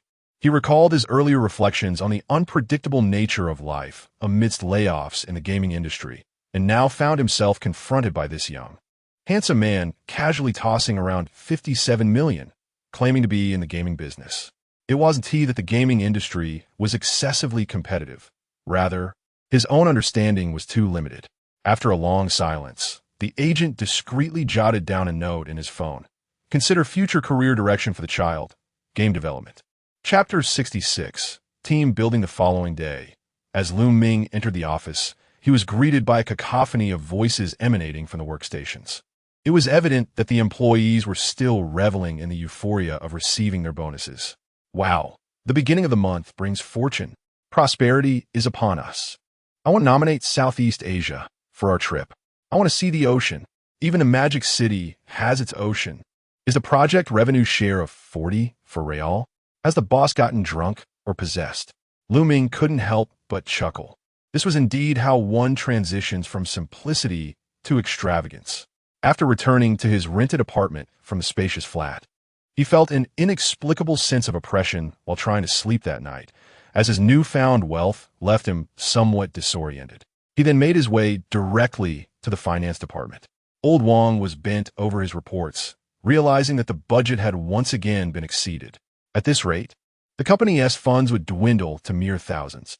Alas, it was tough. Then let's inject some capital, Ming said casually as he appeared at the door. Old Wong looked up, confusion evident in his eyes. Inject what? Capital injection. Ming tossed him a bank card. Transfer $80 million to the company account as an investment. Declare what needs to be declared, pay the taxes, and arrange with the bank to expedite the process. Ming felt assured. The funds provided by the system were undoubtedly legitimate, and there was no need for him to worry about that. Old Wong stood frozen, momentarily stunned. "B-boss, did you say?" "How much?" $80 million. Ming repeated. "It's not too much, just a temporary advance. If it runs short later, I'll transfer more." After purchasing the house and deducting the $80 million, Ming would only have a few million left in his account, which he needed to keep for personal spending. You. Old Wong stammered, utterly bewildered. The boss's confidence was truly remarkable. Over time, he had contributed more than $100 million to the company, especially during this period of no profits. The boss was indeed a substantial lifeblood for the organization. Old Wong sat there, stunned, contemplating the $80 million as a temporary advance. The idea that more could be transferred later? He inhaled deeply. Indeed, the Magic City was home to the affluent. Upon reaching the office, Ming clapped his hands and addressed everyone earnestly. "I know everyone has been working hard lately, especially the development team, who have been up late fixing bugs, and the marketing team, who have faced a barrage of criticism from players. The art department has also endured their share of reprimands to meet the deadlines. You all have done remarkably well, and I have taken notice. Any product that breaks through the market is not created without effort. We are a small company that values a flat structure. Currently, the company has no issues with funding. Subsequent benefits, bonuses, and revenue shares will be implemented in due course. Just focus on your projects and work with confidence." At this point, Ming smiled slightly. "Additionally, weren't we discussing arranging a team-building event? You all can decide where to go." A chorus of cheers erupted from the crowd. "Is this for real, boss?" "We can choose." "Choose. We must choose." Ming nodded. "The finance department has arranged the budget. Enjoy yourselves to the fullest. Do not settle for a mere farmhouse around the Magic City. Any insincere suggestions will be discarded." Old Wong chimed in, "Yes. The boss is quite capable. We shoot in oppos. Skimp on this." The employees were ecstatic. The marketing department promptly unveiled a pre-prepared voting procedure and posted it in the group chat. 5 minutes later, Old Wong counted the votes and exclaimed, "The final result is in Nanao Island. The island wins. Sunshine, beaches, coconut juice, and seafood. Departure is scheduled for a week from now. Please prepare your luggage, and everyone must be punctual." On this day, the atmosphere in the office was vibrant and full of energy. Amidst the lively ambience, Ming seemed to recall something and interrupted Old Wong, the team from Qiantang. "War of Flames is now part of our Whale Leap family. They will also join us for this team-building event. It's a great opportunity for everyone to get acquainted, so make sure they are included in your voting for the destination." Soon at the War of Flame studio in Qiantang, the boss, Zhou Yizhou, and Lin Xiaoxiao were coordinating the acquisition team's workflow. The next moment, a new message popped up in the company group chat. "Whale Leap Ming. All members of War of Flames, greetings, new colleagues. Welcome to the Whale Leap family. Next week, the company will organize a week-long team-building trip with all expenses covered, including accommodation and transportation. Please confirm your names promptly and prepare your identification and change of clothes. We are currently organizing a vote for the team-building location, so please participate. The top 3 locations are Nanao Island, Dali, and Sanya. Feel free to choose. For any inquiries, please contact administration. Thank you." The next moment, the entire office fell silent. Am I hallucinating? No. Check the group messages. We haven't even officially signed yet, and we're already being whisked away to an island? Is Whale Leap really this affluent? Someone swallowed hard. Last month, Our office didn't even have a functioning water dispenser. And the boss still owes me 2 meals for overtime. Now the new boss is offering us Sonya. We're not even guaranteed Sonya yet. We still have to vote. Wow, this acquisition is way too rewarding. In no time, a flurry of people participated in the vote. And once again, Noao Islandia emerged victorious. Lu Ming addressed the group once more. Lu Ming, welcome everyone. This team-building event is primarily for us to familiarize ourselves with one another. With no talk of work, just leisure and enjoyment. The sun in Nanao is quite intense, so remember to bring sunscreen. The group chat was instantly flooded with cheerful messages. Lu Ming stood quietly by the window, gazing at the sunlight outside. He took a deep breath, contemplating the river view before him, and exhaled slowly. This is what it means to transcend. Earning money isn't solely about changing the world. It's about living life to its fullest within it. Now that the house is purchased, the system is in place, and the employees are content, the company is on solid ground. In the following week, the acquisition process of Whale Leap progressed swiftly. Thanks to Lu Ming's decisive actions, the legal team, financial audits, and document transfers were all coordinated ahead of time, resulting in an almost uninterrupted flow of progress. Soon, the day of departure arrived. On a bright morning at the Magic City Airport, the employees of Whale Leap headquarters gradually gathered at the meeting point, dragging their suitcases, all looking invigorated. Everyone donned the poorly rated cultural shirts suggested by Lu Ming. Meanwhile, the War of Flames team from Qiantang also arrived by high-speed train, reaching the Magic City Airport almost simultaneously. Upon arriving at the meeting point, they were taken aback. Wow, what a scene! Is this a travel group? The Whale Leap headquarters exuded an extraordinary sense of ceremony. Were there even welcome banners? Welcome, War of Flames, to the Whale Leap family. The banners were held high by several employees, alongside enthusiastic staff from the administration distributing breakfast. Zhou Yizhou stood at the back of the crowd, quietly marveling at how well Whale Leap demonstrated humanistic care. If only we could move to the Magic City too. Chapter 67. May all planning in the world bear fruitful results. At 3 in the afternoon, after switching from the plane to a bus, a group of individuals finally arrived at South Australia. The sea breeze enveloped them, and the sun shone brightly. The hotel was a luxurious 5-star seaside suite group that Lu Ming had reserved in advance, with the entire building booked for their use. Each room offered a view of the vast ocean, and every balcony was perfect for taking stunning photos. Dinner was arranged right by the sea, featuring a barbecue party and a bonfire celebration, with the administrative department neatly lining up speakers, beverages, fruits, coconut chicken, and grilled oysters. In stark contrast to the warm sea breeze of South Australia, the air conditioning hummed loudly in the Beishan Cientu studio. A few programmers clad in checkered shirts sat around the conference table, their expressions a mix of anticipation and concern as they stared intently at a segment of game footage projected onto the screen. The visuals showcased the newly completed secondary profession system of Beishan.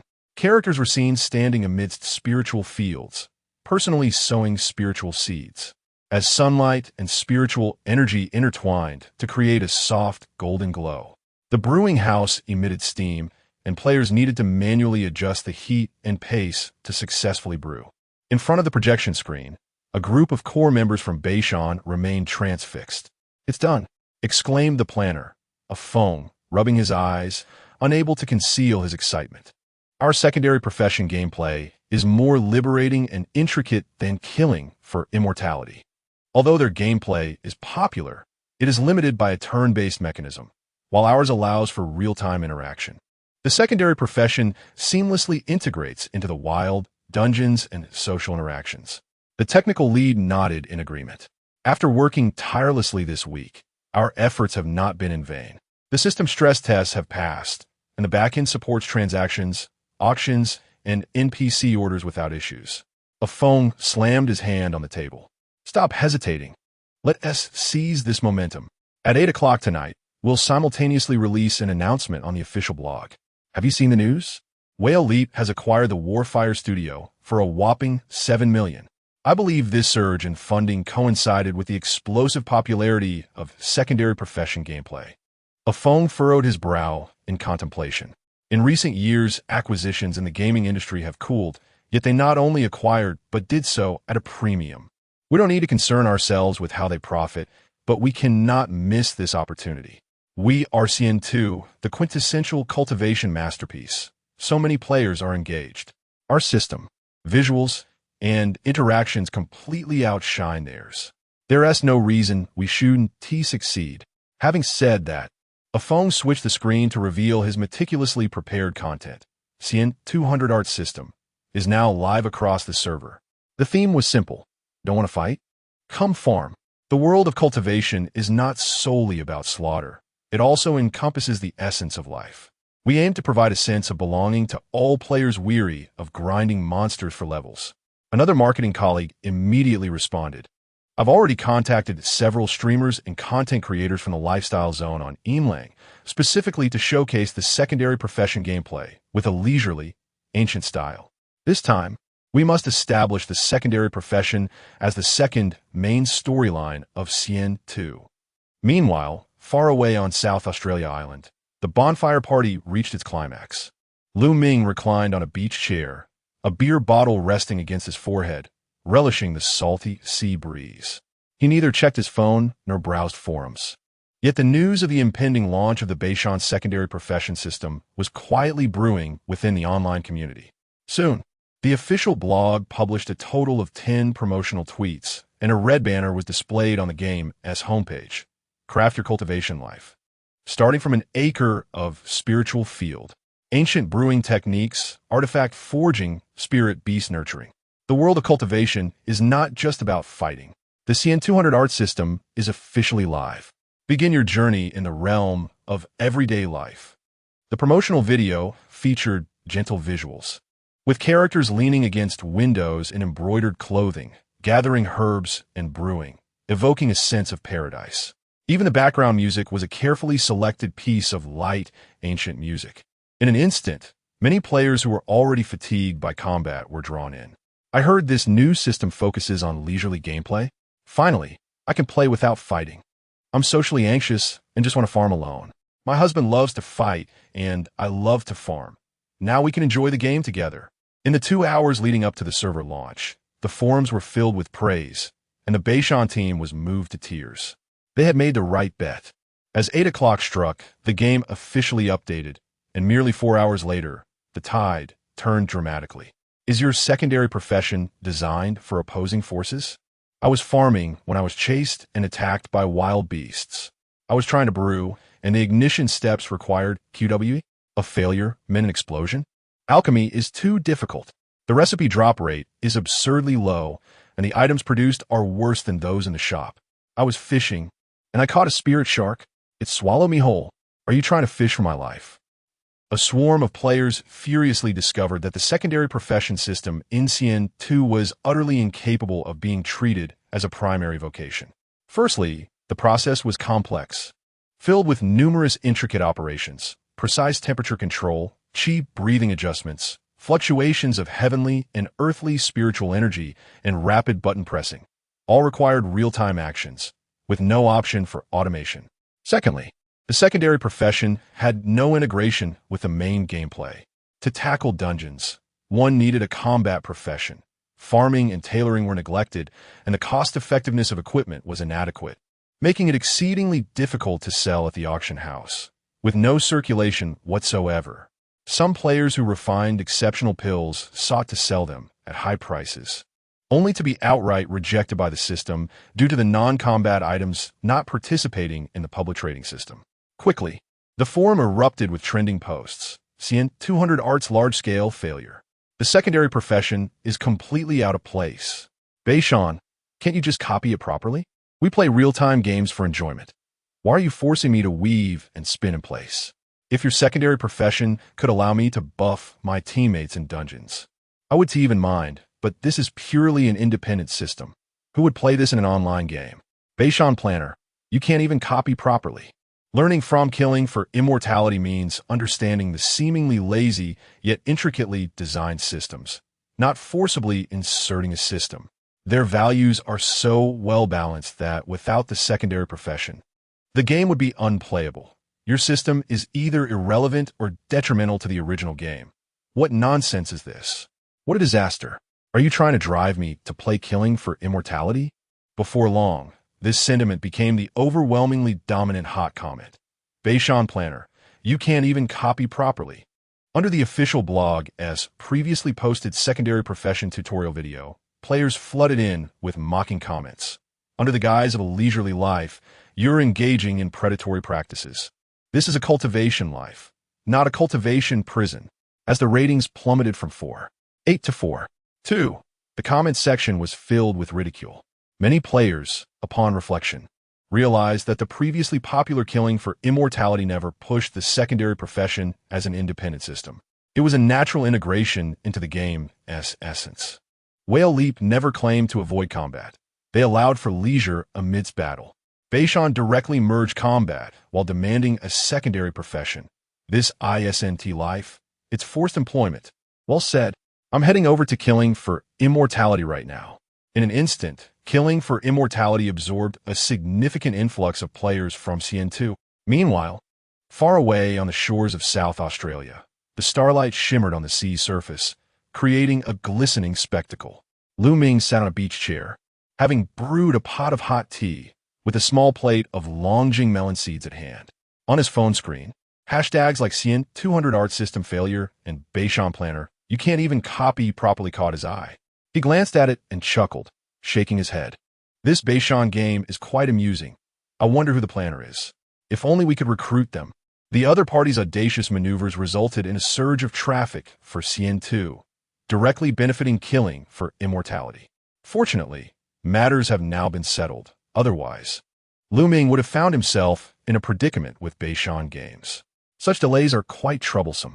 In the future, could you not consult with me before taking such actions? Pausing for a moment, Ming sipped his tea, his tone gentle. If only Jingyue had similar talents. Those who attempt to emulate me suffer greatly, while those who mirror my essence meet their demise. May all planners in the world achieve their aspirations. Chapter 68.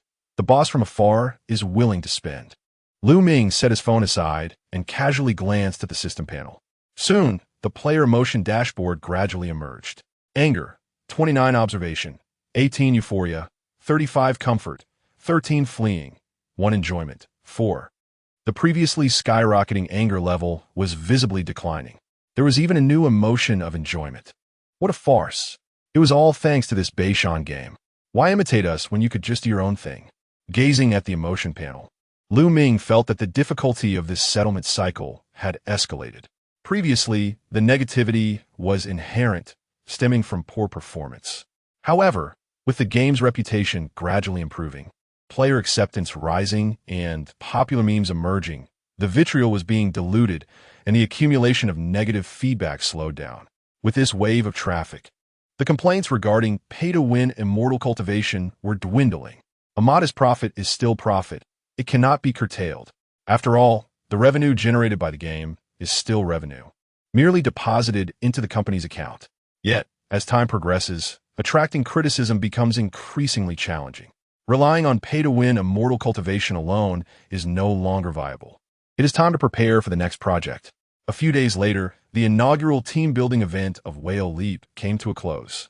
Everyone, laden with luggage, boarded the return high-speed train headed for the bustling metropolis. The employees of the war-torn company accompanied them, animatedly discussing the extravagance of this team-building experience, reminiscing about their previous outings to the nearby barbecue stand. It was their first time staying in a seaside view hotel. The bonfire that evening was nothing short of spectacular. I took over 500 pictures. I'll edit a montage to post online.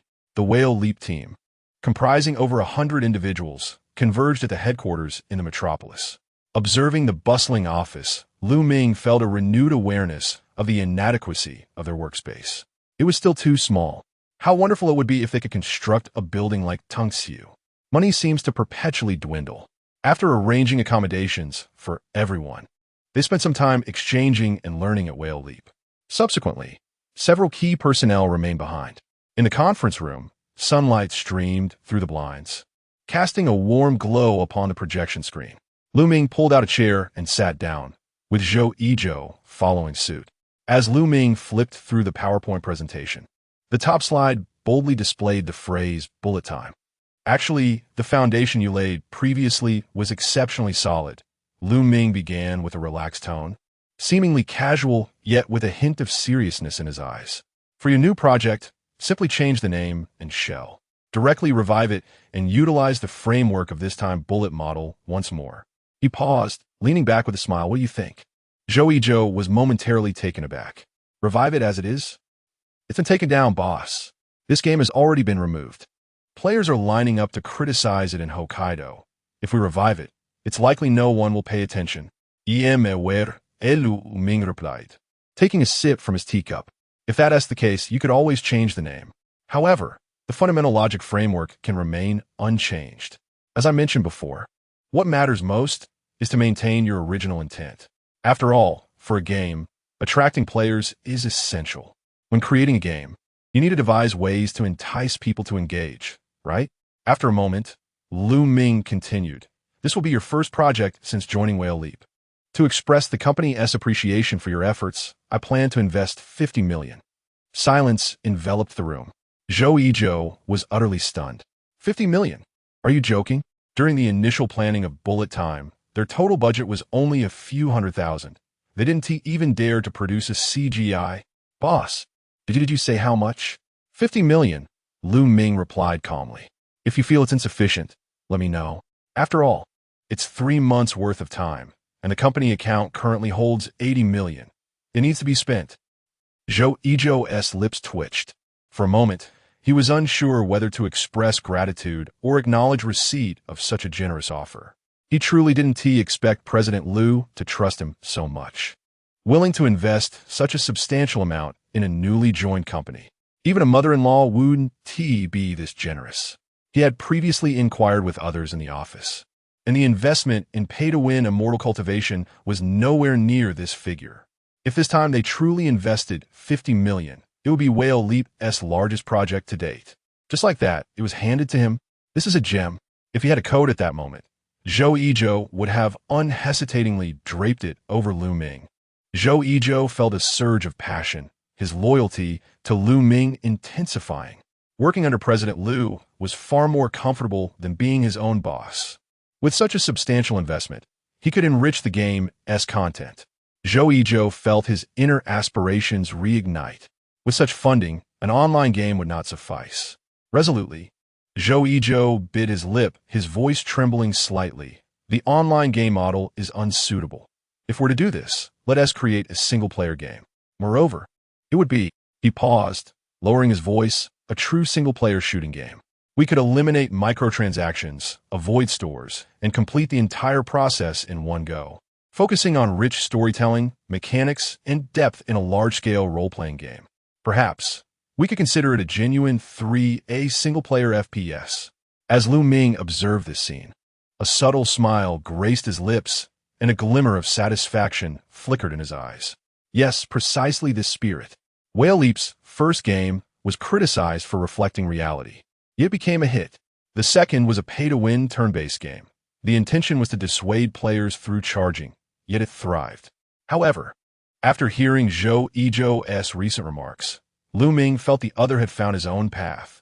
If you say you want to create a gunfight MMORPG with microtransactions, perhaps players might endure it. But now, if you propose to allocate 50 million to develop a purely domestic 3A single-player FPS, that's disastrous. It's akin to spending 50 million on an art film. Recalling the investigation in Xiantang and the 2 games produced by War-Torn prior, Lu Ming felt immensely satisfied. Truly, it is the out-of-town boss who is willing to spend. Firstly, planning a 3A game project far exceeds the capacity of 50 million. It seems that continual DLC releases will be necessary. Spending is good. Spending profusely is even better. Moreover, once this idea is made public during the project's announcement phase, it will surely be mocked relentlessly. 50 million for a domestic single-player game? Where did the money go? How could they dare to sell it after producing it like this? Why not just rob a bank? Once again, a manufacturer is hoisting the 3A banner to swindle funds. Ming could already envision the speed at which the anger section of the emotion dashboard would soar to 100. Perfect. This is a masterpiece tailor-made for the moral debt system. Excellent. Ming exclaimed, slapping the table. You're absolutely right. This line of thought is magnificent. Since we're going to do it, let us do it on a grand scale. He opened his phone and sent a voice message to Old Wong. An additional investment of 10 million for the new project of War-Torn. Upon witnessing Ming's actions, Zhou Yizhou was rendered utterly speechless. You're adding more? Indeed, Ming replied with utmost seriousness. I admire you. I truly admire your dedication to creating authentic games without regard for market trends or commercial returns. As long as you continue to pursue the vision you had with Bullet Time, rest assured, I will be your unwavering support. Chapter 69. When the bullets halt, time commences. Observing Zhou Yizhou, momentarily rendered speechless, Ming shifted his tone to one of earnestness. However, my old friend Zhou, I must emphasize one point. Although the project has undergone a change of name and positioning, the core mechanics must remain akin to your original Bullet Time. Do not be swayed by notions of more mature mechanisms, market-oriented optimizations, or the myriad of disjointed suggestions circulating within the industry. Adhere to your initial vision. The more you restore it, the more I shall support you. My intent is not to mislead, but rather to encourage you to remain steadfast in your principles and not allow the so-called market to lead you astray. Ming placed a reassuring hand on Zhou Yizhou's shoulder, his tone grave yet sincere. Preserve that initial fervor, and I shall recognize your talent. Zhou Yizhou was taken aback, nearly moved to tears. A wave of kinship surged within him. He felt he had finally found a kindred spirit. Rising abruptly, he clenched his fist in excitement. Rest assured, Mr. Liu, this game shall manifest as we originally envisioned. I shall not pander to the market. There will be no built-in shop, no online connectivity, nor cross-promotions. Ming nodded in satisfaction, a smile of paternal pride illuminating his face. Excellent, excellent. Unbeknownst to Zhou Yizhou, Ming was already envisioning the scathing reviews that would follow the game's failure. Whale Leap. 60 million invested in the most disastrous domestic single-player game. While Zhou Yizhou brimmed with idealism, Ming wore a mask of contentment. They exchanged knowing smiles, unspoken understanding lingering between them, one racing toward glory, the other toward an abyss. The project was set. After the meeting, Zhou Yizhou returned to Qiantang with his fervent team. With a backpack slung over his shoulder, he felt as if he were floating. 50 million, plus an additional 10 million. He dared not open the company account on the subway, fearing a hasty click might reveal his balance to onlookers. This was no longer mere funding. It was a dream. Who could have imagined that in this day and age, one could secure investment for a single-player game? Moreover, the boss encouraged him to pursue the original vision. He had never encountered an investor who so deeply respected the ideals of game creators. Old Liu truly understood. Zhou Yizhou murmured to himself, his emotions swelling. Out of gratitude for this trust, he resolved to execute the project with utmost dedication. In a moment of inspiration, he retrieved his notebook and opened the folder containing his previous work on Bullet Time. The screen was filled with dense, intricate design documents. A faint smile crept across his lips, and a spark of rekindled ambition glimmered in his eyes. Excerpt from the original design of Bullet Time. Worldview. Following a catastrophic nuclear war, human civilization has crumbled. The surface cities lie in ruins, with the remnants of society seeking refuge in underground shelters. The protagonist is an abandoned soldier exiled to the surface. Art direction. The overall palette consists of gray, black, and rust, forever shrouded in darkness. Narrative RHYTM, reste fast-paced storytelling. No dialogue or background exposition, solely protagonist narration. Black screen subtitles and transitional cutscenes. Reflecting on the past, Zhou Yizhou couldn't help but chuckle at his earlier radicalism. Many of the intended themes had not been clearly articulated. However, perhaps now he could achieve a more refined expression. The post-apocalyptic setting lacked experiential depth. Could he incorporate familiar historical events to enhance player engagement? With this thought, Zhou Yizhou promptly opened a blank document and began typing. New game title, Bullet time, tentative, keyword positioning. Souls-like shooting, war documentary, psychological narrative. He swiftly sketched a new story outline. In 1917, amidst the throes of World War I, players take on the role of an unnamed soldier in the Battle of Verdun. The more he wrote, the more exhilarated he became, his eyes sparkling with fervor. This was the direction. It would showcase what true anti-commercial storytelling entailed. Now equipped with funding, a team, and a platform, he was determined to bring this vision to life. As for a new title, what should it be? Zhou Yizhou stared at the words bullet time on the screen, lost in contemplation. While this name had embodied all his past ideals and obsessions, it felt misaligned with the current game's theme. Furthermore, given its negative connotations, it would be unwise to promote it. It lacked the weight, the oppressive atmosphere that would signal to players that this game would be anything but enjoyable. Instinctively, he pulled out his phone and dialed Lu Ming. "Hello, Mr. Lu. Regarding our earlier discussion, what do you think we should name our new project?" After a brief silence, Lu Ming replied lazily, "You're right. It needs a change. Do you have any suggestions?" Zhou Yizhou asked cautiously. Lu Ming paused, contemplating for a few seconds. "If we change the name bullet time, users might lose the historical connection to the predecessor. How about we just modify a couple of words?" The name bullet time evokes a sense of bitterness and tedium, suggesting that playing the game is a waste of time. After a moment of reflection, Lu Ming slowly proposed, "Let us call it The Bitter Journey of Time." The title Bitter Journey immediately instilled a sense of disinterest in gameplay, yet had an artistic flair. Who would ever suspect it to be a shooting game? From the title alone, it would leave players bewildered. Once Zhou Yizhou's creative contributions were added later, the gaming experience would undoubtedly evolve into a process filled with critiques. This was splendid, perfectly aligning with Lu Ming's expectations for the game. The Bitter Journey of Time? Zhou Yizhou furrowed his brow, repeating it several times. Suddenly, his eyes lit up. Wow. It resonates. His mind buzzed with clarity, realizing that Lu Ming truly understood games. "All right, Mr. Lu," he exclaimed, exhilarated as he hung up the phone. Returning to the document, he decisively deleted and oppose, bullet time and oppose, and replaced it with a new title, and oppose, The Bitter Journey of Time, and oppose. Zhou Yizhou gazed at these four characters, his resolve unwavering.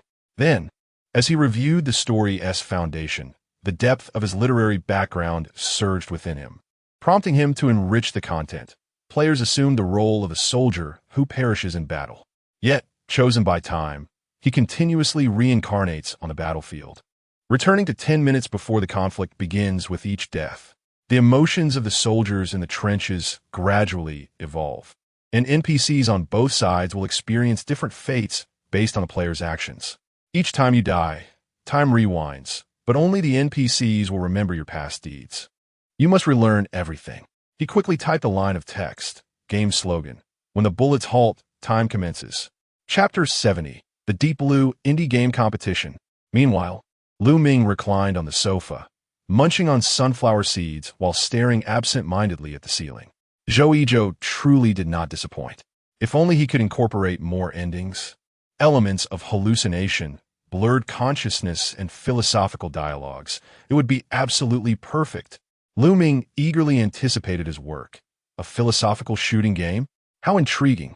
Now, with the development of Time's Bitter Journey essentially secured and an investment of 60 million already sunk into it, Zhou Yizhou had successfully embarked on a rather unconventional path, relieving Lu Ming of immediate concerns. Once there was content to review, he would oversee it, and everything should proceed smoothly. However, there remained approximately 20 million in the company account. It was not in Lu Ming's nature to let money sit idle. Money, in his view, was meant to be utilized, not hoarded. Narrowing his eyes, Lu Ming pondered on how to innovate. Suddenly, he recalled a long-forgotten entity, the Deep Blue gaming platform. This platform was initially established to facilitate expenditures and launch pay-to-revive cultivation, yet its grand ambitions had yet to be realized. To be candid, he had not attended to the platform for quite some time, but upon reflection, Deep Blue was indeed a ready-made tool. To amplify the influence of games, one must provide a stage for their exhibition. With this thought, Lu Ming summoned Chun Hao. Shortly, Chun Hao entered the office, visibly excited. President Liu, you called for me? Upon entering, Chun Hao felt a surge of anticipation. Having witnessed other departments thriving, and with pay-to-revive cultivation on the verge of flourishing, he found himself alone, maintaining the Deep Blue platform with his team, lacking any concrete projects. His sense of presence within the company seemed to diminish with each passing day. He had long desired to discuss the platform's future with President Liu, and now, he finally had the opportunity. What is the data like for Deep Blue? To be frank, President Liu, the number of newly registered games has indeed been somewhat lacking. Lacking? Lu Ming raised an eyebrow. How many? Let's put it this way. This month, the new developers barely exceed the players who blocked the door last time. Lu Ming fell silent for 2 seconds before checking the backend data of Deep Blue. Currently, the platform boasted a total of 73 registered developers, 14 games available for sale, and merely 3 new games added in the past month. Good heavens, those figures were shocking. For such a large platform to host only 3 games was akin to having but 3 fish in a vast reservoir. What a dire situation. Indeed, that is quite insufficient. Lu Ming stroked his chin, realizing it was time to make some waves at Deep Blue. How do we proceed? Quite simply, Lu Ming replied with a slight smile. We shall organize an indie game competition. An indie game competition? Chun Hao immediately sat up straighter upon hearing this term. Yes, Lu Ming said matter-of-factly. We'll hold a contest with substantial rewards to attract indie game developers. The top 10 finalists will receive prizes. Furthermore, all participants registering for the competition will be granted free access to Deep Blue, and we will not take any share from their earnings once their games go live. Upon hearing this, Chun Hao's eyes lit up. President Liu, your terms are incredibly generous. In today's market, which platform offers such benefits? Typically, platforms take at least a 30 cut of earnings, and some major platforms can even claim up to 50. Yet, you are waiving any cuts and offering rewards? Of course it's a giveaway. Lu Ming responded as if it were obvious. Without incentives, who would participate? A sly smile crept across Lu Ming's lips, conveying his deeper intentions. It was the same strategy as before. Attract traffic first, then draw people in. The traffic that the platform could generate was not to be underestimated. The backlash that games might face could very well transform into a positive reception for the platform. Chun Hao's eyes sparkled with understanding. All right, President Liu, what are the specific details? Lu Ming flicked the shell of the sunflower seed. The rules shall be straightforward. First, the registration criteria. Anyone can sign up, individual developers, small teams, or even a group of students pooling their resources. If you dare to register, we will allow you to compete. Second, any game type is welcome, whether it's single player, multiplayer, casual, hardcore, 2D, 3D, or text-based adventures. As long as it can be played, we will accept it. Third, the reward structure. Each of the top 10 teams will receive a monetary prize. The champion will receive $2 million, along with 3 months of promotion on Deep Blue's homepage. The second place will consist of 3 teams, each receiving $1 million and 2 months of homepage promotion.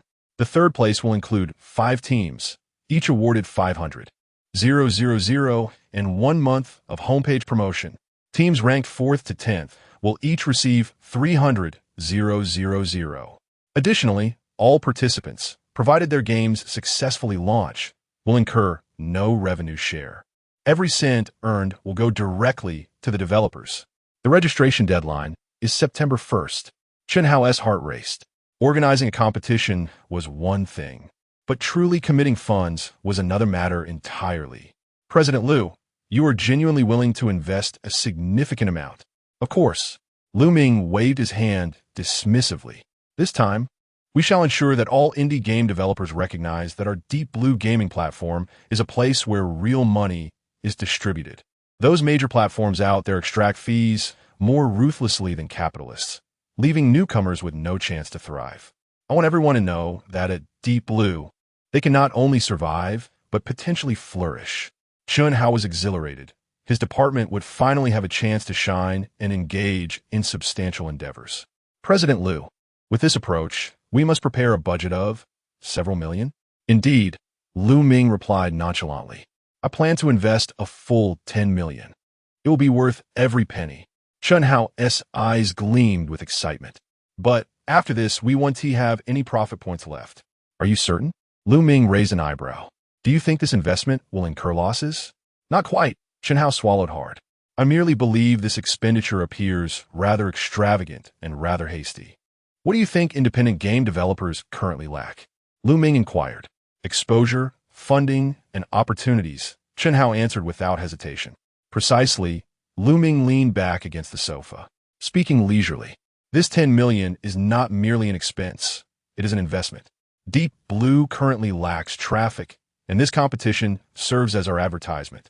The more participants we have, the more discussions will arise, generating buzz.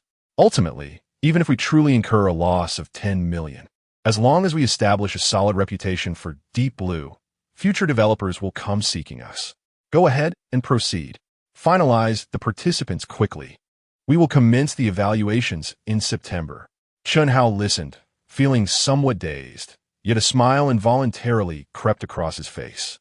Although he lacked expertise in operations, he understood that Lu Ming was correct. In this era, it was indeed about trading money for visibility. This was how the industry operated. In fact, this 10 million could merely be a small initial investment, but for Lu Ming, that was all he had. Chapter 71. To create icons and collect the fallen after Chun Hao's departure, Lu Ming gently tapped on the table, his eyes narrowing as his thoughts began to crystallize. The Deep Blue independent game competition, at first glance, appeared to offer talented indie game developers a remarkable opportunity. Create an exceptional game, win a substantial prize, enjoy a non-revenue sharing arrangement, and receive recommendations across all platforms. However, these were not his true objectives.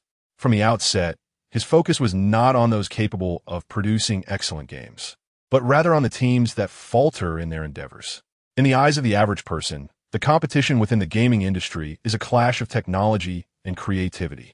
Those who can create outstanding games earn market favor and rise to prominence within the sector. For such talents, Deep Blue may extend its monetary rewards. Yet Lu Ming's genuine interest lies with those game developers who find themselves at the bottom of the leaderboard, especially those who produce subpar games. Such individuals should be swiftly acquired by Whale Leap. The acquisition of Old Joe was executed precisely in this manner, and judging by Old Joe's current performance, this model appears to be remarkably reliable. Leaning back in his chair, a profound smile graced Lu Ming's face. One must both create icons and collect the fallen. In other words, the gaming industry is not merely about glitz and glamour. The messy aspects are equally valuable in Lu Ming's eyes. Such individuals are exceptionally suitable for Whale Leap's developmental direction. Chun Hao was remarkably efficient. 2 days later, the homepage of the Deep Blue gaming platform unveiled a shocking announcement. The Deep Blue independent game competition is now open, with a total prize pool of 10 million. Is the gaming industry too competitive? No support? Now, we provide you with a stage. Champion prize of 2 million, no revenue share, and a homepage recommendation. Registration is now open. All developers are welcome to participate. Detailed rules. Once the announcement for the independent game competition was released, the gaming community experienced a significant tremor. Initially, some executives from larger platforms dismissed it as a desperate gasp from a dying small platform. However, they soon realized something was amiss. How could the registration data for Deep Blue rise so swiftly? Within just 2 days, over 50 teams had already signed up. Had they heard of this platform before? Was this a result of advertising? Numerous indie game developers flocked to the registration page, the participant count continuously escalating in real time. Could it be true that there was no revenue sharing? Was this not an act of charity? I'm still hesitant about whether to release my game on Steam. Perhaps I should register and give a try? A 2 million prize. For us, this is like a windfall. I'm in. Let's go for it. Importantly, once registered, the subsequent revenue sharing is entirely waived. This is pure profit. Not only independent developers, but even small companies struggling on larger platforms began to consider their options. We can't secure a recommendation on Steam. Should we try Deep Blue instead?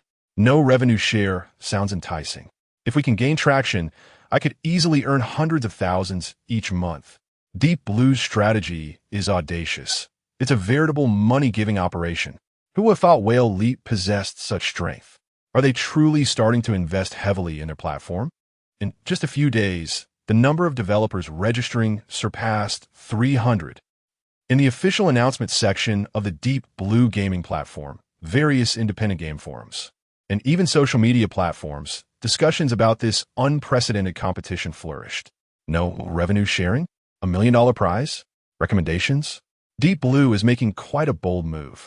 I suspect many are registering merely to secure a position with a small prototype game.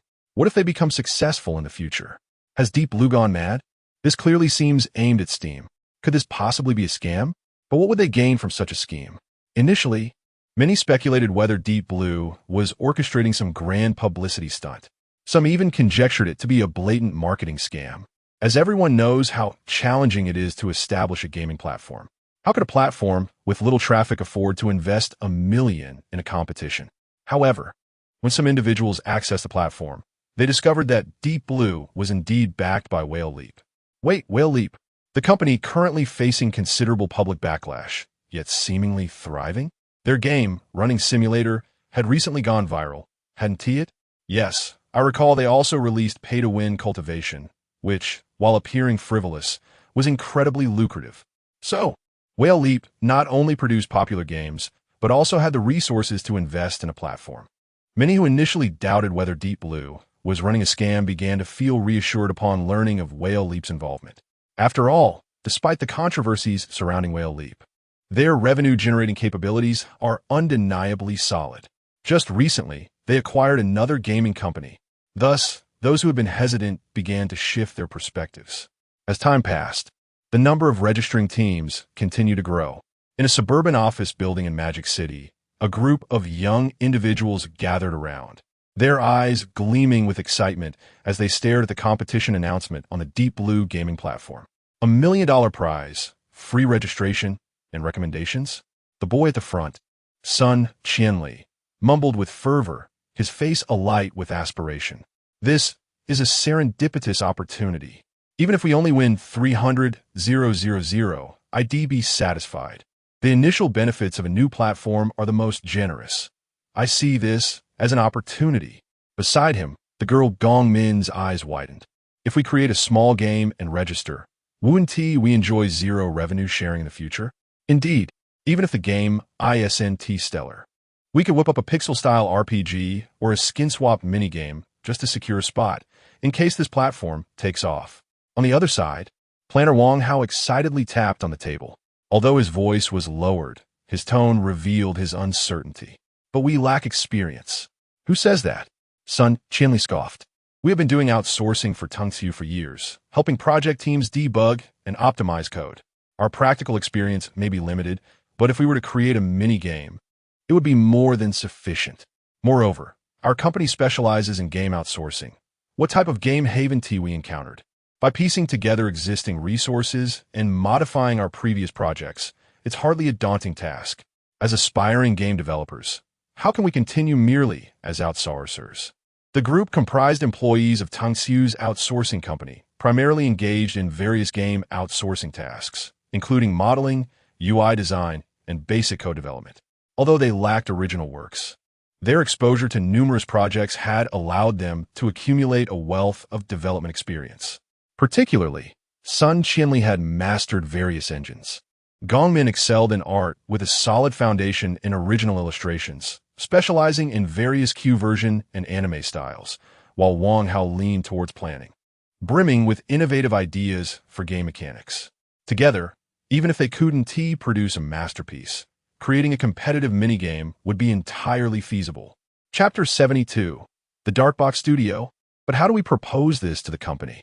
Gongmin whispered. Utilizing the company's resources for our game, the company would surely disapprove, right? Tungsu is intrinsically linked with the Steam platform. If we venture to the Deep Blue platform, would that not be akin to treachery?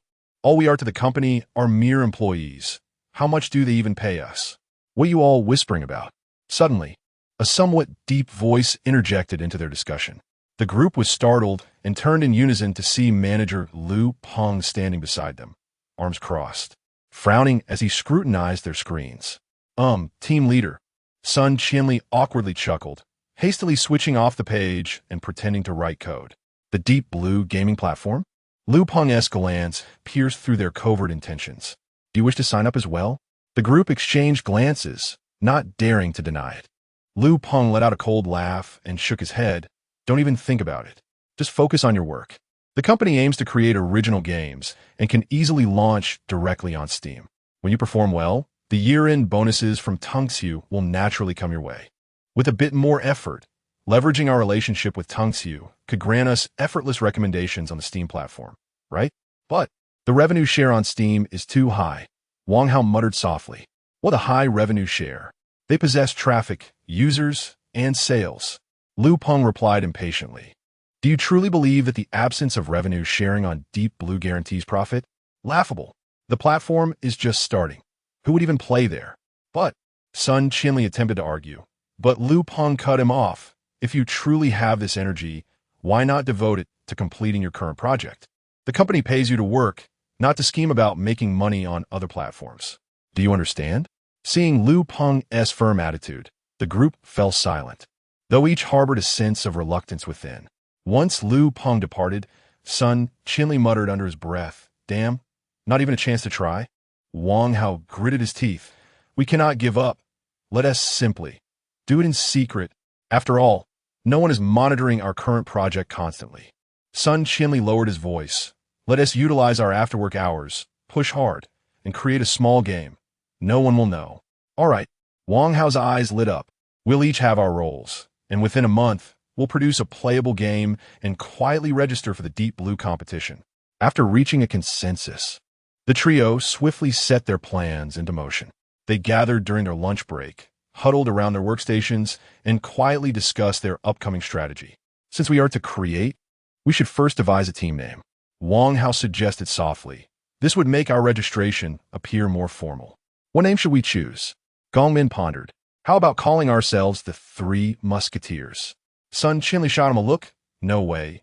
That too blatantly reveals our team size. True. Gongmin closed his mouth in disappointment. Wang Hao's eyes twinkled with an idea. Since we are operating in secrecy, how about naming ourselves the Dark Box Studio? It sounds like we are engaged in clandestine operations. Gongmin's lips twitched. I think it's splendid. Sun Qinli's eyes sparkled with excitement. Dark Box operations, unknown and unnoticed. Perfectly aligns with our current status.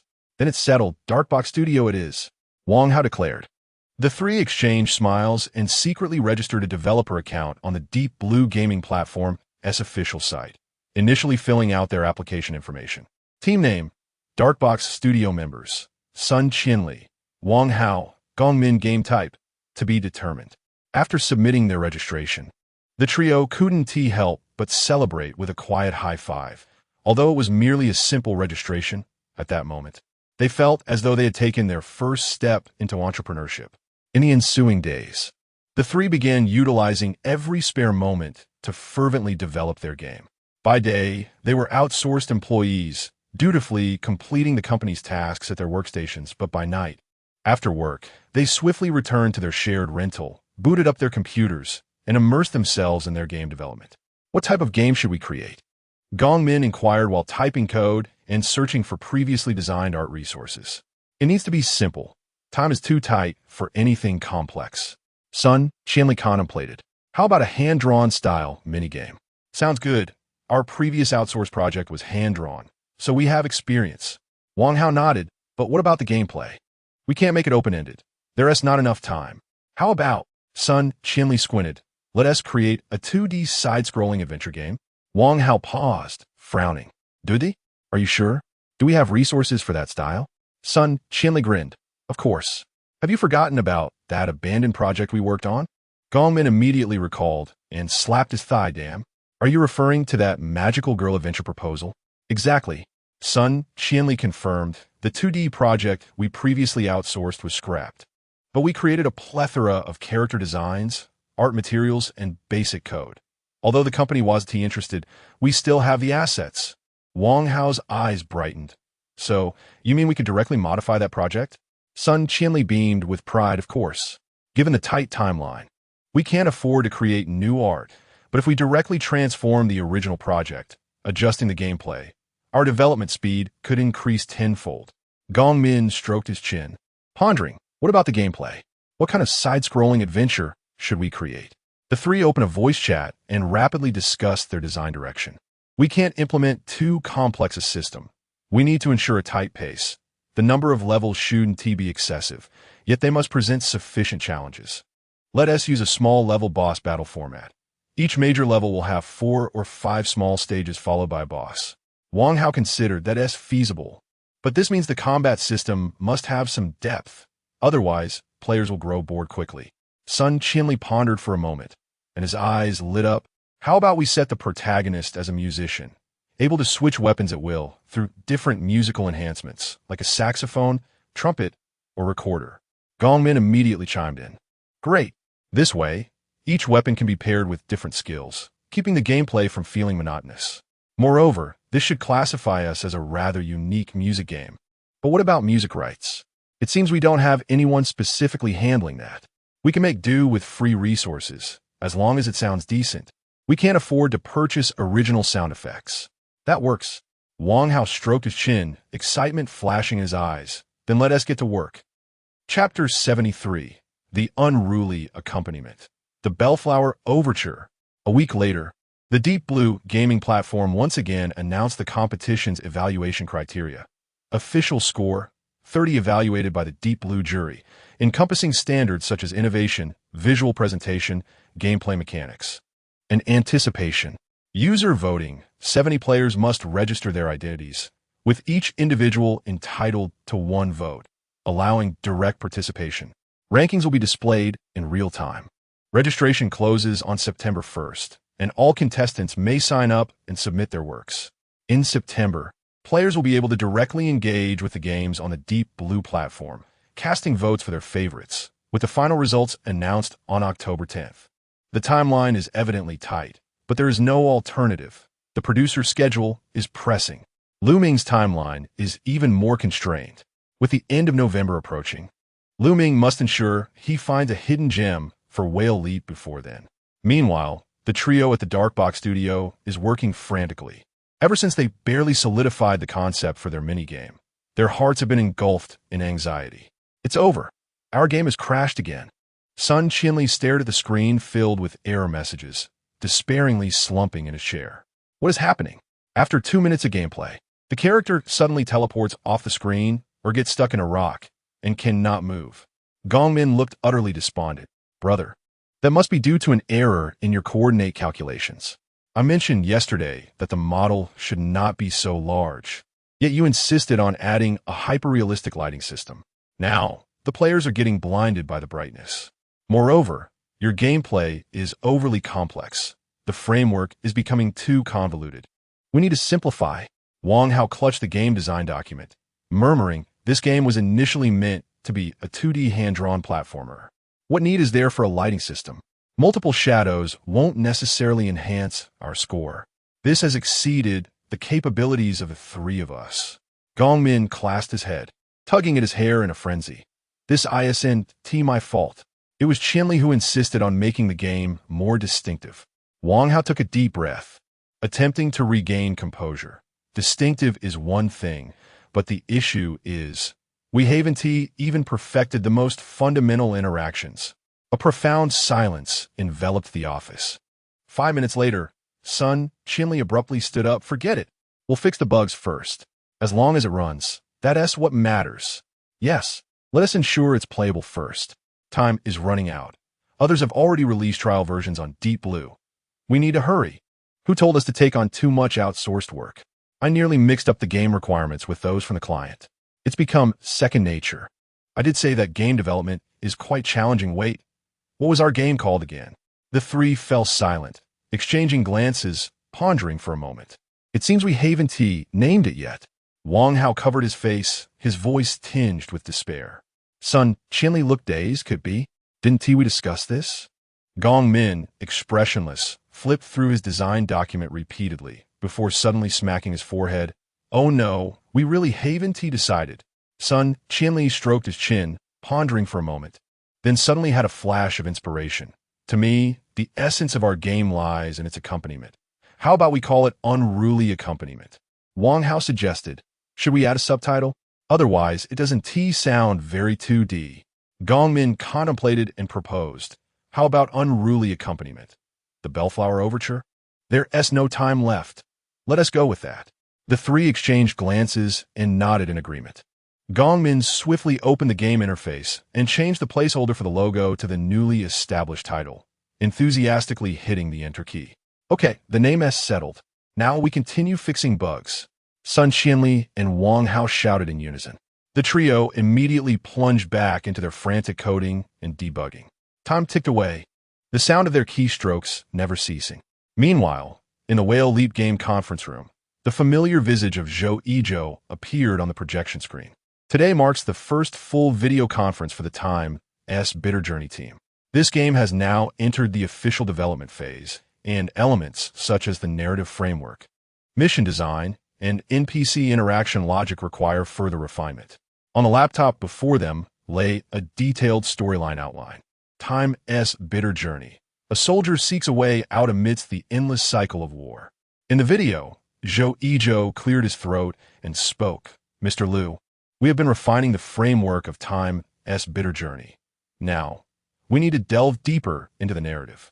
The core experience of this game is not merely its difficulty, but the inherent brutality of war itself. We must evoke feelings of despair, helplessness, struggle, and a glimmer of seemingly unattainable hope within the players. We have already established the main storyline. Zhou Yizhou showcased several keywords on the whiteboard. World War I, World War II, the Cold War, future warfare. Ming nodded. He found this line of thought acceptable, as there are only so many backgrounds to choose from for a shooting game. Zhou Yizhou turned to Ming. But the question remains, how do we allow players to viscerally experience each war? Currently, our most unique setting is the time loop. Essentially, every time the protagonist dies, time resets, but the NPCs retain their memories. This implies that if you abandoned a comrade during a previous battle, they might question or resent you in the next cycle, even taking action against you. If you attack a particular NPC at the start, they will preemptively shoot at you in the next loop, or even set an ambush. Furthermore, within specific contexts, players may encounter different experiences. For instance, in the early stages of the game, all weapons are vintage from World War I, featuring significant recoil, slow reloading, and poor accuracy. Our narrative will not only encompass soldiers, but also various villagers and other NPCs.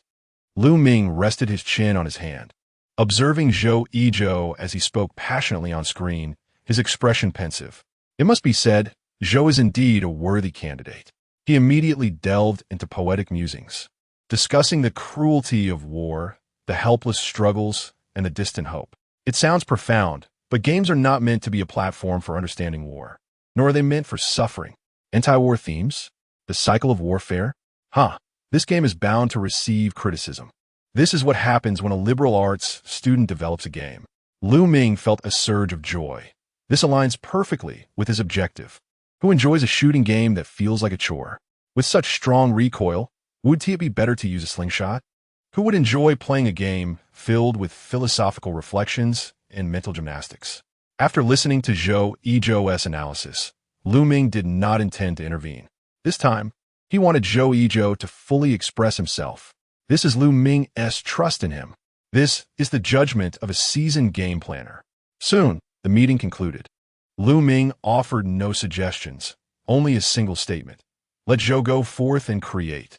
Subsequently, Whale Leap Games' official blog and various social media platforms began to update in unison. Whale Leap Games proudly announces its new project. Time's Bitter Journey is officially in development. Can you survive the endless cycle of warfare? A fusion of shooting, Souls-like, and authentic battlefield experiences, a monumental single-player title. Stay tuned. Once this news was released, within mere hours, the gaming forums and social media erupted in excitement. Whale Leap has begun anew. Is a new game set to be released? It appears to be quite a monumental title. My utmost favorite genre is war-themed games. I shall eagerly anticipate its arrival. Is this a single-player experience? At last, it seems there will be no need for microtransactions. Chapter 74. Let the bullets fly. For a while upon returning to the office, Ming cradled a cup of coffee. his gaze steady as it fixated on the computer screen. His fingers danced across the keyboard. The document emblazoned with the bold title, A Journey Through Time, the scandalous guidance plan. The announcement for A Journey Through Time had been officially made. And as for his moral liabilities, they certainly couldn't wait until after the game's release to accumulate. That would be far too tardy. Preparations must commence at once. Old Joe was in charge of the game, but when it came to promotion, Ming was unreservedly in command.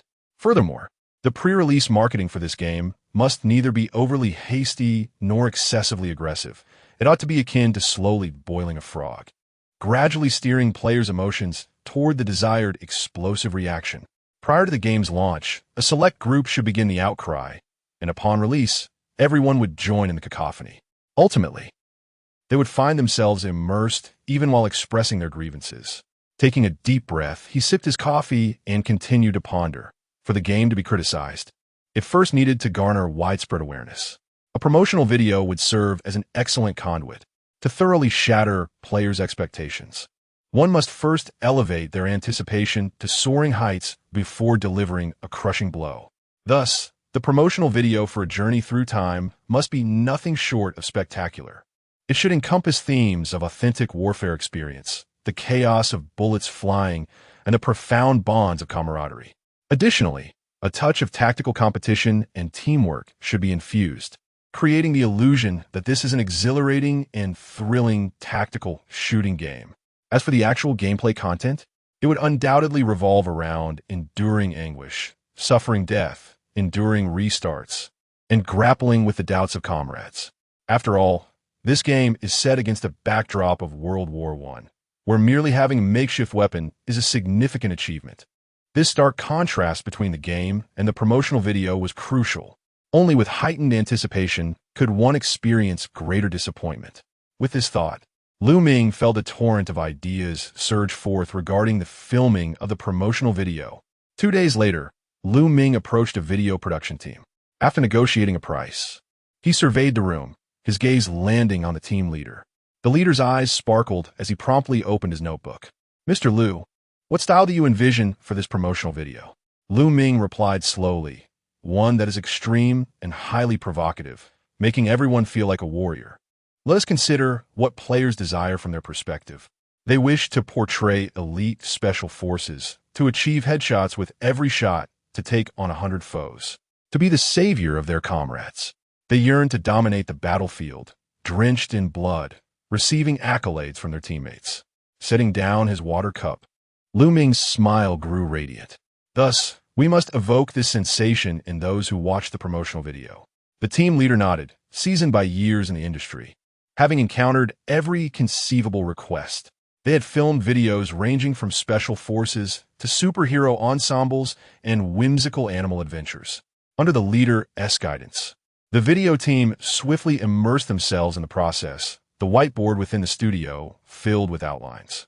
These had all been meticulously crafted under Ming's scrutiny. Scene 1. A stunning opening with intense gunfire background. In a dark forest, a soldier hides in the underbrush, breathing heavily as the tactical scope rapidly shifts trajectories. The call of a teammate echoes in his ears, "They're coming." In an instant, bullets rain down, and he rolls away, deploying a smoke grenade and charging into the enemy ranks, executing precise shots that drop 3 foes instantly. It is him, the sole survivor of the battlefield. The camera slows to capture him, kicking aside a machine gun amidst the rubble, seizing a sniper rifle, the bullet piercing an enemy's helmet, blood splattering. Here, Ming envisioned the player's psychological expectation. "Wow, this is the gunfight game I've been yearning for. Absolutely exhilarating." Scene 2. Bonds of Brotherhood. Life and death together background. Amidst the wreckage of a bombing, the protagonist is aided by a comrade, bloodied and gasping as they observe the approaching enemy forces. "Get up. You cannot fall. We must return alive together." Heart-pounding music swells as the comrade hands the last magazine to the protagonist, and they prepare for battle back-to-back.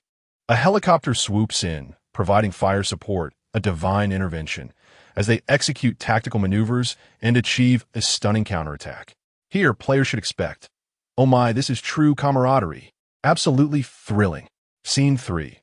A shattering monologue background. The screen fades to darkness. The protagonist stands alone amidst the battlefield's ruins, the sunset casting shadows over fallen comrades. A somber voiceover resonates. War is a never-ending nightmare. We fall time and again, and rise anew. Can you walk out alive? In the final moment, the protagonist turns away from the audience, slowly crouching to retrieve a fallen comrade and Oppo's S-badge. He then walks toward the endless battlefield shrouded in smoke, disappearing into the mist. The game logo appears, a journey through time. Observing the bustling filming in the studio, Ming sat in the lounge, nodding in satisfaction. Truly, his chosen video production team was exceptional. He had heard that the team leader had previously served as an assistant director for Shao Gang. Their aesthetic sensibility was undeniable. Ming glanced at the monitor, sipping his now lukewarm tea, muttering to himself, "Perfect." This promotional video would serve as the first psychological high platform he prepared for the players. Now, with the platform established, the next step was for the players to ascend and then plunge down. Upon viewing the promotional video, players would feel as if they could become kings of the battlefield, achieving headshots, saving comrades, and standing victorious against 100 foes filled with glory. Yet, upon entering the game, they would soon realize that their comrades grew increasingly distrustful, initially equipping them with weapons, only to later send them into battle with nothing more than a makeshift stick. Every weapon would possess absurd recoil, bullets would scatter wildly, rendering them ineffective at medium to long distances. Furthermore, these experiences could not be bypassed. The process would be intensely oppressive and repetitive. The camaraderie that players so eagerly anticipated would devolve into a crumbling relationship, with comrades doubting, distancing, and ultimately abandoning them. Ming closed his eyes, vividly imagining the players and Oppo's reactions. What the hell? The promotional video was so exhilarating. I thought I could be a savior, but in reality, I'm just cannon fodder with no access to weapons? What happened to camaraderie? Why are all these NPCs neurotic and suspicious of me? The packaging and content are utterly mismatched. This is no different from the beef-flavored instant noodles I eat. This game is more torturous than the Souls series. It is not a tactical shooter, but rather a psychological torment. Will jump games, playing tricks, is it? With this thought, Ming's smile deepened. Excellent. Expectations have been raised to their zenith. Now, he awaited their inevitable outcry. Ming glanced at the date and the project plan on his phone. Very well. Once the video production is complete, I will arrange for its release immediately. For now, let the bullets fly a little longer. Chapter 75, The Emotional Gap as a Weapon. In mid-August, the promotional video was completed. Ming accessed the advertising platform and set up a series of precisely targeted advertisements. Short video ads aimed at players interested in Souls-like, hardcore games, and thrilling warfare. He adeptly reached out to Zhou Qin, knowing that the university's student part-time group would come in handy once again. Ming even prepared some copy for reference, disguising himself as a seasoned gamer, and began to leak information about the game on forums.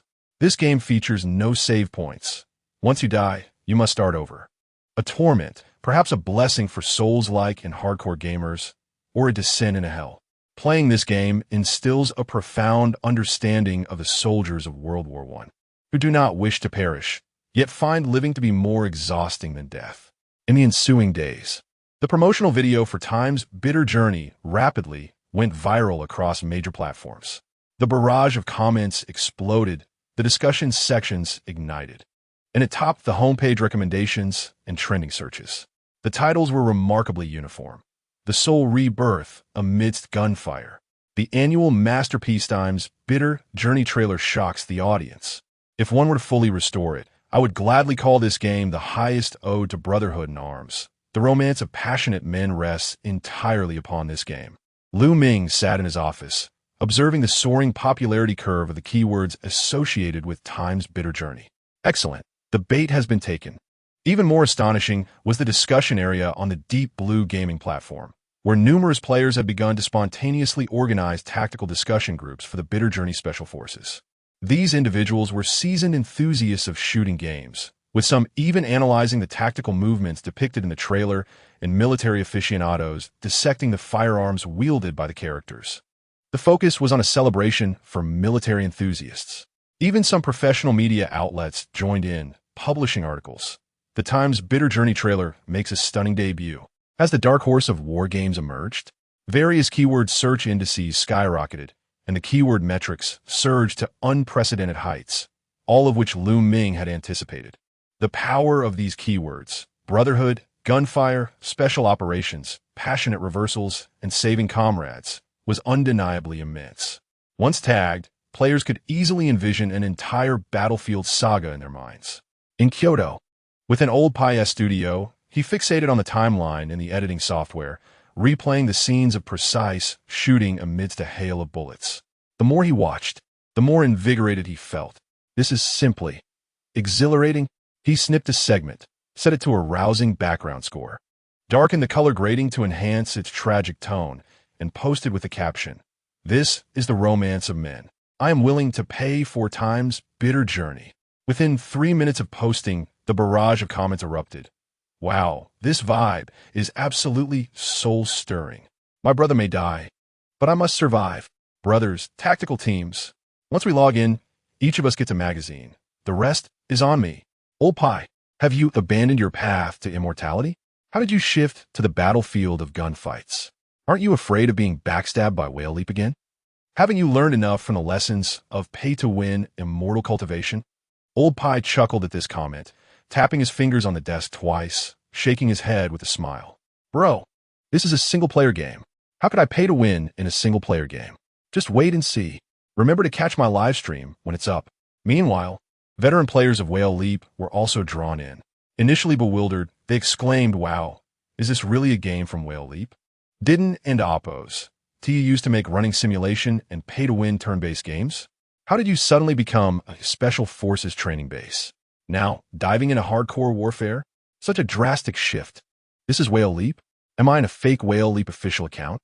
Their promotions have always been consistent. From running to pay-to-win, their promotional skills are quite good.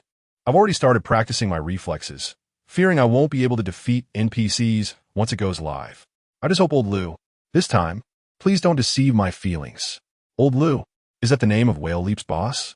Exactly. He introduced himself the last time I went to confront them. Wow, bro. You actually confronted Whale Leap? You're quite the seasoned player, do tell. On the other side, Zhou Yizhou, deeply entrenched in development hell, finished a segment of Path Logic in the early hours. Habitually, he opened the work group and gaming forum, only to find the latest group announcement was a video link forwarded by Ming. The official trailer for Time's Bitter Journey released. A major war game is coming. Zhou Yizhou. He froze for 3 seconds, abruptly standing up and nearly colliding with the standing fan behind him. A promotional video? So soon? He quickly clicked in and watched the entire 2-minute video. The opening's intense gunfight, the life-and-death bond between comrades, and the final narration questioning whether one could survive, paired with the image of a solitary figure walking into the sunset, struck a chord deep within his soul. Even knowing that the game he was developing did not contain such content, Zhou Yizhou felt his eyes well up. This promotional video was phenomenal. He replayed it, marveling at the momentum. With such fervor, I would also pre-order. However, he quickly calmed down. Wait a moment. Our game isn't even finished optimizing the NPC logic, and the map resources for the first chapter are still being retextured. Whose game is this trailer showcasing? It bears no resemblance to our production style. Is Ming straying off course? Though Ming was swift in producing promotional content, this bore no relation to our actual game. Yet in the next moment, he suddenly grasped Ming's intention. The boss spent a significant sum on this promotional video, granting them 3 months for development. Although everyone in the company was wholly dedicated to the new game, time remained tight, and thus, Ming and Oppos, as promotional video must hold deeper meaning. While the trailer may be an optimistic projection, it also provided direction. Reflecting thoughtfully, Zhou Yizhou found himself inexplicably inspired. It was not entirely unfathomable. Ming's creation of this trailer was, in essence, a means to preheat their emotional investment. Their game was not solely centered on cruelty and inhumanity. In a certain sense, the concept of reincarnation inherently carried themes of fate and connection. He rose, pacing back and forth, muttering to himself. What if I created a branch in the game where players encounter a specific NPC in every cycle? This character would remember them and their past actions. Could players then experience that sense of camaraderie? His eyes gradually brightened. Although the trailer diverged from their current game style, it sparked a new possibility for understanding the entire project from a different angle. The emotional gap is a weapon, he murmured, but the prerequisite for such a gap is genuine emotional engagement. He abruptly sat back down at his computer, reigniting the creative fervor that could only be kindled during his university days. He even began to contemplate restructuring several branches, allowing players to witness their own experienced bonds of brotherhood transform into enmity, judgment, betrayal, and scapegoating. In the following 3 days, Zhou Yizhou entered a near-manic creative state. He added numerous high-intensity, emotional storylines, even developing a new set of residual memory parameters to gauge NPC trust levels based on player behavior across different cycles. If the player becomes excessively self-serving or ruthless, the NPC may choose to cease cooperation in future rounds or even instigate a plot reversal. These twists are the fruits of your own labor. Go ahead. This will be your 3rd attempt at my demise. You promised you would not let me perish. Yet, you must choose to survive. As he penned these lines, Zhou Shun's eyes reddened. He understood that this was the true essence imparted by that promotional video. It was not the content, nor the style, nor the fervent gunfight scenes, but rather the bait of emotion. Excellent. Zhou Shun stretched lazily, picked up the now-cold takeout box, and chuckled softly. The first chapter of the bitter journey through time, titled The Great War, Trenches and Gas, has been officially completed. Chapter 76, Abundant Internship Experience. During this period, Lu Ming had been exceedingly busy, engrossed in the production of promotional videos, the preparation for the Deep Blue gaming competition, and participating in video conferences every Monday.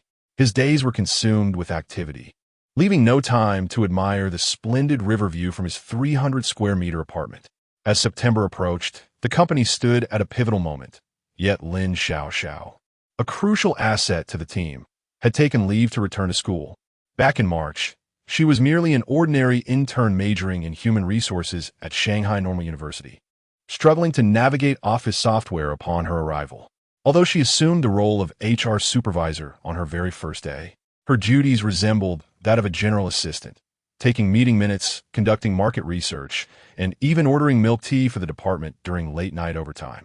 She would sit timidly at the edge of the conference room, diligently taking notes while refraining from interjecting. However, the workforce at Whale Jump was sparse then. Now, with the addition of personnel from the war-torn regions, the company had expanded to over 100 employees. The pace of Lin Xiaoxiao's growth was beyond mere rapidity. By July, she had seized the opportunity to collect her diploma from school, simultaneously submitting her internship report.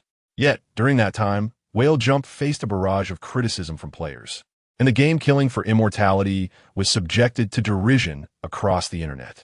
Lin Xiaoxiao herself was overwhelmed with work and not in the best of spirits. Nevertheless, she vividly recalled the day she returned to school to obtain her certificate, when the sun shone brightly and a long queue formed in front of the academic building, with many capturing the moment on their phones. Presenting her self-crafted internship certificate to her roommates resulted in an explosive reaction. You claim to be an intern? This hardly qualifies as an internship. You even signed a confidentiality agreement? While my company is still teaching me Excel functions, you led a team? As a supervisor? Is it possible that you weren't interning at all, but rather taking over a company? Lin Xiaoxiao could only hold her phone, her lips twitching as she replied, "Please, don't exaggerate. I truly was just interning, albeit perhaps with a few more responsibilities than expected.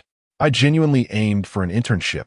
Ultimately, she endured her roommate's relentless inquiries and submitted her extensive internship report to her advisor, stamping it with approval, eager to conclude the matter and swiftly depart. However, upon reading the title emblazoned on her report, HR Supervisor at Whale Jump, the advisor's expression morphed into one of disbelief. "You became a supervisor during your internship? Among all my students, you possess the audacity to assign yourself such a lofty title? You are quite bold." Lin Xiaoxiao lowered her gaze and hastily explained, "Teacher, this is genuine. I even led a project team and participated in the company and Oppo's acquisition. The advisor, astonished, looked up. You participated in an acquisition during your internship? After Lin Xiaoxiao recounted her experiences at Whale Jump, the advisor fell silent for a moment before retrieving their phone. Wait a moment, I must report your situation. This is worthy of school honor and must not go to waste. That evening, Lin Xiaoxiao's name prominently appeared on the list of the university's outstanding graduates. With this remarkable experience, as the new semester began in September, Lin Xiaoxiao was invited back to the school to speak as an exemplary graduate representative at the freshman welcome ceremony. The auditorium was packed, filled with new students, parents, teachers, and leaders.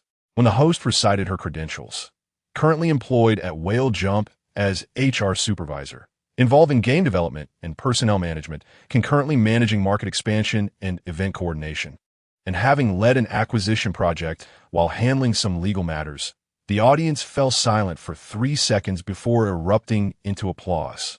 There were many excellent graduates, but this one was strikingly close to them. Moreover, the senior was only slightly older, clearly not an illusion. The freshmen frantically searched for information on their phones. Whale Jump? Wow, I've actually played their games. I even know about their upcoming release, Time's Bitter Journey. Is the senior really that impressive? She even plans esports events? Did she really just graduate? She participated in a company acquisition? She must be a high-ranking official.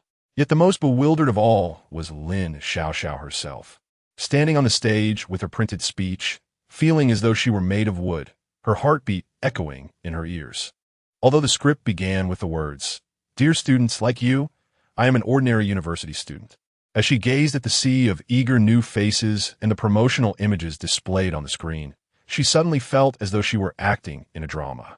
How did I arrive at this point? Pondering this, she slowly began, "Hello, fellow students. I am Lin Xiaoxiao." Throughout her speech, she relied almost entirely on rote memory. Below the stage, the college advisor wore an expression of pride, having known all along that she would excel, while the vice dean beside her furrowed his brow and quietly inquired, "Is her experience truly from an internship?" The advisor nodded affirmatively. "Indeed, the school has her submitted internship report, and you wouldn't believe the content she wrote. Over 10 pages of industry analysis and project reviews. Furthermore, there's a commendation letter from her boss, which I have verified. There are no discrepancies." The vice dean remarked, "In previous years, we could never attract accomplished alumni, but this year, we finally have someone to boast about." On stage, Lin Xiaoxiao continued, "What I wish to convey is that an internship does not merely involve copying documents or performing menial tasks. If you're willing to try and strive, sometimes you may even become part of a significant project within a company. That is how I found myself, thrown into the front line." However, as she descended the stage, the advisor placed a hand on her shoulder, filled with emotion. "You have truly brought honor to our school. Your credentials must be featured in next year and Oppo's recruitment promotional video." "Please no," Lin Xiaoxiao replied, nearly exhausted. Below, the new students eagerly raised their hands. "Can you refer me? Senior? I want to intern at your company too. Do you have openings for art positions? I am skilled in C4D. Are there still part-time opportunities?" As Lin Xiaoxiao hurriedly exited the stage, her head buzzed with noise. Just a few steps outside the school gate, her phone chimed with a message from Ming in their workgroup. Ming, Xiaoxiao, please prepare in advance. The Deep Blue platform game evaluation is about to commence. We need to prepare some gifts. Lin Xiaoxiao glanced at the message and silently sent an emoji. Lin Xiaoxiao understood, boss. She sighed, looking up at the sky. When I joined Whale Jump, I truly just wanted to quietly pursue an internship. Chapter 77. Game Explorer 233 in early September. The registration channel for the Deep Blue gaming platform officially closed, and a list of participating games was publicly revealed on the platform. Players could now officially try out various games in the competition area. The forums and social media were bustling with activity, with heated debates about which game held the most potential, which one was a dark horse, and even discussions about which titles were mere reskins or derivative works. At this moment, Ming sat in his office, cradling a cup of iced coffee while fixating on the Deep Blue gaming platform interface on his computer screen. His objective for the day was straightforward: to experience the competing entries firsthand even if he was merely an ordinary player. After all, as the producer of 2 games, he understood that the quality of a game could not be judged by promotional trailers or industry hype, but rather through genuine gameplay experience. Therefore, Ming chose not to use his official account, but instead registered a new account under the moniker game Explorer 233, selecting a nondescript pixel art icon to completely disguise his true identity. Upon entering the Deep Blue gaming platform, he found the homepage overrun with various competition entries, featuring popular recommendations, real-time voting charts, and new game trial lists. Quite a number of entries, Ming remarked, raising an eyebrow. A quick glance revealed that there were over 300 actual participating games, encompassing nearly every genre. Although more individuals had registered, not everyone had submitted a game. As he observed the rotating showcase of games, Ming felt a sense of satisfaction. The gaming platform had finally come alive.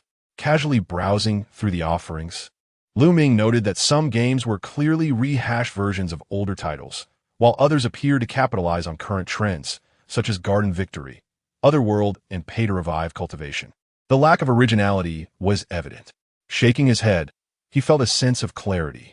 However, he refrained from jumping to conclusions, as some games might seem unremarkable at first glance, but could offer delightful surprises upon actual play. Thus, he clicked on the trial leaderboard and began to carefully select games that piqued his interest. The first game he tried was Forest Traveler, a pixel art-style puzzle adventure that ranked in the top 10 on the current voting chart, with a plethora of favorable comments. After downloading, he entered the game. The opening animation featured a brief narrative. You awaken from a dream to find yourself in a strange world. Darkness surrounds you, with only a faint candlelight guiding your path. Who are you? Why have you come here? Where does the road ahead lead?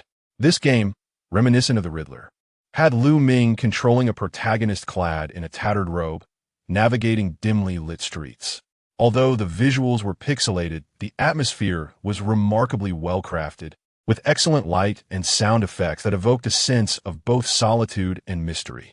After exploring for a while, Ming was captivated by the ambience and clever puzzles. This game has potential, he nodded, offering a positive review. Innovative gameplay and exceptional atmosphere, though not suitable for whale jump. Next, Ming tried the second game, Future Combat Infinite, a first-person shooter with a cyberpunk aesthetic, where each battle randomly generated different scenarios and enemies. It sounded intriguing, but shortly after entering the game, Ming furrowed his brow. The UI design was overly complicated, and the menus were a dizzying array. The gunplay felt lackluster, lacking impact, and even giving the sensation of shooting at air. Not to mention the optimization issues. He sighed, quietly exiting the game, and then added it to his favorites. It was worth monitoring, with significant potential, worthy of joining the Times Bitter Journey project team. Ming proceeded to try other games, and overall, he found that there were indeed many dedicated developers, with several beautifully crafted large-scale games that likely aimed for a Steam release but opted for the Deep Blue platform for this independent competition. Additionally, Times Bitter Journey was not participating in this event, as it was a competition organized by Whale Jump, which could not simultaneously serve as both judge and contestant. As Ming immersed himself in the trials, the activity on the Deep Blue platform reached new heights. Players flocked to try out games. In the forums, discussions erupted as players recommended various titles. WoW and Oppos, the final battle of Demon King and Hero and Oppos, actually features dynamic storytelling. Every dialogue choice affects the final outcome. How amazing is that? Mechanical Rise. Temporary action offers the first 2 hours for free. The production quality is almost on par with AAA titles. Sky Survivors is incredibly addictive. The combat feel and progression system are outstanding. In an Oppos, it's hard to stop playing. Everyone, you must try into Oppos. Nebula Navigation and Oppos. It's so intriguing. Open world exploration plus real-time combat, a rarity among indie games. As players eagerly experienced the games, discussion threads exploded across forums, live streams, and social media. Well-crafted games quickly rose to prominence, garnering substantial attention and votes, while others faced brutal backlash from players within mere weeks. This garbage game has such severe input lag. Are you trying to make me uninstall it? How does this reskin even have the audacity to compete? The graphics are on par with 5-year-old web games. Who do you think you're fooling with your votes? The harsh realities of the market starkly presented themselves to all developers. Meanwhile, members of the Dark Box studio were anxiously glued to their computer screens, their expressions growing increasingly grim. Their game, Out of Control Accompaniment, The Prelude of Orange, ranked a disheartening 266th out of 336 entries. How could this happen? Why we ranked so low? Sun Chinli covered his face in disbelief, staring at the game's data. Trial downloads, 186, average playtime, 3 minutes and 42 seconds, rating 2.75.5. Such low download numbers. Artist Gong Min was taken aback. Not only the downloads, but the retention time is abysmal, averaging 3 minutes and 42 seconds. Hardly anyone is playing. Planner Wang Hao's face turned pale. What do the comments say? Quickly, check what players are saying. They promptly opened the comments section, only to feel even more despair. I've never played a game that made me quit within a minute. Kudos to the development team. The visuals are decent, but the combat feels terrible and the story is mediocre. Just not suitable for casual players? I played for 3 minutes. And my only takeaway is that the producer has ideas, but you can't cram all your ideas into one game. If the mechanics were simplified, I believe your game still has significant optimization potential.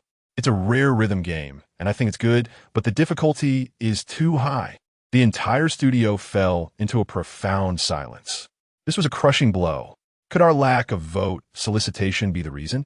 The platform clearly stated that vote solicitation was prohibited, and only those who had genuinely downloaded and experienced the game could vote, making it difficult for me to persuade my dad to try this game. I had said before that we shouldn't complicate the game so much. At this moment, Ming had played several games and formed a clear judgment regarding the overall level of this competition. Surprisingly, the competition was indeed quite fierce. He cast a glance at the real-time voting leaderboard and noticed that nearly all of the top 10 games were finely crafted masterpieces. After all, the rewards offered by Ming this time were quite substantial, which indeed attracted many high-quality creators. However, Ming held no interest in these games. He was not seeking the titles that everyone praised. Instead, he aimed to discover those games that had been harshly criticized. Only such selections would align with his criteria for acquisition and investment. Chapter 78. Listening to the melodies of the world, Ming's lips curled into a slight smile as he delicately tapped the mouse, scrolling down to the very bottom of the leaderboard. Instantly, a plethora of abysmal games unfolded before his eyes. In last place, Goblin's Revenge Synopsis, an open-world RPG where players assumed the role of a goblin seeking vengeance in the realm of humans. Rating 1. 2 comments. The protagonist cannot even walk properly. How is revenge possible? Is the development team intentionally trying to disgust players? Both the values and the game itself are deplorable. I can endure a game, but at least let me see where the goblin is. In third to last place, Dusk Killer 2047 Synopsis, a cyberpunk stealth assassination game featuring a unique AI tactical system. Rating 1. 8 comments. Is the AI tactical system simply the system being perpetually busy? Can we at least prioritize optimization? My 4060 graphics card is producing PowerPoint-level effects. The gaming experience is an agonizing ordeal.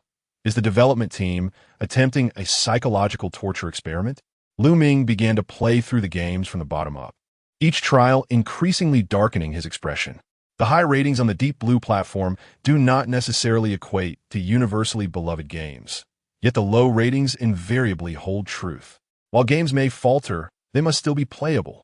These games, barely scraping by with scores in the low single digits, utterly failed to meet Ming's standards. It was evident that these games lacked genuine effort in their creation. In game development, attitude is paramount. Values are equally significant. Much like Oljo, whose games may not shine, yet his passion is palpable. Talents like him are exceedingly rare.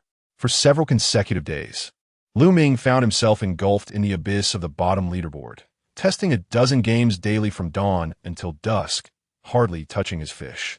From the very last to the 20th from the bottom, his patience and mental fortitude were relentlessly tested.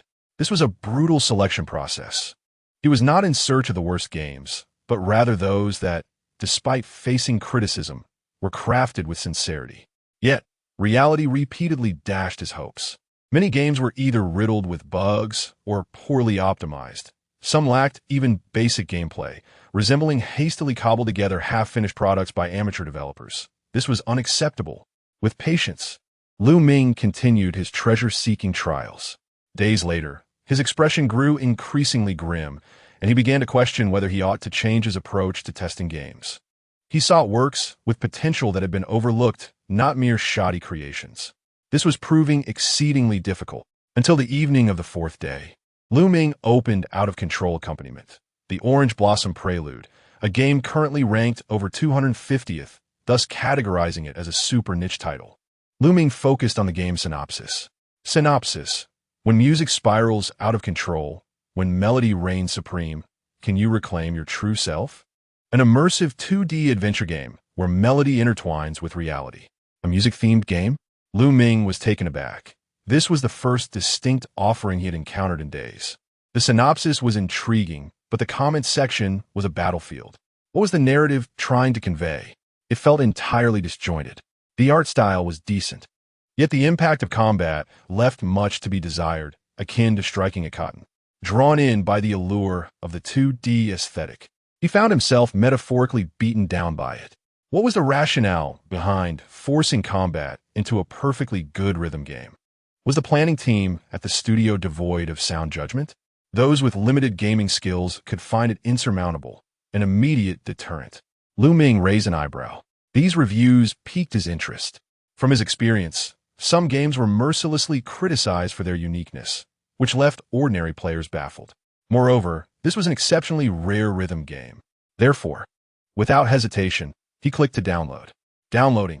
A few minutes later, Ming clicked to start the game. The launch screen was rather simplistic, showcasing a vividly hand-drawn title screen. A girl clad in a black trench coat stood on a stage, clutching a weathered violin, set against a backdrop of a blurred, ruinous stage emanating a faint blue-purple glow.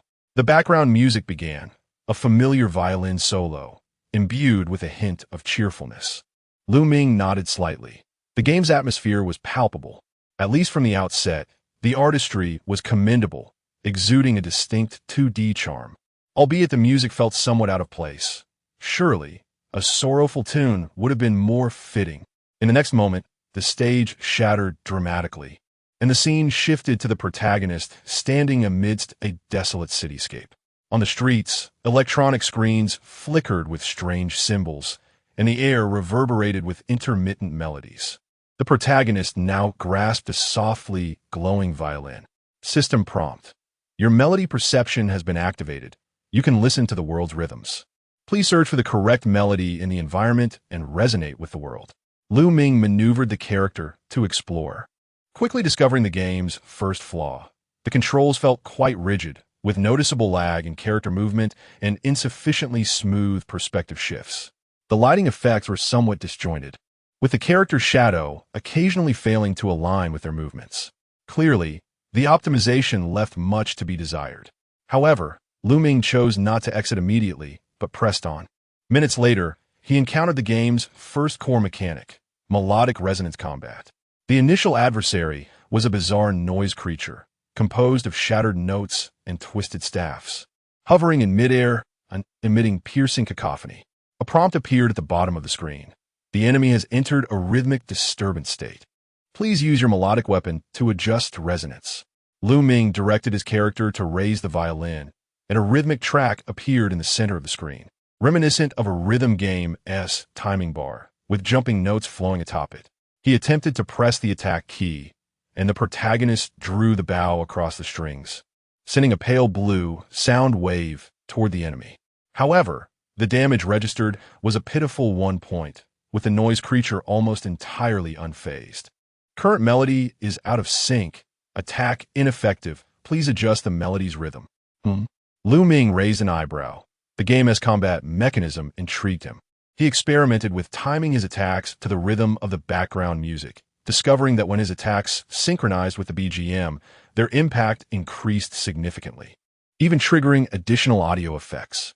After adjusting his timing, a successful strike transformed the sound wave into gold, dealing a critical hit. Oh, this is rather interesting. A flicker of excitement sparked in Lu Ming's eyes. The technical aspects could be refined, but creativity and innovation are elusive. This game warranted attention. After playing a while longer, Lu Ming uncovered another issue. The combat rhythm was exceedingly unstable. With the BGM's fluctuations, the character's attack timing points seemed to drift, leading to moments where he would strike in perfect time, yet the system would deem it out of sync, resulting in severely diminished damage. Lu Ming furrowed his brow, attempting to adapt to this mechanism, yet the experience felt increasingly amiss. Moreover, the enemy's attack patterns were perplexing. The noise creature periodically emitted jarring interference sounds, causing the rhythm track on screen to contort and warp, disorienting the timing points and severely impeding player control. Even more absurdly, the BGM would abruptly shift mid-battle, throwing the original attack rhythm into chaos, forcing players to instantly recalibrate their strategies, lest their output be nullified. Am I playing a music game? Or am I being played by this music game? Lu Ming lamented in disbelief. Despite all, he persevered to complete the introductory battle. Upon achieving victory, the system presented a notification. Congratulations on completing the resonance of melody. Your melodic perception has been elevated to level 2, unlocking a new weapon, the saxophone. Well, just as I had begun to acclimate to the rhythm of the violin, yet another weapon becomes available for use. Chapter 79. The sound of money spent is unmistakably different. After playing this game, learning the 5-line staff should be considerably easier, right? Lu Ming stared at the prompts on the screen, momentarily at a loss for words. The integration of a rhythm game with a combat system was indeed a creative concept, yet the mechanics of this game were utterly absurd. To begin with, the disjointed rhythm of the battles was exasperating. Just as he had begun to acclimate to the cadence of the violin, a saxophone suddenly burst onto the scene. It was akin to playing an FPS game, where you had just gotten used to the feel of a sniper rifle, only to be forcibly switched to a shotgun with no transitional period whatsoever. Moreover, each instrument had a completely different attack judgment system. The saxophone's attack mode relied on sound waves, requiring players to continuously input note commands to accumulate energy for a powerful area damage release. However, if the rhythm was off, the attack would simply miss, rendering it less effective than a mere tickle. The difficulty was undeniably escalating. Lu Ming pressed his temples and continued to progress in the game. Yet, as he delved deeper, he encountered even more problems. Shortly after finishing a battle, his character entered a dimly lit street where the system notified him. Current area is rhythmically disrupted. Melody weapons cannot be used. Please restore rhythmic stability through environmental resonance. In simpler terms, players had to locate the correct melodic points within the environment to normalize the background music before they could continue utilizing their weapons in combat. Lu Ming attempted to explore, only to discover that these so-called melodic points were hidden fragments of notes scattered throughout the environment. Players needed to approach them for automatic synthesis into the correct melody. This was preposterous. It was akin to playing a game where, amidst combat, the system suddenly announced, "Sorry, the current area is devoid of spiritual energy. Please locate some spirit stones nearby to replenish your energy before you can continue fighting." This game was exceedingly difficult. If it weren't for Lu Ming's strong comprehension abilities, he would have been utterly lost. Suddenly, Lu Ming understood why the game had received such dismal ratings. It was playable, yet extremely discouraging. The controls felt stiff, the combat mechanics were fragmented, the rhythmic synchronization judgments were baffling, and the exploration system was frustrating. If it weren't for his mission, an ordinary player would have likely smashed their keyboard by now. However, amidst this chaos, Lu Ming sensed a glimmer of potential. With some optimization, this could undoubtedly be a game that sparked heated discussions. Although its combat system was chaotic, the concept was refreshingly innovative. The musical elements, while forcibly integrated into the combat, presented a gameplay experience distinct from conventional rhythm games. The exploration mechanism, though torturous, genuinely enhanced immersion. This was intriguing. A relatively niche game with appeal, one that people would readily criticize. This was precisely what he needed. Ming stroked his chin, his mind already racing with thoughts on how to promote this game.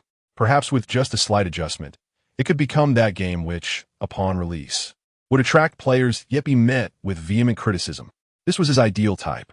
Moreover, upon reviewing the game's detailed data from the back end, he discovered it was developed by a small team of 3 at the Darkbox studio. Wasn't this an unrefined gem? With this realization, Ming promptly jotted down the game in his notebook. He had finally found a game that met his criteria.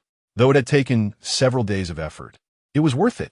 A few days later, at the war-torn studio in Qiantang, a frenzy of activity was underway.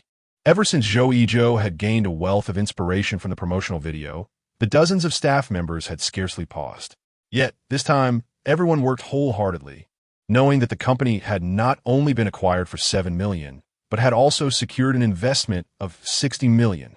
This time, equipment upgrades, salary increases. The entire company was undergoing a transformation.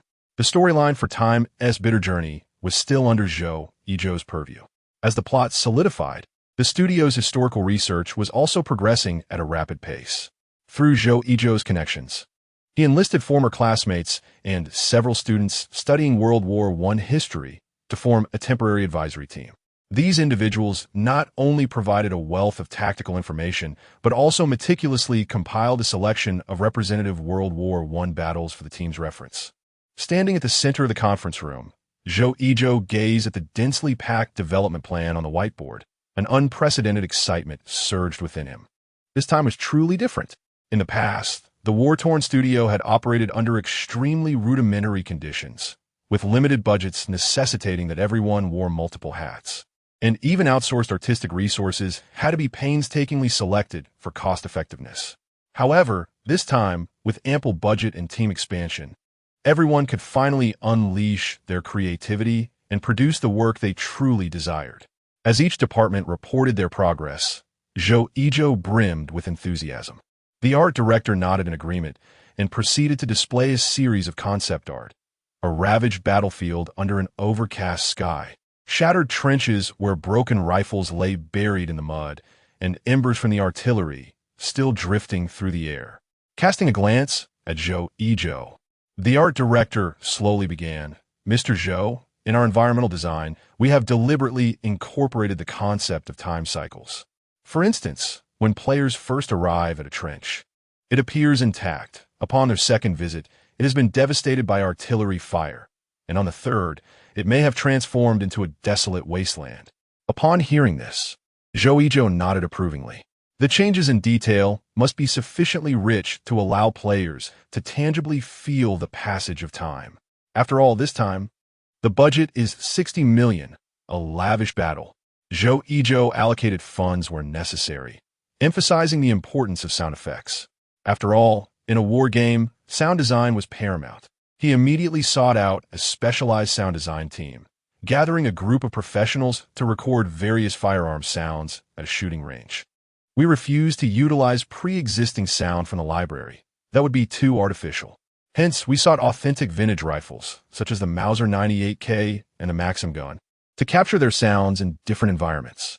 On the battlefield, gunfire would not resonate as crisply as in films. Instead, it would carry a heavy echo and explosive quality. Additionally, they recorded the sound of bullets slicing through the air. The whoosh as a rifle bullet whizzed past one's ear truly encapsulated the essence of fear. This was the sound of war. Beyond sound effects, players would not encounter rousing background music. Instead, they would be enveloped by the distant, muffled roar of artillery, the agonized groans of wounded soldiers, the rhythmic patter of cold rain hitting worn helmets, and even the hushed whispers of soldiers speaking in their native dialects during the night in the trenches. All these elements contributed to an authentic representation of war. With the enhancements in art and sound design, the overall immersion of the game was significantly elevated. Zhou Yizhou closed his eyes, listening to the test version of the sound effects through his headphones, unable to suppress his nodding. The sound of money spent was indeed different. This game would undoubtedly provide an unparalleled immersive experience. On September 16th, after more than a month of relentless refinement, the demo version of Time's Bitter Journey was finally completed.